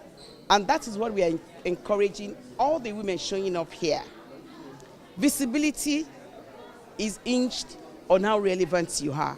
As the saying goes, if you are not given a seat at the table, move in silence, build your network, grow, empower yourself until you become so powerful to be ignored. You'll be too powerful to be ignored. And that's what WIMBIZ has done. We've grown through the years. And this is the joy of the power of many. Visibility, community multiplier. And so, shout out to the WIMBIZ organizers. They've been consistent through the years. And also, shout out to MasterCard, one of the sponsors, and to all the sponsors. I'm representing MasterCard, and it's a joy to be part of this community, thriving community of world changers that are women. My personal definition of success is the people in your corner. Who are you hand-holding as you're growing? Because you need to be mindful of those holding your ladder as you grow. Because on the journey back, you will meet them. It is the seed you sow that you will thrive on. Success for me is impactful life that is growing with purpose, profiting with purpose. And that's what we do at MasterCard. Connecting 1 billion people to digital economy, 50 million small and medium enterprises, constituting 25 million women entrepreneurs. As at end of 2024, we have hit 37 million women that we connected to digital economy. For me, that's a good picture of success. I don't want to be broke. I want to live a full life of impact. I look at patterns in my family. I have seen my parents work so hard and lose everything. I don't want that pattern replicated, and I don't want to see it in the lives of people around me. So I'm motivated to learn the right things, to teach the same, and build an ecosystem of really wealthy people. That's what drives me. Success is simply successfully owning your story, where you have been, converting it into walking in power with your skills, and then nurturing the future. Every other person is taking, be you. Your story can never be the same as another person's story. So live authentic. When you live in the reality of who you are and your gifts and talents, then you're successful. Not by what people define you as, but what you define yourself as, and just generally living a life of impact. Success is not success until your community, is impacted or elevates or, become who they ought to be also, because and I remind myself all the things that God has told me about me, and I move on from there. My personal definition, because I'm a very religious woman, I believe in God, I'll say being everything that God wants me to be is what I'll say is success. Not what I think I should be, not what others think I should be, but what He has decided for me to be, and me finding that out and walking in it powerfully is what I think success is. So for me, social impact has always been my thing, and what drives me is actually impact and change. So when I see the beneficiaries, the girls that we work with, I work with through my organization, I see that there's a change in behavior, I see that there's a change in their lives, there's improvement. Honestly, that's what drives me. What keeps me going when things get hard? God, first of all, number one, because He's been my anchor. I go to God for every little inconveniences, for everything I go to God. And another thing that keeps me going, I'll still draw it back again to impact, because whenever I see change, I just get happy. Like this conference makes me so happy because I'm seeing that a lot of lives have been transformed, people are being touched. So that's what keeps me going. People are getting better. So I just feel very, very encouraged with that. Okay, so for me, what drives me is helping people to have a better quality of life. As a pathologist, I work with, or should I say my work revolves around cancer diagnosis and the diagnosis of untimely deaths. So what pushes me is helping people or arming people with information so that they are healthy and they avoid, unnecessary or untimely deaths, just to have a better quality of life. Okay, so for me, my personal definition of success is number one, being at peace with myself. Number two, enjoying the work I do. And then number three, being in a peaceful, loving relationship with my family. And then fourthly, making impact and helping people have a good quality of life. I wake up. Honestly, it changes from time to time because every time I review, but I don't let other external factors define success for me. And success is me achieving those things that I have set out to achieve. And then when I achieve them, I move on to other things, and I keep succeeding every day. Well, especially about this menopause thing, I hate to see women go through menopause. I went through it at 42-year-old. My parents didn't educate me about menopause. It was my 9-year-old son that pushed me. I used to beat him. I was always cranky. And then one day he walked up to me and he said, "Mom, you need help." And I thought to myself, how would a 9-year-old boy come to his 42-year-old woman and tell her that she needed help? So I brought up my laptop. And I went through the signs and symptoms of depression. Out of 15, I was going through 13. And that changed my story. And I went through perimenopause. The signs and symptoms were crazy. I lost my branches of pharmacy. I had crying spells. I had memory loss. I had problems with my skin. The most important thing, I couldn't manage my business. I started my master's, I had brain lapses. I couldn't continue with it. And God helped me. Yeah, it was God that helped me, because I didn't go to the hospital. If you're out there, you need help, please seek for help. And God helped me. And here I am today. I'm giving hope to so many women. Now, if your body system is changing, you have a hand to hold, you have a community that can support you. And that is what I live for. Success for me is fulfillment. Success is doing what you know how to do best. Initially, there might not be what you call money, but you're laying a legacy. You're seeing the lives of people changed. For me, that is what gives me fulfillment. That is my success. Oftentimes, women find that the journey of being a woman can sometimes feel very lonely, especially as you're growing up. It can feel like you're lost. You don't know what to do. There's so much ahead of you, but you don't even know where to begin. I believe that forums like WIMBIZ are actually key to connecting to yourself, to connecting to fellow women that can help grow you. They say iron sharpens iron. And so it's absolutely important in that place of discovering who you are, especially as a young woman, to connect to circles like this that can empower you and strengthen, equip you, and connect you with the women that will help you become the woman that you need to be for your society, for your community, and in your life. I would say have a destination, because when you have a destination, you're able to plan what will take you to that destination, and then you can own your story because you know your plan. And so when you know your plan, you're more confident with yourself. You're able to move strategically because you have a plan. So that's why I would just say, and that's it really. Right. Also me just owning my stuff and owning myself, and being proud of my work and working endlessly.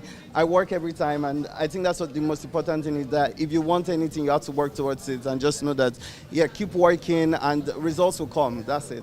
My personal definition of success would be, I don't say I have a personal definition, because I think everybody has their own definition of what success. For some people it's money, and that's okay. For some people it's family, but me it's everything. I want it all. I think with my generation we can do 10 things at a time, honestly.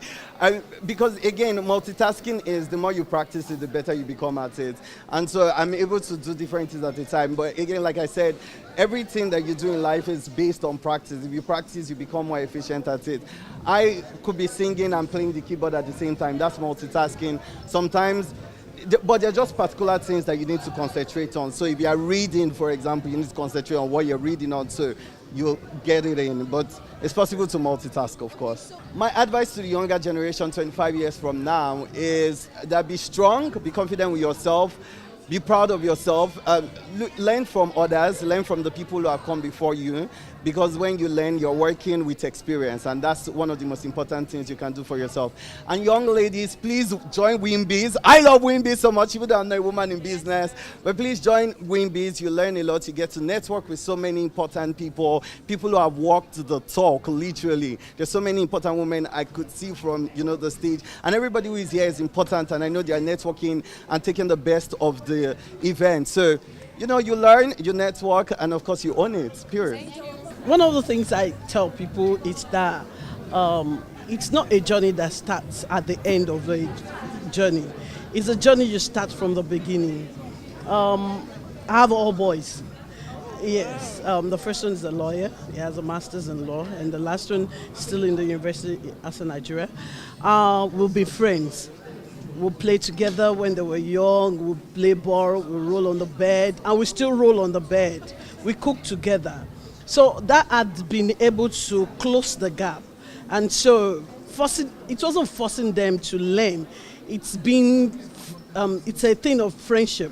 Okay, for example, when they were young, we'll watch literally all the videos. I know powerful girls, I know powerful boys, I know all the videos. So we could discuss. And so when we had issues of life that we literally needed to change, it was discussion. It was not force. And so, another thing that really helped me is because I had a mother who was a very strong woman, very energetic, and then literally she studied too. And then, but I saw the gap because she was trying to force things, and we had a gap the difference was much. So I made up my mind that raising my children, they were going to be my friend, and we're still friends. We kiss. When you see our text messages, if you're not sure, you think I'm actually talking to a boyfriend. You know, I'm your boyfriend. And so I encourage parents to be friends with their children. And well, some people say you cannot be a friend to your child, but sincerely speaking, when you understand their language, you speak, you talk the way they talk. I understand some of the Gen Z languages. The value, well, I happen to be a born-again Christian, so I taught them the rudiments of the gospel. From the beginning, you can almost read the Bible from Genesis to Revelation, and that's a standard, that's a period. And then the value of education. I grew up in the midst of elites. My mother, when I didn't pass my O-level, then would say, elites are talking, so I should keep quiet. So I understand the value of education, because we know that education is a leveler. It brings you to the level where you think you cannot get to. Culture. Greeting is one of the things that people are losing this day.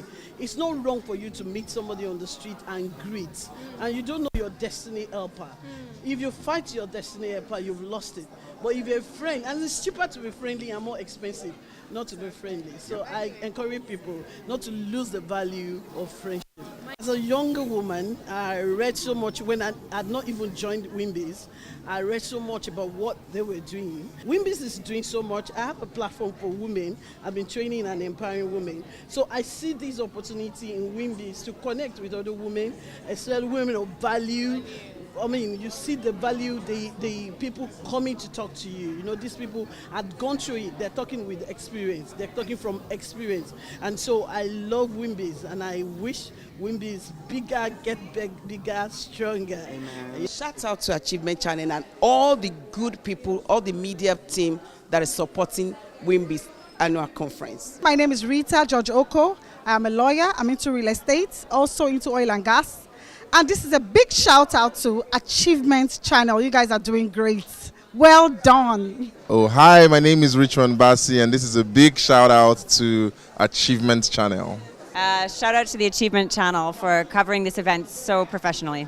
My name is Sharon Ecott. I'm a management consultant at Seed Academy. And a shout out to Achievement TV. They're doing a great work here, and everyone should follow them and tune into their channel. Thank you. Hi, Achievement Channel. Shout out to Achievement Channel. Shout out to you guys. You are amazing. You've been doing so well. I'm Ijomani, Managing Director, Verify Experts Limited. Hi, my name is Pai Gamde. I'm an enterprise architect. Shout out to Achievement Channels. Well done for the work you do. Thank you. Hi, Bumi George here, CEO and founder of Shredder Gang, Nigeria's #1 fitness community, giving a big shout out to Achievement Channel. Hello, Achievement Channels. You are doing amazing. I just want to say keep doing it and more grace. Okay, so my name is Dr. Agility Obi Hesie, consultant pathologist and founder of Dr. Pure Joy Skincare and Wellness. I'd like to give a shout out to the Achievement Channel. You guys are doing a great job. Thank you. Hi, this is Anugba Degeshi, and I'm a lawyer, I'm a compliance and data protection professional, and I'm shouting out to the Achievement Channel. Well done, and I wish you all the best. Ooh! Achievement Channel, take 5. You've done well. My name is Musumola Dosumo, founder, Menopause Support Initiative. I hope that one day Achievement Channel will partner with us and take menopause to the next stage, so that every woman in Nigeria from the age of 45 will not have to go through the pain of menopause. My name is Annie. Keep watching Achievement Channel. Achievement Channel, we are borrowed sense. We are achieving big things. 2025, 2026, this decade, next decade, we are building big money things. Shout out.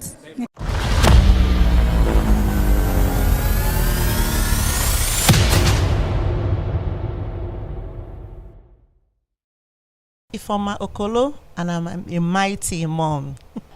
Hi, my name is Cynthia Osage, and I'm a mighty mom. My name is Mrs. Manuel Efe. I'm a mighty mom. Hello, I'm Mary Frances Agoni. I I'm a super mighty mom. Hello, my name is Ogunmuyiwa Folakemi, and I am a mighty mom.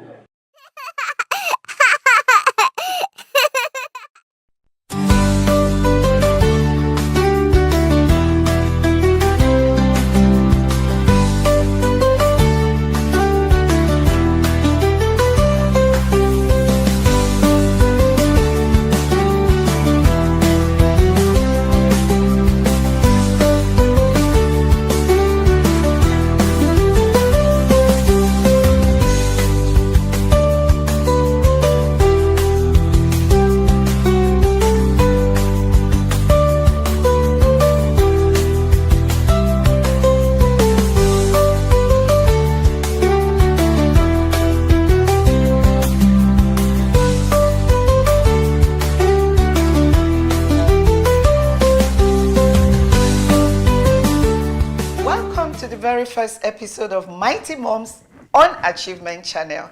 I'm your host, Sarah Robert, and I am thrilled to share this journey with you. Here on Mighty Moms, we celebrate the incredible journey of motherhood, sharing inspiring stories, valuable tips, and heartfelt moments. Whether you are a new mom, an experienced mom, or simply interested in the joys and challenges of motherhood, this is the show for you. So sit back, relax, and let's dive into the maiden episode of Mighty Moms right here on Achievement Channel. Sometimes it could be challenging to pay complete attention to your career and still be fully present as an active mom in the lives of our children. On the show today, we will be focusing on balancing career and motherhood. I'm thrilled to welcome our very first guest today, Mrs. Patience Okonta, an exceptional architect, a woman who has maintained world-class standard in the practice of architecture in Nigeria and beyond. She's the managing partner of InterDesigns Partnership, and most importantly, the mighty mom on the very first episode of our show today. Mrs. Okonta, can you tell us a bit about your career journey as an architect and how you managed to balance it with motherhood? I'm so happy this is called Mighty Moms because my career journey as an architect actually started because of my mum. My mum worked with Aquarium & Associates, an architectural firm, and she was their receptionist.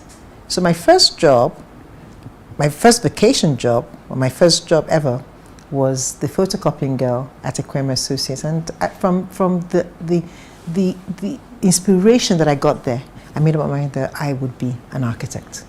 And right there and then, I only had to look at these beautiful things that I was photocopying and issuing to people and the whole ambience of the office, and I knew that I didn't want to do any other thing apart from architecture. And that, I suppose, led you to a journey of architecture? Yes. And so far, have you regretted it? No, I have never looked back. I've never really wanted to do any other thing apart from the fact that, times are really changing, and you probably need to do a little bit of diversification when you want to fill in gaps here and there. But I love architecture, and architecture has been really good to me. So being an architect, how were you able to balance it with motherhood? I was lucky. I was privileged. I had a fantastic family support. My husband was ever ready to, give me the go-ahead to do whatever I needed. And then I had my mum, I had my dad, and I had my brothers and sisters. I had a fantastic family support system, which I don't know what's happened to it in this day and age, but we were privileged, and that's how I managed most of the time. Sometimes I had to be out of town, and I had to be out of town on short notice, and the only people I could rely on were my family, and they were there for me, and that's how I did what I had to do. That's great.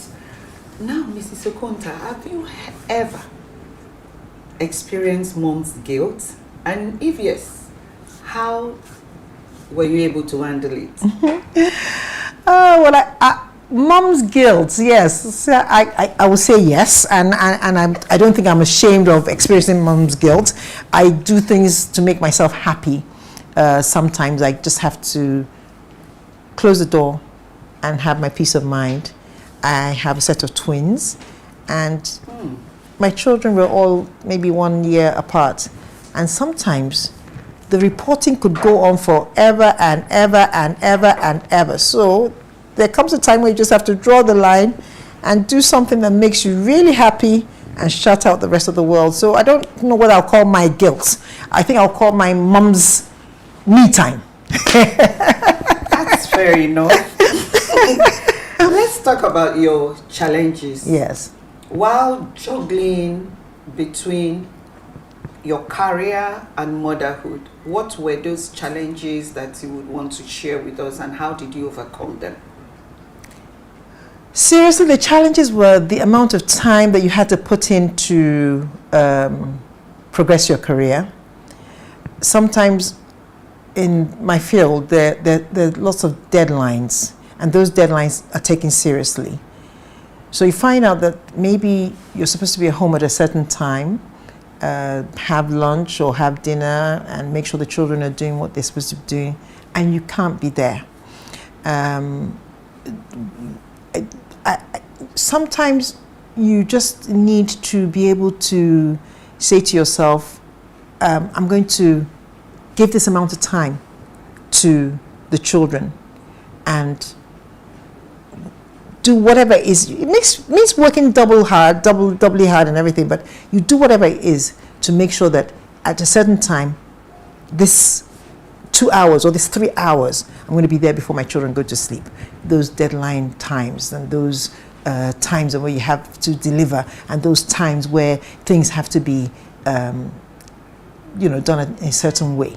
You just have to get them done and make the choice and try and sort of compartmentalize. This is the time for my work and this is the time for my children. Sometimes the children get less in those type of trying times, but that's what happens. Okay.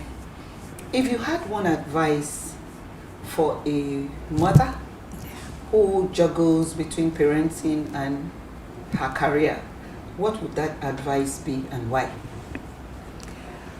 Certainly, I would really say that it's not one solution for everybody's situation. We do not all parent the same way. For instance, motherhood is such a beautiful and exciting journey.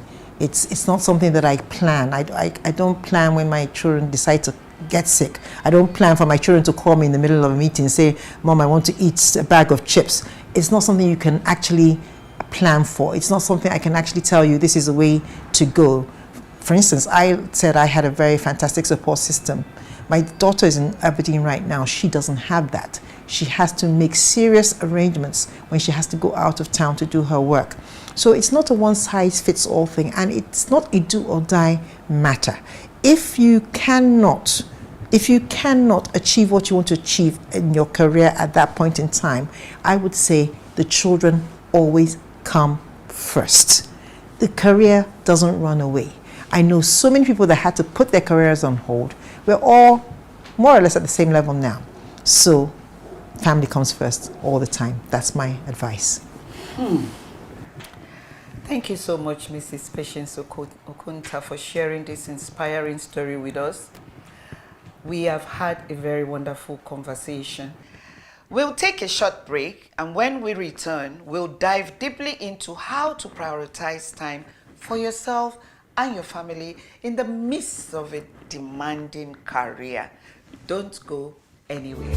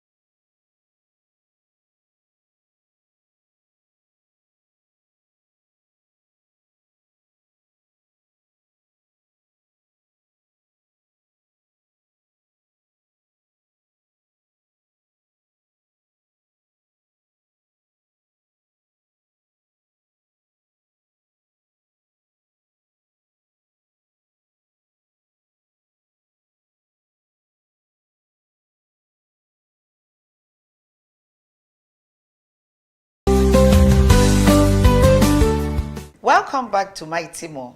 So far, we've learned about the journey and challenges of being a working mom. Now let's get into some practical tips you can use to manage your time and prioritize both your career and family. We are going to talk about time management, delegation, and self-care.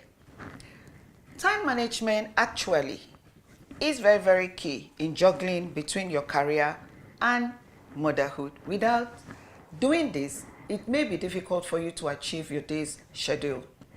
What about delegation? Who do you delegate to take care of your child? And even at your workplace, who do you delegate to in order for you to have a proper balance of your day activities? Now, self-care. The body is like an engine. It needs to be cared for. Gone are the days when mothers refuse to take care of themselves, sacrificing their time, sacrificing their goals, sacrificing their dreams for their children, husbands, and their work. These days, you need to take care of that self. You need to love yourself. You need to care for yourself to be able to juggle between motherhood and career. So think about it. Mrs. Okonta, what's your take on these issues? I am a full believer in self-care and delegation. I try not to delegate so much when it comes to my children. There are certain things concerning the children and the family that you must do yourself. For instance, when you're asked to come to the schools, you need to take time off from the office. And I try as much as possible not to delegate in those regards. But sometimes there are things that you have to delegate and the things you cannot meet up with. Self-care, I will always look after myself. Luckily, I had a husband that believed in me looking after myself, so I didn't have any problems with that. And my children always even was very, very happy to say, that's my mom. So that's another reason why every mom has to take care of themselves so that you make the children also proud as well. We will take a short break, so please stay with us.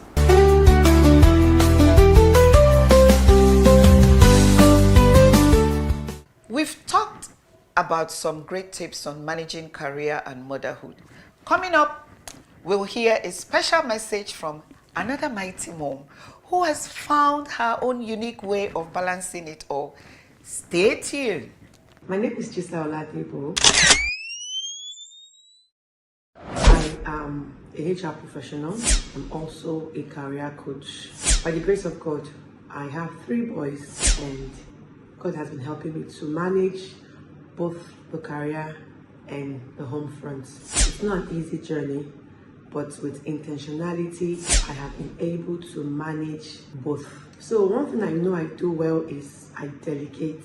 I delegate a lot of things. I delegate house chores. I ensure that I have people that help me do things part time. I am intentional to be in my children's space. Like I want to know everything that happens there. It's something that we must be conscious about. So working for 15 years now and managing 3 children, I'd say is being by intentionality.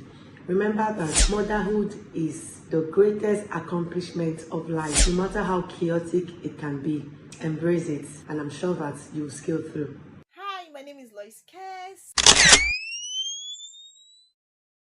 I am a businesswoman and also a journalist. Combining this together as motherhood is actually challenging. I take my beautiful daughter to school in the morning, her normal routine school runs, and then back to my business, attend to my clients.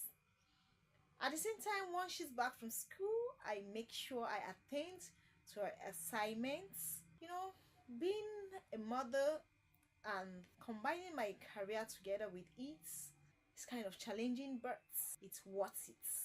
You know, it's worth doing because it actually gives me joy. Thank you so much and do have a wonderful day.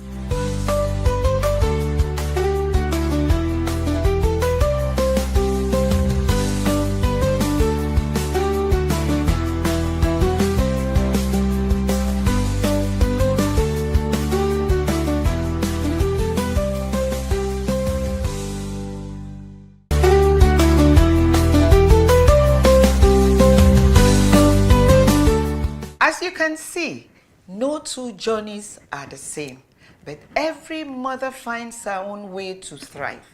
These women prove that it's possible to be both a dedicated mother and a successful professional.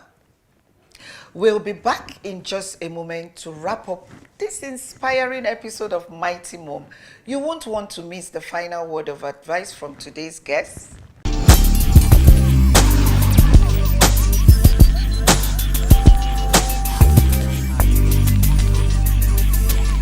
Well, my experience here at School of Eloquence, I was able to overcome my shyness and anxieties because previously I was not able to communicate well with people. I wasn't able to look in the eyes of people. I was so nervous, but coming out today on my last masterclass, I was able to overcome all of my fears, and I am really grateful for that. Thank you so much, School of Eloquence. School of Eloquence, teaching the world to speak.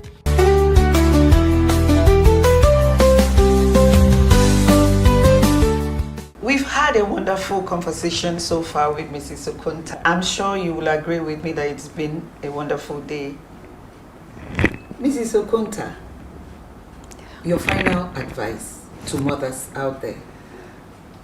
I think that my final advice would be that every mother should be intentional and enjoy the experience of motherhood.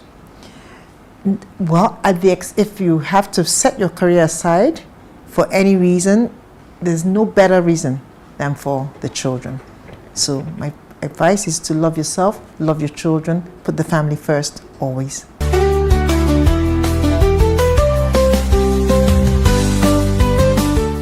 Motherhood is one of the toughest jobs in the world, and combining it with a career is no small feat. But remember, every day is an opportunity to thrive in both roles. You are enough, and your best is always enough.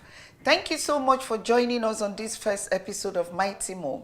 Next week, we'll be talking about the silent strength, unspoken sacrifices mothers make for their children. Don't forget to tune in, and always remember, you are a mighty mom. My name remains Sarah Roberts. Thank you.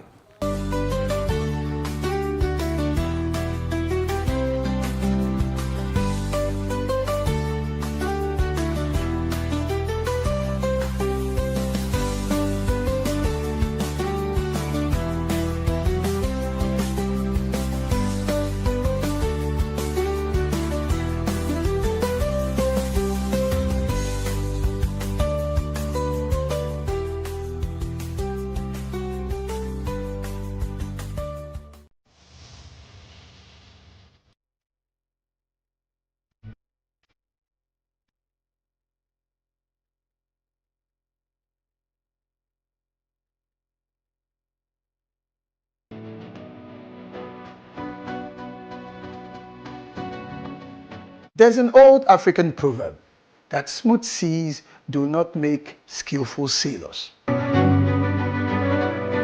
Just imagine life as a voyage and a quest, and you are the sailor.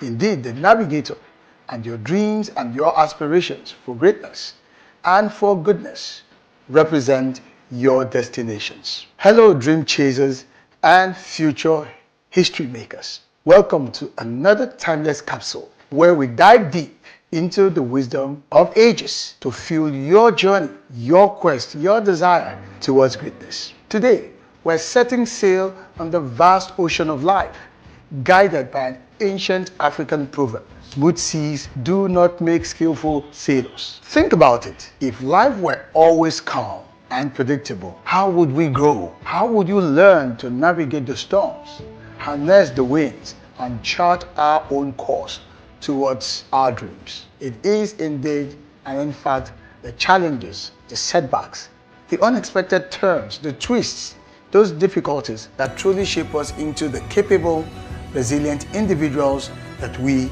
are meant to be. Just like a skilled sailor relies on their experience and knowledge to conquer the roughest seas, we too must draw upon our inner strength and determination in order to overcome some of life's obstacles that stand between us and our aspirations. Remember, every challenge is an opportunity in disguise. It is a chance to test our limits, to learn new skills, and to emerge stronger than ever before. In fact, as the great Jim Rohn once said, it should make us stronger, wiser, and better. And that's why we must embrace the storms. I know. So, let the winds of adversity blow. Let the waves of doubt crash against you. You are that skillful sailor that is capable of navigating any storm. And remember, the greatest rewards await those who dare to venture into the uncharted waters of their own potential. Set sail, my friends. Embrace the journey, and may your voyage be filled with courage, resilience, and, of course, the unwavering belief that you are destined for greatness.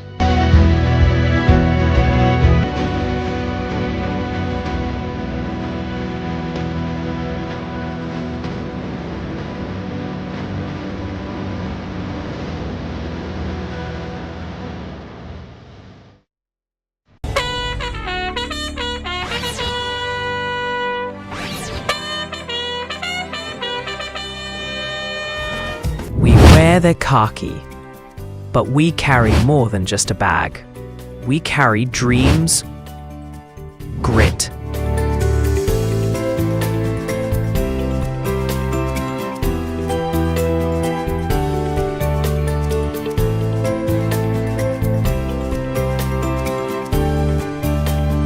and a will to serve.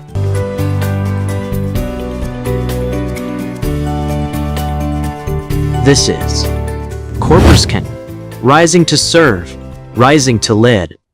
Hello and welcome to Corpuscan, the show that inspires and empowers young Nigerians to make the most of their NYSC's journey and beyond. I am your host, Amy, and you're watching us right here on the Achievement Channel, Nigeria's first and only 100% motivational television station, broadcasting from the School of Eloquence Studios in Ikoyi, Lagos. Today's episode hits close to home. Every young Nigerian, the hustle and the calling, chasing money without losing yourself. Let's be real. Everybody wants to make it. We all want success, comfort, and a soft life, but not everyone keeps their peace while doing it. So how do we find that balance between ambition and authenticity, between chasing money and following purpose? Joining me today are two remarkable young Nigerians whose life reflects the balance between hard work and inner peace. Our first guest, Madu Dennis Uchechukwu, is a purpose-driven young professional currently serving with the School of Eloquence in Ikoyi, Lagos. Passionate about growth, leadership, and creativity, he's building a career rooted in excellence and impact. He believes in working hard, staying consistent, and pursuing success without losing touch with one's value. And our school guest, Abdul Wahid Issa, is a proud son of Ilorin in Kwara State, a passionate communicator and multi-skilled young professional with background in mass communication from Kwara State Polytechnic.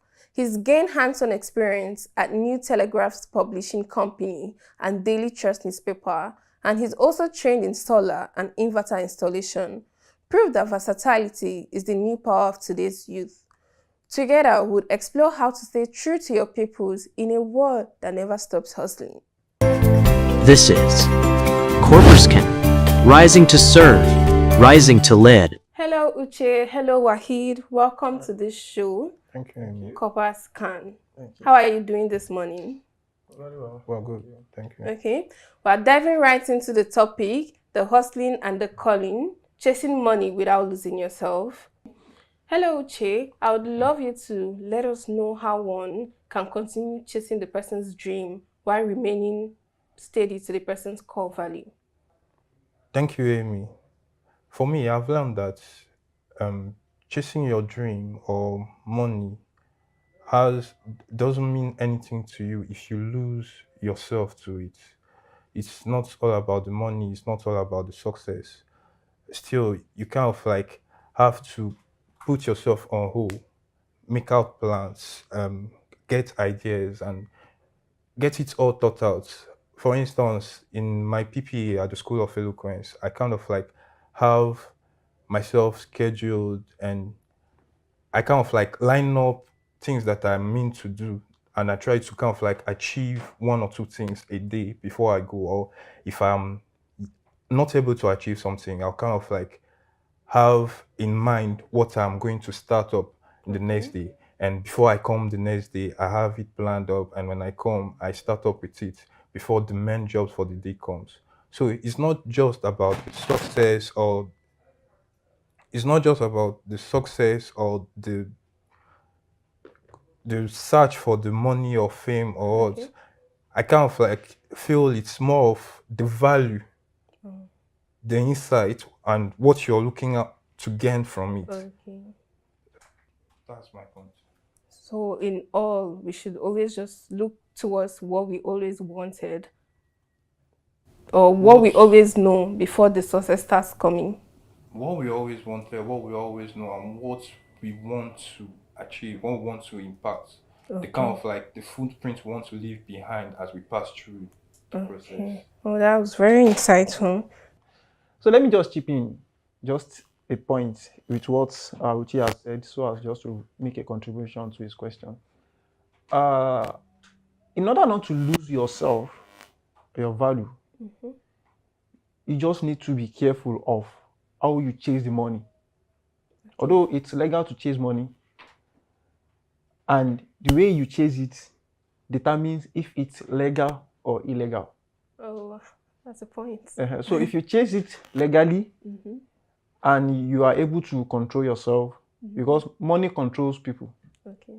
If you are able to chase it legally, I guess you are still within, you are still maintaining your value. But once you chase it illegally, you are coming out of it. Oh. So that's just what I want to That's a very nice add to what Uche has said, and I love that. Thank you. And I know the people listening would also pick from that. Don't lose yourself and the value. Exactly. Once you go illegally, you've lost the essence of the game. Exactly. Okay, now, so I'm just going to ask you some other things for people listening and for us also. You know, there's a lot of fake get quick scam going on, and everywhere you go, they just say click here and make this money. How do we become able to spot it? Like once you see those, you say this is fake, is a scam. Yeah. Thank you. You see this question, okay, there is a saying in Yoruba language. Wow. Yoruba will say, which means there is no shortcut to success. Wow. Any shortcut to success will cut your success short. Okay. So there are some things, let me say there are several things, there are several ways you'll be able to spot. Get quick rich trap. Yeah. There are different ways you can spot such things. Okay. One of it, let's take for instance, maybe you're just scrolling on the internet or maybe the social media, or you see some people advertising this, advertising that. Once they are asking, or once their demand is much more than expected, you should be able to figure out that, no, is this real? So you're going to use the memo of nothing good comes easy. Exactly. Because if it's something good, most of what is good, although it doesn't come easy, but at least, even as a human being, you should be able to differentiate how this thing works. Okay, like is this real? Values, is this real? Okay. Or is this, let's take for instance, there are some, let me say there are different platforms whereby you invest. When you invest, then at the end of the day, you get your return back. Amen. Also, and we also have some. We have legal ones and we have illegal ones. And I'm very sure at this age we are now, although it might not be easy to identify the illegal ones, and it might be easy at times. There are some platforms whereby they will ask you that, okay, payment is delivery. Why some will ask you to pay before delivery. And those who will ask you to pay before delivery are the well-known ones. If you can understand, if you are the type that do this online transaction, and if there are some whereby even if they want to require for payment first, at least they might not even request for maybe you pay the full payment. They might say, okay, we'll make half payment 30%. then. But at least once it gets to that stage, one should be able to identify, is this real? Is this not real? And so in this age we are now, there are a lot of things we can do which are legally that we don't even need to be panicking, okay, is this real or is this not real? I don't know if I am permitted to say this. There is this something called trading. We are all familiar with it. The crypto trading. The crypto trading. These are some of the things whereby we can, although it might flop at times, but I'm very sure it's not every time that it flops. Because you're trying Even to if it comes down, then it rises again. I think that, and even if you are a business type, there are risks. So everything in this life is risk. So once you are able to, okay, let me just give it my trial. Once you are seeing that where this thing is going, it might not favor me, so you can easily withdraw. But when you see that, okay, this thing where it is going, I think it will yield a good result. At least you can just keep going on that. Thank you so much. We're You're going to take off. Nothing good comes easy. From Exactly. this. Just everybody be careful, watch out, probe what you want to do. Don't be quick to analyze and everything. Mr. Uche, would you love to chip in to anything Mr. Wahid has said? Well, he has already hit the nail on the head.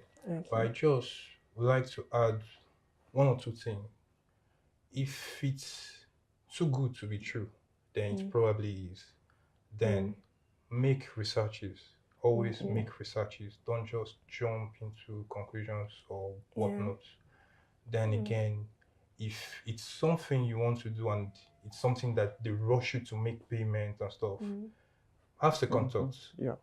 It's kind of like, it's quite scary. Yeah, exactly. Then I believe this is Nigeria. Everybody wants to make money. Exactly. And even Please. as coppers, what we have is not enough, really. But let's be careful. Let's be careful. Okay, this takes me down to a very similar question, but I think it would be something different. What are some red flags you think we should look out for when we get opportunities? What are those things that once an opportunity is coming, we're like, no, this can't be true.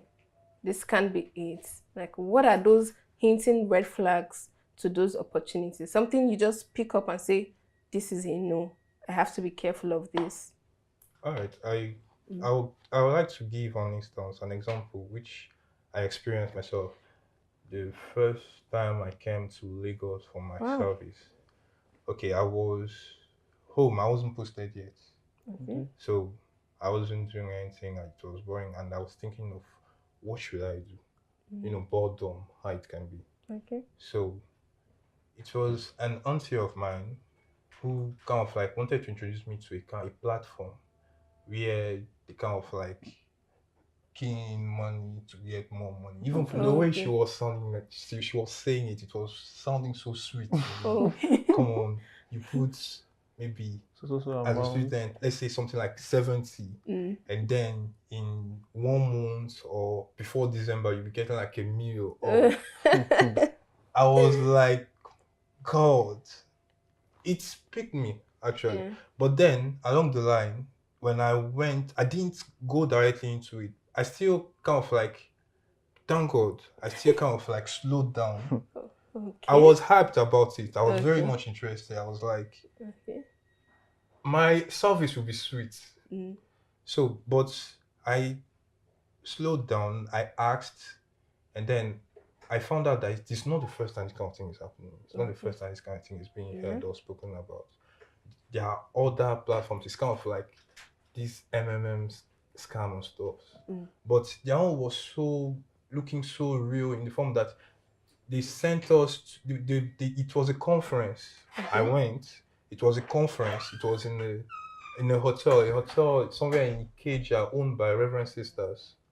It is a hotel. I think it's a very well-known hotel. Okay. So the thing was, but I reasoned it.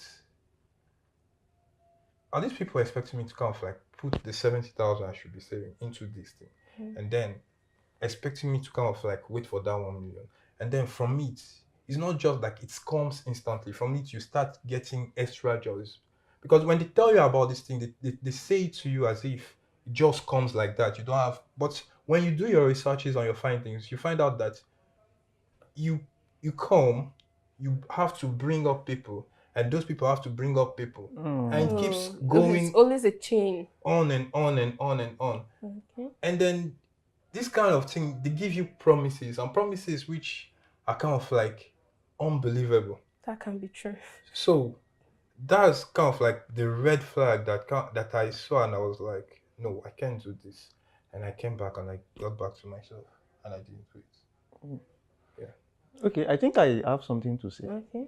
I just want to reference to the question you asked earlier, and one of the answers which I gave is just to make research. In anything, I say it again, in anything we do, we should just make a proper research, a deep research about anything. Because if you are researching, we'll be able to get what is real and what is not. And secondly, let me give an instance. Let's take for instance, how do we spot a red flag, right? We normally see some adverts. That's happened to me some times ago. So we normally see some adverts whereby they will just place the adverts maybe on the streets while walking. You see it on the pole somewhere. So once you get that advert, they will ask you to call so number to get so opportunity. Once you dial the numbers on it, they might ask you to, okay, come to so place to get the opportunity. Once they are able to convince you and you go there, before you go, make sure that the place they invited you to, make sure it's somewhere everybody knows. So that we don't just fall victim. Because why I'm saying this is that when it happened to me, I called that number, the number I saw on that advert. I called the number, and I think I told maybe my dad or my elder brother. It was like, where were you invited to? Where did they ask you to come? I said, so place. So place. I think then I was still much younger. Okay. It was like, why would they ask you to come to this? This is not real. Okay. I didn't mean that if it's something real, they won't ask you to come to that kind of a place. At least it should be something they can do publicly or in an open space whereby other people will see that, okay, something is going on here. Okay. So once you are not able to verify the address you are being invited to, it's a red flag. And luckily for us, we have the internet at our beck and call now. Exactly. So you can just go on the internet or on the map, just search. So thank God now you can access everywhere from the Google map now. So if you are not able to locate a so place that you are invited to come for an opportunity, my brother and sister, it's a red flag. These are eye-opening experiences, and I'm so glad we have you people here to share with us, because this hearing your experience is my first time hearing it. I know I've heard lots of stories about the money chain thing, bring someone coming, but I've never heard of this, and it's scary. And I also picked something from here: involve people. When you get this kind of opportunities, there's no need to rush into it. Talk to people. Like they always say, 2 heads are better than one. Thank you so much. We're going on a short break now, and when we're back, we'll continue this conversation. Stay tuned.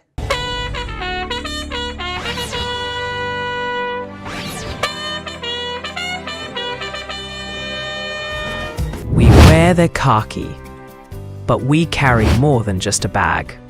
We carry dreams, grit,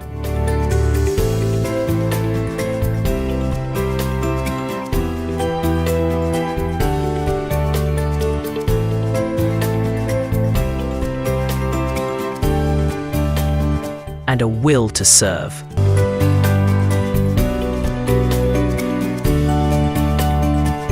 This is Corpuscan, rising to serve, rising to lead.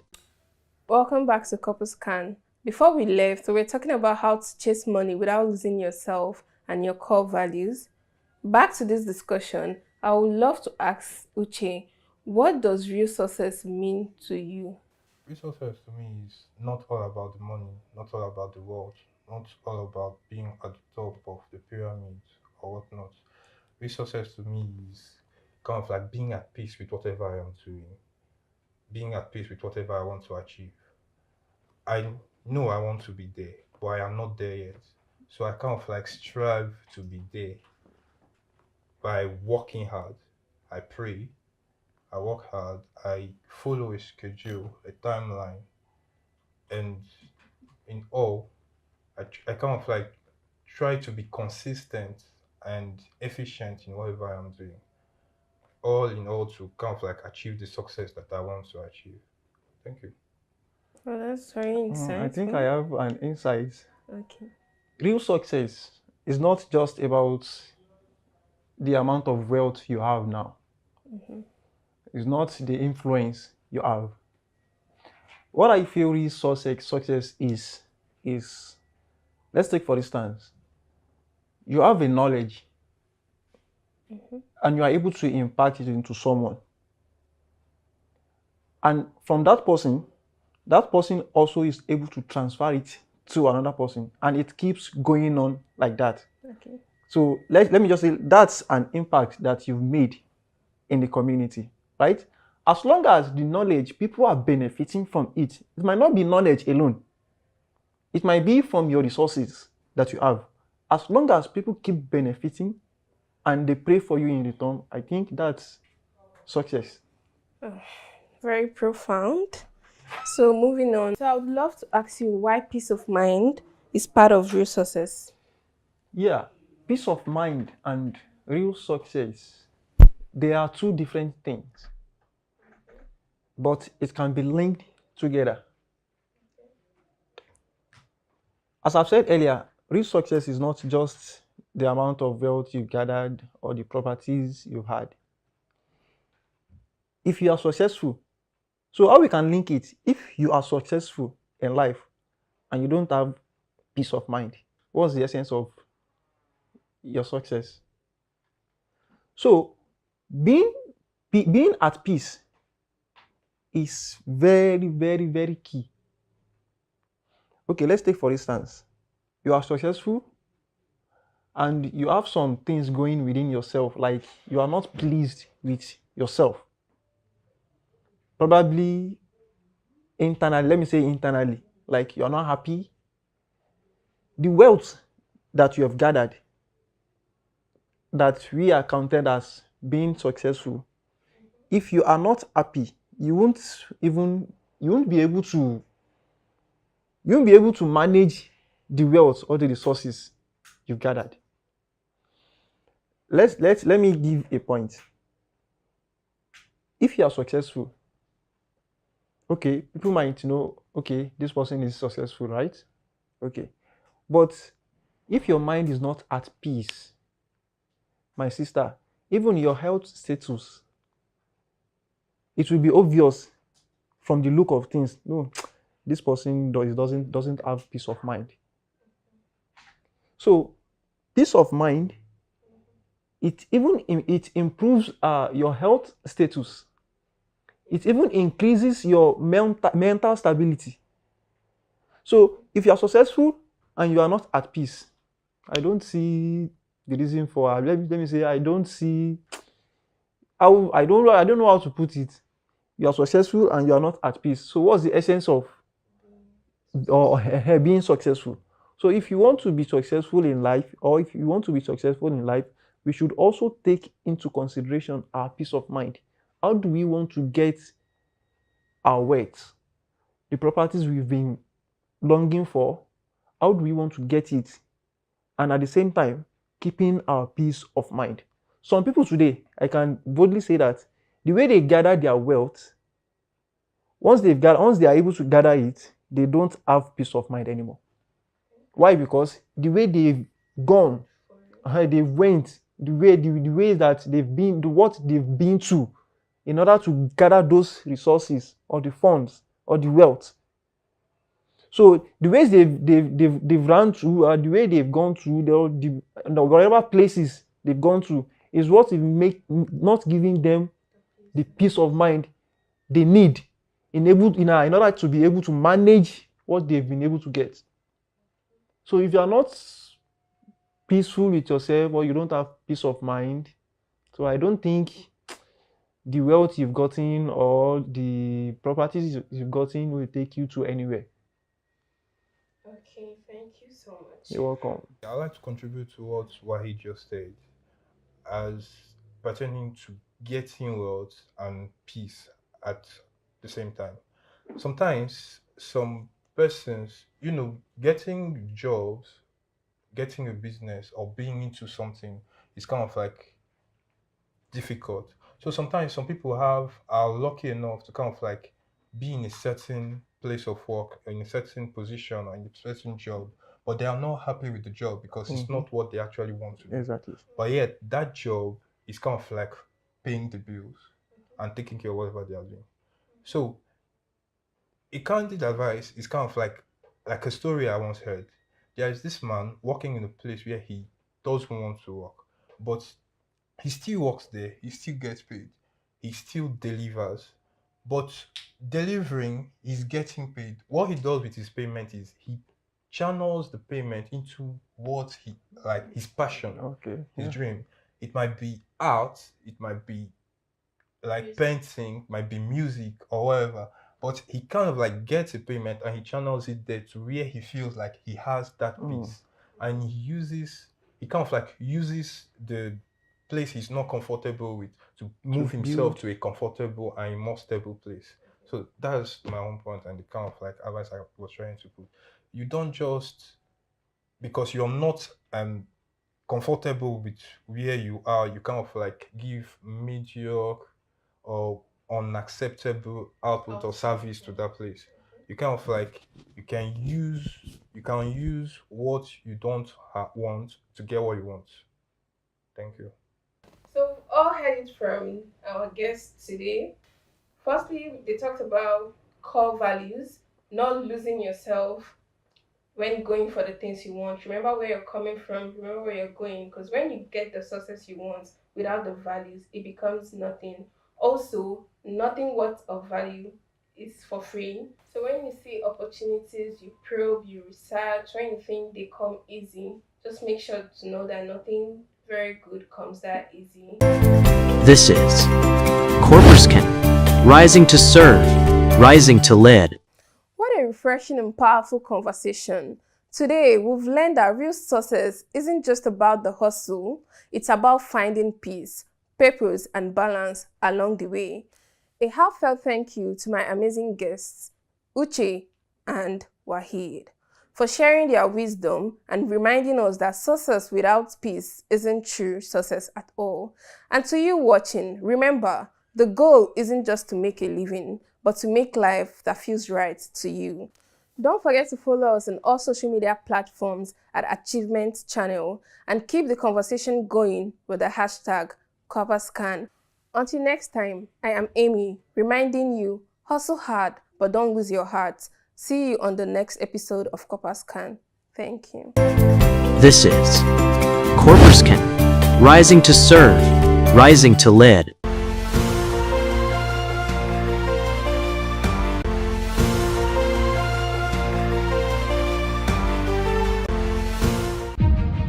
A new day dawns, full of possibilities.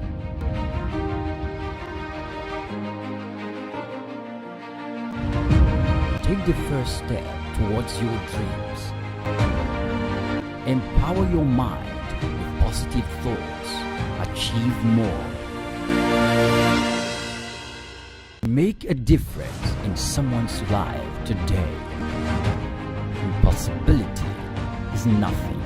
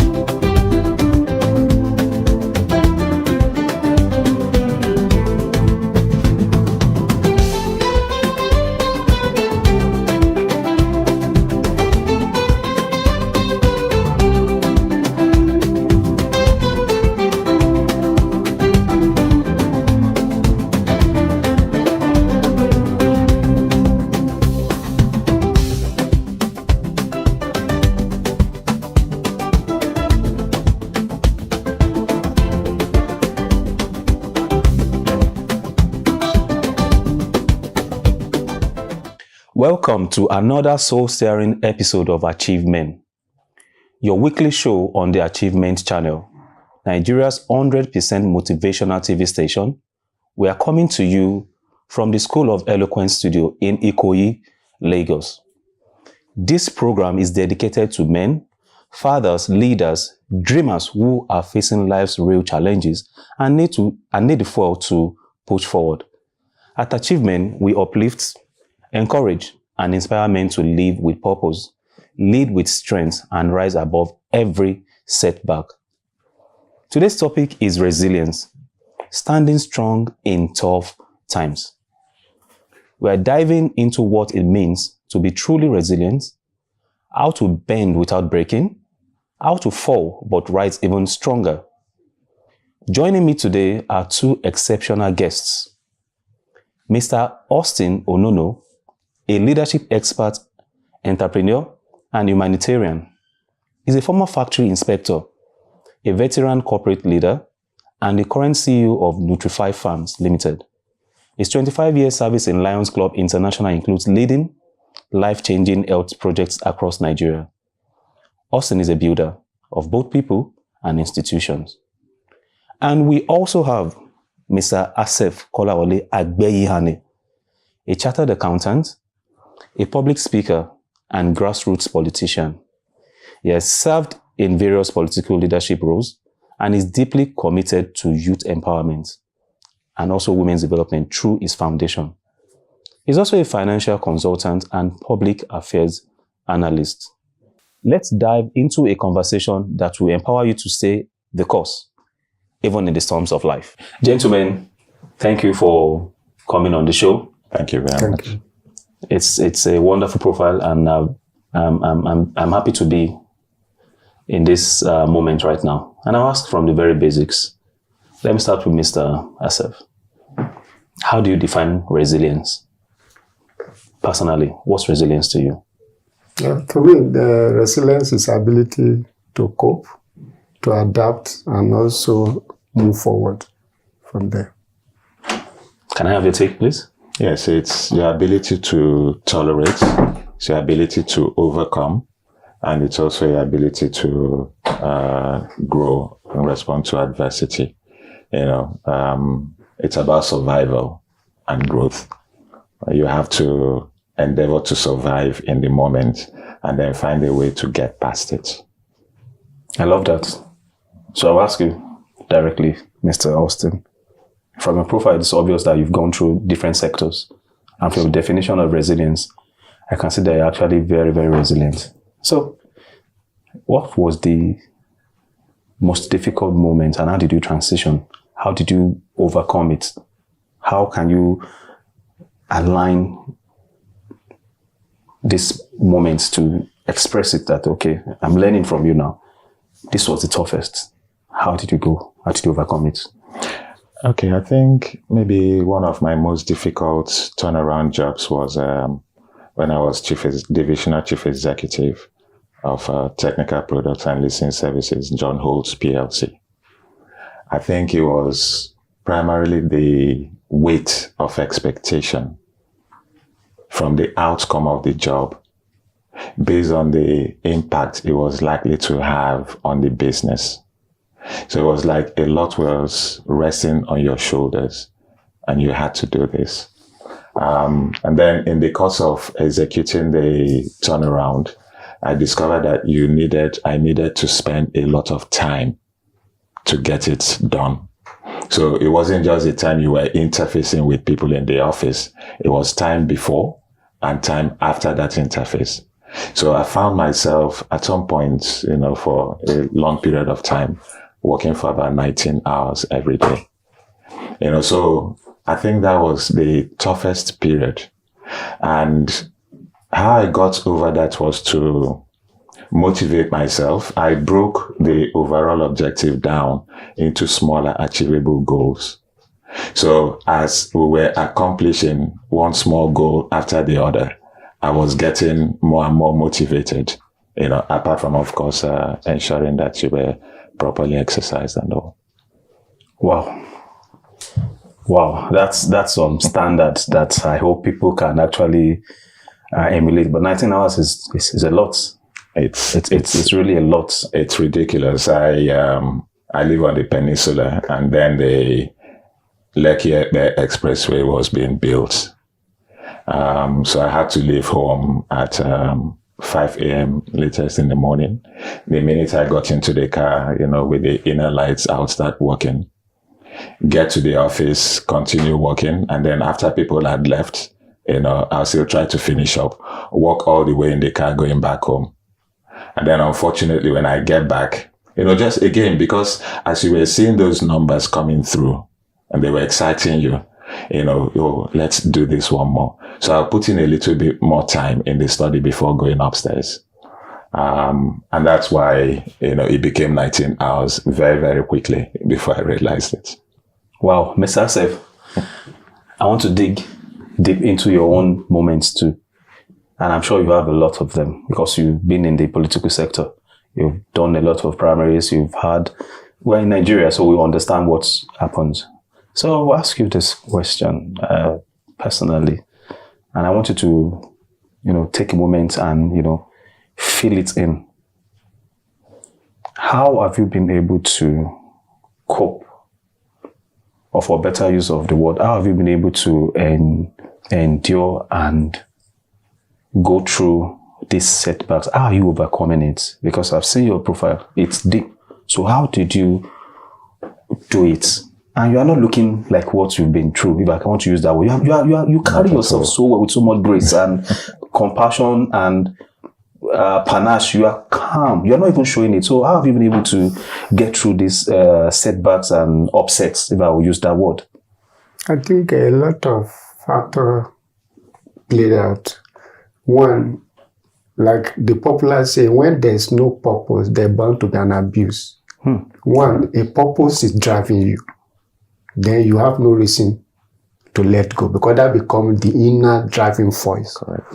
Then number two is also that a positive mindset. You already have a mindset that something is achievable. Then number three, knowledge is power. Even in the Bible say in all your getting, get knowledge. And then when you get that knowledge, then the next step is understanding of the knowledge you got and then the wisdom, ability to apply it. Because, for example, in the political system, one of my focus is that I have that inner voice that I'm among the people that will make Nigeria better. Because you run to USA, you run to Canada, you run to UK, some people pay the sacrifice that made that place stand today. That is why I don't blame people that japa, but me, my focus that I have that inner conviction that I'm among the people that make Nigeria great. Then I have no reason to leave, and I have no reason also to lose focus because a lot of also destiny rests on my shoulder. Because whatever you are doing is not for yourself, you are doing it for others. Even the scripture also says, those that steal should steal no more, so that they should walk. Can you imagine? And get to give order. He's not even thinking of you because your own case is settled. You are in the kitchen cooking. Are you not the one that will determine how the food is served? You already taste, you already feel, even the aroma already, you are satisfied. Then that positive mindset that, no, something will just work. After if it didn't work, you change your strategy. Correct. Nobody that succeeds, even most of the people that are successful today, they have a number of failures who are more than their success. Because you learn from that and then you move on. That is deep. That is reassuring. And I want you to, in that flow, talk about the next question. I want you to just say this. Do you think, or why do you think resilience is a crucial trait that young men or people should have? Because what you've just explained shows that you just have to do it. I'll give you an analogy so you can tell us deeply also why resilience is key. Why do you think it's key? I do a lot of work. I love hiking a lot. And I've done some hiking in places in Europe where our guide will tell me that we are like 4 hours into the woods. This particular tree has been planted for 1,200 years. So it means that Greek proverb of planting trees that you won't be under for the next generation, for posterity, which is why I love what you've just said. So why do you think resilience, like you've exemplified now, is key trait that people should have, especially the young generation, for you to succeed? Well, there's a popular saying that not taking a risk is a risk in itself. Right. That's supposed to be a natural instinct for every human being.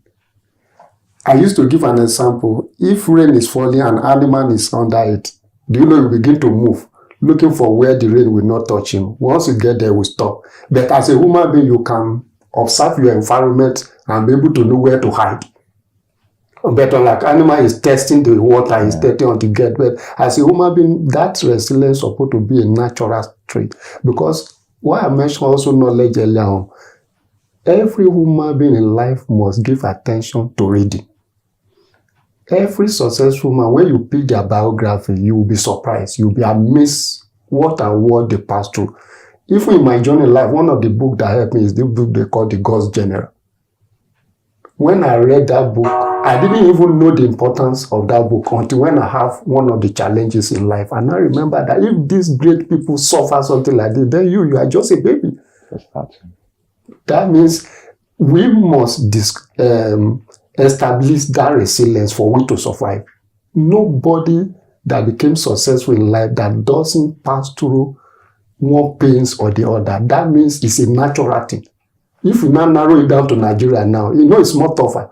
Thank God when Mr. Austin was addressing my son, their generation is more difficult than when we were growing up. Right. Sometimes I feel pity for them, but they need to also develop more because at this age now they have access to more information than us. How they utilize those informations is very key for their resilience and survival. Mr. Austin, I must have your take because of your...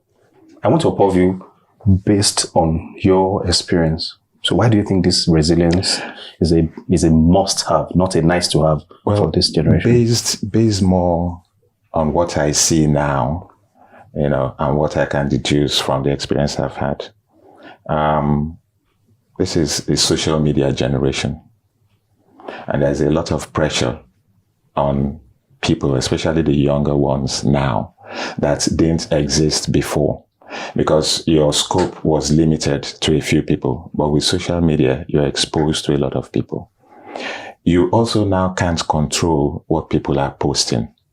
So a lot of what is being posted is very far from the truth. Unfortunately, people consume the things that are posted and then try to measure their own performance against what they are seeing, not realizing that a lot of them are really false.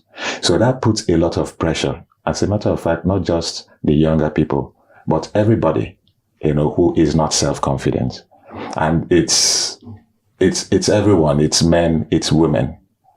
Now, matters are not helped by the fact that our value system is also now upside down. So the people who espouse to the pristine and traditional values, that we all cherish, are now being made to look as stupid, as slow, and as unsuccessful. Mr. Saab just mentioned reading and knowledge. All right. What you see today is that, guy, look, forget that matter of reading, shine your eye, clear road, make it whatever is the case. And then you can buy all the doctors you want. You can buy all the lawyers that you need. And this is what people are being made to believe is real. It's now become the reality, but it's absurdity. Now, specifically, let's even go further. In 2018, the Permanent Secretary of the Federal Ministry of Health announced that 30% of Nigerians were suffering various levels of mental health challenges. At the same time, WHO had the number at about 25%. This is 2018. Do the math. Do you think things have improved since then? Interesting. And if the Permanent Secretary of Federal Ministry of Health officially was acknowledging 30%, do you not think that the number could have been more than that? I love that data. What would it be now? It's frightening. I love that data. And do you mind? Because it's obvious from what you've just iterated that we need a paradigm shift. We do. So can I ask you the question? And I want you to answer also, but let me take it first. Can resilience be taught? Resilience can be taught. Resilience can be learned. But while you're doing that, you also have to be mindful of the fact that at the end of the day, it comes down to you taking care of yourself. Now, going back to this Ministry of Health statistics, in Nigeria, we actually have less than 200 psychiatrists. Less than 200. For a population that is upwards of 180 million. So you find that you have to, by yourself, nurture your inner strength. So you can learn resilience through practicing of mindfulness, where people wake up in the morning, the first thing they do is to grab their phone. And you're going into that cycle. But you can actually distress and prepare for the day deliberately to engage with the day based on your own terms. So if you go into that day, just open to anything that comes, you're going to be blown away by all sorts of things. Can it be taught? Well, resilience can be answer from your political and also can be learned. Now, if you talk about how to taught resilience, as a father or as an experienced person, either political or in the secular world, you should be able to taught people, share experience and knowledge of what you pass through and how you survive it. That's how it can be taught. Even as a parent, you can sit down your children, begin to share life experience with you, some things you have passed through, how you were able to weather it. But there you must put a clause. They may not pass through a similar thing. They may not pass through the same thing, but there are some of those lessons that they can apply. That is how it can be taught. Then it can also be learned, like I said, about knowledge. When you've read the biography of people that were successful and you see how they suffer so many failures. Look at Thomas Edison. He tried 1,000 times before he was able to get electricity. He now make one comment that he now discovered that there are 10,000 ways of doing something. I'll take it from that you. That means it can be taught, it can also be learned. You fail forward. Yeah. Let's go on the commercial break. That's a really insightful one. We'll see you on the other side of the show. Hi, my name is Olufemi Shea. I'm CEO of Kasafina Development. I'd like to tell you this. Keep watching Achievement Channel. Hello, my name is Roma Daniels. This is Achievement Channel. Please keep watching Achievement Channel, the first and only motivational channel in the country. Thanks, man. Hello, guys. My name is TK Classic. I'm a singer, songwriter, and performer. I'm here live at the CEO Summit 2025, and this is Achievement Channel. Stay on the dial. Don't leave. For us here at the School of Eloquence, our primary focus is on the art of public speaking because it's a major problem.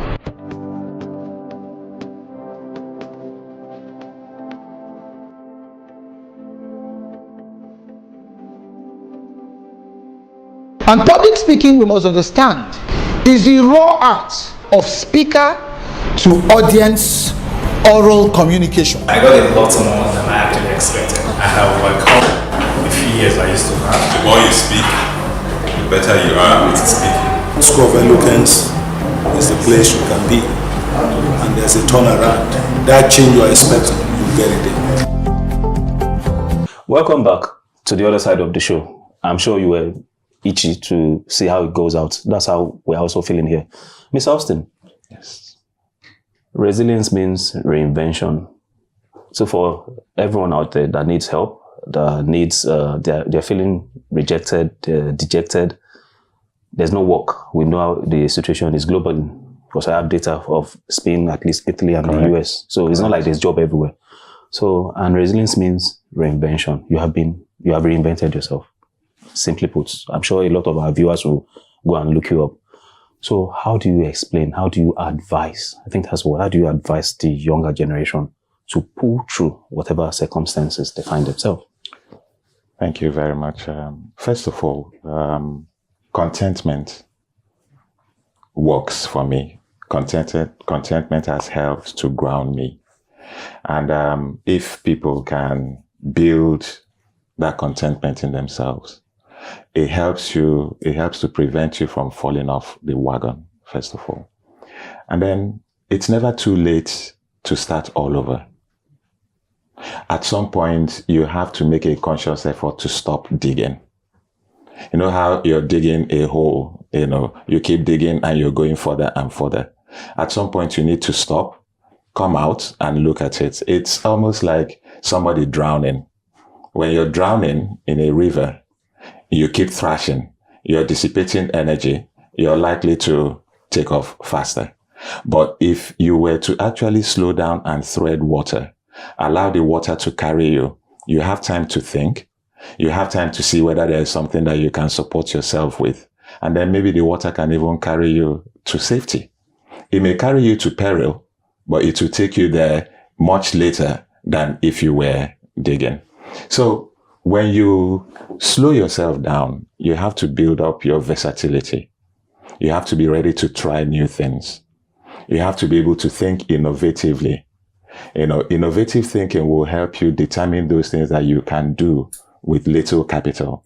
Because what a lot of people have challenges with now is, how do I start? Where do I find the money? But there are things that people can do, but you need to just lose yourself first of all. Get yourself off that pedestal. Forget who you used to be and look at what you need to become the person that you need to become. Excellent. Mr. Asef, you are the water person. I love the analogy, the example you gave on the water part. There's something called Blue Ocean Strategy. You are doing it when you are the first person to do it when nobody is doing it.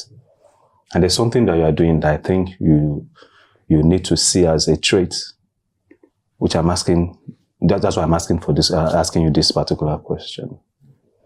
When you get stuck, when you don't know what to do again, how did you continue? Because there are moments that you knew that this looks, because of the politics part, this is it. So when people get stuck, younger people, how should they go about it? What should they do? What has worked for you?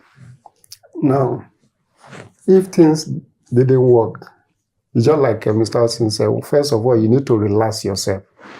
Then that gives you the opportunity to think, to analyze, to review, and to strategize. Just like the example of Thomas Edison.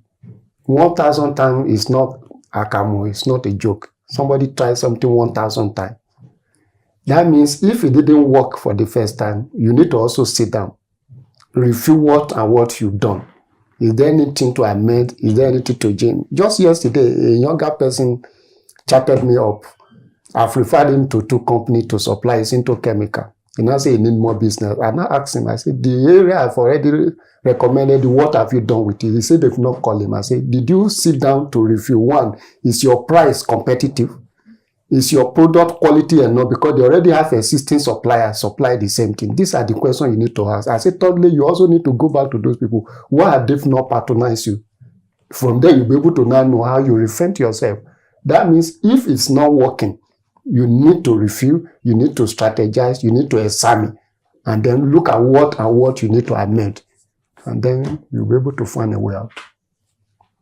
You've stylishly mentioned my next question.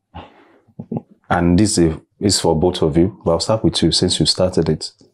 Let's talk about support systems, faith, mentors, mentees, because some of us actually draw strength from the people we're mentoring. It has happened to me. Absolutely.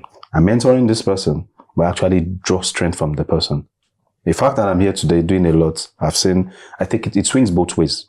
So what is the role of support system in being resilient? What do you think? How do we need it? How far should it be applied? And is it even important? Support system, very great, very necessary. But also there's a caution. Because some people also see support system as an entitlement. That would be very bad. But naturally, we need support system. From family, from faith. Like myself, I enjoy fantastic support system from my wife, from my elder brother, from the family circle. From the faith, there was a time I had some challenges. My pastors and deacons stand beside me. One day, the deacon was talking to me. He said, do you know I've used your case to encourage someone? I was so excited. I said, that means what I was going through was also becoming a testimony to encourage someone. Then also, I've also benefited from mentor. either far or near. You know, some people are your mentor either because the way you read their biography. But what also interests me is the aspect of the métier. Whatever you are giving out, you are getting it back more. I think there's a Yoruba proverb that says, or a general, that when you are pointing one finger at other, the remaining four come back to you. When you are mentoring people, you are the one that is even benefiting more, because that is what it's like. You are meant to give. That is why Jesus said, they say it's better to give than to receive. When you are giving, you are the one benefiting it more. I think that's in almost all the holy books. At least my song says, let me add something. Like now, if you are mentoring someone, you know, sometimes you do research on your own. Because this person that I'm going to guide, there are some things I also need to look at. Can you see how you are also benefiting? Because you can't just go as an empty person. Even though the area you've gone through, you still need to look at what are the current happening in those areas. You want to advise them. I want to take on it as a man of many parts and as someone that has grown through the ranks. Literally, that's just the word, through the ranks. What do you have to say for the support system? My main plank is faith. My faith is my main plank. I believe in God like a child.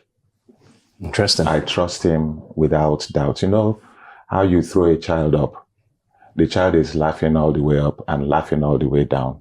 Intuitively, the child knows. The child is not even thinking about whether you're going to catch him or her or not.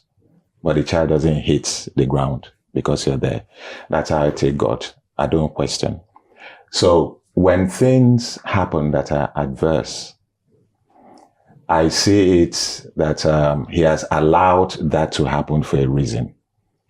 So I just align with what has happened, and it makes it easy for me, do you understand, to carry on.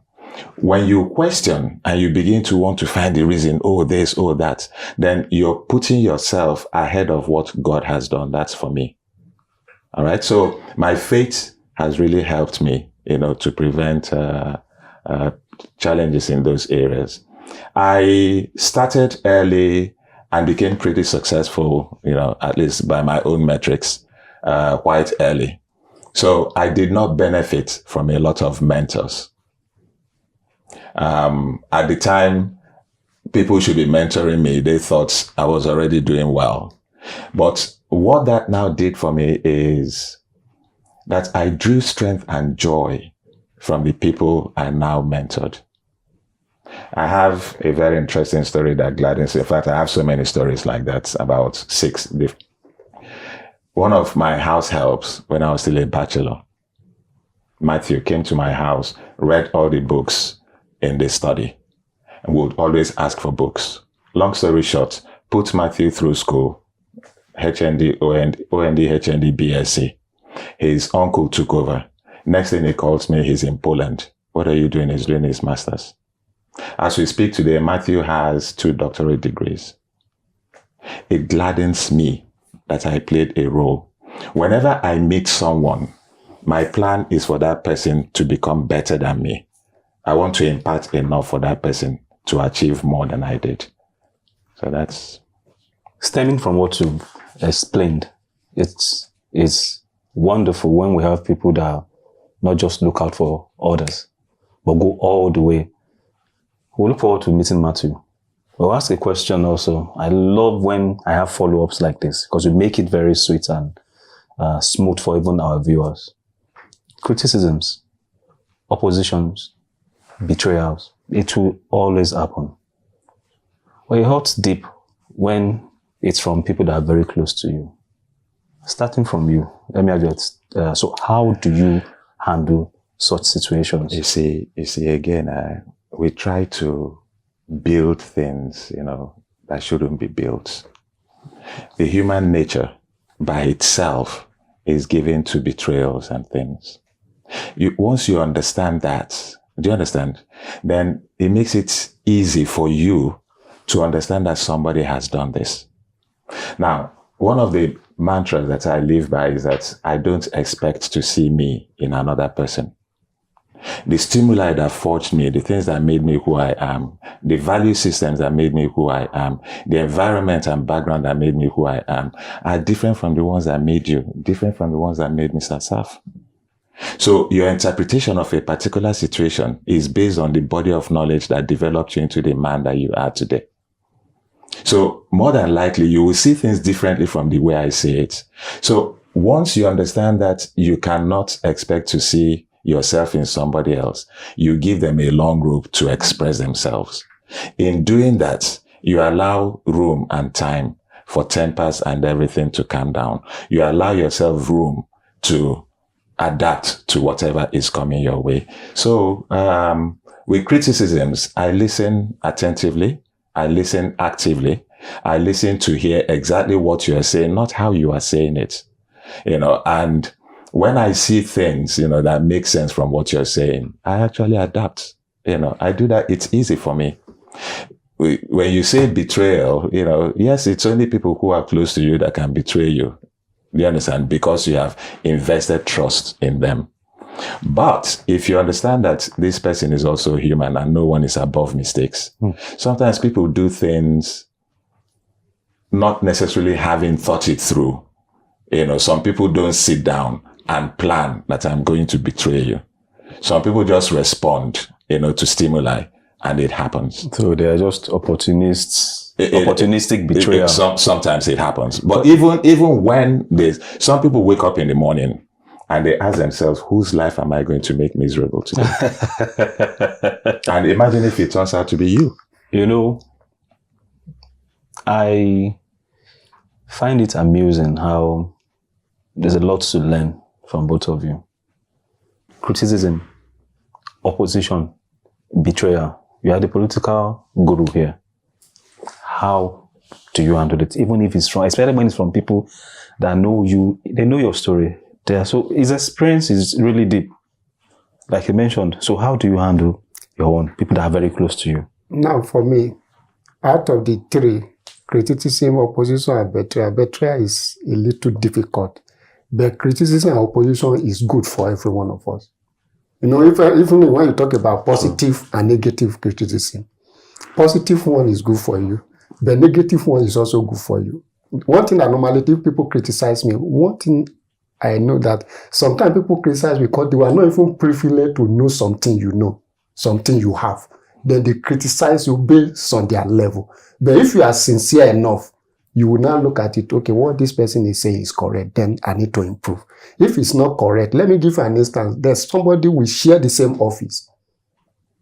I have 5 whites that wear under as it should, but the guy thought it's only one white I was wearing every day. You can imagine as close as that person to me. I just look at if this person knew, he won't have even said what was saying. Then you can imagine at that level. That's why I say criticism and opposition is good for you. If as an opposition, you need to prove the person. If somebody is opposing you, your own is to determine, to prove to the person that you can be better. But betrayal, like I said, become difficult a little to manage. David said that if it is an enemy that did it to me, I won't have bother.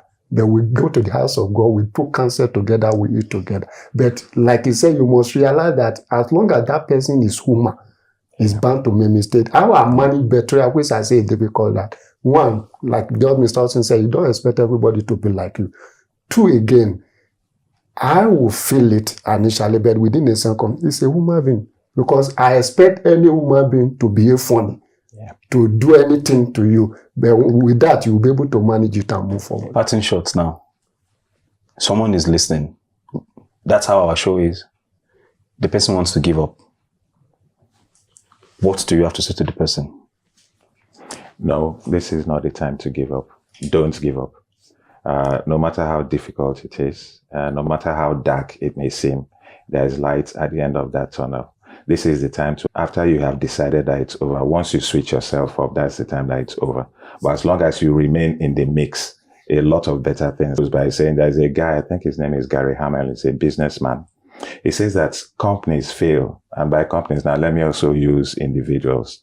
Companies fail by investing a lot in the things that are happening now, as opposed to investing in the things that could happen. In the future. In the future. All right? So, if you decide to give up now, then you have shut yourself away from the wonderful things that are waiting for you in the future. Your take? Well, for me, like question, final answer. For In me, conclusion, what do you say to them? There's no need to give up. As long as you are still breathing, that means there's a hope. It's only a dead man. That is why they say a living dog is better than a dead lion. As long as you are alive, there's no. You can see somebody beside you that is making it. Then why can't you make it? You see somebody. If you listen to some people, you will even be surprised that your own case is a calm case. Some people are surviving a more difficult situation, and then you are shouting over a minority. But also remember, difficult time bring out the best in every man. Nobody achieves something successful by being peaceful. When the tough time comes, it bring out the best. This is amazing. Thank you very much. I'll finish with the Akamu case. Even that Akamu is not easy to make. It means that as simple as life may look, it gets difficult. Well, you're not giving up. You are resilient and you will get to the other side. Thank you for having this show with us. Thank you so much, gentlemen. It's been a pleasure having you on the show. Thank you. What an honest and empowering conversation. Resilience isn't about being perfect. It's about not quitting. It's about standing tall, even with scars. And today, Austin Onono and Asef Kolawole have shown us what it truly means to be built to endure. To every man watching this right now, maybe you've lost something, a job, a relationship, a dream. Maybe the weight feels too much, but hear this, you are still standing, and that means your story isn't over. Thank you, gentlemen, for your wisdom and transparency. And thank you to our viewers for joining us on Achievement, where we remind you that your struggle is valid, your strength is real, and your future is still bright. Let's continue this important conversation. Follow at Achievement Channel on Instagram, Facebook, X, Twitter, and YouTube for more achievement content and updates. Use the hashtag #WeSeePossibilities and share your thoughts with us. I'm Antizoloye, and until next time, keep pushing, keep growing, and never stop believing.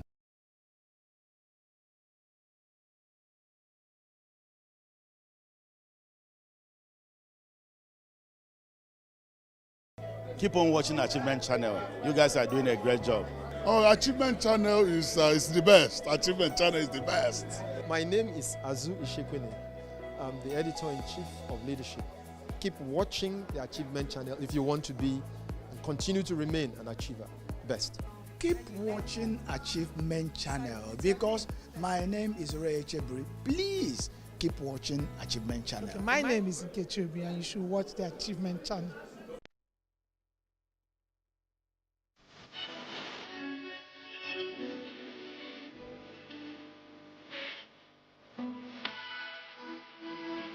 Welcome once again to Achievers Book Club. I'm Sarah Undu, your reading companion and guide.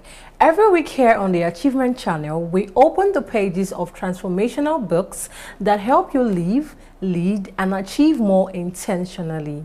This week, we are focusing on a cornerstone text for anyone serious about impact, Developing the Leader Within You by the incomparable John C. Maxwell. Get ready to discover that leadership isn't just a title, it's a journey of growth and influence. Because here at the Achievement Channel, we see possibilities.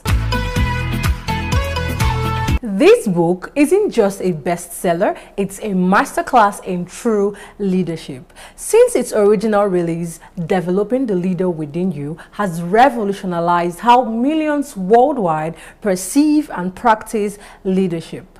Maxwell dismantles the myth that leadership is solely about position or power, teaching us that it's fundamentally about influence. He invites us to understand that effective leadership is an inside job, beginning with personal growth before extending to others. Let's unpack the core principles that build an influential leader.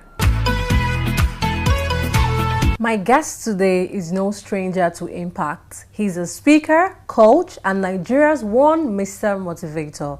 He's here to help us uncover the life-changing wisdom in John C. Maxwell's principles. Welcome back to the book club, Mr. Motivator.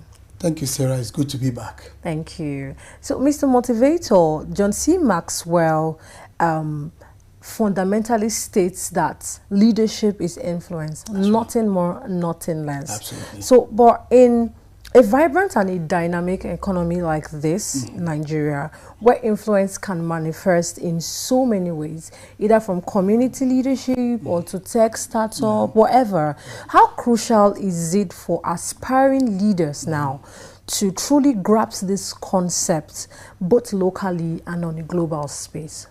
Yes, the concept of influence. Influence. Which is really what that book is about. I like to refer to it as the most developmental book on leadership, the first book anyone aspiring to grasp the most basic of concepts about leadership should read. Because if you cannot discover yourself in order to lead yourself, you don't stand a prayer when it comes to leading others, developing the leader within you. So let's look at your question.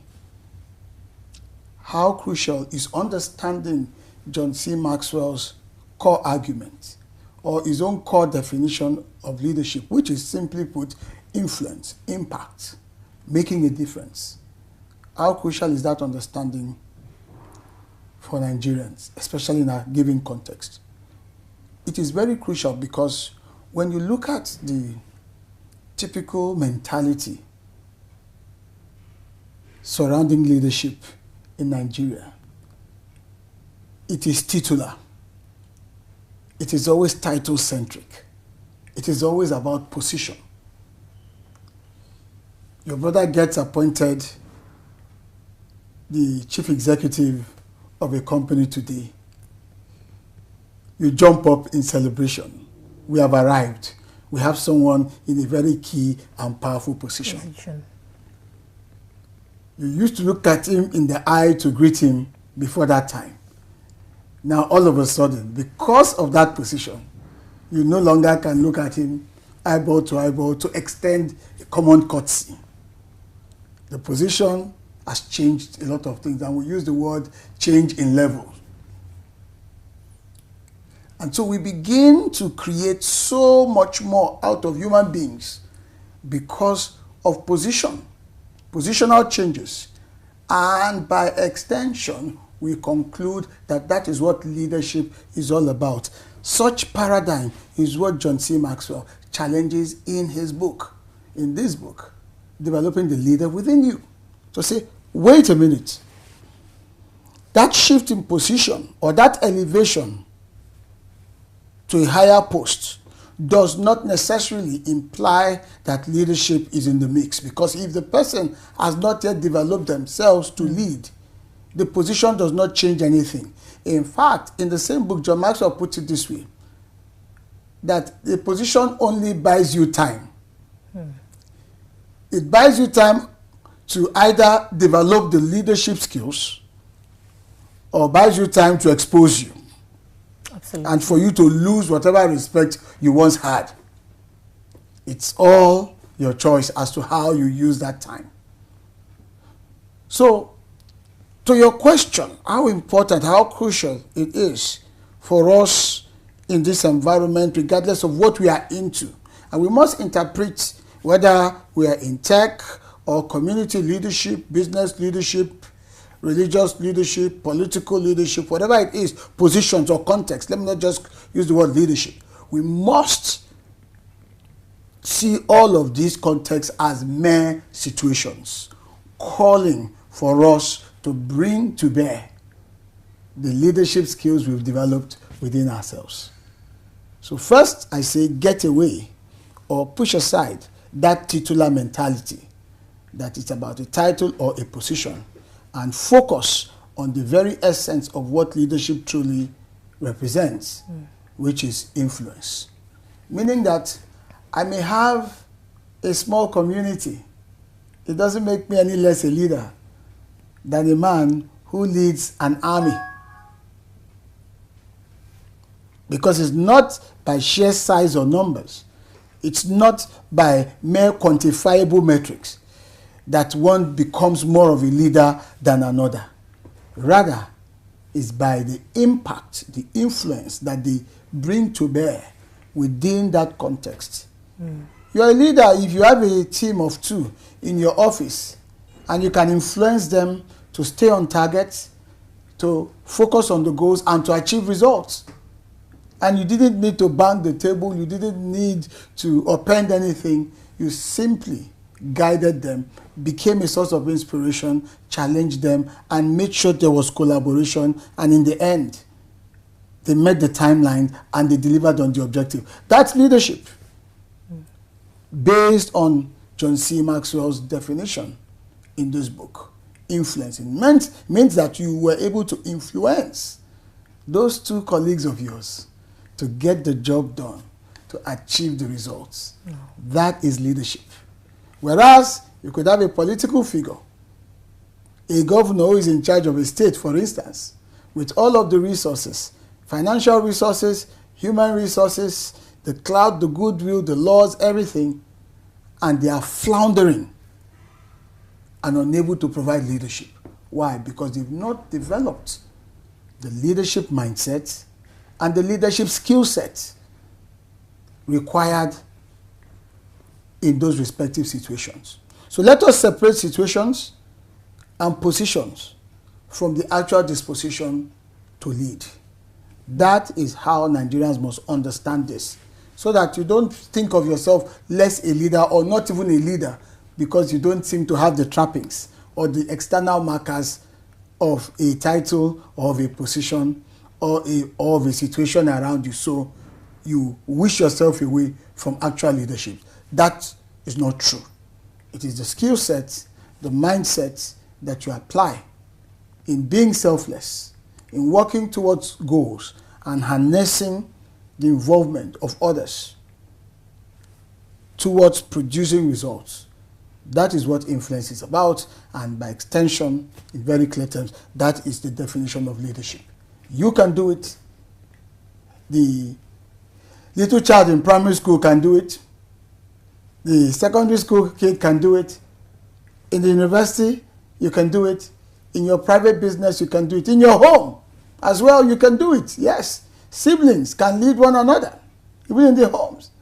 In a family of what, 2, 3, or 4 children, even 2.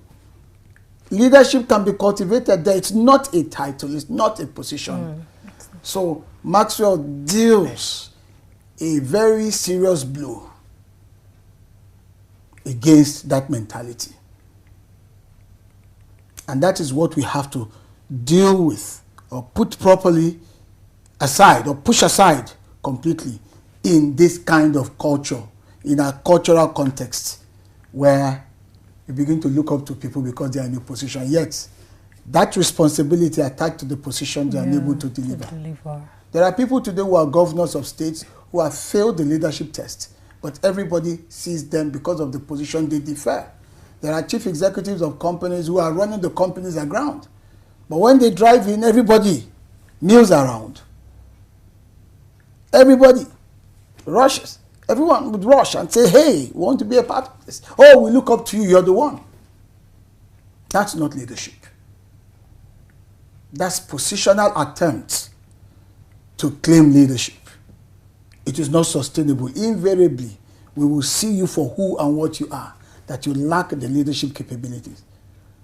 But there could be someone in a nondescript position who gradually, through their influence, there is impact, there's results. And we look at it and say, wow, how did you get there? Someone was being responsible, being alive to what that position or what that context required.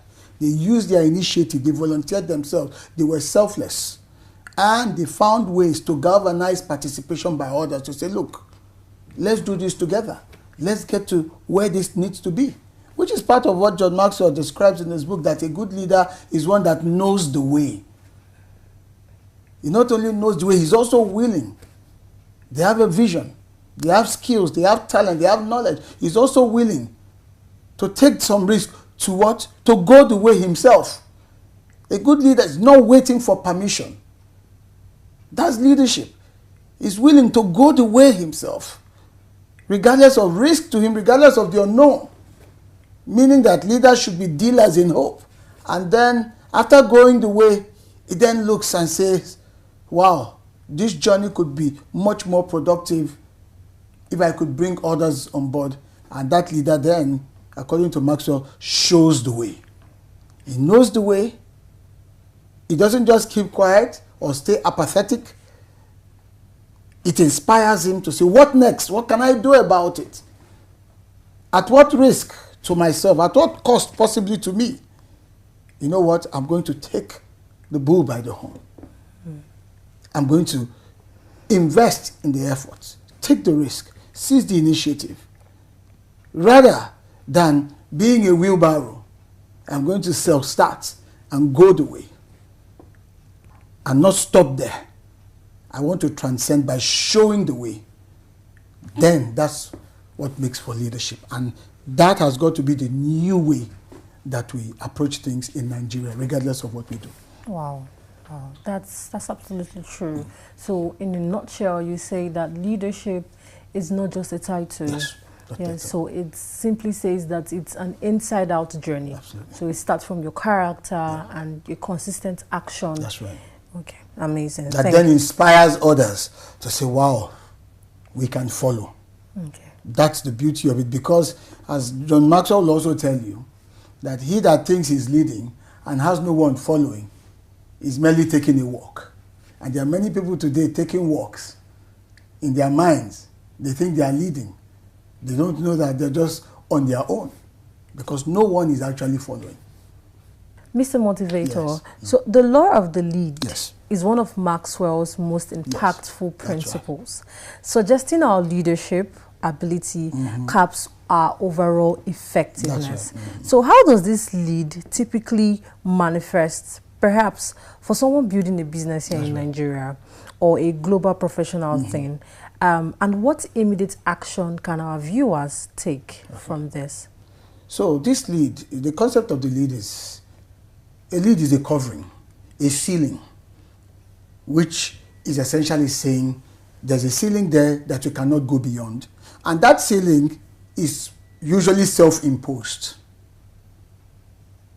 You have a business leader or a business owner who stops taking courses, who stops learning, who stops attending conferences, who stops even reading, who stops going out there to learn more and understand the current trends about that business, the kind of skill sets required.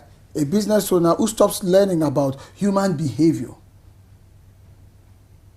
because you need to understand human behavior to run that business. It means, based on the law of the lead, that once that business leader plateaus there, automatically the fortunes of that business, of that enterprise, with regards to the people there and everything there, plateaus. Not because of the economic situation around, not because of the industry development around, the forces of demand and supply, no, but simply because the leader has stopped growing. The leader has stopped growing. That's what the law of the lead is essentially saying.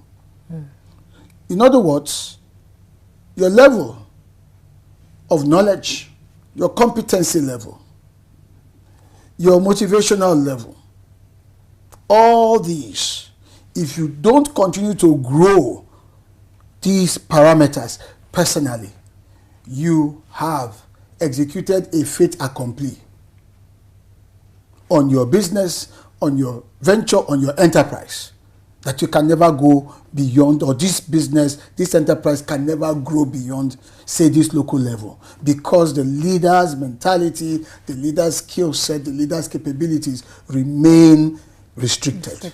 That's what it means. It's simply trying to tell us that no leader can give beyond what they have. So any leader that wants to give more must take off that lead and grow into becoming more.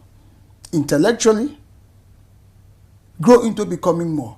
Experientially, in the area of expertise, in the area of exposure, in the area of inspiration and motivation, in the area of industry and business awareness. You must continue to expand as a human being.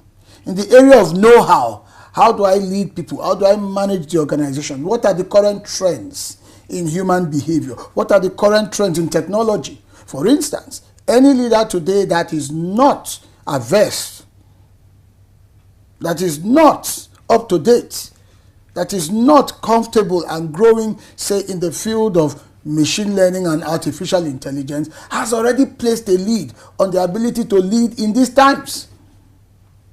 I run an organization, and I can tell you that I know about AI more than all my staff, including the very young ones who we claim are the ones that are the digital natives.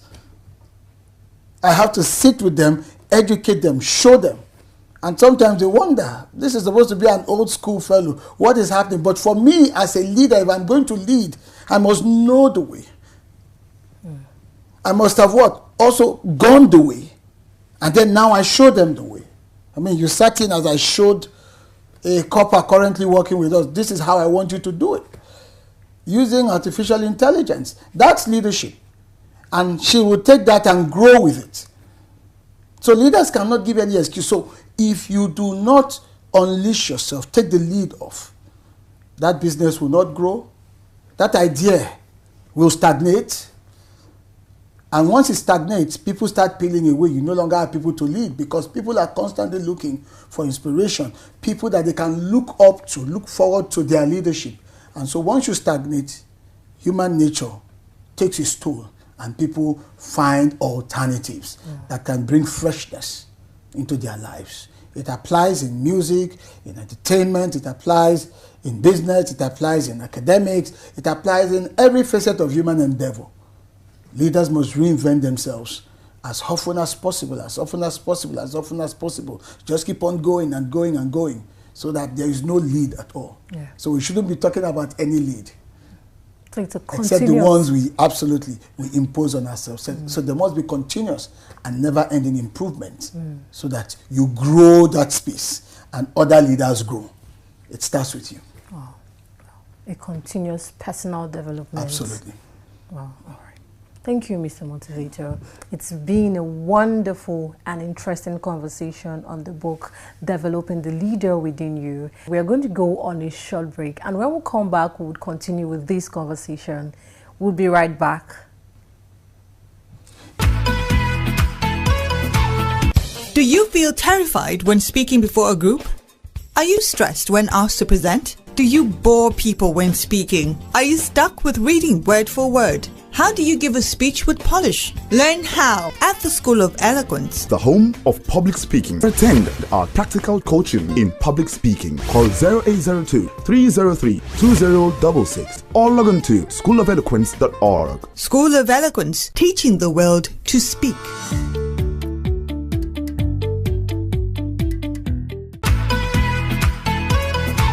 Welcome back. It is still the Achievers Book Club, and I have with me here Mr. Motivator. We are uncovering the book, Developing the Leaders Within You. Okay, Mr. Motivator, Maxwell emphasizes that leaders are perpetual learners. That's true. Given the rapid global shifts and the incredible dynamism we are seeing currently, particularly in places like Nigeria, why is this commitment to constant learning a non-negotiable to leaders today? And how do you personally stay in that growth mindset? Okay, why is this commitment to constant learning non-negotiable? To me, I believe first and foremost, it's non-negotiable because of the ramifications of failed leadership.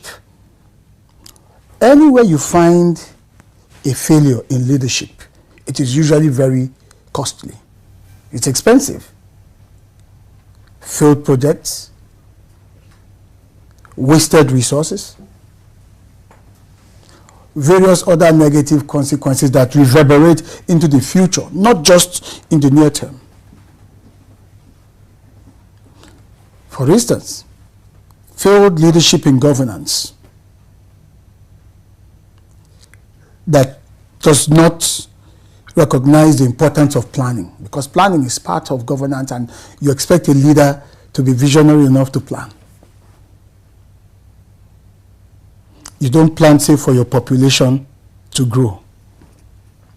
And because there's a lead on your leadership, we've talked about the law of the lead, you can't see beyond the current numbers.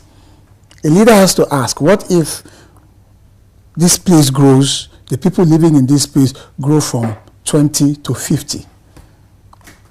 What arrangement should be in place, say for the water supply? So that failure,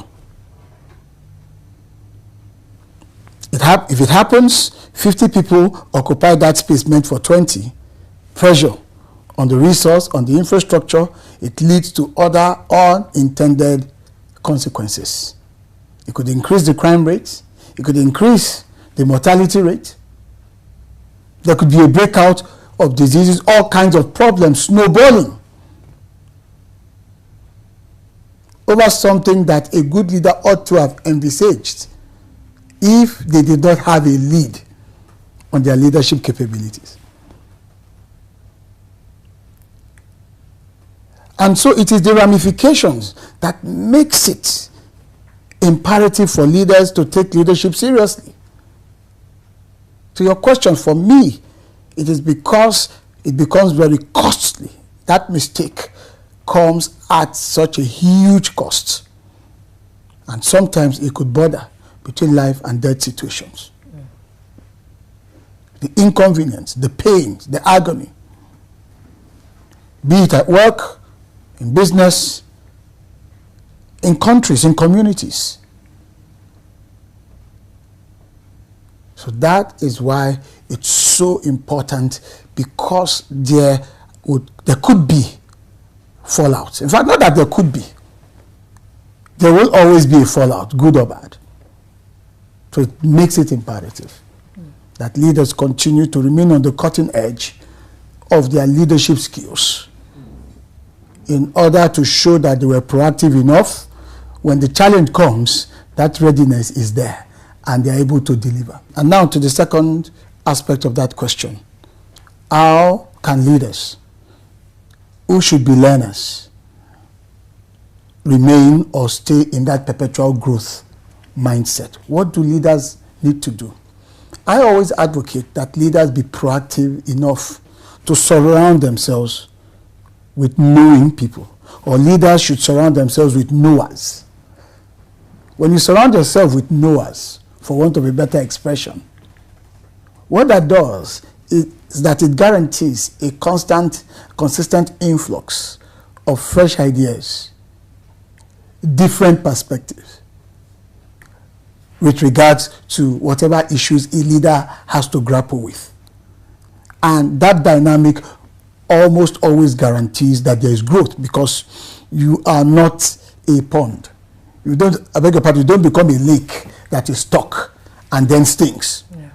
Like a river that flows with freshness, fresh ideas, fresh perspective. It means that even you, the leader, can be challenged in terms of your own thinking.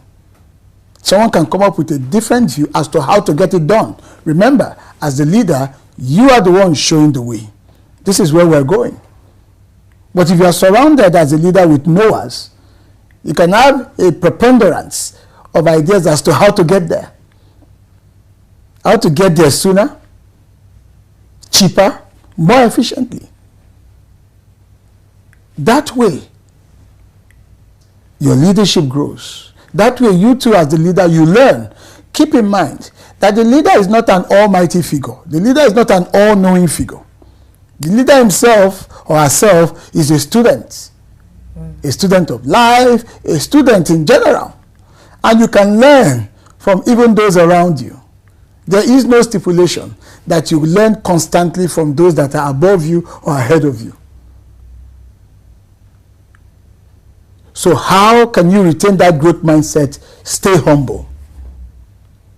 Stay humble, because that challenges you to submit yourself to superior knowledge that adds value and continues to lift that lead that John Maxwell talked about. Stay hungry, because that then motivates you. It motivates you to keep on going and to keep on learning and to keep on growing. Stay humble, stay hungry. These are two ways that any good leader can perpetually retain that growth mentality. You are humble because somebody else can be a teacher to you. And so you can orient and adjust. Even the situation that goes bad can teach you. We've seen how circumstances have humbled many people. Rather than react, they took the lessons and they returned to that development, they got it right. And then being hungry motivates them to say there must still be something more, or there must be something we are missing. So that forces them into seminars, attending seminars, conferences, symposiums, being part of critical associations, mastermind alliances, as Napoleon Hill in his book, Think and Grow Rich, we talked about. Surrounded by wise people, or wiser people. In that way, you can remain on the cutting edge. And staying hungry means that you can learn, even learning on your own with technology. Those are options as well. And also, respect feedback. There's a popular saying that feedback is the breakfast of champions. Respect feedback. Any leader that discountenances feedback will soon run out of equity. Any leader that discountenances feedback. And we're not just saying, okay, you're giving people the opportunity to air their views. No, you're genuinely paying attention, constructively, intentionally, onboarding it and saying, you know what, let's make some adjustment. This is so instrumental. This is critical. So we could go on and on and on. But I think these two critical principles of staying humble, staying hungry, and with the disposition of welcoming feedback, being a leader, having more knowers around you, shouldn't threaten you. It is only insecure leaders that find it difficult to stand rising stars. You should be secure in your own self as a person, not being secure by virtue of the position. Don't derive your security from the position you occupy. Derive your sense of security from your own sense of self-worth in terms of your uniqueness, your own capabilities and competencies. Let that give you a sane self-estimate of who and what you are, so that others around you who may be different, who may be distinct from you, don't come across as a threat, but rather to complement you. If you have that mindset, then the lead on your leadership is taken off and you continue to grow. That's the growth mindset we're talking about. Because that then challenges you to grow. Growth is not convenient. Growth is not convenient. So with these factors, I think, or rather I believe very strongly, that anyone who is leading, who aspires to lead, can perpetually attain greater heights in leadership. That's how I think you do it, in terms of a growth mindset. That's interesting. I believe that when you stop, as a leader, when you stop learning, you actually stop leading. That's right. Absolutely, leading. Because you stop growing. Stop growing. You can't lead if you're not growing. That's the truth. Thank you. Thank you, Mr. Motivator, for sharing such inspiring and knowledgeable insights. Thank you so much, Mr. Motivator. Thank you very much.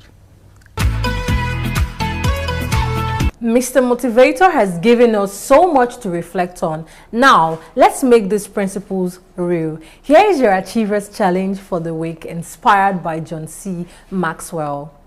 1. Identify your influence. This week, observe where you have influence without a formal title. How can you intentionally use that influence for good?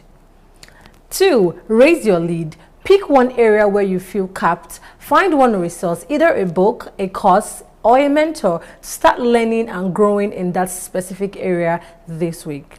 And 3. Develop another leader. Identify one person you can intentionally invest in. Offer them advice, mentorship, or encouragement to help them grow their own leadership potential.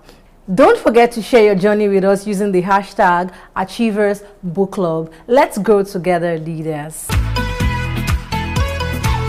Today, we're exploring Developing the Leader Within You by John C. Maxwell. A titan in the field of leadership, Maxwell has dedicated his life to teaching and empowering leaders worldwide. This isn't just a theoretical treatise. It's a practical, accessible guide born from decades of experience, debunking the myth that leadership is an innate talent. Maxwell asserts that leadership is a skill you can learn, practice, and master. At its heart, Developing the Leader Within You introduces a transformative framework, the 5 levels of leadership. Maxwell argues that true leadership isn't about a title, but about your ability to influence and impact others. As each level appears on screen with its icon, it begins at level 1, position, where people follow you because they have to, simply because of your title. But true growth comes at level 2, permission, where people follow you because they want to, built on relationships and trust. Then, at level 3, production, you become a leader because you get results. People follow you because of what you've accomplished. The highest levels are found at level 4, people development, where you grow leaders, not just followers, and people follow you because of what you've done for them. Finally, the ultimate aspiration, level 5, pinnacle, where you are revered for your character and influence, and people follow you out of respect and admiration for who you are and what you represent. Maxwell's philosophy extends beyond these levels, emphasizing crucial leadership qualities like integrity, self-discipline, vision, and the power of empowering others. He champions the idea that everyone has the potential for leadership regardless of their title, and that true leadership is ultimately about service. The beauty of Developing the Leader Within You is its universal applicability. Its wisdom translates across industries, cultures, and roles, whether you're leading a large corporation, a small team, your family, or even just yourself. It provides a roadmap for consistent personal and professional growth. The impact of John C. Maxwell in Developing the Leader Within You is immeasurable. His work has inspired millions globally, solidifying his reputation as a master of leadership development. This book is more than a guide. It's an invitation to embark on a journey of self-discovery and influence, proving that leadership isn't just for the chosen few, it's for anyone willing to grow. This book challenges you to ask, what kind of leader do you want to be? And what steps are you willing to take to get there? If you're ready to amplify your influence, inspire those around you, and truly make a difference, then Developing the Leader Within You is your essential roadmap. It's an invitation to step into your full potential and become the leader you were meant to be. Join us next time on Achievers Book Club, where we continue to explore the books that empower extraordinary lives. Until then, keep leading, keep developing, and keep achieving. Next week, we confront a silent saboteur that holds many back, an enemy called average, in John L. Mason's incredibly direct and powerful book. You'll discover why settling for mediocrity is a dangerous trap and how to unlock your unique God-given potential. It's a call to action for anyone who believes they are made for more than just getting by. So if you are ready to break free from the ordinary and step into the extraordinary, you absolutely cannot miss our next episode. Thank you for spending this enriching time with us here at Achievers Book Club. Remember, whether it's in your community, your business, or your home, leadership is your capacity to influence for good. Embrace the journey of self-development and lead where you stand. I'm Sarah Undu, and until next time, we see possibilities.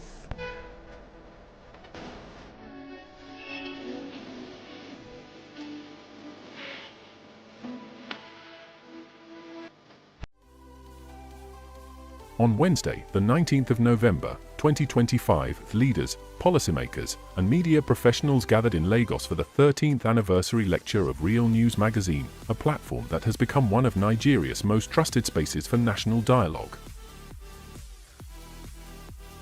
This year's theme tackled one of Africa's most threatening challenges: cybersecurity, illicit financial flows, and achieving Agenda 2063. a discussion set against the backdrop of Africa's digital revolution and the growing need to protect the continent's resources from cybercrime and economic leakages. So cybersecurity sector, it has a lot to do. The fintech also we're doing, also the government, the regulator, the private sector. So it's a win-win thing. Regulation is the bedrock. It should be the framework. How the operators work should be there first, before the operation. In her opening remarks, Real News publisher Maureen Chigbo warned that Africa loses tens of billions of dollars every year through illicit financial flows, money that could transform education, infrastructure, and healthcare. Her message was clear: if Africa must achieve the African Union's Agenda 2063, it must first safeguard its wealth. Real News Magazine is all about investigative, robust, and excellent journalism. We are your partners in development, and together we will build a strong and balanced society where all will be free and happy to live in. Delivering the keynote address, Dr. Musa Adamu Aliyu, SAN, chairman of the ICPC, emphasized that cybersecurity is no longer just a technology issue, it is a national security priority. He noted that as Africa becomes more digital, cybercriminal networks are expanding just as fast, exploiting weak systems, unregulated platforms, and insider collaboration. He outlined a strategy that includes stronger laws, improved technology, international cooperation, and financial transparency. Let us understand what is illicit financial flows we are talking about, and in this digital age. Now, illicit financial flows are illegal movements of money or capital from one country to another. The funds could be illegally earned and transferred, or legally earned but illegally transferred. Illicit financial flows remain one of the most devastating drains on Africa's development capacity. Estimates by African Union high-level panel led by former South African President Mr. Thabo Mbeki suggest that Africa loses over $80 billion annually through illegal tax practices, transfer, mispricing, corruption, trafficking, and the outright theft of public resources. This illicit financial flows, I want us to note that it also includes our artifacts, because our heritage are taken out of the continent, or have been taken out of the continents that are in other parts of the world, where those countries are using our heritage to get money. The panel session deepened the conversation. Experts challenged government agencies and financial institutions to strengthen transparency and internal controls. A notable moment came when a participant demanded that the ICPC publicly name banks allegedly enabling illicit financial flows, a reminder that accountability must go beyond policy and become practice. Take us here and now so we can report it, so that we can start from there to fight this corruption, illicit flow of terror financing or whatever. So tell us the banks, name and shame. They do it in Asia, they do it in Europe, they do it elsewhere. Let us do it in Nigeria and Africa. Thank you very much. As part of the celebrations, distinguished contributors were inducted into the Real News Hall of Fame, honoring their support, integrity, and commitment to national development. There were lighter moments too, including a warm celebration for one of the discussants, adding joy to an otherwise serious conversation. Anybody, any human being, any country who is not planning is planning to fail. So, and you don't wait until you are in 2063 to start planning, to start developing, to start corralling all the resources you need to develop. And we know that the continent is bleeding dry because of illicit financial flows. And technology is aiding it greatly and also making it impossible for those involved in this illicit financial flow to be tracked. So we chose this theme to raise awareness and to call attention to governments that they have to step up their action to stem the tide of illicit financial flow. When you have about $50 billion being drained out of the economy of any country, that's a huge sum of money. of any continent is a huge sum of money. And then when you think, take Nigeria for instance, they have about 10 million children who are out of school, right? Now, can you imagine what such an amount of money could do to the life of these children if those monies or the illicit flows are stopped or the monies are tracked? So you have to plan. If you don't plan, you are planning to fail. That's what just it is. So the earlier we start to plan to curb illicit financial flows, the earlier for everybody involved and for us to achieve the sustainable development goals we have always talked about. So the most important thing is that information is power. When you don't have information that will help you to change your life, you will be wallowing in ignorance. So the cure of ignorance is to arm people with adequate information that can help them to uplift their well-being, achieve their aims, and contribute to nation building. Illicit flows is different from illicit financial flows because it's just not in the public space, it's both in the public and private sector. So we are helping to create awareness. We are helping to let people know that this ill exists in the society and it has to be fought and it has to be stemmed. And for us to achieve the aim we want, all hands has to be on deck. No matter what is happening in the country, integrity is still possible. There are people who could not succeed, but they are forging ahead because of their integrity, because people believe in them. And in the business we are in, the business of the media, integrity is everything. If you don't have integrity, nobody will trust you, nobody will come to your program, nobody will believe you. Once they see your medium, they will just wish it away. So integrity is everything. Achievement means what we have achieved here today now. That's it. We have achieved this. We wanted this hall to be filled up, and you can see that the hall is filled to the brim, not by colorful people, by a galaxy of intellectuals from different walks of life, from different countries, you know. And there are so many people online who are watching and following this event. So we have achieved success here today, and we are indeed grateful to God. I'm here today because of perseverance and hard work. So my life is a testimony to that. So if there is any Gen Z around and you want somebody who you want to emulate, you can read up about my work.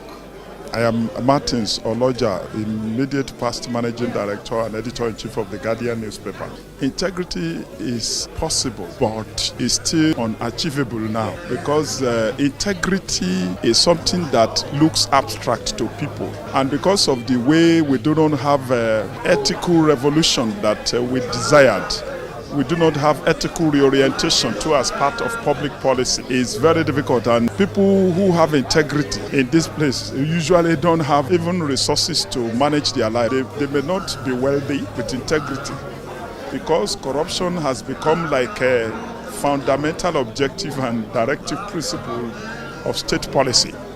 And the people who are prominent, who may not even be significant, are people who do not have integrity. And people who do not have integrity, some sections of the media decorate them with awards from time to time. So integrity is not something that is held here. So integrity is something that is very difficult to define, but it is something that people do when no one is watching. It's a classic definition. Integrity happens most times when no one is watching you. So it's very difficult. It's something that people should hang on their neck wherever they go. But it's very difficult to achieve in this country now because of the operating environment and the way we do not have role model, we do not have a reward for even integrity. We have reward for people who can do some things that are unethical, and they don't identify them, they don't reward integrity in this country now.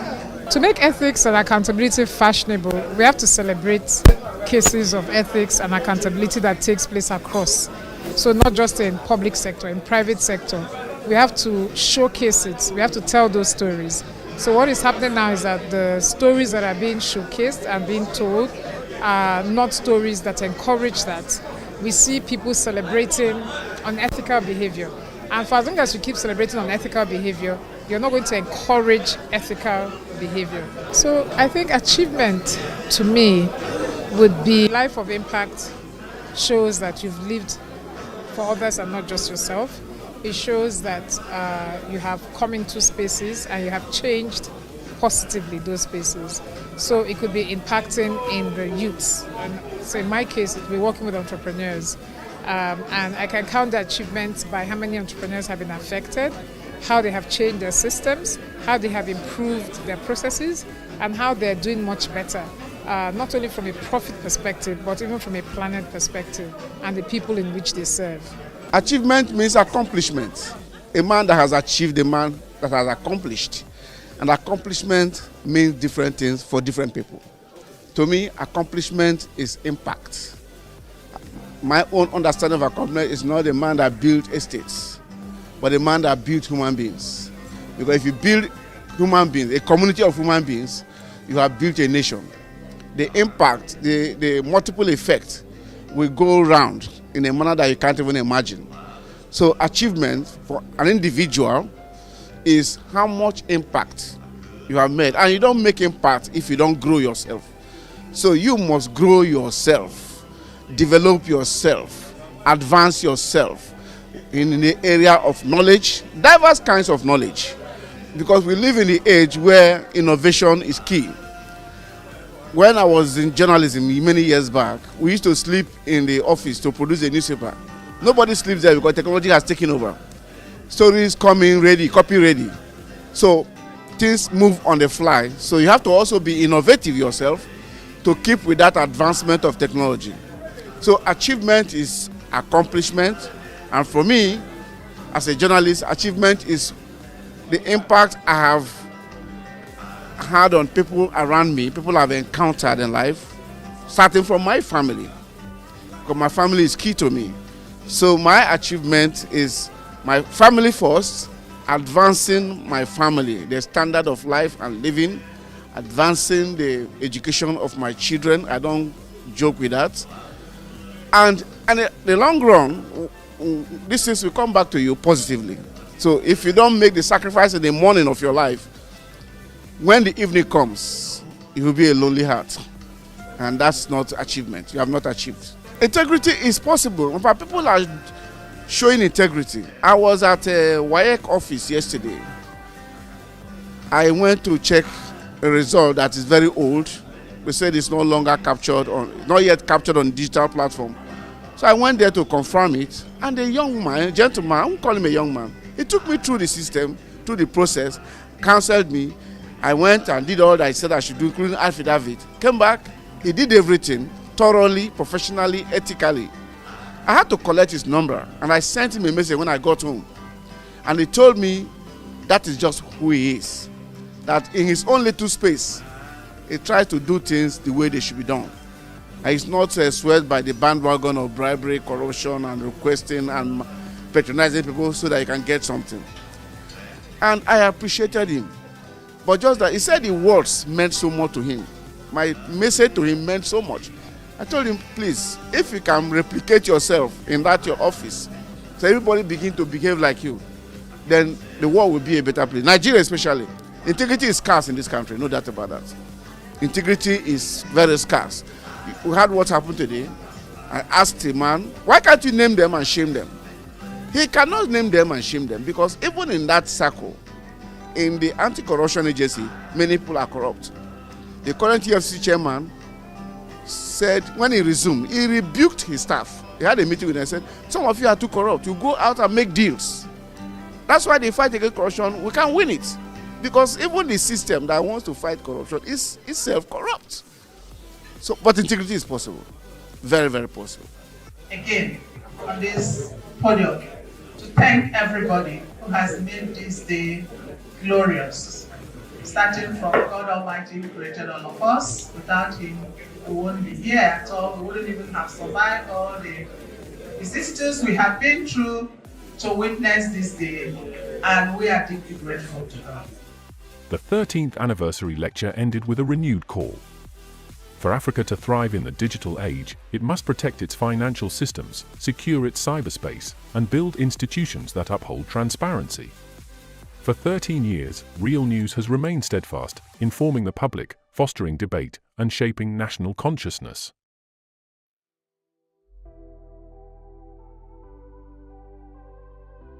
My name is Ken Ubechi.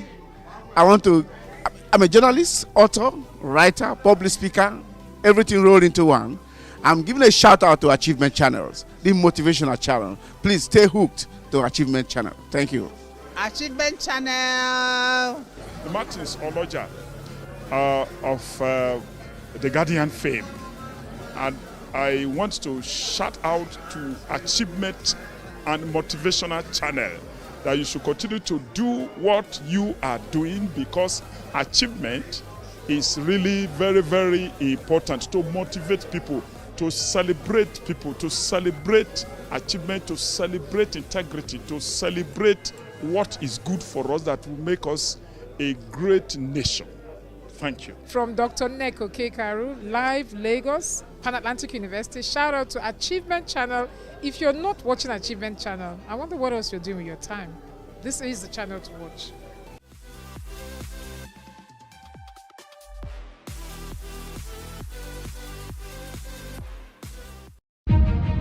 A new day dawns, full of possibilities.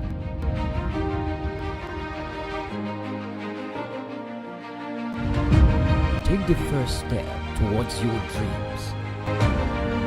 Empower your mind with positive thoughts. Achieve more. Make a difference in someone's life today. Impossibility is nothing.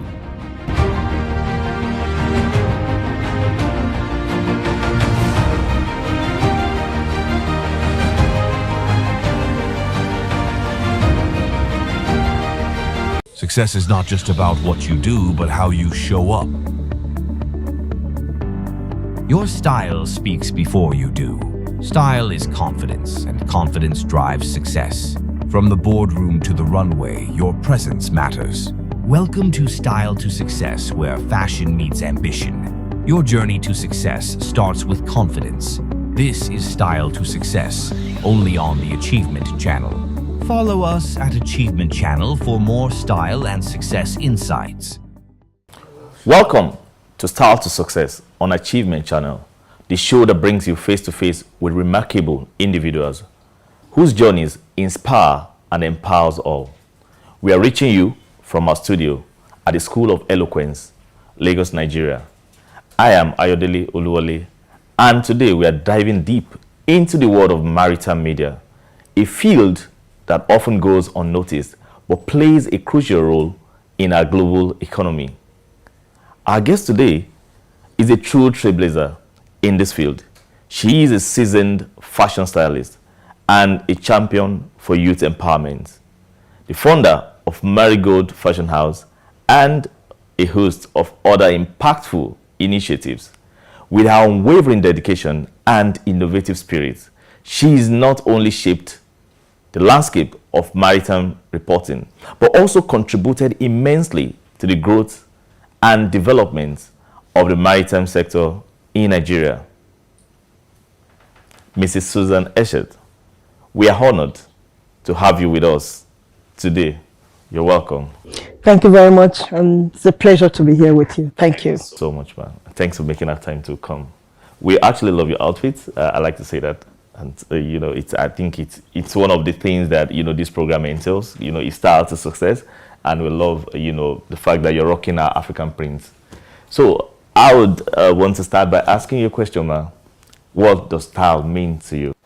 Well, thank you so much once again. I'm talking about my style, and you made mention of the wearing of Ankara. I took that decision some 7 years ago, thereabout, that no more Western suits, no more, ties and all those things. It's going to be African wear. And I got inspiration from Ngozi Okonjo-Iweala, when she became Minister of Economic. And she was always wearing Ankara. And one of those days I had a meeting with her in our office, and I just said, this is this woman's style. Style could be anything to anybody. It could be what you are as a professional. It could be what you are as a person.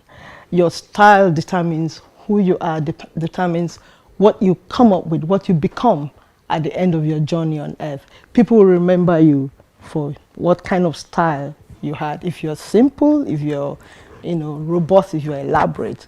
So to me, my style is me. Because now people see me as, oh, she only wears Ankara.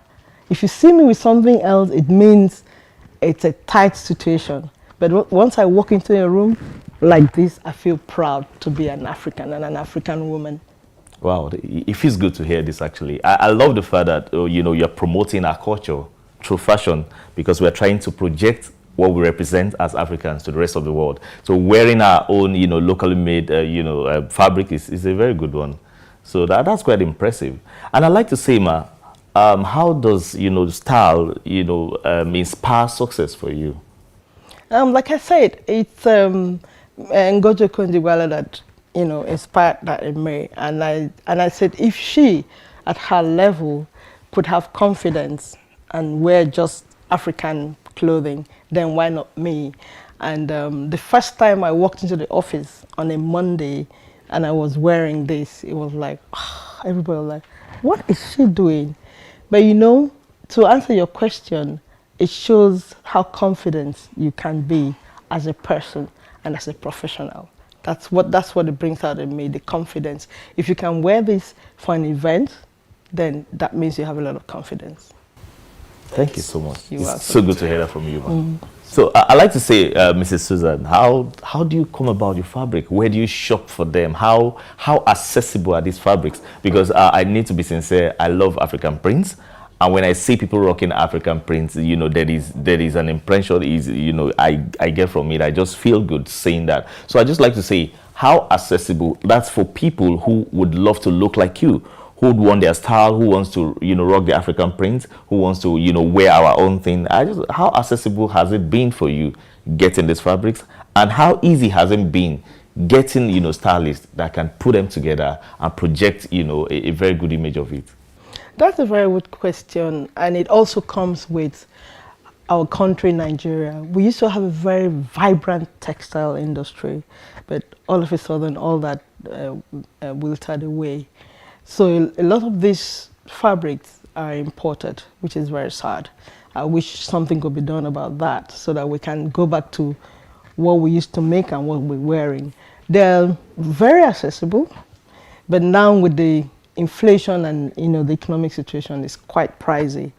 But it's something that I love, and so I'll go out of my way to get it. And then there is no fashion designer or tailor that cannot make all this. They're all over the place. You go to the market, Balogun market, they'll give you different types. They're the low price ones, the middle price ones, and the high price ones. And so the high price ones are the ones that are produced in Holland, the Hollandish stuff. Those ones are quite high prices, and they last, they don't fade. Then you have the middle price ones and the low price ones. So it depends on who you are, style coming in, the kind of person you are, your character, your projection of yourself, and your profession. So you decide to pick the low price one, but you make something out of it, it's still the same thing. And so it's quite accessible, but my appeal will be that the government should look at our textile industry and see how we can start all over again and get the textile industry working, because all these things are brought in from Ghana, from Cote d'Ivoire, from Holland. Not much is made in Nigeria anymore. True, I agree with you to an extent, man. But I just want to quickly chip something in that, we still have some people that still do, local production of some of these African prints, especially the Ashoke, the Adire, yes. Which the prints are actually beautiful as well. They're as beautiful as Ankara, but they cannot be mass produced. True. You have to do some mass production to get things like this. Okay. So that's why I'm still making that appeal that the federal government or state government should do something about the textile industry. Yeah, I was going to say that because I feel we actually need to try to rejuvenate those industries so that it will help the economy as well. apart from helping the GDP of the nation, it's going to create more employment, and people will gravitate towards wearing our own thing. So our local content will be promoted that way. Well it's a said. good one. It's Well a said. good one. Well done, man. And Thank you it's so nice much. to have you on the show. Thank you and very we'll much. take a short break, and we'll be right back. Your journey to success starts with confidence. This is Style to Success, only on the Achievement Channel. Are you in governance? You need public speaking. Are you in business? You need public speaking. Are you a professional? You need public speaking. Now you too can learn how to overcome nervousness and speak with confidence before any audience at the School of Eloquence, the home of public speaking. Attend our practical and training one-on-one coaching with West Africa's only certified speaking professional at any of our centers in Lagos and Abuja. To register, call 0802-3032-066 or 0706-1606-078 or log on to our website schoolofeloquence.org. School of Eloquence. Teaching the world to speak. Your journey to success starts with confidence. This is Style to Success, only on the Achievement Channel. So welcome back, and we're still on the show Style to Success on the Achievement Channel. We still have our amiable guest on the show, Mrs. Susan. I have been having some questions and some good time with Mrs. Susan on the show, and she's been sharing insightful ideas about how she has really been inspired in terms of fashion and style. So we're back to the show. Mrs. Susan, I hope you're fine, ma, and I hope you're enjoying the show. Mrs. Susan, I'd like to ask, what are some of your proudest accomplishments in this game? Proudest accomplishment as a woman working in an industry that is really men-oriented, and so you are able to prove yourself, not trying to prove yourself to be better than the men, no, trying to prove yourself